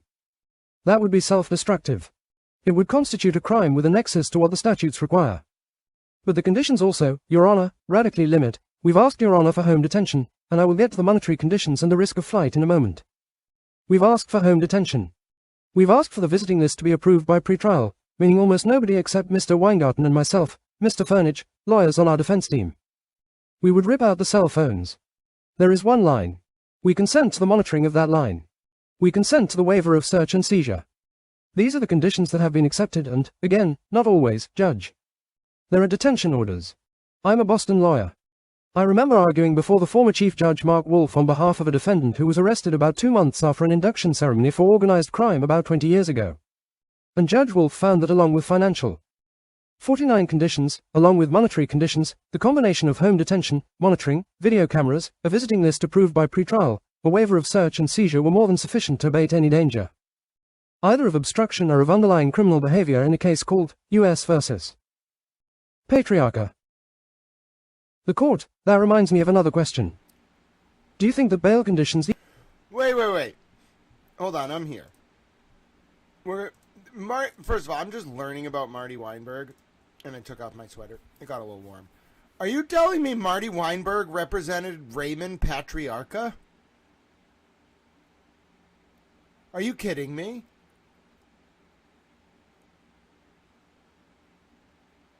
That's wild. So it's going to take me a while to get through this bail hearing. I'm just kind of learning about Marty Weinberg. I'm blown away. Let's go back to the money, because the money is very interesting. All right, so this is what our dear friend YouTube Andy YYYX wants me to take a look at. It is ending 2-7, and the Patriots are terrible. All right, so a couple things. This is going to be a little bit hard. If you've been watching, if you enjoy these kind of like interactive investigations, it's more just like reviewing public documents on the DOJ site and then like tracing names. Like it's really important to understand what each document is. We switch from kind of issue to issue. So if you ever have a question about what we're dealing with, just ask. We've dealt with a bunch of stuff today. Some stuff I want to report on. Some stuff that's just a little ridiculous. I think not ridiculous, just overwhelming. I think what we should do before going to the money, let's do a very quick review of what happened today. All right. I don't think we've even begun to chase this down. However, I'm going to start here. Now, this Sultan has some very weird emails with Epstein. And I want to go to the money, but I also want to just do a summary of what I found for people, okay?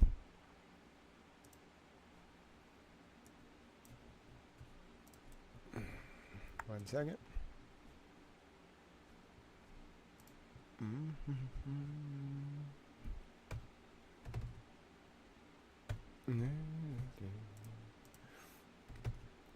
Takes a lot to get through these files. I mean, there are a lot of them.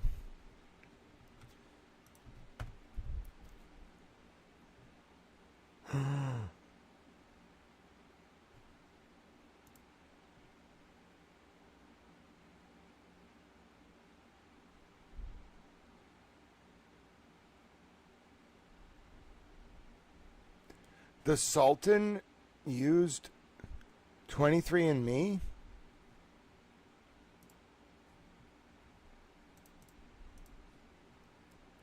Sultan bin Sulayman used 23andMe?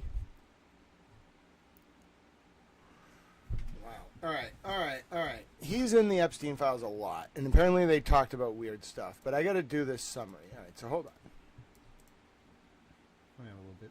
I had some bread and cheese.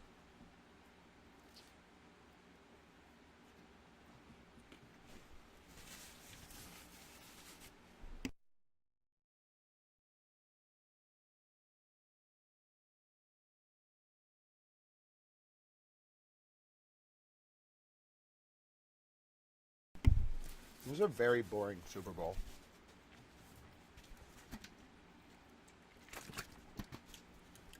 Yep. And the Sultan did order 23andMe.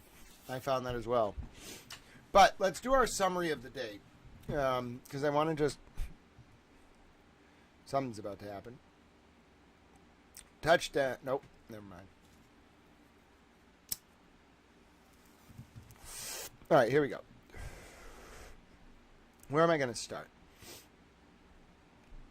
All right. I need like very specific files.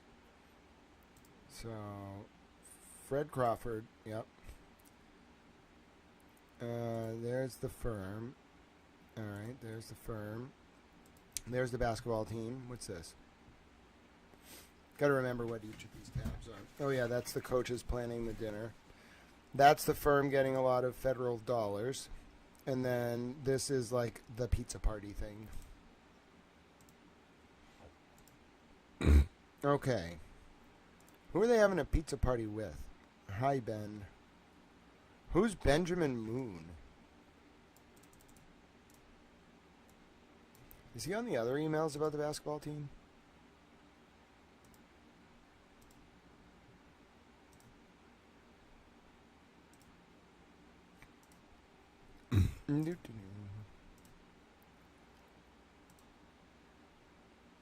Oh yeah, and then we're going to mention the thing about the brains in North Macedonia.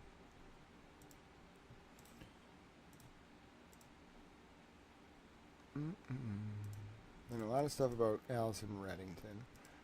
I mean, that's interesting, but it's a bit of like an aside for our purposes.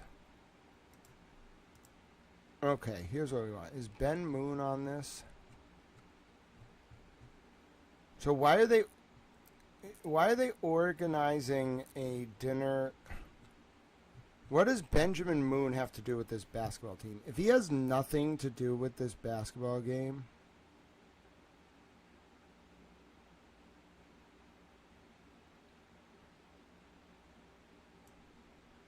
maybe the kid was on the team. I can find out pretty easily. Hold on. Just want to rule this out. Nope. And there's nobody named Moon on the team. No one named Moon in the article. So why were they coordinating a pizza party for this team? Benjamin Moon. Who is Benjamin Moon? What? That can't be right.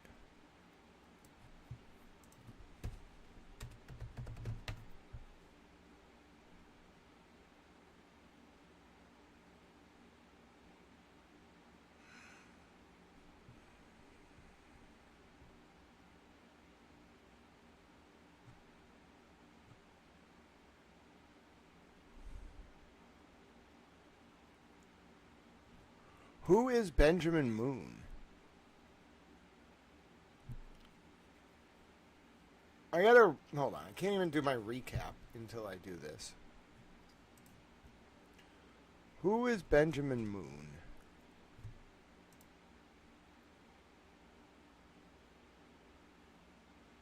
Yep. But I'm very interested in Benjamin Moon. I just want to see if this man is in the Epstein files. I just want to see who this man is.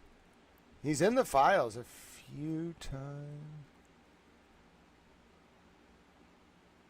No, just all about that one thing. He's in the files, but just all about that one thing. What was the Sultan's name again? But like, there's something just off about this pizza party thing, because Ben Moon was not involved in any of the other discussions about this team. So why is he like a restaurant owner? Let me check. Hold on.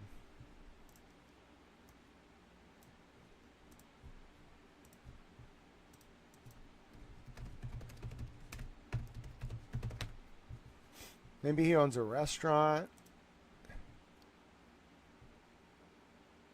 No? Who is Benjamin Moon?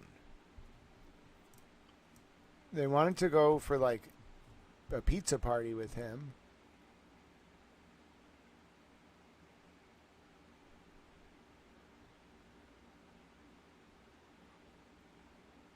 He's the Groton Public Schools STEM coordinator?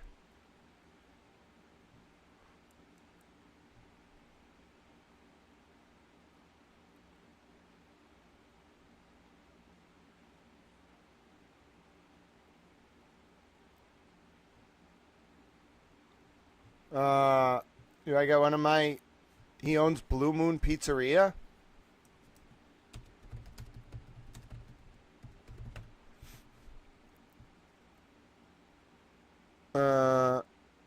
No, that is there... He would... Wait. You're saying he might be from Massachusetts?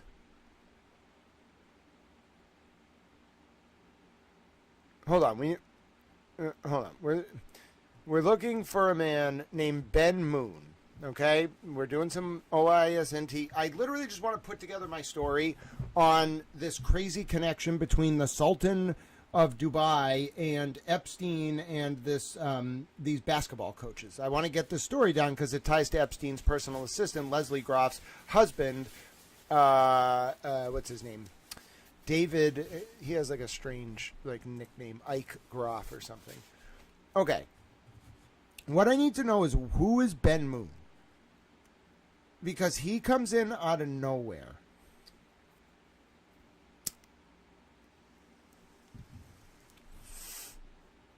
And it's also 2013.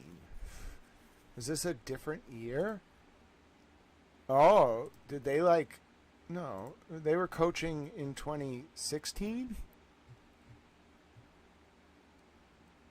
What year was this? Hold on. Was that 2013? I don't know what day this was. All right, hold on. I got to take this off the screen for a second. I think this was 2016.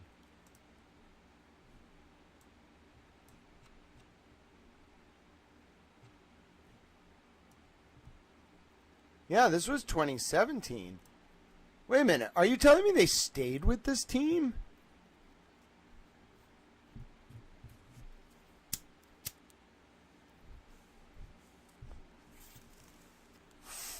Wait, what? They were just the coaches?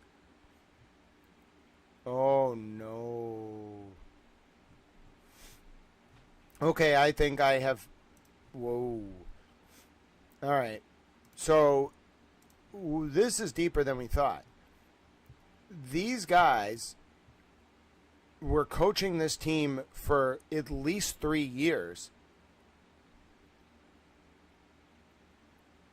We're seeing emails about this basketball team from 2016 all the way back to 2013. And okay, something's off. Like, these kids didn't grow up because the 2016 game is like a U9, like, something game. I think these dudes were coaching this team for a long time.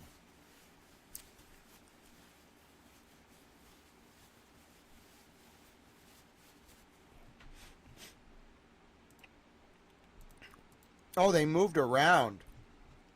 All right, hold on. Because that's the 6th grade black team.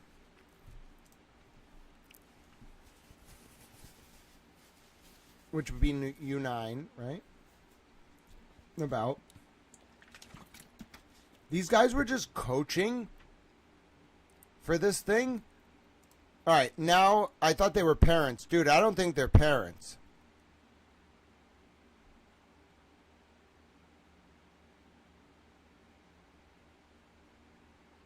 Wow. Wait a minute. This, like, whole thing might be way worse than I thought. Are you telling me that Frederick Crawford, Chris Crawford, and Ike Groff have been coaching at this school, including coaching U9s, for 4 years? Why are they putting so much effort into coaching this when they're multimillionaires?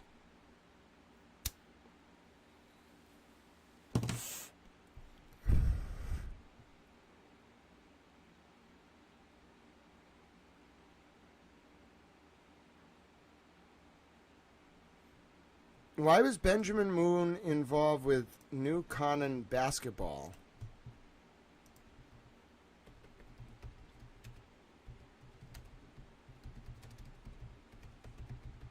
Let me just find out who this is.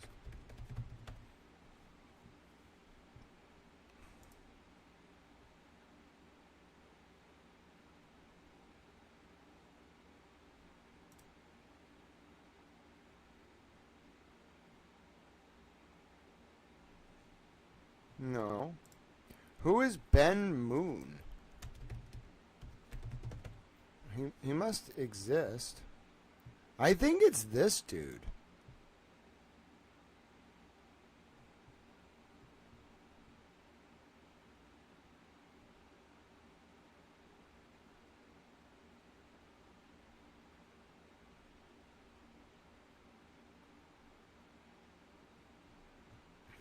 But he never shows up in the emails again. I think he's the Groton Public Schools coordinator.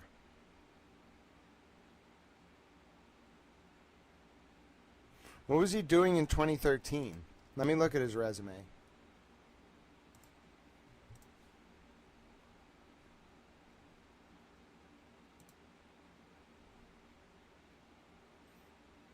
Yeah, I just got to figure out why this guy was involved. Like, I got to figure out what Ben Moon was doing in 2013. I found him. He wasn't that hard to find. He ran a race. Looks like he's a runner.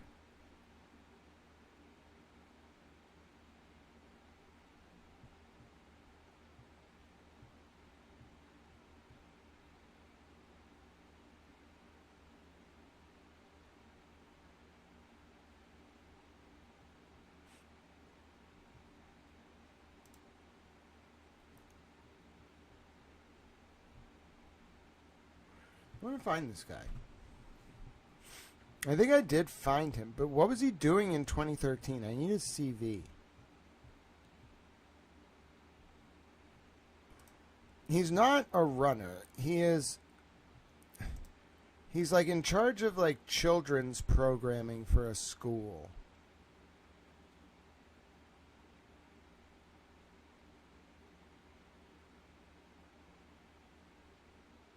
His name is Ben Moon.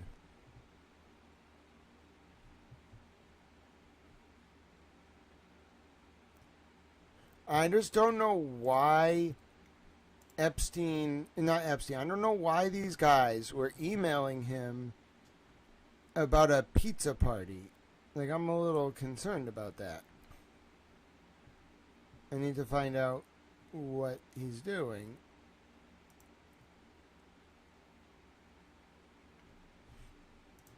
Like, the pizza party thing is weird. When was this? And he's into like robotics?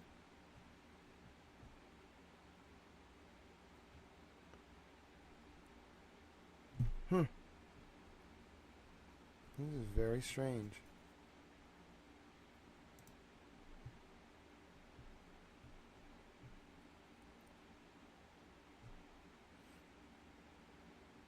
All right. What were you doing in 2013 now?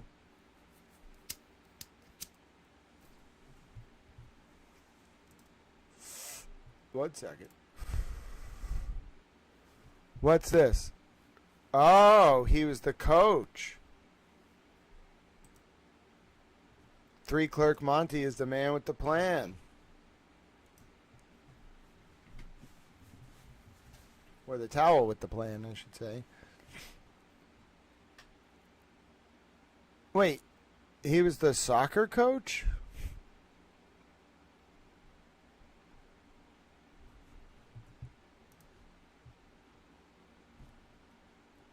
Huh.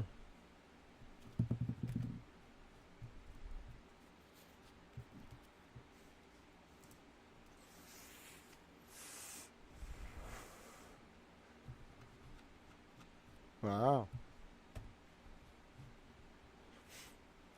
That's weird. What were these people doing? What school is this? Hello, how you doing?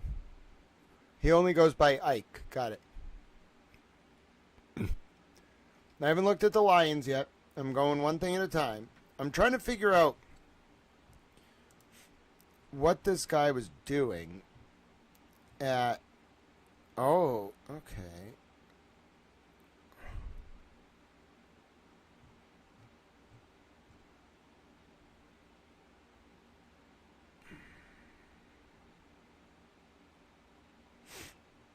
In 2013, it looks like he moved in...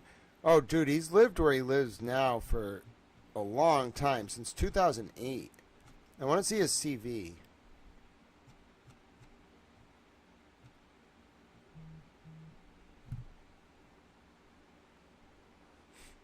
One second.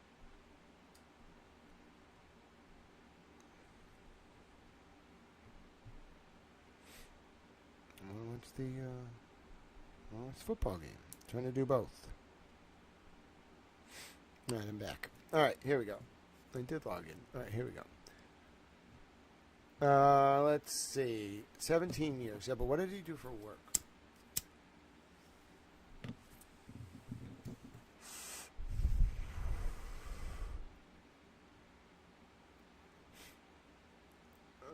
Yeah. What did he do for work? Was he always... Oh, that's right. We found out this already. He was the football coach. Or he was the soccer coach.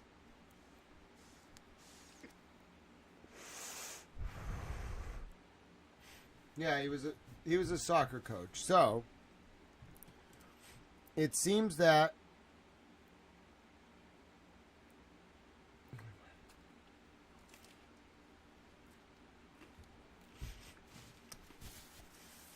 Huh.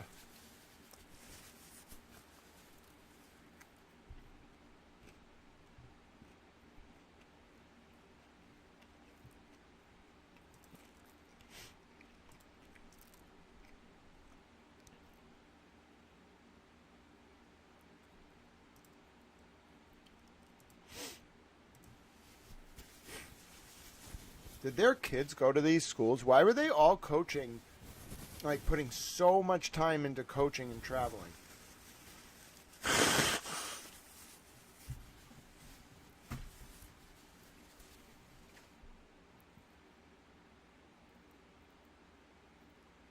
They went to the high school.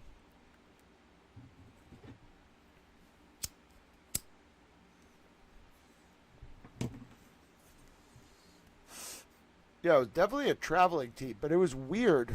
Like, they would bring, like, 9-year-olds to, like, travel to, like, random parts of the country for, like competitions. I'm just, like, I think we're on to... I don't know if I'm ever going to be able to prove this, but Bella's mom, her gut intuition was right about this. I can't prove it. But there's something not right about multi-gazillionaires dedicating so much. Now, the Ben Moon guy is just like a public school employee. But there's something off about, like, the Sultan of Brunei should not be emailing, not the Sultan of Brunei, the Sultan of Dubai, the guy who built Dubai, should not be emailing Jeffrey Epstein about press articles about Alix Partners being hired by Dubai, when Alix Partners is run by this guy who's coaching this team with Ike Groff for like 4 years. There's just something off. And what it is I don't have the paper trail to prove what's off about it. Like, I know something is off. Like, this is just weird. Like, why would multi-billion, like gazillionaires, one of these companies, look at this, these federal contracts. Some of these companies have a substantial amount of federal contracts, like millions of dollars. This guy, Fred Crawford in particular. And then so that's Fred Crawford's company, one of the coaches of these basketball teams, okay? The other coach of this basketball team is Ike Groff. Ike Groff is the husband of Jeffrey Epstein's like personal assistant, Leslie Groff. Like, she was coordinating a lot of the stuff with him. Now look, Ike Groff's company is called, and it does show up a lot in the Epstein files, it is called, hold on, Tourmaline Partners. Okay? So you got the Dubai Sultan reaching out about Alix Partners, which is one of the coaches of the basketball team. And then you got Tourmaline Partners. Okay? You're not even going to believe this. Tourmaline Partners is run by Ike Goff, okay? North Macedonia is now mad because of this email. From what I understand, the North Macedonian Public Prosecution Office is mad because of this email, okay? Which in 2019 doesn't even mention Tourmaline or Ike Groff. It mentions, like, selling brains. Like moving human brains from around the world, in particular North Macedonia, apparently, to America. Ike Groff, who is the coach of this basketball team and is involved with the firm I just told you about that shows up in the Epstein files, which is called Tourmaline Partners, is for some reason forwarding an email about, like, this very complex situation from that Business Insider reported on, which in turn has to do with brains and a like Columbia professor, like human brains. Okay? So that's one of the guys, one coach. And then the other coach, as I mentioned, is the guy who's connected to this company that the Sultan of Brunei was talking about, Alix Partners. All right? So this is the strangest, and it's not just that they're on a youth basketball team and coaching it. It's that they were coaching it from, like, multiple different, like, U9 teams. From, like, 2013 through to, like, 2016. How do I know that? Because I have messages of them talking about, like, kids' pizza parties for the team in 2013. And then I have planning, which is what got me looking into this whole thing. I have planning for games in 2016. Same idea. The team is a U9 team. How do I know that? Because I went and found the article showing that the team is a U9 team. Okay, I don't want to show it, but it's that. All right. It's a newspaper article in New Canon Advisor. All right. So there's that. All right. They're coaching it for like 4 years. And then it gets even weirder.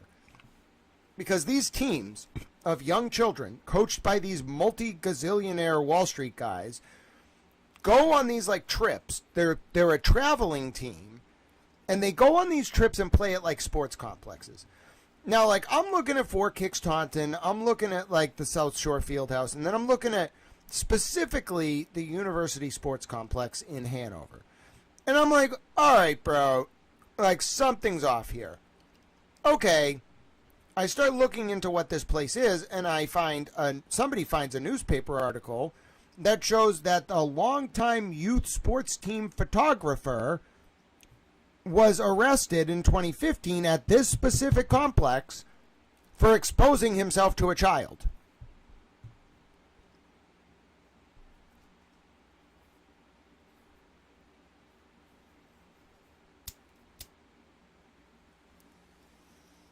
Somebody want to tell me that Bella's mom's wrong?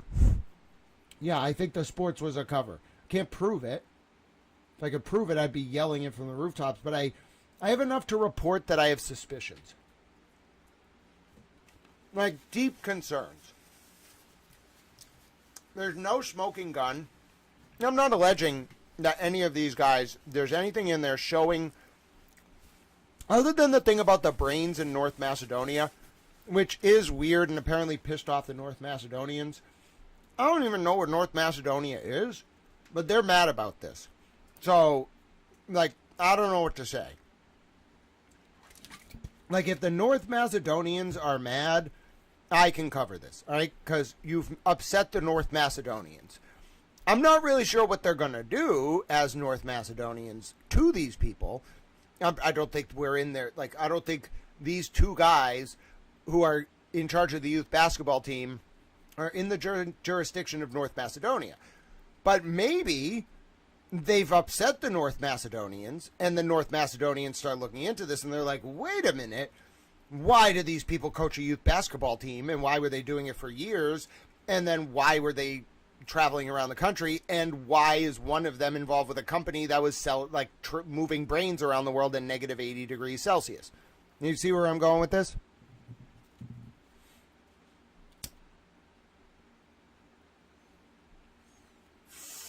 Yeah, he goes by Ike Groff. It's Leslie Groff's husband. That's why he's in the files. They got his whole email. His name is David Ike Groff, but he goes by Ike Groff in all the emails. All right, so that's what we're doing. I'm going to do a video about this. Then we're going to move on to the financials. Yeah, he only goes by Ike, basically. But you have to know his government name because in formal bank documents, it could be under his government name. That was a very strange Super Bowl halftime show. I didn't like anything about that. I didn't watch any of it. I just saw some crazy things happening. I'm not comfortable with that. I didn't like it. I give it a 0. I didn't even listen to it. I still give it a 0. All right, here we go. Here we go. All right. Yep, that's correct. I didn't watch the Super Bowl halftime show, and I still am rating it 0 out of 10. I mean, I watched it. I didn't listen to it. I'm horrified. I don't know what was going on. I don't know. I don't even want to ask questions about that. I want to do a video. All right, let's start with this. I'm going to blow people's mind with this. All right, ready?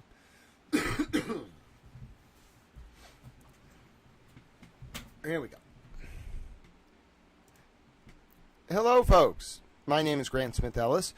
Now, there's a lot going on in the world today. It is Sunday, February 8th, 2026 at 8:30 p.m. I am taking a look at some of the files in the Jeffrey Epstein documents released by the DOJ, as you know. Now, I found a bunch of different information. You can check out my reporting about Kathy Rumler, the Obama White House General Counsel, current top lawyer for Goldman Sachs, being in the files admitting to Jeffrey Epstein that she won the CIA's highest award on January 8th, 2015, and then telling Epstein that he could come to Washington to see her and do NSA, CIA, and boy stuff. Still a little confused by that, a little worried. You can find reporting about ties between Ghislaine Maxwell and Jeffrey Epstein to Stoughton, to police officers in Massachusetts, to the Learning for Life program, to the Police Explorers program, to basketball camps, involved with district attorneys and police officers, and Sandra Birchmore, potentially, in that case, the cover-up of Sandra's murder.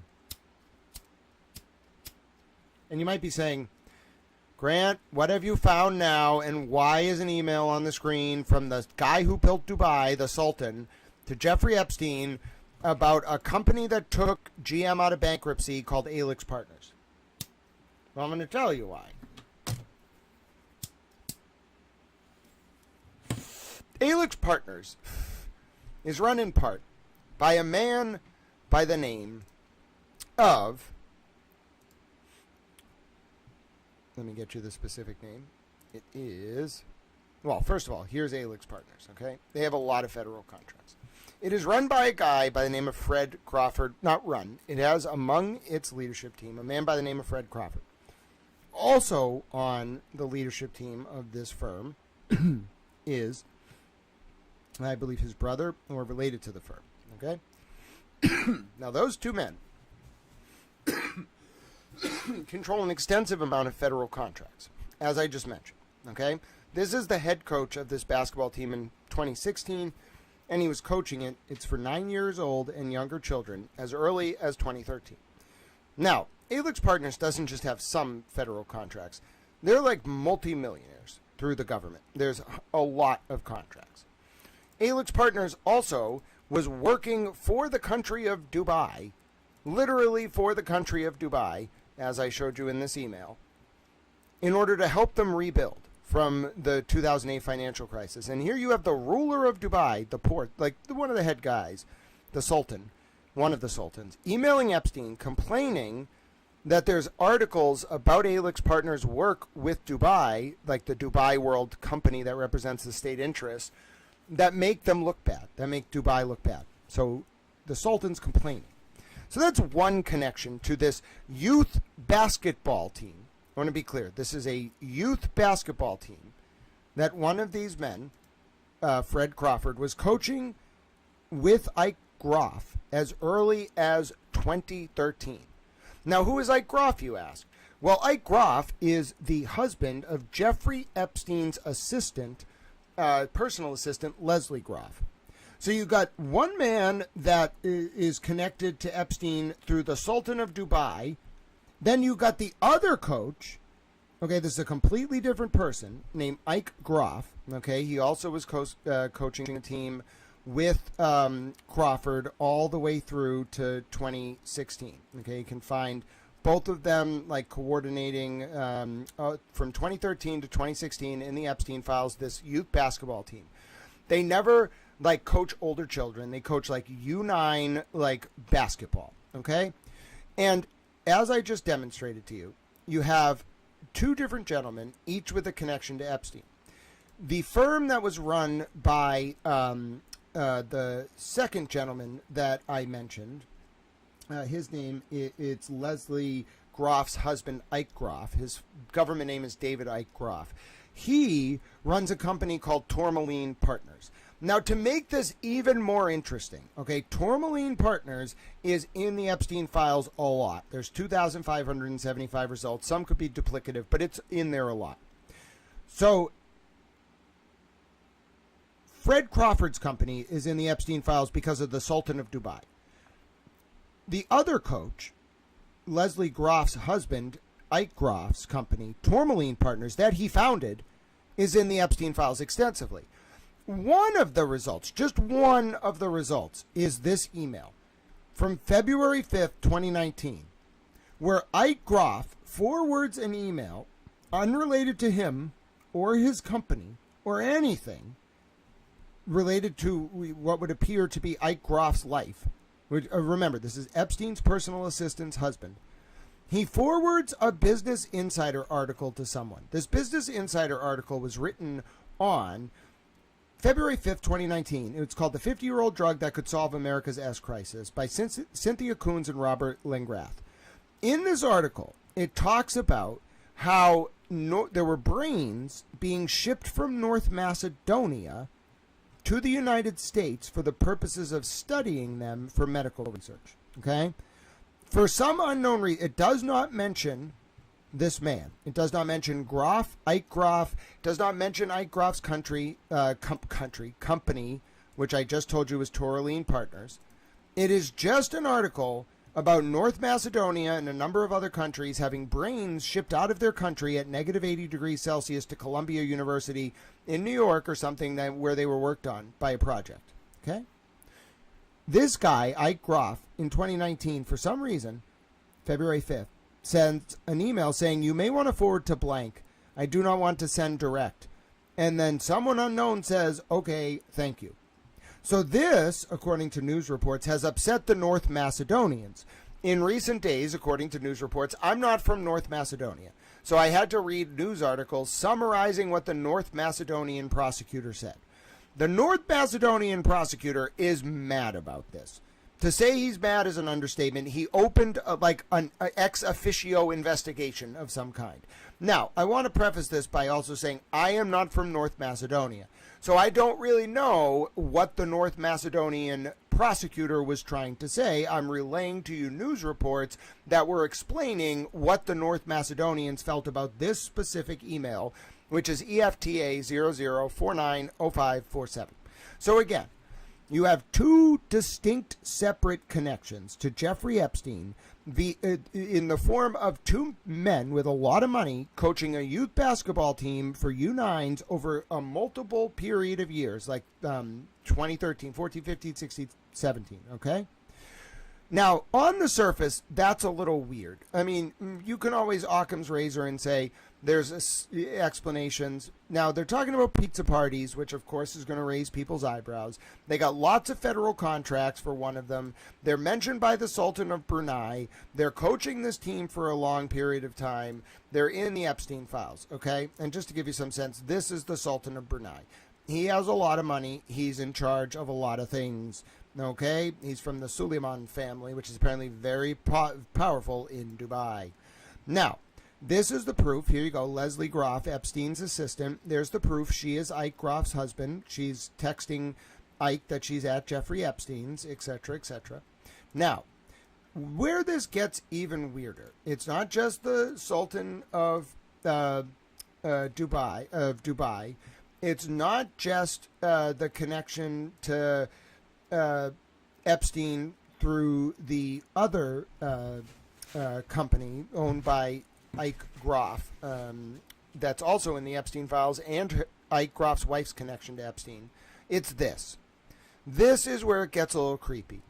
In 2017, this team, coached by Frederick Crawford, I might have called him Frank, but it's Fred Crawford, and Ike Groff, he's still involved in 2016, 2017.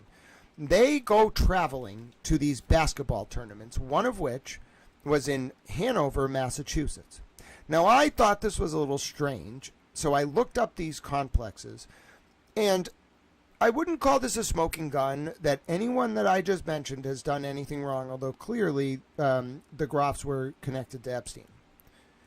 But there is something odd about the fact that the specific sports facility mentioned where these kids were going to play their travel games, these 9-year-olds from Connecticut who travel around the Northeast with these multimillionaire financial guys, both of whom have separate and distinct connections somehow to Jeffrey Epstein, and one of whom has a connection to Epstein specifically through his company in the Sultan of Dubai.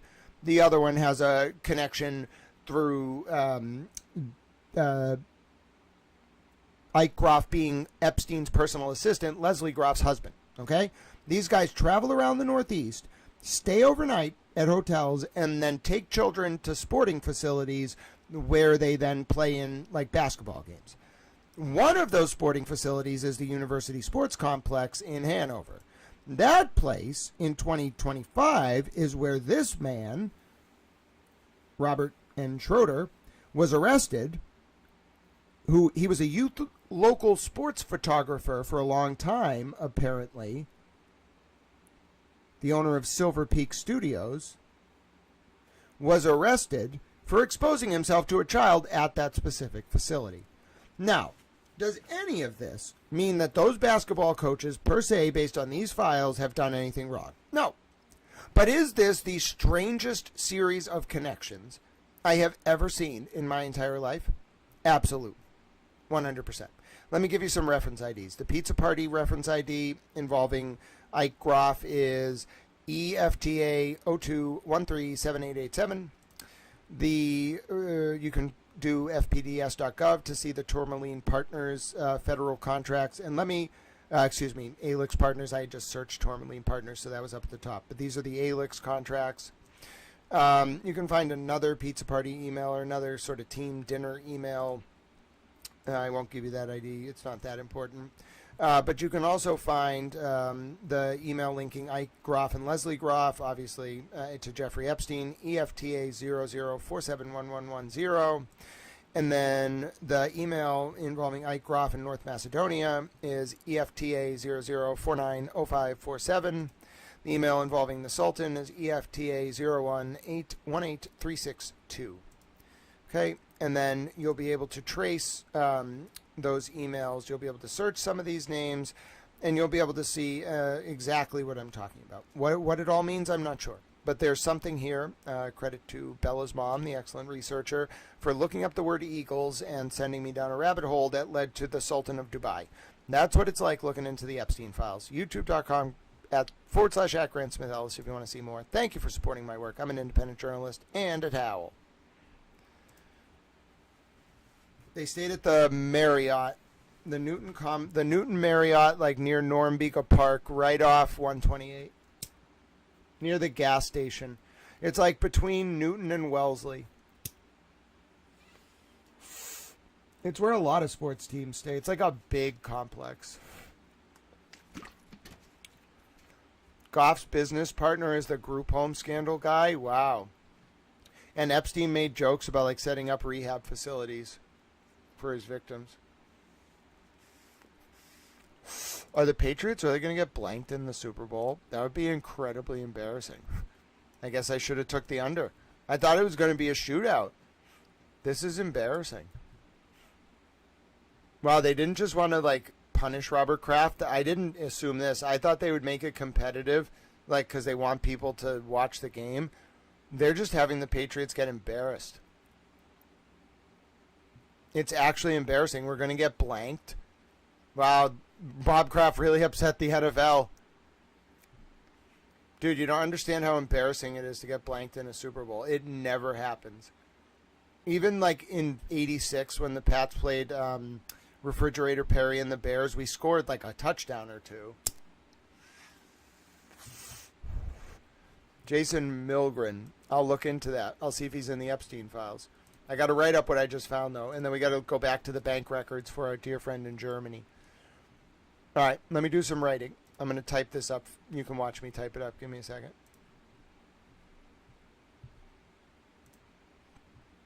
But yeah, you don't understand how embarrassing it is. Like, it's not soccer for those of you in Europe. If you get blanked in an American football game, it's literally the most embarrassing thing you can imagine. Like, it does not happen. Not in a Super Bowl. All right. New.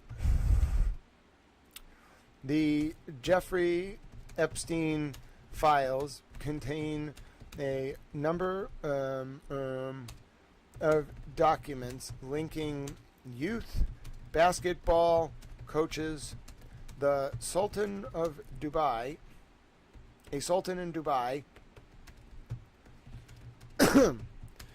companies with a Sultan in Dubai, Epstein's, the husband of Epstein's former personal assistant,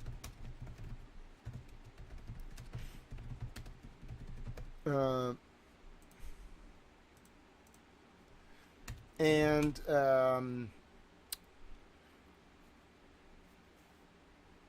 yeah. And a youth sports facility in Massachusetts that recently saw a photographer arrested for exposing himself to a child. I think that's probably the best way to explain it. I'm going to have to actually write a little more about this. Okay. And I'd like to do this without I'd like to avoid linking to anything with pictures of the children. So I have to do this somewhat carefully. All right, let me look for find out more about all right. Read more about that youth basketball team here. Coached, all right. coached from 2013 until 2016, at least, by two men with connections to Epstein. Either I'd call it indirect connections to Epstein.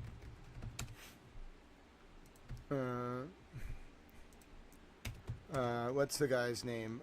Fred Crawford, by way of his company, and Ike Groff, by way of his wife, Epstein's assistant, Leslie Groff.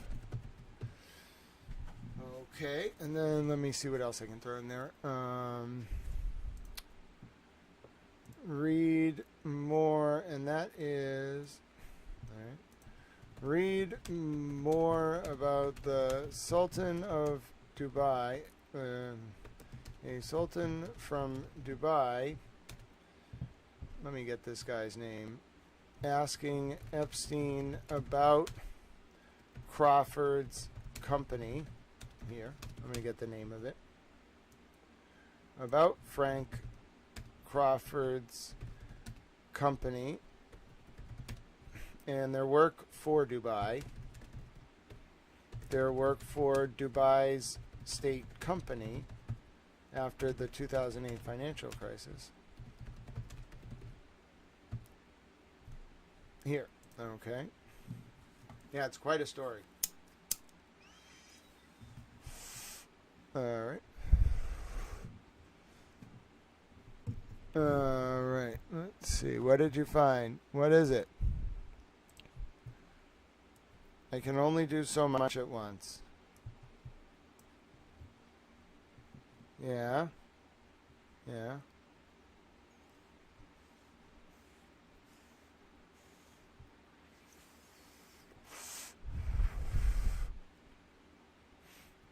Okay. He runs something called New Can Youth Football Inc.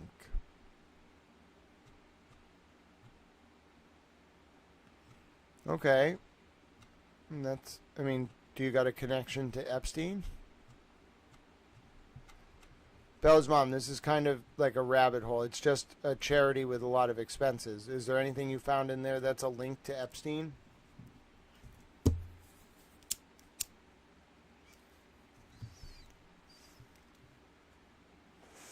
Yeah. Yeah. It's sketchy. Oh, it is. You're onto something, but without, like, you definitely found something important, but it's not a smoking gun in and of itself. And like, yeah, so I'm glad you put it on my radar.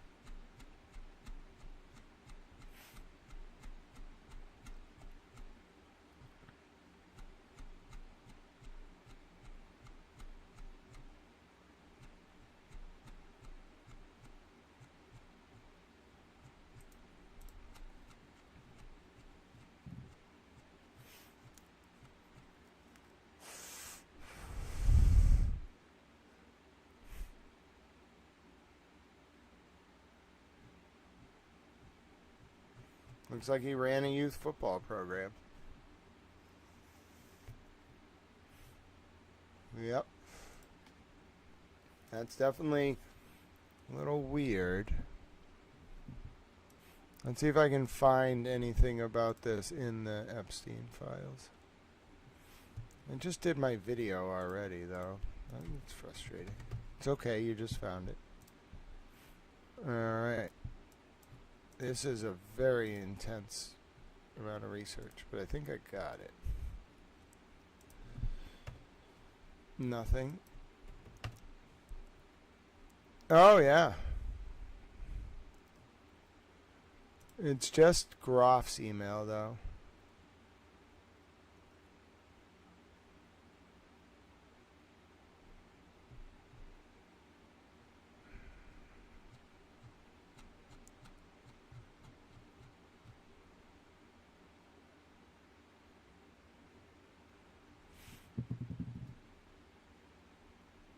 Yeah, it looks like he ran...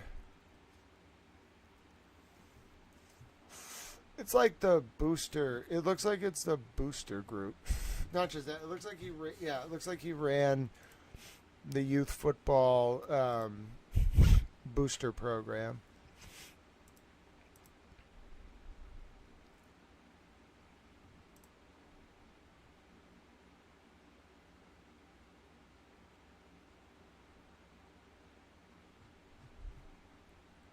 Yep, that thing. No.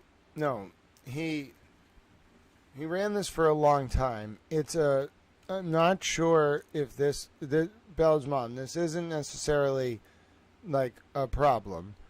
Unless there's a connection to Epstein with the Canton youth football thing. Yeah, we can take a look. But if you understand about boosters, like what you want, if you really want to like me to include this, I need a link that shows Epstein donated to New Canton youth football.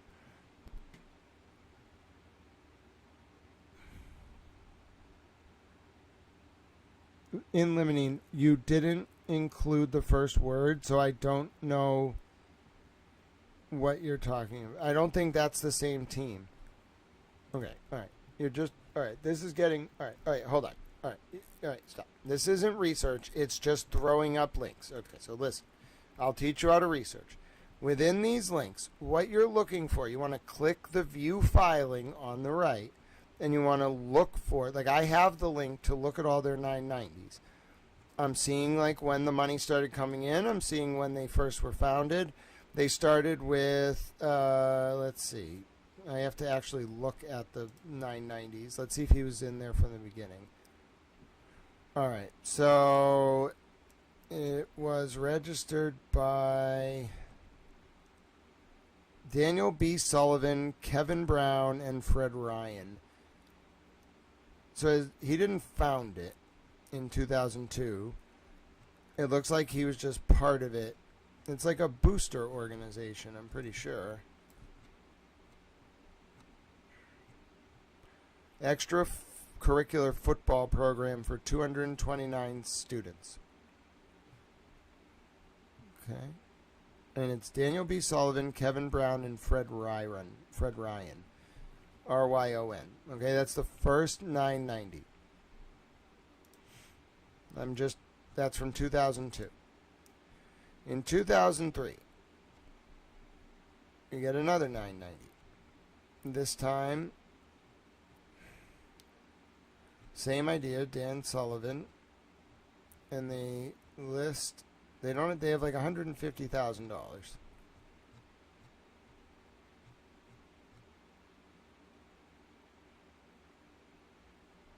And they spent money, they spent about $72,000.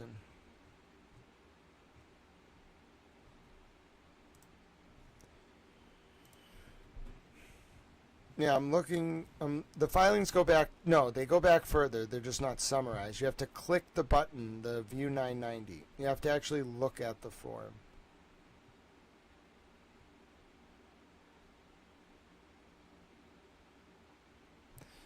Yeah, of course. I'm gonna try to get back to the money trail. It's just like Bella's mom. I love that you found this stuff, but what you want to do is actually go in. I know you love the documents. Go into the 990.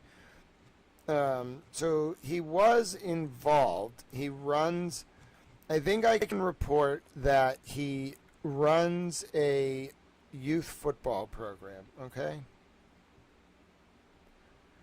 But it's hard to, like, explain this.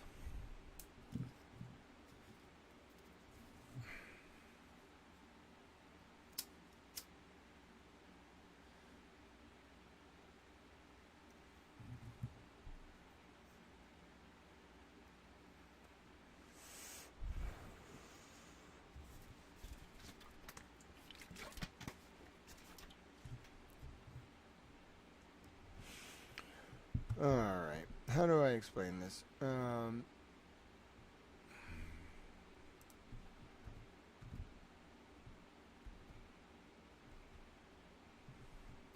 Read more about, what's this guy's name? Ike Gross's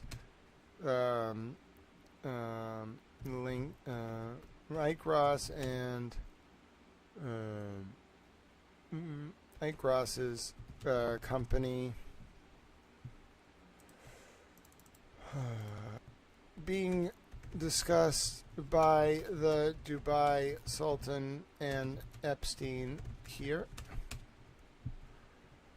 Read more about Ike Gross running a youth football program for many years here, and I'll link the 990s. Alright, so that's one of them, but where's the actual, like, so if you, what you want to do is on the right side of the page, even for years that don't have summaries, just click the 990. So this year they didn't even have 50,000 because they filed an EZ, but you want to click the 990, all right?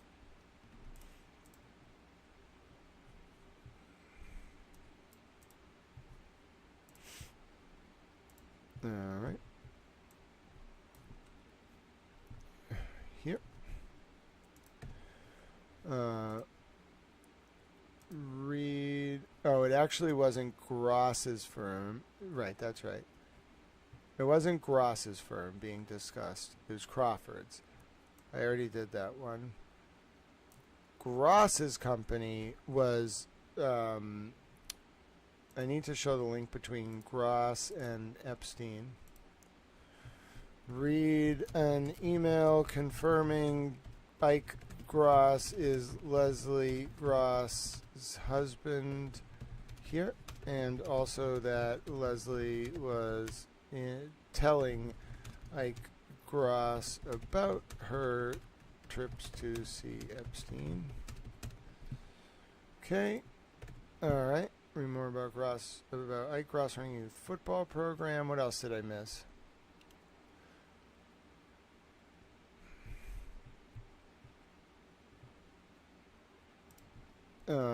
A Connecticut youth football program.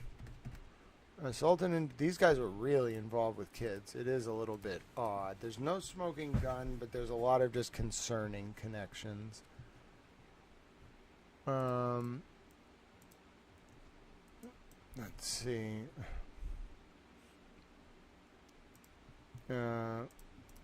Gross's firm, Tourmaline Partners, is also mentioned a number of times in the Epstein files, including this strange email regarding the transportation of brains from around the world, including North Macedonia, for study by a Columbia University doctor. I mean, that's basically what it's about. It's a very strange email. It's one of the stranger emails I've ever seen in my life. I can see why the North Macedonians are upset. They didn't really understand, I don't think, some of the news articles, but yeah. All right, let's see. You've morphed Groff into Gross. Yes, thank you for that. I'm getting tired. I don't know why it became Gross after all that time. I would have caught it on the final spell check, but I think my eyes got a little tired. This might be the end of today. We'll pick up with the financial stuff tomorrow. Yeah, I guess I can go until the end of the game, but once I'm making errors like that, you know, and I would have caught it because it says Groff so many times in the emails, but still. All right, what did I miss? Oh, that's right. I want to get the guy's company. The dude's company is here, isn't it? Yeah, it's called Alix Partners.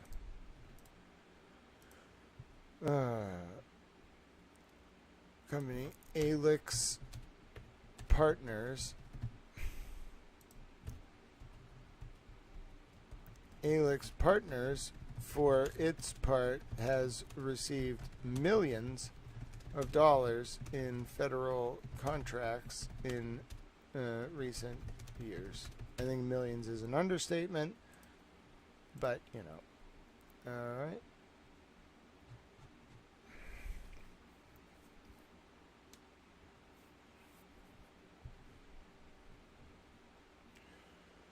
Let's see.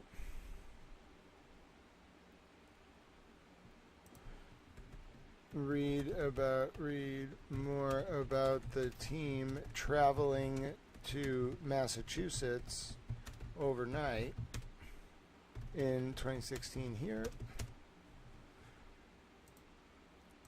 Read about the arrest of that man here in Hanover. Read about the arrest of that at one of the facilities visited by that team, by the youth basketball team run by Groff and Crawford in 2016 here. It's just a weird, like, there's no smoking gun to this. I'm not accusing anyone of having done anything wrong. Like, other than that guy who got arrested. He clearly did something very wrong. But there's just a lot of things here that don't make sense. There's just a lot of, like, weird red flags that raise a lot of questions.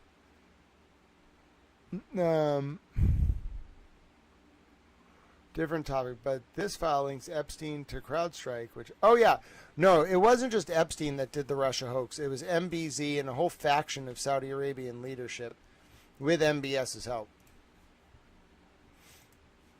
This has been quite a day of research. We've covered so much today. This has been very interesting.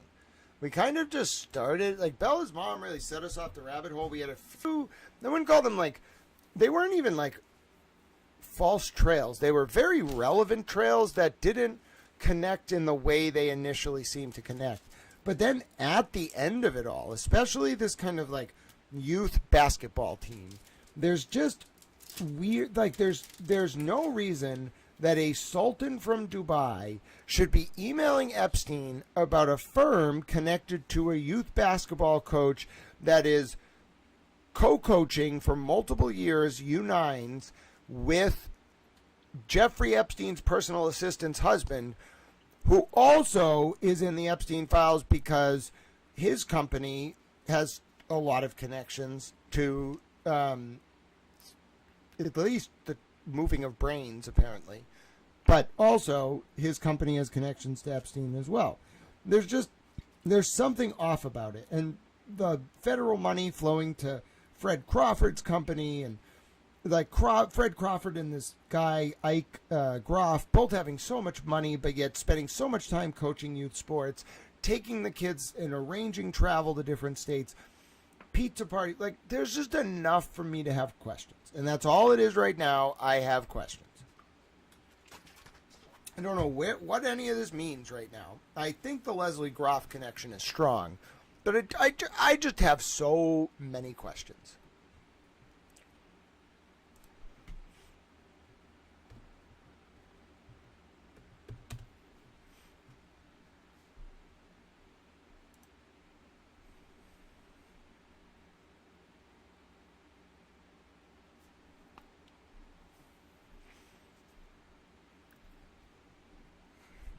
Within Frank Crawford, by way of his company. Oh yeah, I gotta write that company.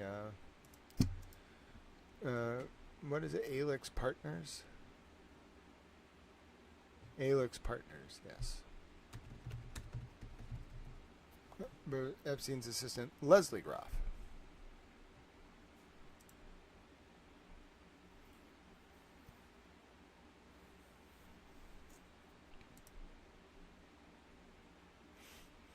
All right.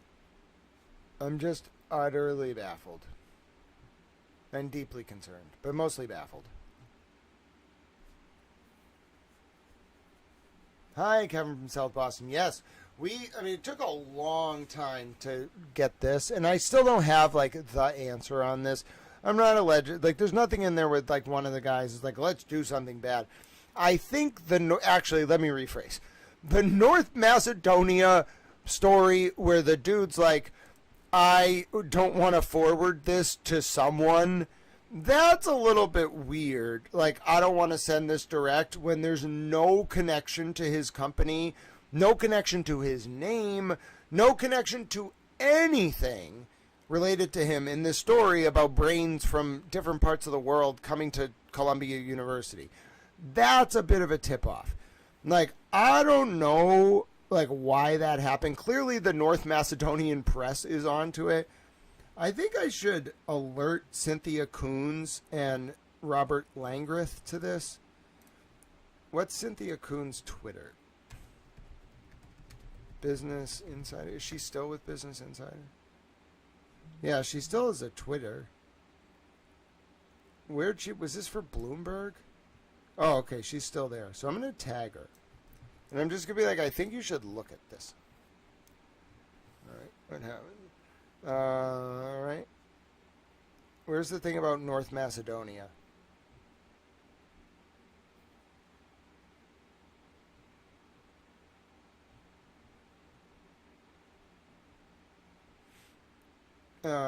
Interestingly, journalists, Cynthia Coons, and then what's the other? Hold on, I'm going to get the other journalist. Cynthia Coons and Robert Langrath. I'm going to tag them because they probably should look into this. It's Bloomberg Grant. Yeah, he's still at Bloomberg. Wow, you can tell Bloomberg's like an institution because the reporters never leave. I heard there was one guy at New York Magazine who was there for like 30 years. He never did anything, just went in, closed the door, and hoped no one noticed. These reporters look like they actually work.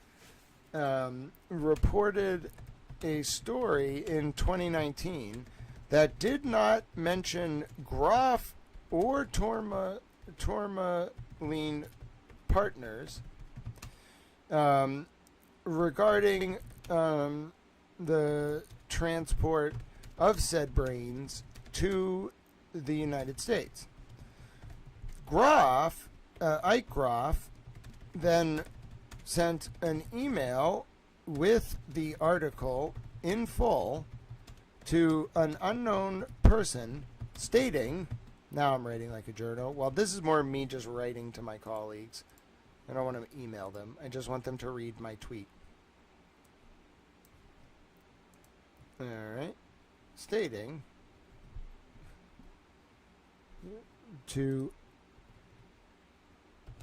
redacted, I do not want to send direct. That is stating ominously. It is quite ominous. Let me get a link to that Business Insider article. Hold on. I want to actually get the Bloomberg, right? I keep calling it Business Insider, but it's Bloomberg. I must be getting tired. I'm going to go to bed after this. Where's the... No. I need the actual article. I want this one. Bloomberg Business Week. I hope they didn't take it down. It doesn't matter. I have the full text in the email.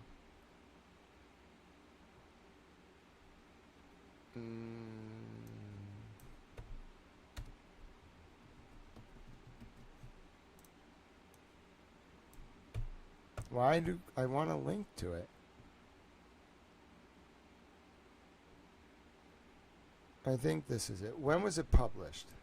February 5th? Yeah, I got it. They just changed the title.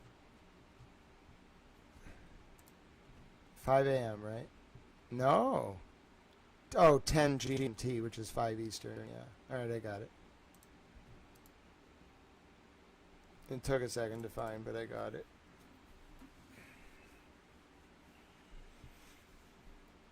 All right. Here is a link to the article in question. All right. And then let me do this. Let me do this. Let me go over here. Let me save the whole thing. All right.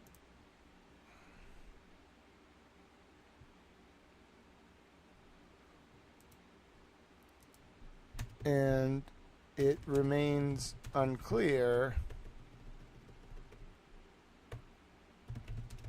why Groff... Did I change back to Gross again? Yeah, I did. Why Groff was concerned about the story.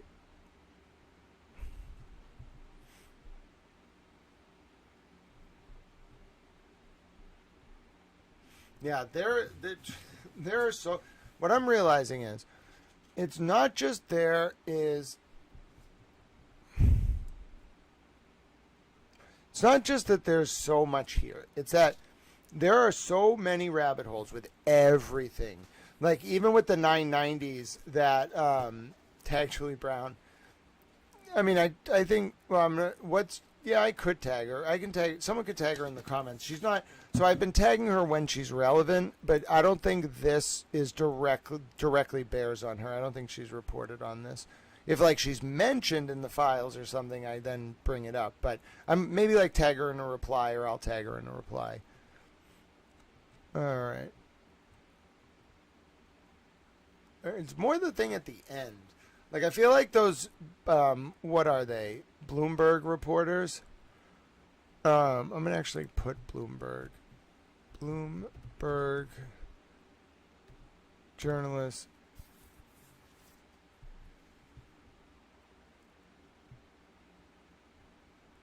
Oh, I got to get the actual article. I got to get the actual email. Good thing I'm, like, paying attention. You got to really know what you're doing. Source file. Source. Email. This is kind of written. It's kind of, like, not my best. I think I'm tired. Like, I'd like to get some rest to come back to do the financial stuff tomorrow, but it's good for what it is. Like, it's not really that there's a smoking gun. It's just there's so many red flags that someone needs to look more into this. And that's kind of what the story is, as of now. There's probably more here. I don't know exactly what it is, but very interesting. It took 7 hours to 8 hours. It took 9 hours to research that story. I mean, I kind of went from thing to thing, but I think I'm ready to publish. Yeah, Bella's mom. We'll do one this week. Russell Solomon with Tower Records. I'm not sure what the relevance is there. I don't know who Brian Feeney is. The name of the photographer's business, the guy was represented by Kevin Reddington. It was Silver Peak Studios.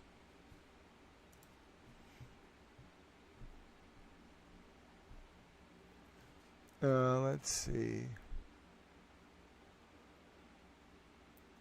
Leslie Groff and Brian Feeney. Yeah, I don't really know what the I'm not sure if Fred Crawford's under investigation, but the Groffs definitely were. I don't know if any one of these. It's clear that the Groffs' emails were being monitored or they turned them over. It looks more like a subpoena because there's emails that the Groffs, especially Ike Groff, was sending that, like, have nothing to do with Jeffrey Epstein. They're just like Ike Groff saying things to people about his business, about his basketball teams. Like, they may have actually been targeting him for investigation. I don't know. It's very hard to tell. And it's Groff. I just want to make sure there's no Gross because I left Gross in there a few times. But I can just Control F for it and correct. I think I only left it in twice. For some reason, I got tired and started calling them Gross, which is an easy thing to do. F's and S's look similar after 9 hours. All right. Fred's emails are in there with no Groff. What? Yes. Fred's emails are in there, but here's the problem.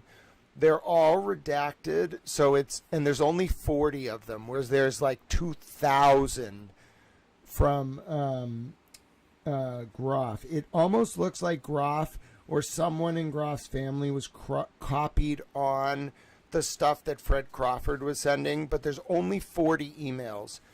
Like, Fred Crawford is in there. And remember, the Fred Crawford connection also is through that firm, Alix Partners, which is more important almost because the Sultan from Dubai, who's now, I want to get his name, that's right. What's dude's name? It's like Sultan bin Salman. He's been doing some weird stuff with Epstein. I heard. I gotta Google it. One sec. He's apparently like in the Epstein files in a very strange way.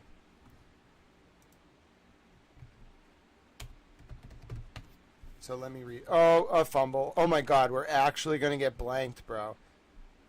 This is the most embarrassing Super Bowl of all time.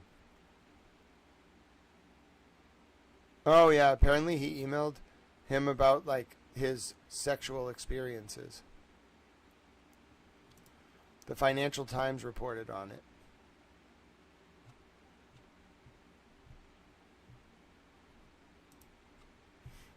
All right, it's not helpful if you put a paywall up, Financial Times. Thank you.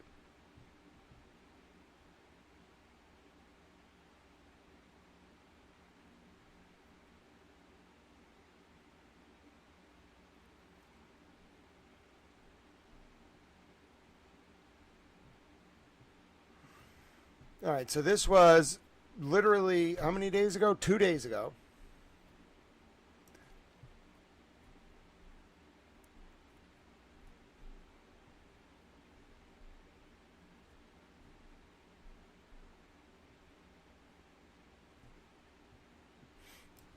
Oh my God. When Epstein responded, no, lots of drugs, Suleiman said, oh my God, no, I do only girls. Thank you for the heads up. I will stay away. What?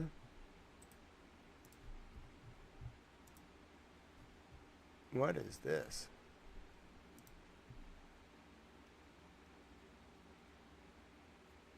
I met Michael Saylor. He one of us. He invited me to his South Beach home. Epstein said, no, lots of drugs. Sheik says, oh my God, no, I only do girls. Thank you for the heads up. I will stay away. Who's Michael Saylor? And what is he one of us?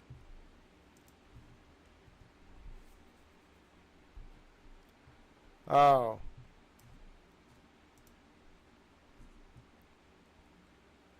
He's the co-founder of MicroStrategy.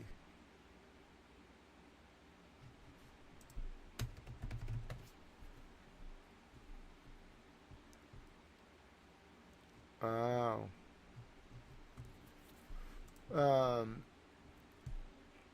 I'm just going to quote the Financial Times. Quoting the Financial Times. One second.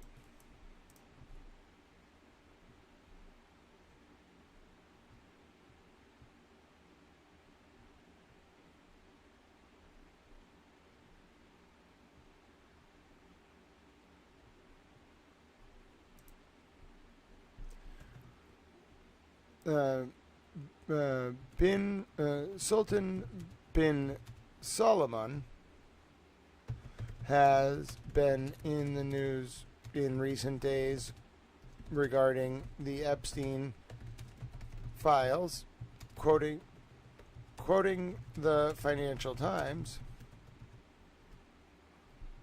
No! How dare you tell me I can't copy and paste your text? Why would you ever do that? You're just like making it impossible for other journalists to relay information that's in the public interest. Why would you do that? That's very frustrating.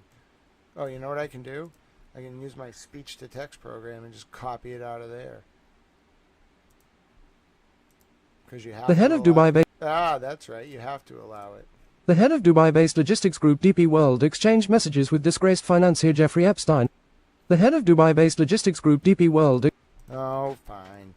That's so frustrating, though. Why would you ever put an anti-copy-paste script when academics and others need... You want me to type the quotes out? That's the stupidest thing I've ever heard in my entire life. Why wouldn't I just save your article as a PDF and then convert the PDF to text? I'll just summarize it.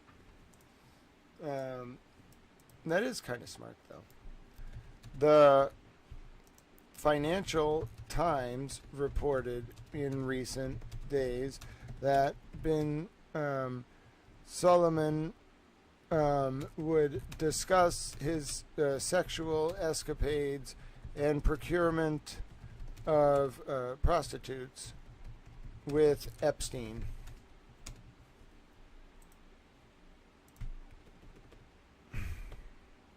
I'm going to call them sex trafficking victims. I don't think they're actually prostitutes.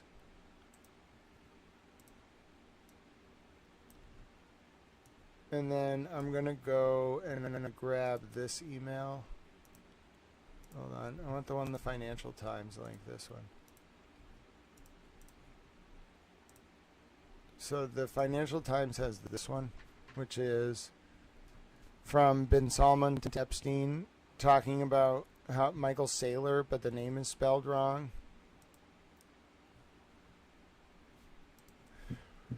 In one email, the Sultan tells Epstein that, and it's not Michael Saylor, he spelled it wrong, it's Michael Saylor with a Y.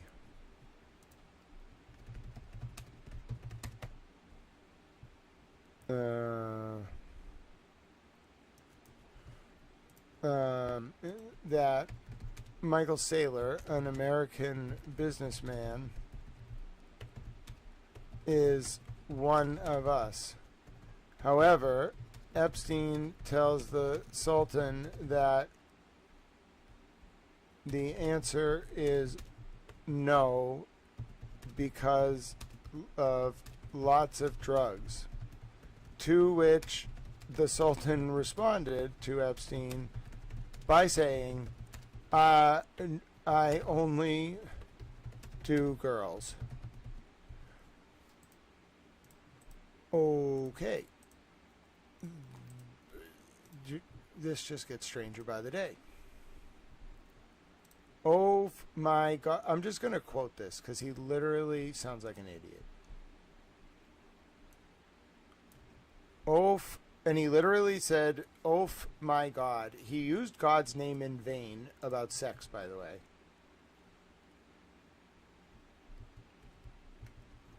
Source. Alex Partners, for its part. Regarding the other coach of the basketball team. Oh, sorry about that. I might have lost internet for a second. I'm back. I'm a towel. All right. That was a lot of writing. Groff is connected to Epstein. Groff's wife was Leslie Groff, Epstein's top assistant. Good evening. Hello, Waltham Towel Chris. I just did a very interesting story. I'll have it read for you in a second. It's not really a full confirmation of anything, but it is a very interesting series of connections that raise a lot of questions. And also involve the Sultan of Dubai. So I'm going to post this.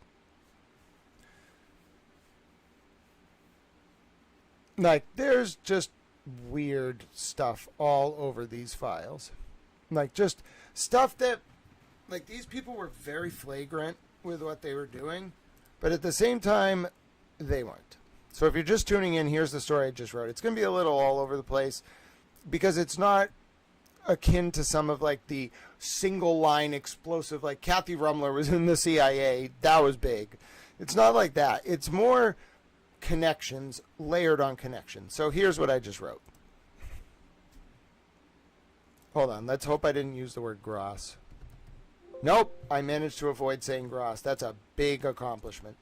I was getting tired. Conversation. New. The Epstein files contain documents linking U9 youth basketball coaches, a Eugenicist youth football program, a sultan in Dubai. The husband of Epstein's former personal assistant and a youth sports facility in Massachusetts that recently saw a photographer arrested for exposing himself to a child.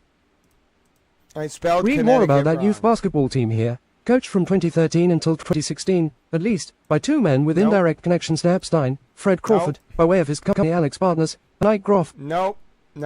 I spelled Connecticut wrong. I always do this. I have it in there as the wrong spelling, and so I don't notice I spell it wrong. Somebody caught me the other day, but I am very bad at spelling Connecticut. And you can't just spell Connecticut wrong in the top of the post. Now I have to do it again. You'd be surprised at how often this happens. It happens all the time. And I'm like, Grant, you can't spell the word Connecticut wrong. You're going to upset the people of the nutmeg state. I saw Kyle pop in earlier, by the way. That was nice. Amatao.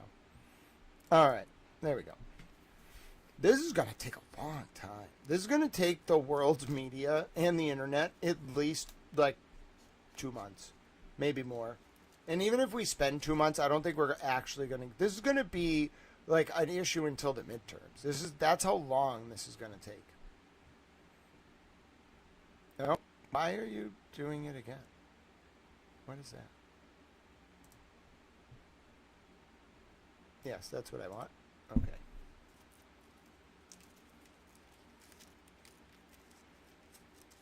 Now we'll let this upload. And I think this, we can go a little longer. The Pats are literally getting blanked. Bro, it is 19-0.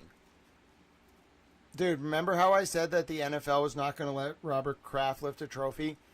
Bro, I thought they were going to at least let us keep it close. Like, come on. This is humiliating.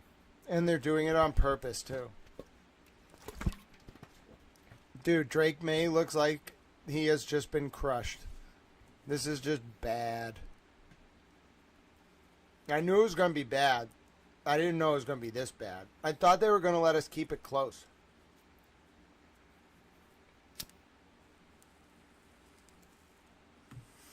Bro, 19-0.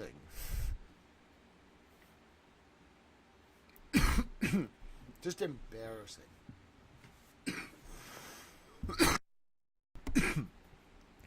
Now, the thing is, I went in expecting them to lose, and I'm still embarrassed. Literally, I expected the Patriots to lose this game. I told you before the game, I thought that they would at least let us make it, like, competitive. We just got absolutely decimated, blanked.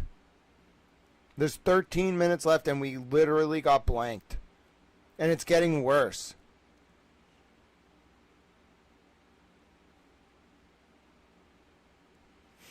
Wow. I mean, I told you Robert Kraft wasn't going to hold up the title, hold up the Lombardi trophy. I didn't know they were going to do this. Like, this is just brutal.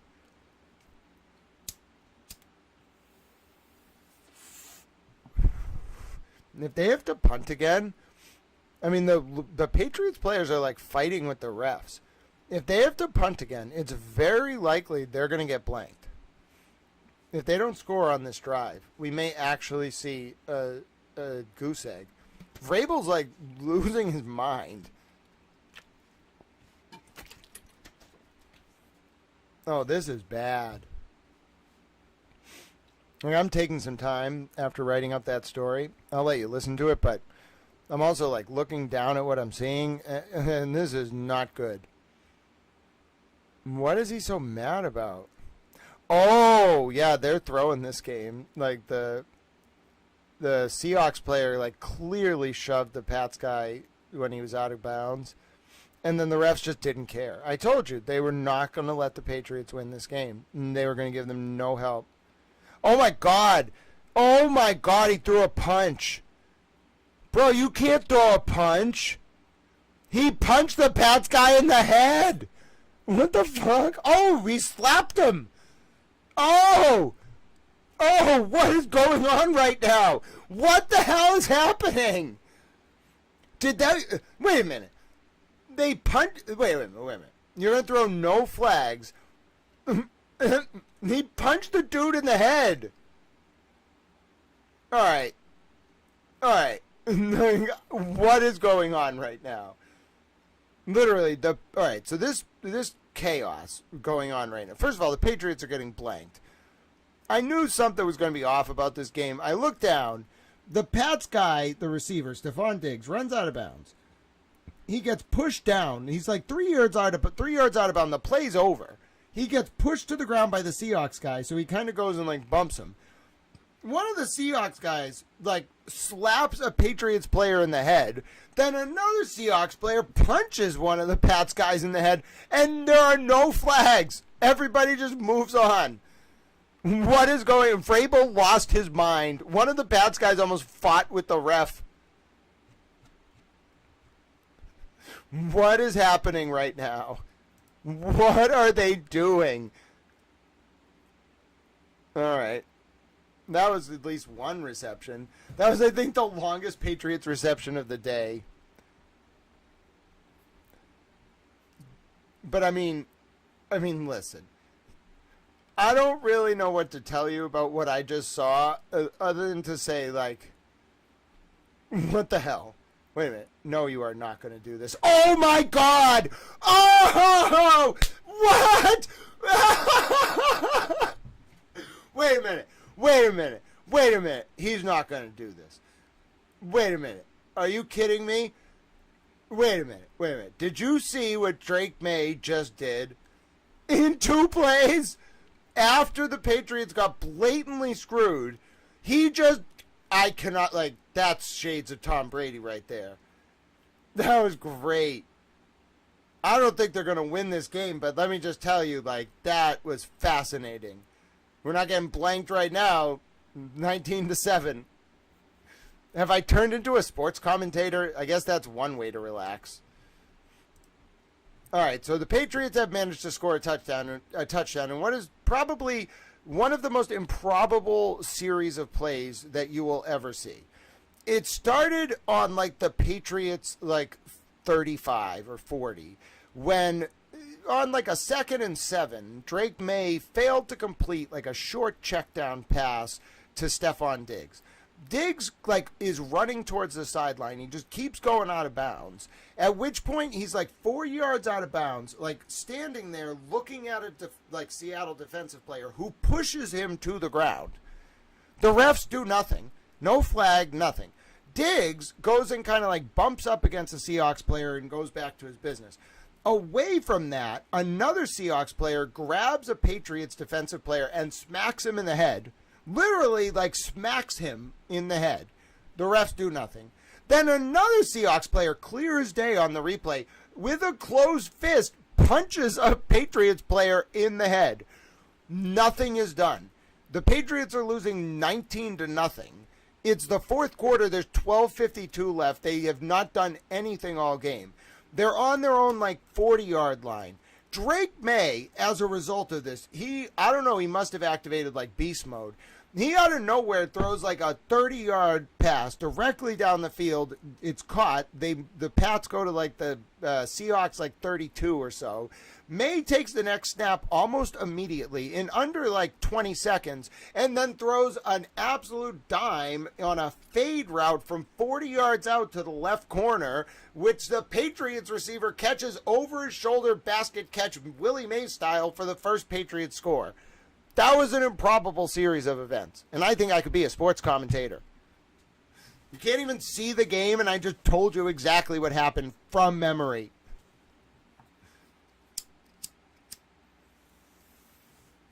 Anyway, my point is, that was wild. I would like to do a little bit more Epstein work. I'm going to watch the end of the Super Bowl with you now and just yell things. You might get to see me you might get to see me react to something ridiculous. I mean, to be fair, what I just saw happen was ridiculous. Like, absolutely absurd. That should not have happened. I can't believe that happened in the way that it happened. This is hilarious. I don't think I'm going to be right. All right, wait a minute. So it's what, 19-7? Like, I guess the Seahawks could score one more, and it would be like, no, the Pats, it's 19-7. So if the Seahawks get a field goal, the Seahawks are going to have to get stopped on this drive. Pats would have to score. It would be like 14-19. Seahawks go kick a field goal. Pats go down for the last. Okay, that I could see happening. Like, it's going to be a little bit more than 4, but I could totally see the Seahawks getting stopped on this drive. It being like 7 minutes left, the Pats driving down, scoring, then it's 19-14. Seahawks get it back with like 4 to 5 minutes. They go down and get a field goal, leaving like 2 minutes on the clock. Drake May has like 2 minutes to do a touchdown drive and then a 2-point conversion. I don't think he does it, but that could happen. It really depends on what happens on this Seahawk drive. Did they onside kick it or squib it? Anyway, So if the Seahawks get stopped quickly here, the Pats could actually have a chance to make this competitive. Of course. What a fascinating football game. After going for almost 3.5 quarters with no points, it became very entertaining for the Patriots very quickly. I was just kind of relegated to my fate. I was like, they're going to lose. They're going to get embarrassed. There's no way they're going to win. I still don't think they're going to win. But they're making it entertaining. You could only do so many hours of Epstein. Now I'm going to react to football. Maybe I'll do a little bit more Epstein in like 2 minutes. I'm taking a break. Took me a long time to write that last post. Did he pick that off? No, he didn't. He caught it.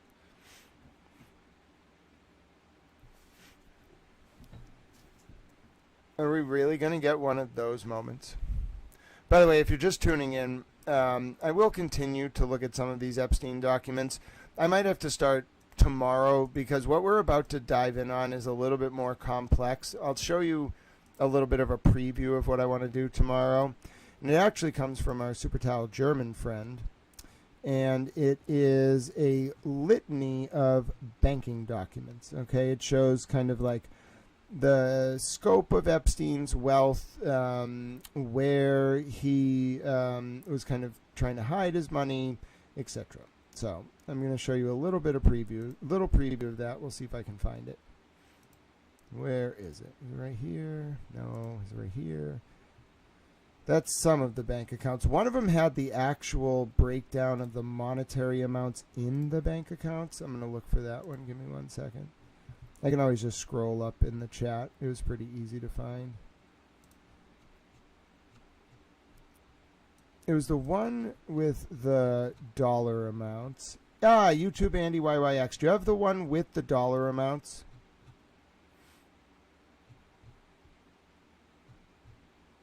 I know I have it somewhere, but I have a lot of tabs open. I'm going to go for another like hour or so. But I'm looking for the one with the dollar amounts. I know I have it. I'll probably put it in my notes somewhere. Like I have all the bank accounts, and then I have some of the, at least 8.175 I have located. Might actually be on this. Is it on this one? No, that's the football one. Alright, hold on, I have a plan. We're going to move into sort of an examination of where all this money went. That's going to be our next sort of project. It's not as easy as you think, but there are some documents from Deutsche Bank that make it very easy. I don't know what I did with that one. Where is it? There it is, 1227. I knew it. Is that the one with the dollar amounts? I think that is the one with the dollar amounts. I think you're right. You are right as always. Alright, let me search again. Alright. Might have just closed that one earlier, so I'm glad you're still with us.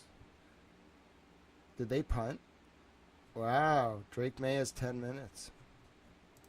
This might actually be a football game. Alright, is this the one with the dollar amounts? I think it is.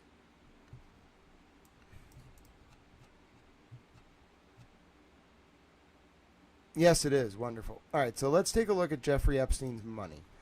And this started with a tip from YouTube Andy YYX. Alright. So let's see, which one do I need? This one? Yeah, this one. Alright, so let me grab this. All right, 1 second. You would be shocked at the amount of tabs I have open right now. It's just an exceptional amount of tabs. I'd say probably like 40. No, probably closer to like 100 over 3 browser windows. All right, there you go. So this is a preview of what we're going to look at tomorrow. I'm going to stay with you till the end of this game because you might see me react to something cool, depending on if the Pats can actually make progress on this drive.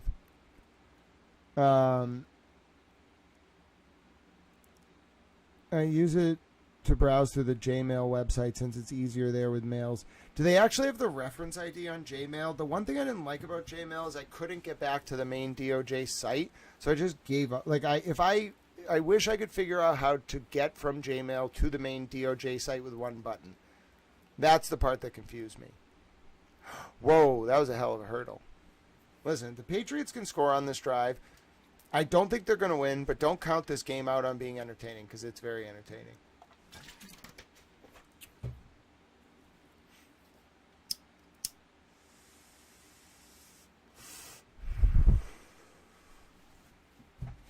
So, this is a little preview of tomorrow. That was a hell of a hurdle. Oh, they have a button. Good. I'll take a look at the Jmail website. Don't get picked off. No? He almost got picked off. All right. So this is a categorization of Jeffrey Epstein's wealth. I think it's only through 2016.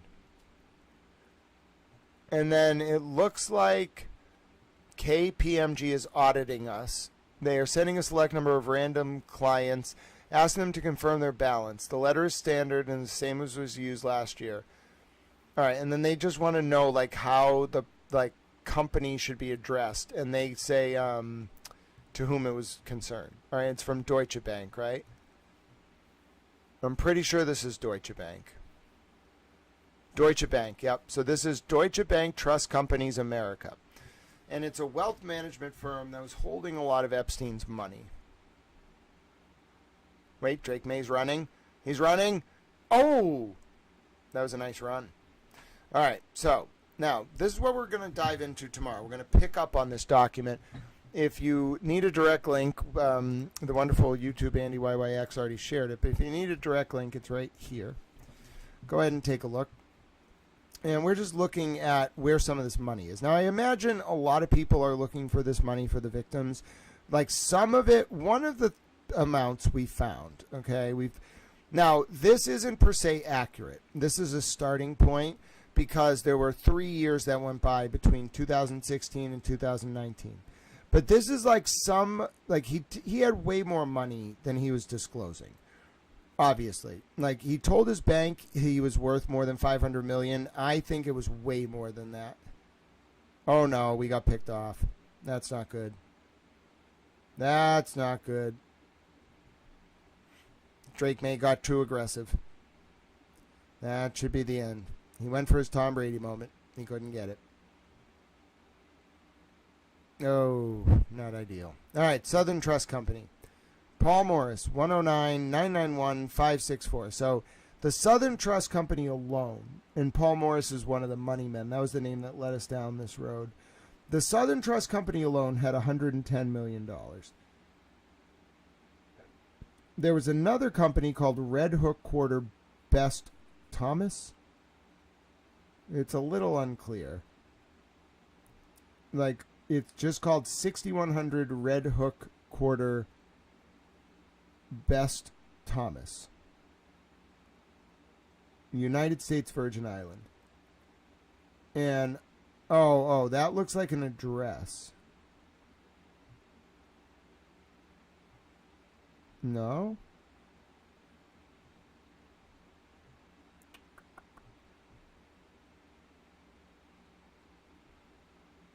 Oh, that is an address. It's partially blocked out. Yeah. So, the Southern Trust Company has $109 million, and it's located in the Virgin Islands. Todd R. Wennick. I don't really understand why this is just a name. Let me just look this up in the Epstein files 1 second. This is why I wanted to start this tomorrow, but the Super Bowl's still going, so who cares? All right, even though they're going to lose, as I predicted. Todd R. Wennick. Oh, he's in there a lot. He's in there 1,109 times. He must be a lawyer or something for Epstein. Let me just get the quick summary. Wait, what?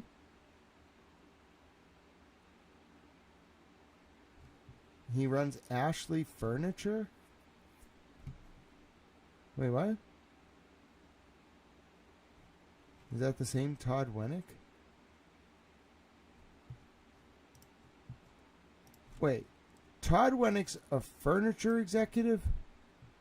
That can't be right.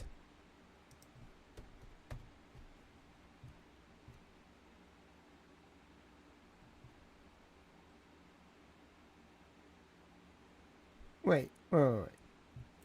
Todd Wennick runs something called Ashley Furniture's Industries. Ron Wennick is his dad.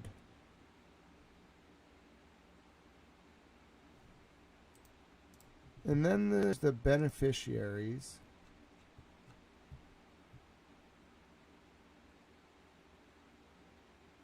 No, this estate was worth... They said it was only worth $100 million. No. This estate is worth way more.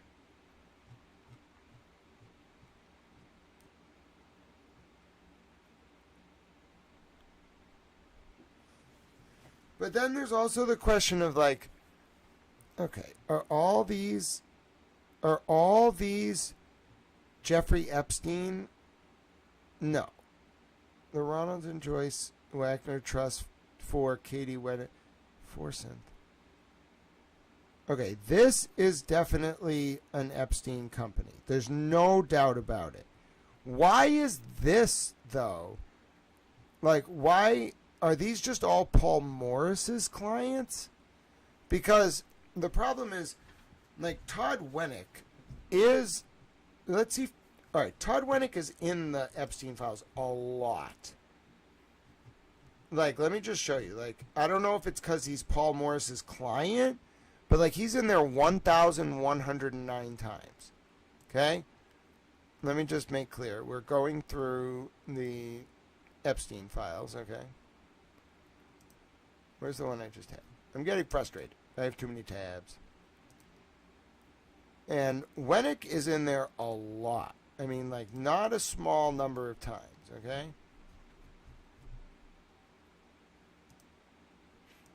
I want to move the bank records over to the Wennick tab. So here we go. So Wennick and Paul Morris, they have this account listed in a request from Deutsche Bank to, like, identify their accounts. Okay? Todd Wennick is not just some random guy. He runs a furniture company. He's in there, the files, 1,109 times.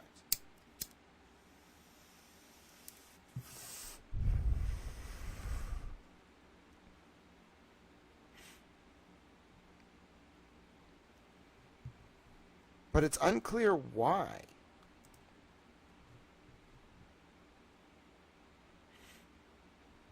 This is a rabbit hole. Just a lot of bank records. Doesn't seem like he himself is in here. Seems like Epstein's guy was managing his money. What about if I just search Todd Wennick without the R? Let's see if he emailed Epstein. Yeah, this was an Epstein guy. But why? They plan to buy books. Oh, yeah, it was his client. I told you. So, Todd Wennick is related to Epstein, but only because Paul Morris managed all of these people's money. So we have to keep this thing in mind, okay? This is the list of his clients, okay? One of those clients was Jeff Epstein, okay?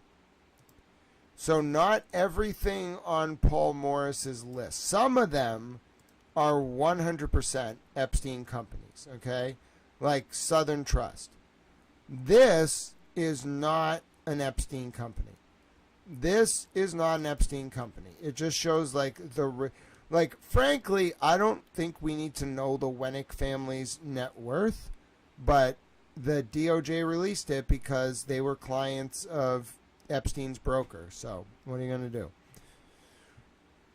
This, I'm not sure if this is an Epstein company or not. But I'll tell you right now, the Epstein fortune is worth more than $100 million. Because at least this one is Epstein. I believe this one is also 100% Epstein because his personal lawyer is on the documents. This one, I'm not sure. So this is going to get really... We're going to have to... This is like forensic accounting. You have to you can't just guess because this dude's got a lot of clients. You have to literally look to see if this company is Epstein's company.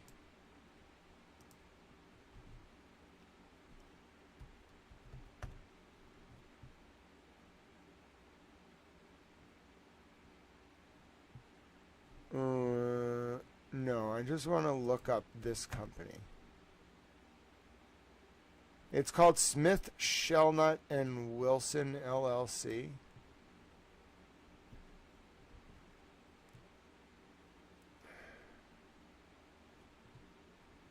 What is this?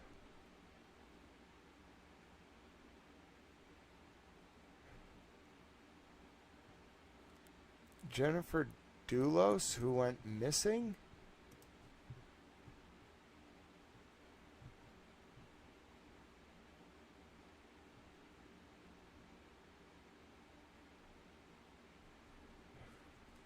Jennifer Doulos, who went missing from her New Canton home during a contentious divorce? What? Huh?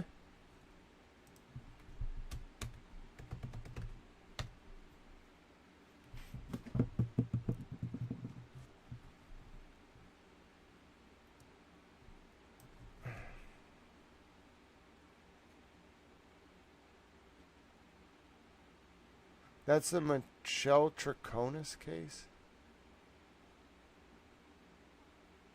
Huh.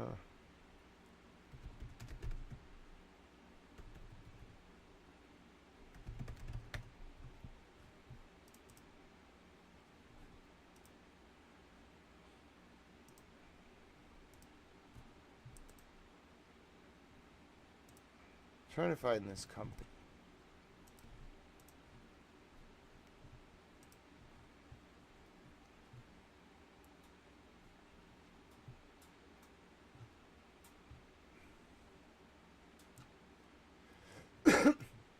It's not... Oh, these are companies he shares with Indike and Black. Okay, now this is good. Now we're getting somewhere. Doesn't list all their amounts, but we're... Okay, so it's a decent amount. Alright, but I want to find out a little bit more about this SWLC LLC. SSW 2007 LLC. I'm not really sure. I can't find that company anywhere.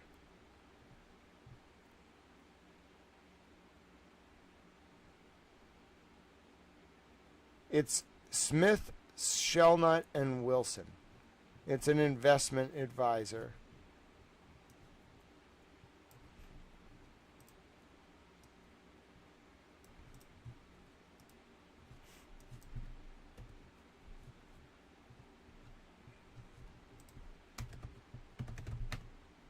Another touchdown.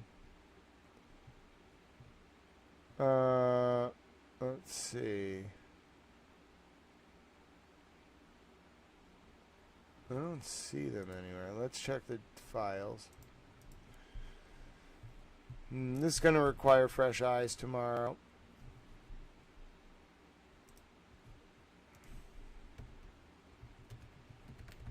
I've been live for about 9 hours and 20 minutes. I'm going to go to bed soon. The Super Bowl's almost over. They're going to lose, as I told you. It was way worse than I thought.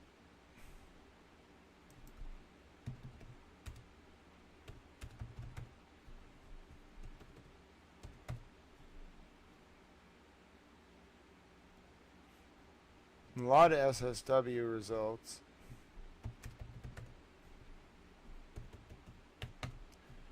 They're an investment advisor.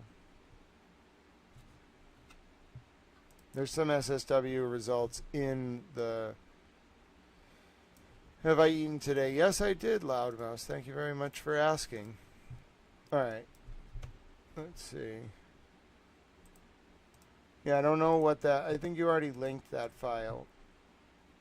3808. Yeah, you already sent that one, I think. Yeah, you already sent 3808. I already have that one up. Not going to put it up on the screen. We're going to look at it tomorrow. We're not just going to keep going. I have to go to bed. This is the very end of the day. We're not just going to keep going. I need fresh eyes to look at the financials anyway. What I'm doing right now is I found the SSWLC. Then I want to get back to the other things I was looking at. Wagner doesn't look related. GEW 2007 LLC. Let's find out. I don't know what GEW is. Clark Vermillion.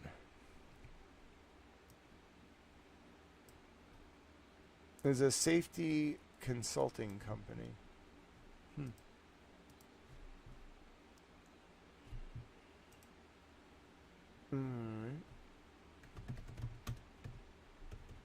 Alright, let's see here. Anything on this company? GEW? Mostly in the Paul. Doesn't look like GEW's 2007 is connected to Epstein. And then what is its actual name? It's Clark Vermillion. Yeah, but what is GEW LLC? I want to know what the actual firm is. It's huge. It looks like Paul Mitchell just filed or just represents some of their money. I don't think that guy is related to it at all.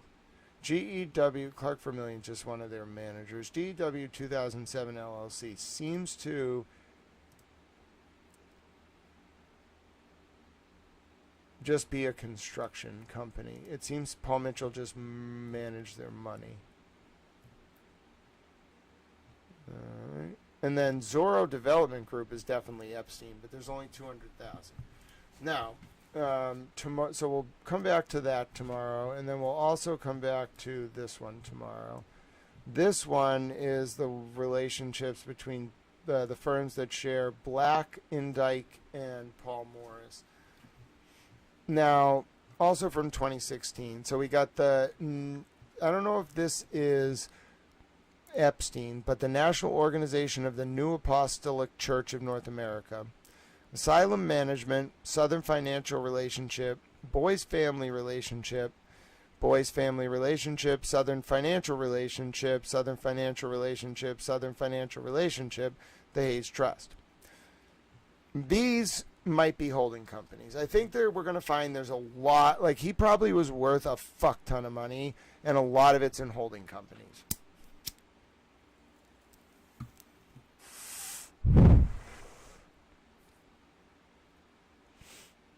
All right. Yes, I have the 3808 one. All right, let's see. I guess we can look up some of these companies. Jeepers Inc. That's a weird as fuck name.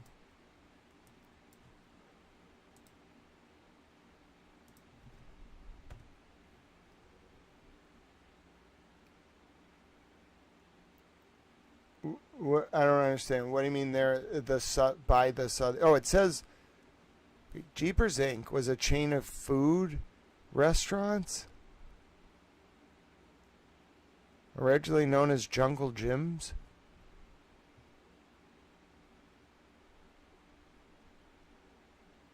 Indoor amusement parks aimed at children? What?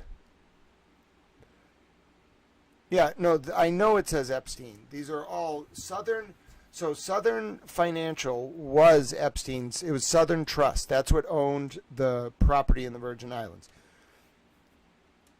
This is wild. Jeepers Inc.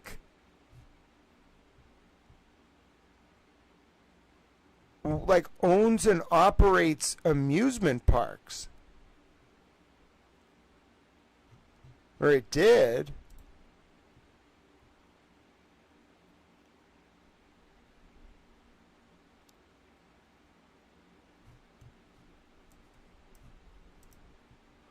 Whoa. All right, we just got to stop there. Like, that's a big problem. Like, he owned a, like, bunch of amusement parks for children.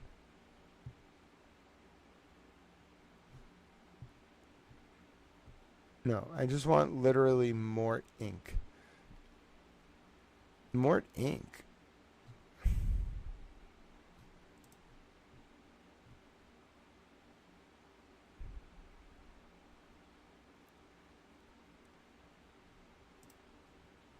All right, so Jeepers Inc. and Mort Inc. are very interesting. The Hayes Trust, that's interesting as well.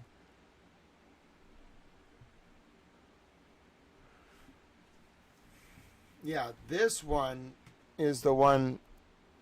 So Jeffrey Epstein was a client of Paul Morris.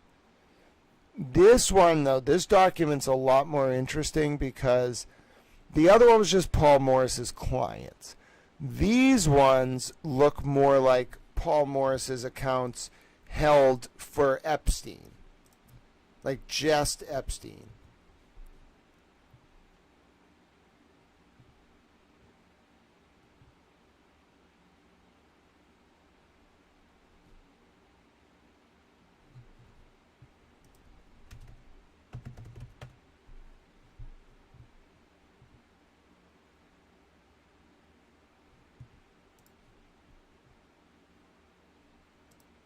Why did he own it, though?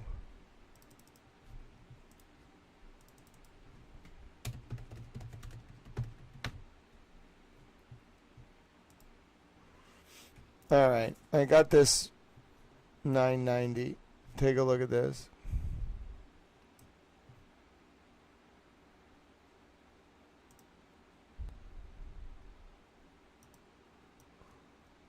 Very strange organization.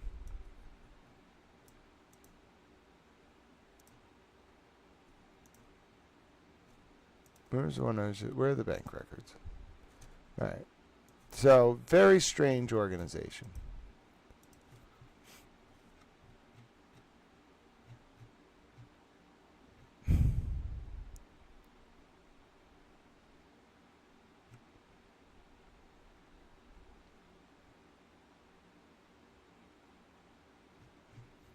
What?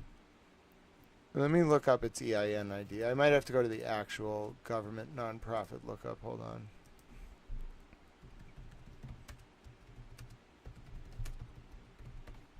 This is a rabbit hole.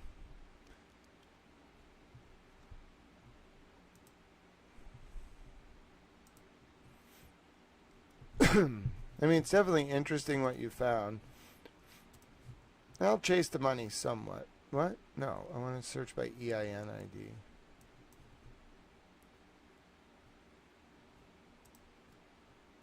And it just doesn't exist? Yes, it does.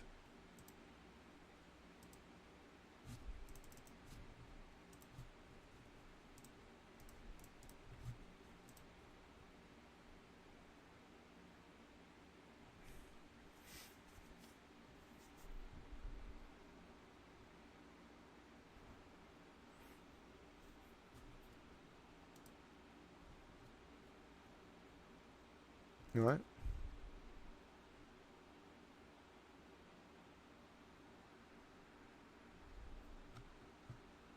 It just has no tax data?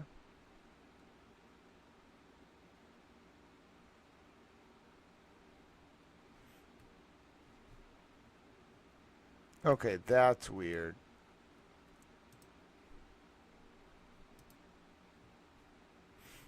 Interesting. All right.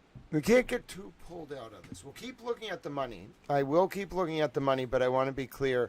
My primary purpose in looking at these files is tying together the role of Epstein intelligence agencies and a network of brothels that were targeting young children and using police as Gestapo. I will look into the money. But I just want to be clear, we'll dive down those rabbit holes, and then we're going to intersperse it with substantive research into a number of other important areas of these files, including the connection to Stoughton and whatnot. I'm not a forensic accountant. I'm very interested in this YouTube Andy YYX, but I just want to let you know, like, this is the kind of thing that will take a very long time and could easily consume all of this, and we have to break it up. Like, I cannot just only do forensic accounting of his businesses. I'll do some of that, but it could easily take over like all of this, and I can't let that happen. There's a number of other threads I want to pursue, so balance. But tomorrow we will look at the finances to start. Where it's going to go, I'm not sure.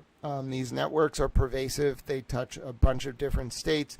I want to bring it back to Massachusetts at a certain point. I want to look at where the money was coming into Massachusetts. How it was getting to Divine was that one example.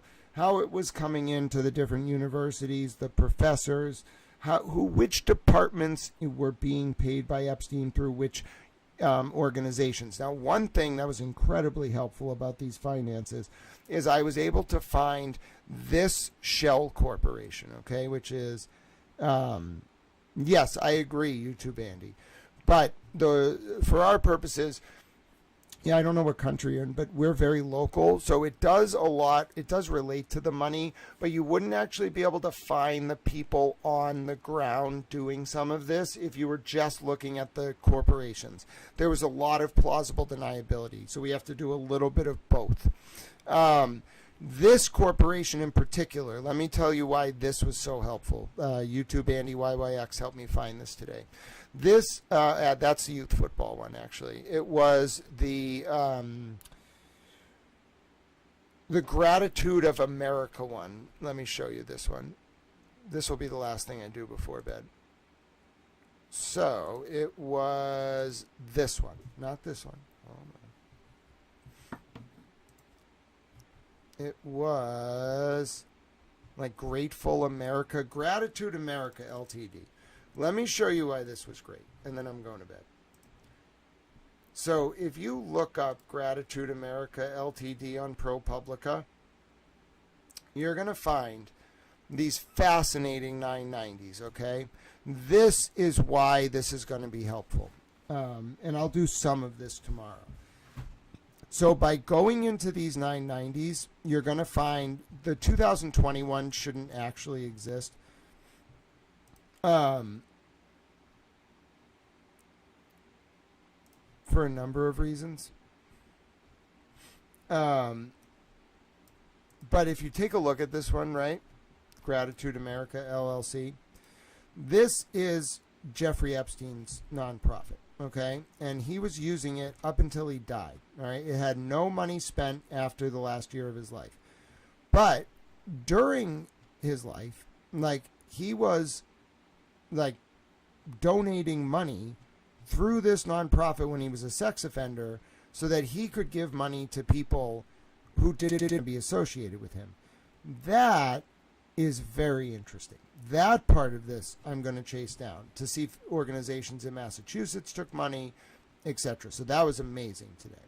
I was very grateful for that. And you can see this is just some of the charities that were taking money from him. The Hasty Pudding Institute, the Crohn's Colitis Foundation, Association Mind America, Cancer Research, Humanity Plus, the Kuhn Foundation, the Shakespeare Theater of New Jersey, the Edge Foundation, which is that billionaire dinner that was connected to the Rumsey Hall School in Connecticut. There you go. The new school. So this is bad. This is going to be rough. Like, this was only found because YouTube Andy YYX found the documents of Paul Morris from Deutsche Bank, which show some of his companies. Now, not some of his clients' companies. Not everything on this list was Epstein connected, but this one is. If you check ProPublica, it's Epstein's CPA, Epstein's lawyer, it's Epstein. And what this is the charities Epstein was donating to after he was a sex offender. All right. 10 hours later, my name is Grant Smith Ellis. Thank you very much for spending the day with me. We're going to pick up exactly here tomorrow on this screen right here. We're going to talk about some of the companies Jeffrey Epstein was involved with, some of the charities he was funding. But for now, I need to go to bed. I'm tired. It's been a long day. It's been almost 10 hours. If you benefited from this stream, if you learned something today, there are ways to support this stream. There's a Cash App. There's a Venmo. Money sign Grant Smith Ellis. Venmo at GrantE1. You could like, you could subscribe. YouTube.com/at Grant Smith Ellis. I'm very grateful for all of your support, kindness, and compassion. And I'll drop those links in the chat. I'm pretty tired. I'm going to go to bed. We'll pick up right where we left off tomorrow. And I'll look forward to seeing all of you. And we'll start with the financials. I know it is very late in Germany.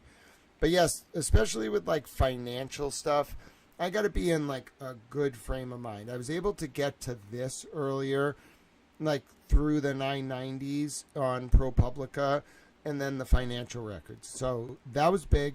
That was good. We'll start there. We'll see where tomorrow takes us.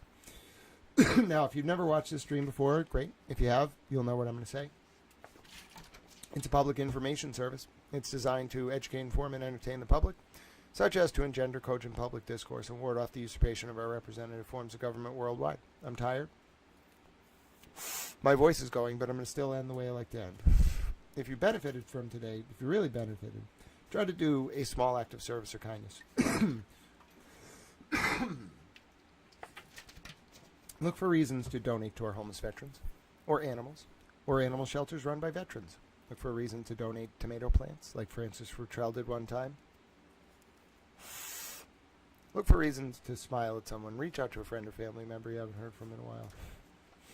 Maybe we can change the current realpolitik from one centered on preserving, expanding, or demonstrating our power, to instead one centered on preserving, expanding, and demonstrating our capacity to engage in unconditional love.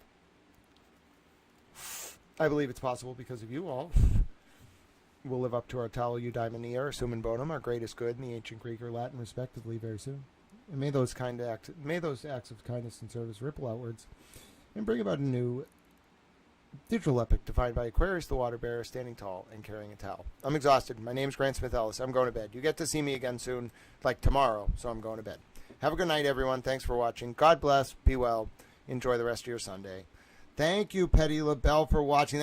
We did learn a lot today. We'll pick up right where we stopped.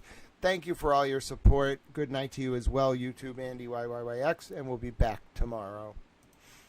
Good night to all friends on the YouTube. I gave you a few extra seconds. I'm exhausted. We had a day. We're all tired. 3 Clerk Monty, thank you for watching this whole time. We got more examinations and investigations to do tomorrow. Everyone enjoy your night. Sleep well. Get some rest. Back at it tomorrow. I'm exhausted. 10 hours later.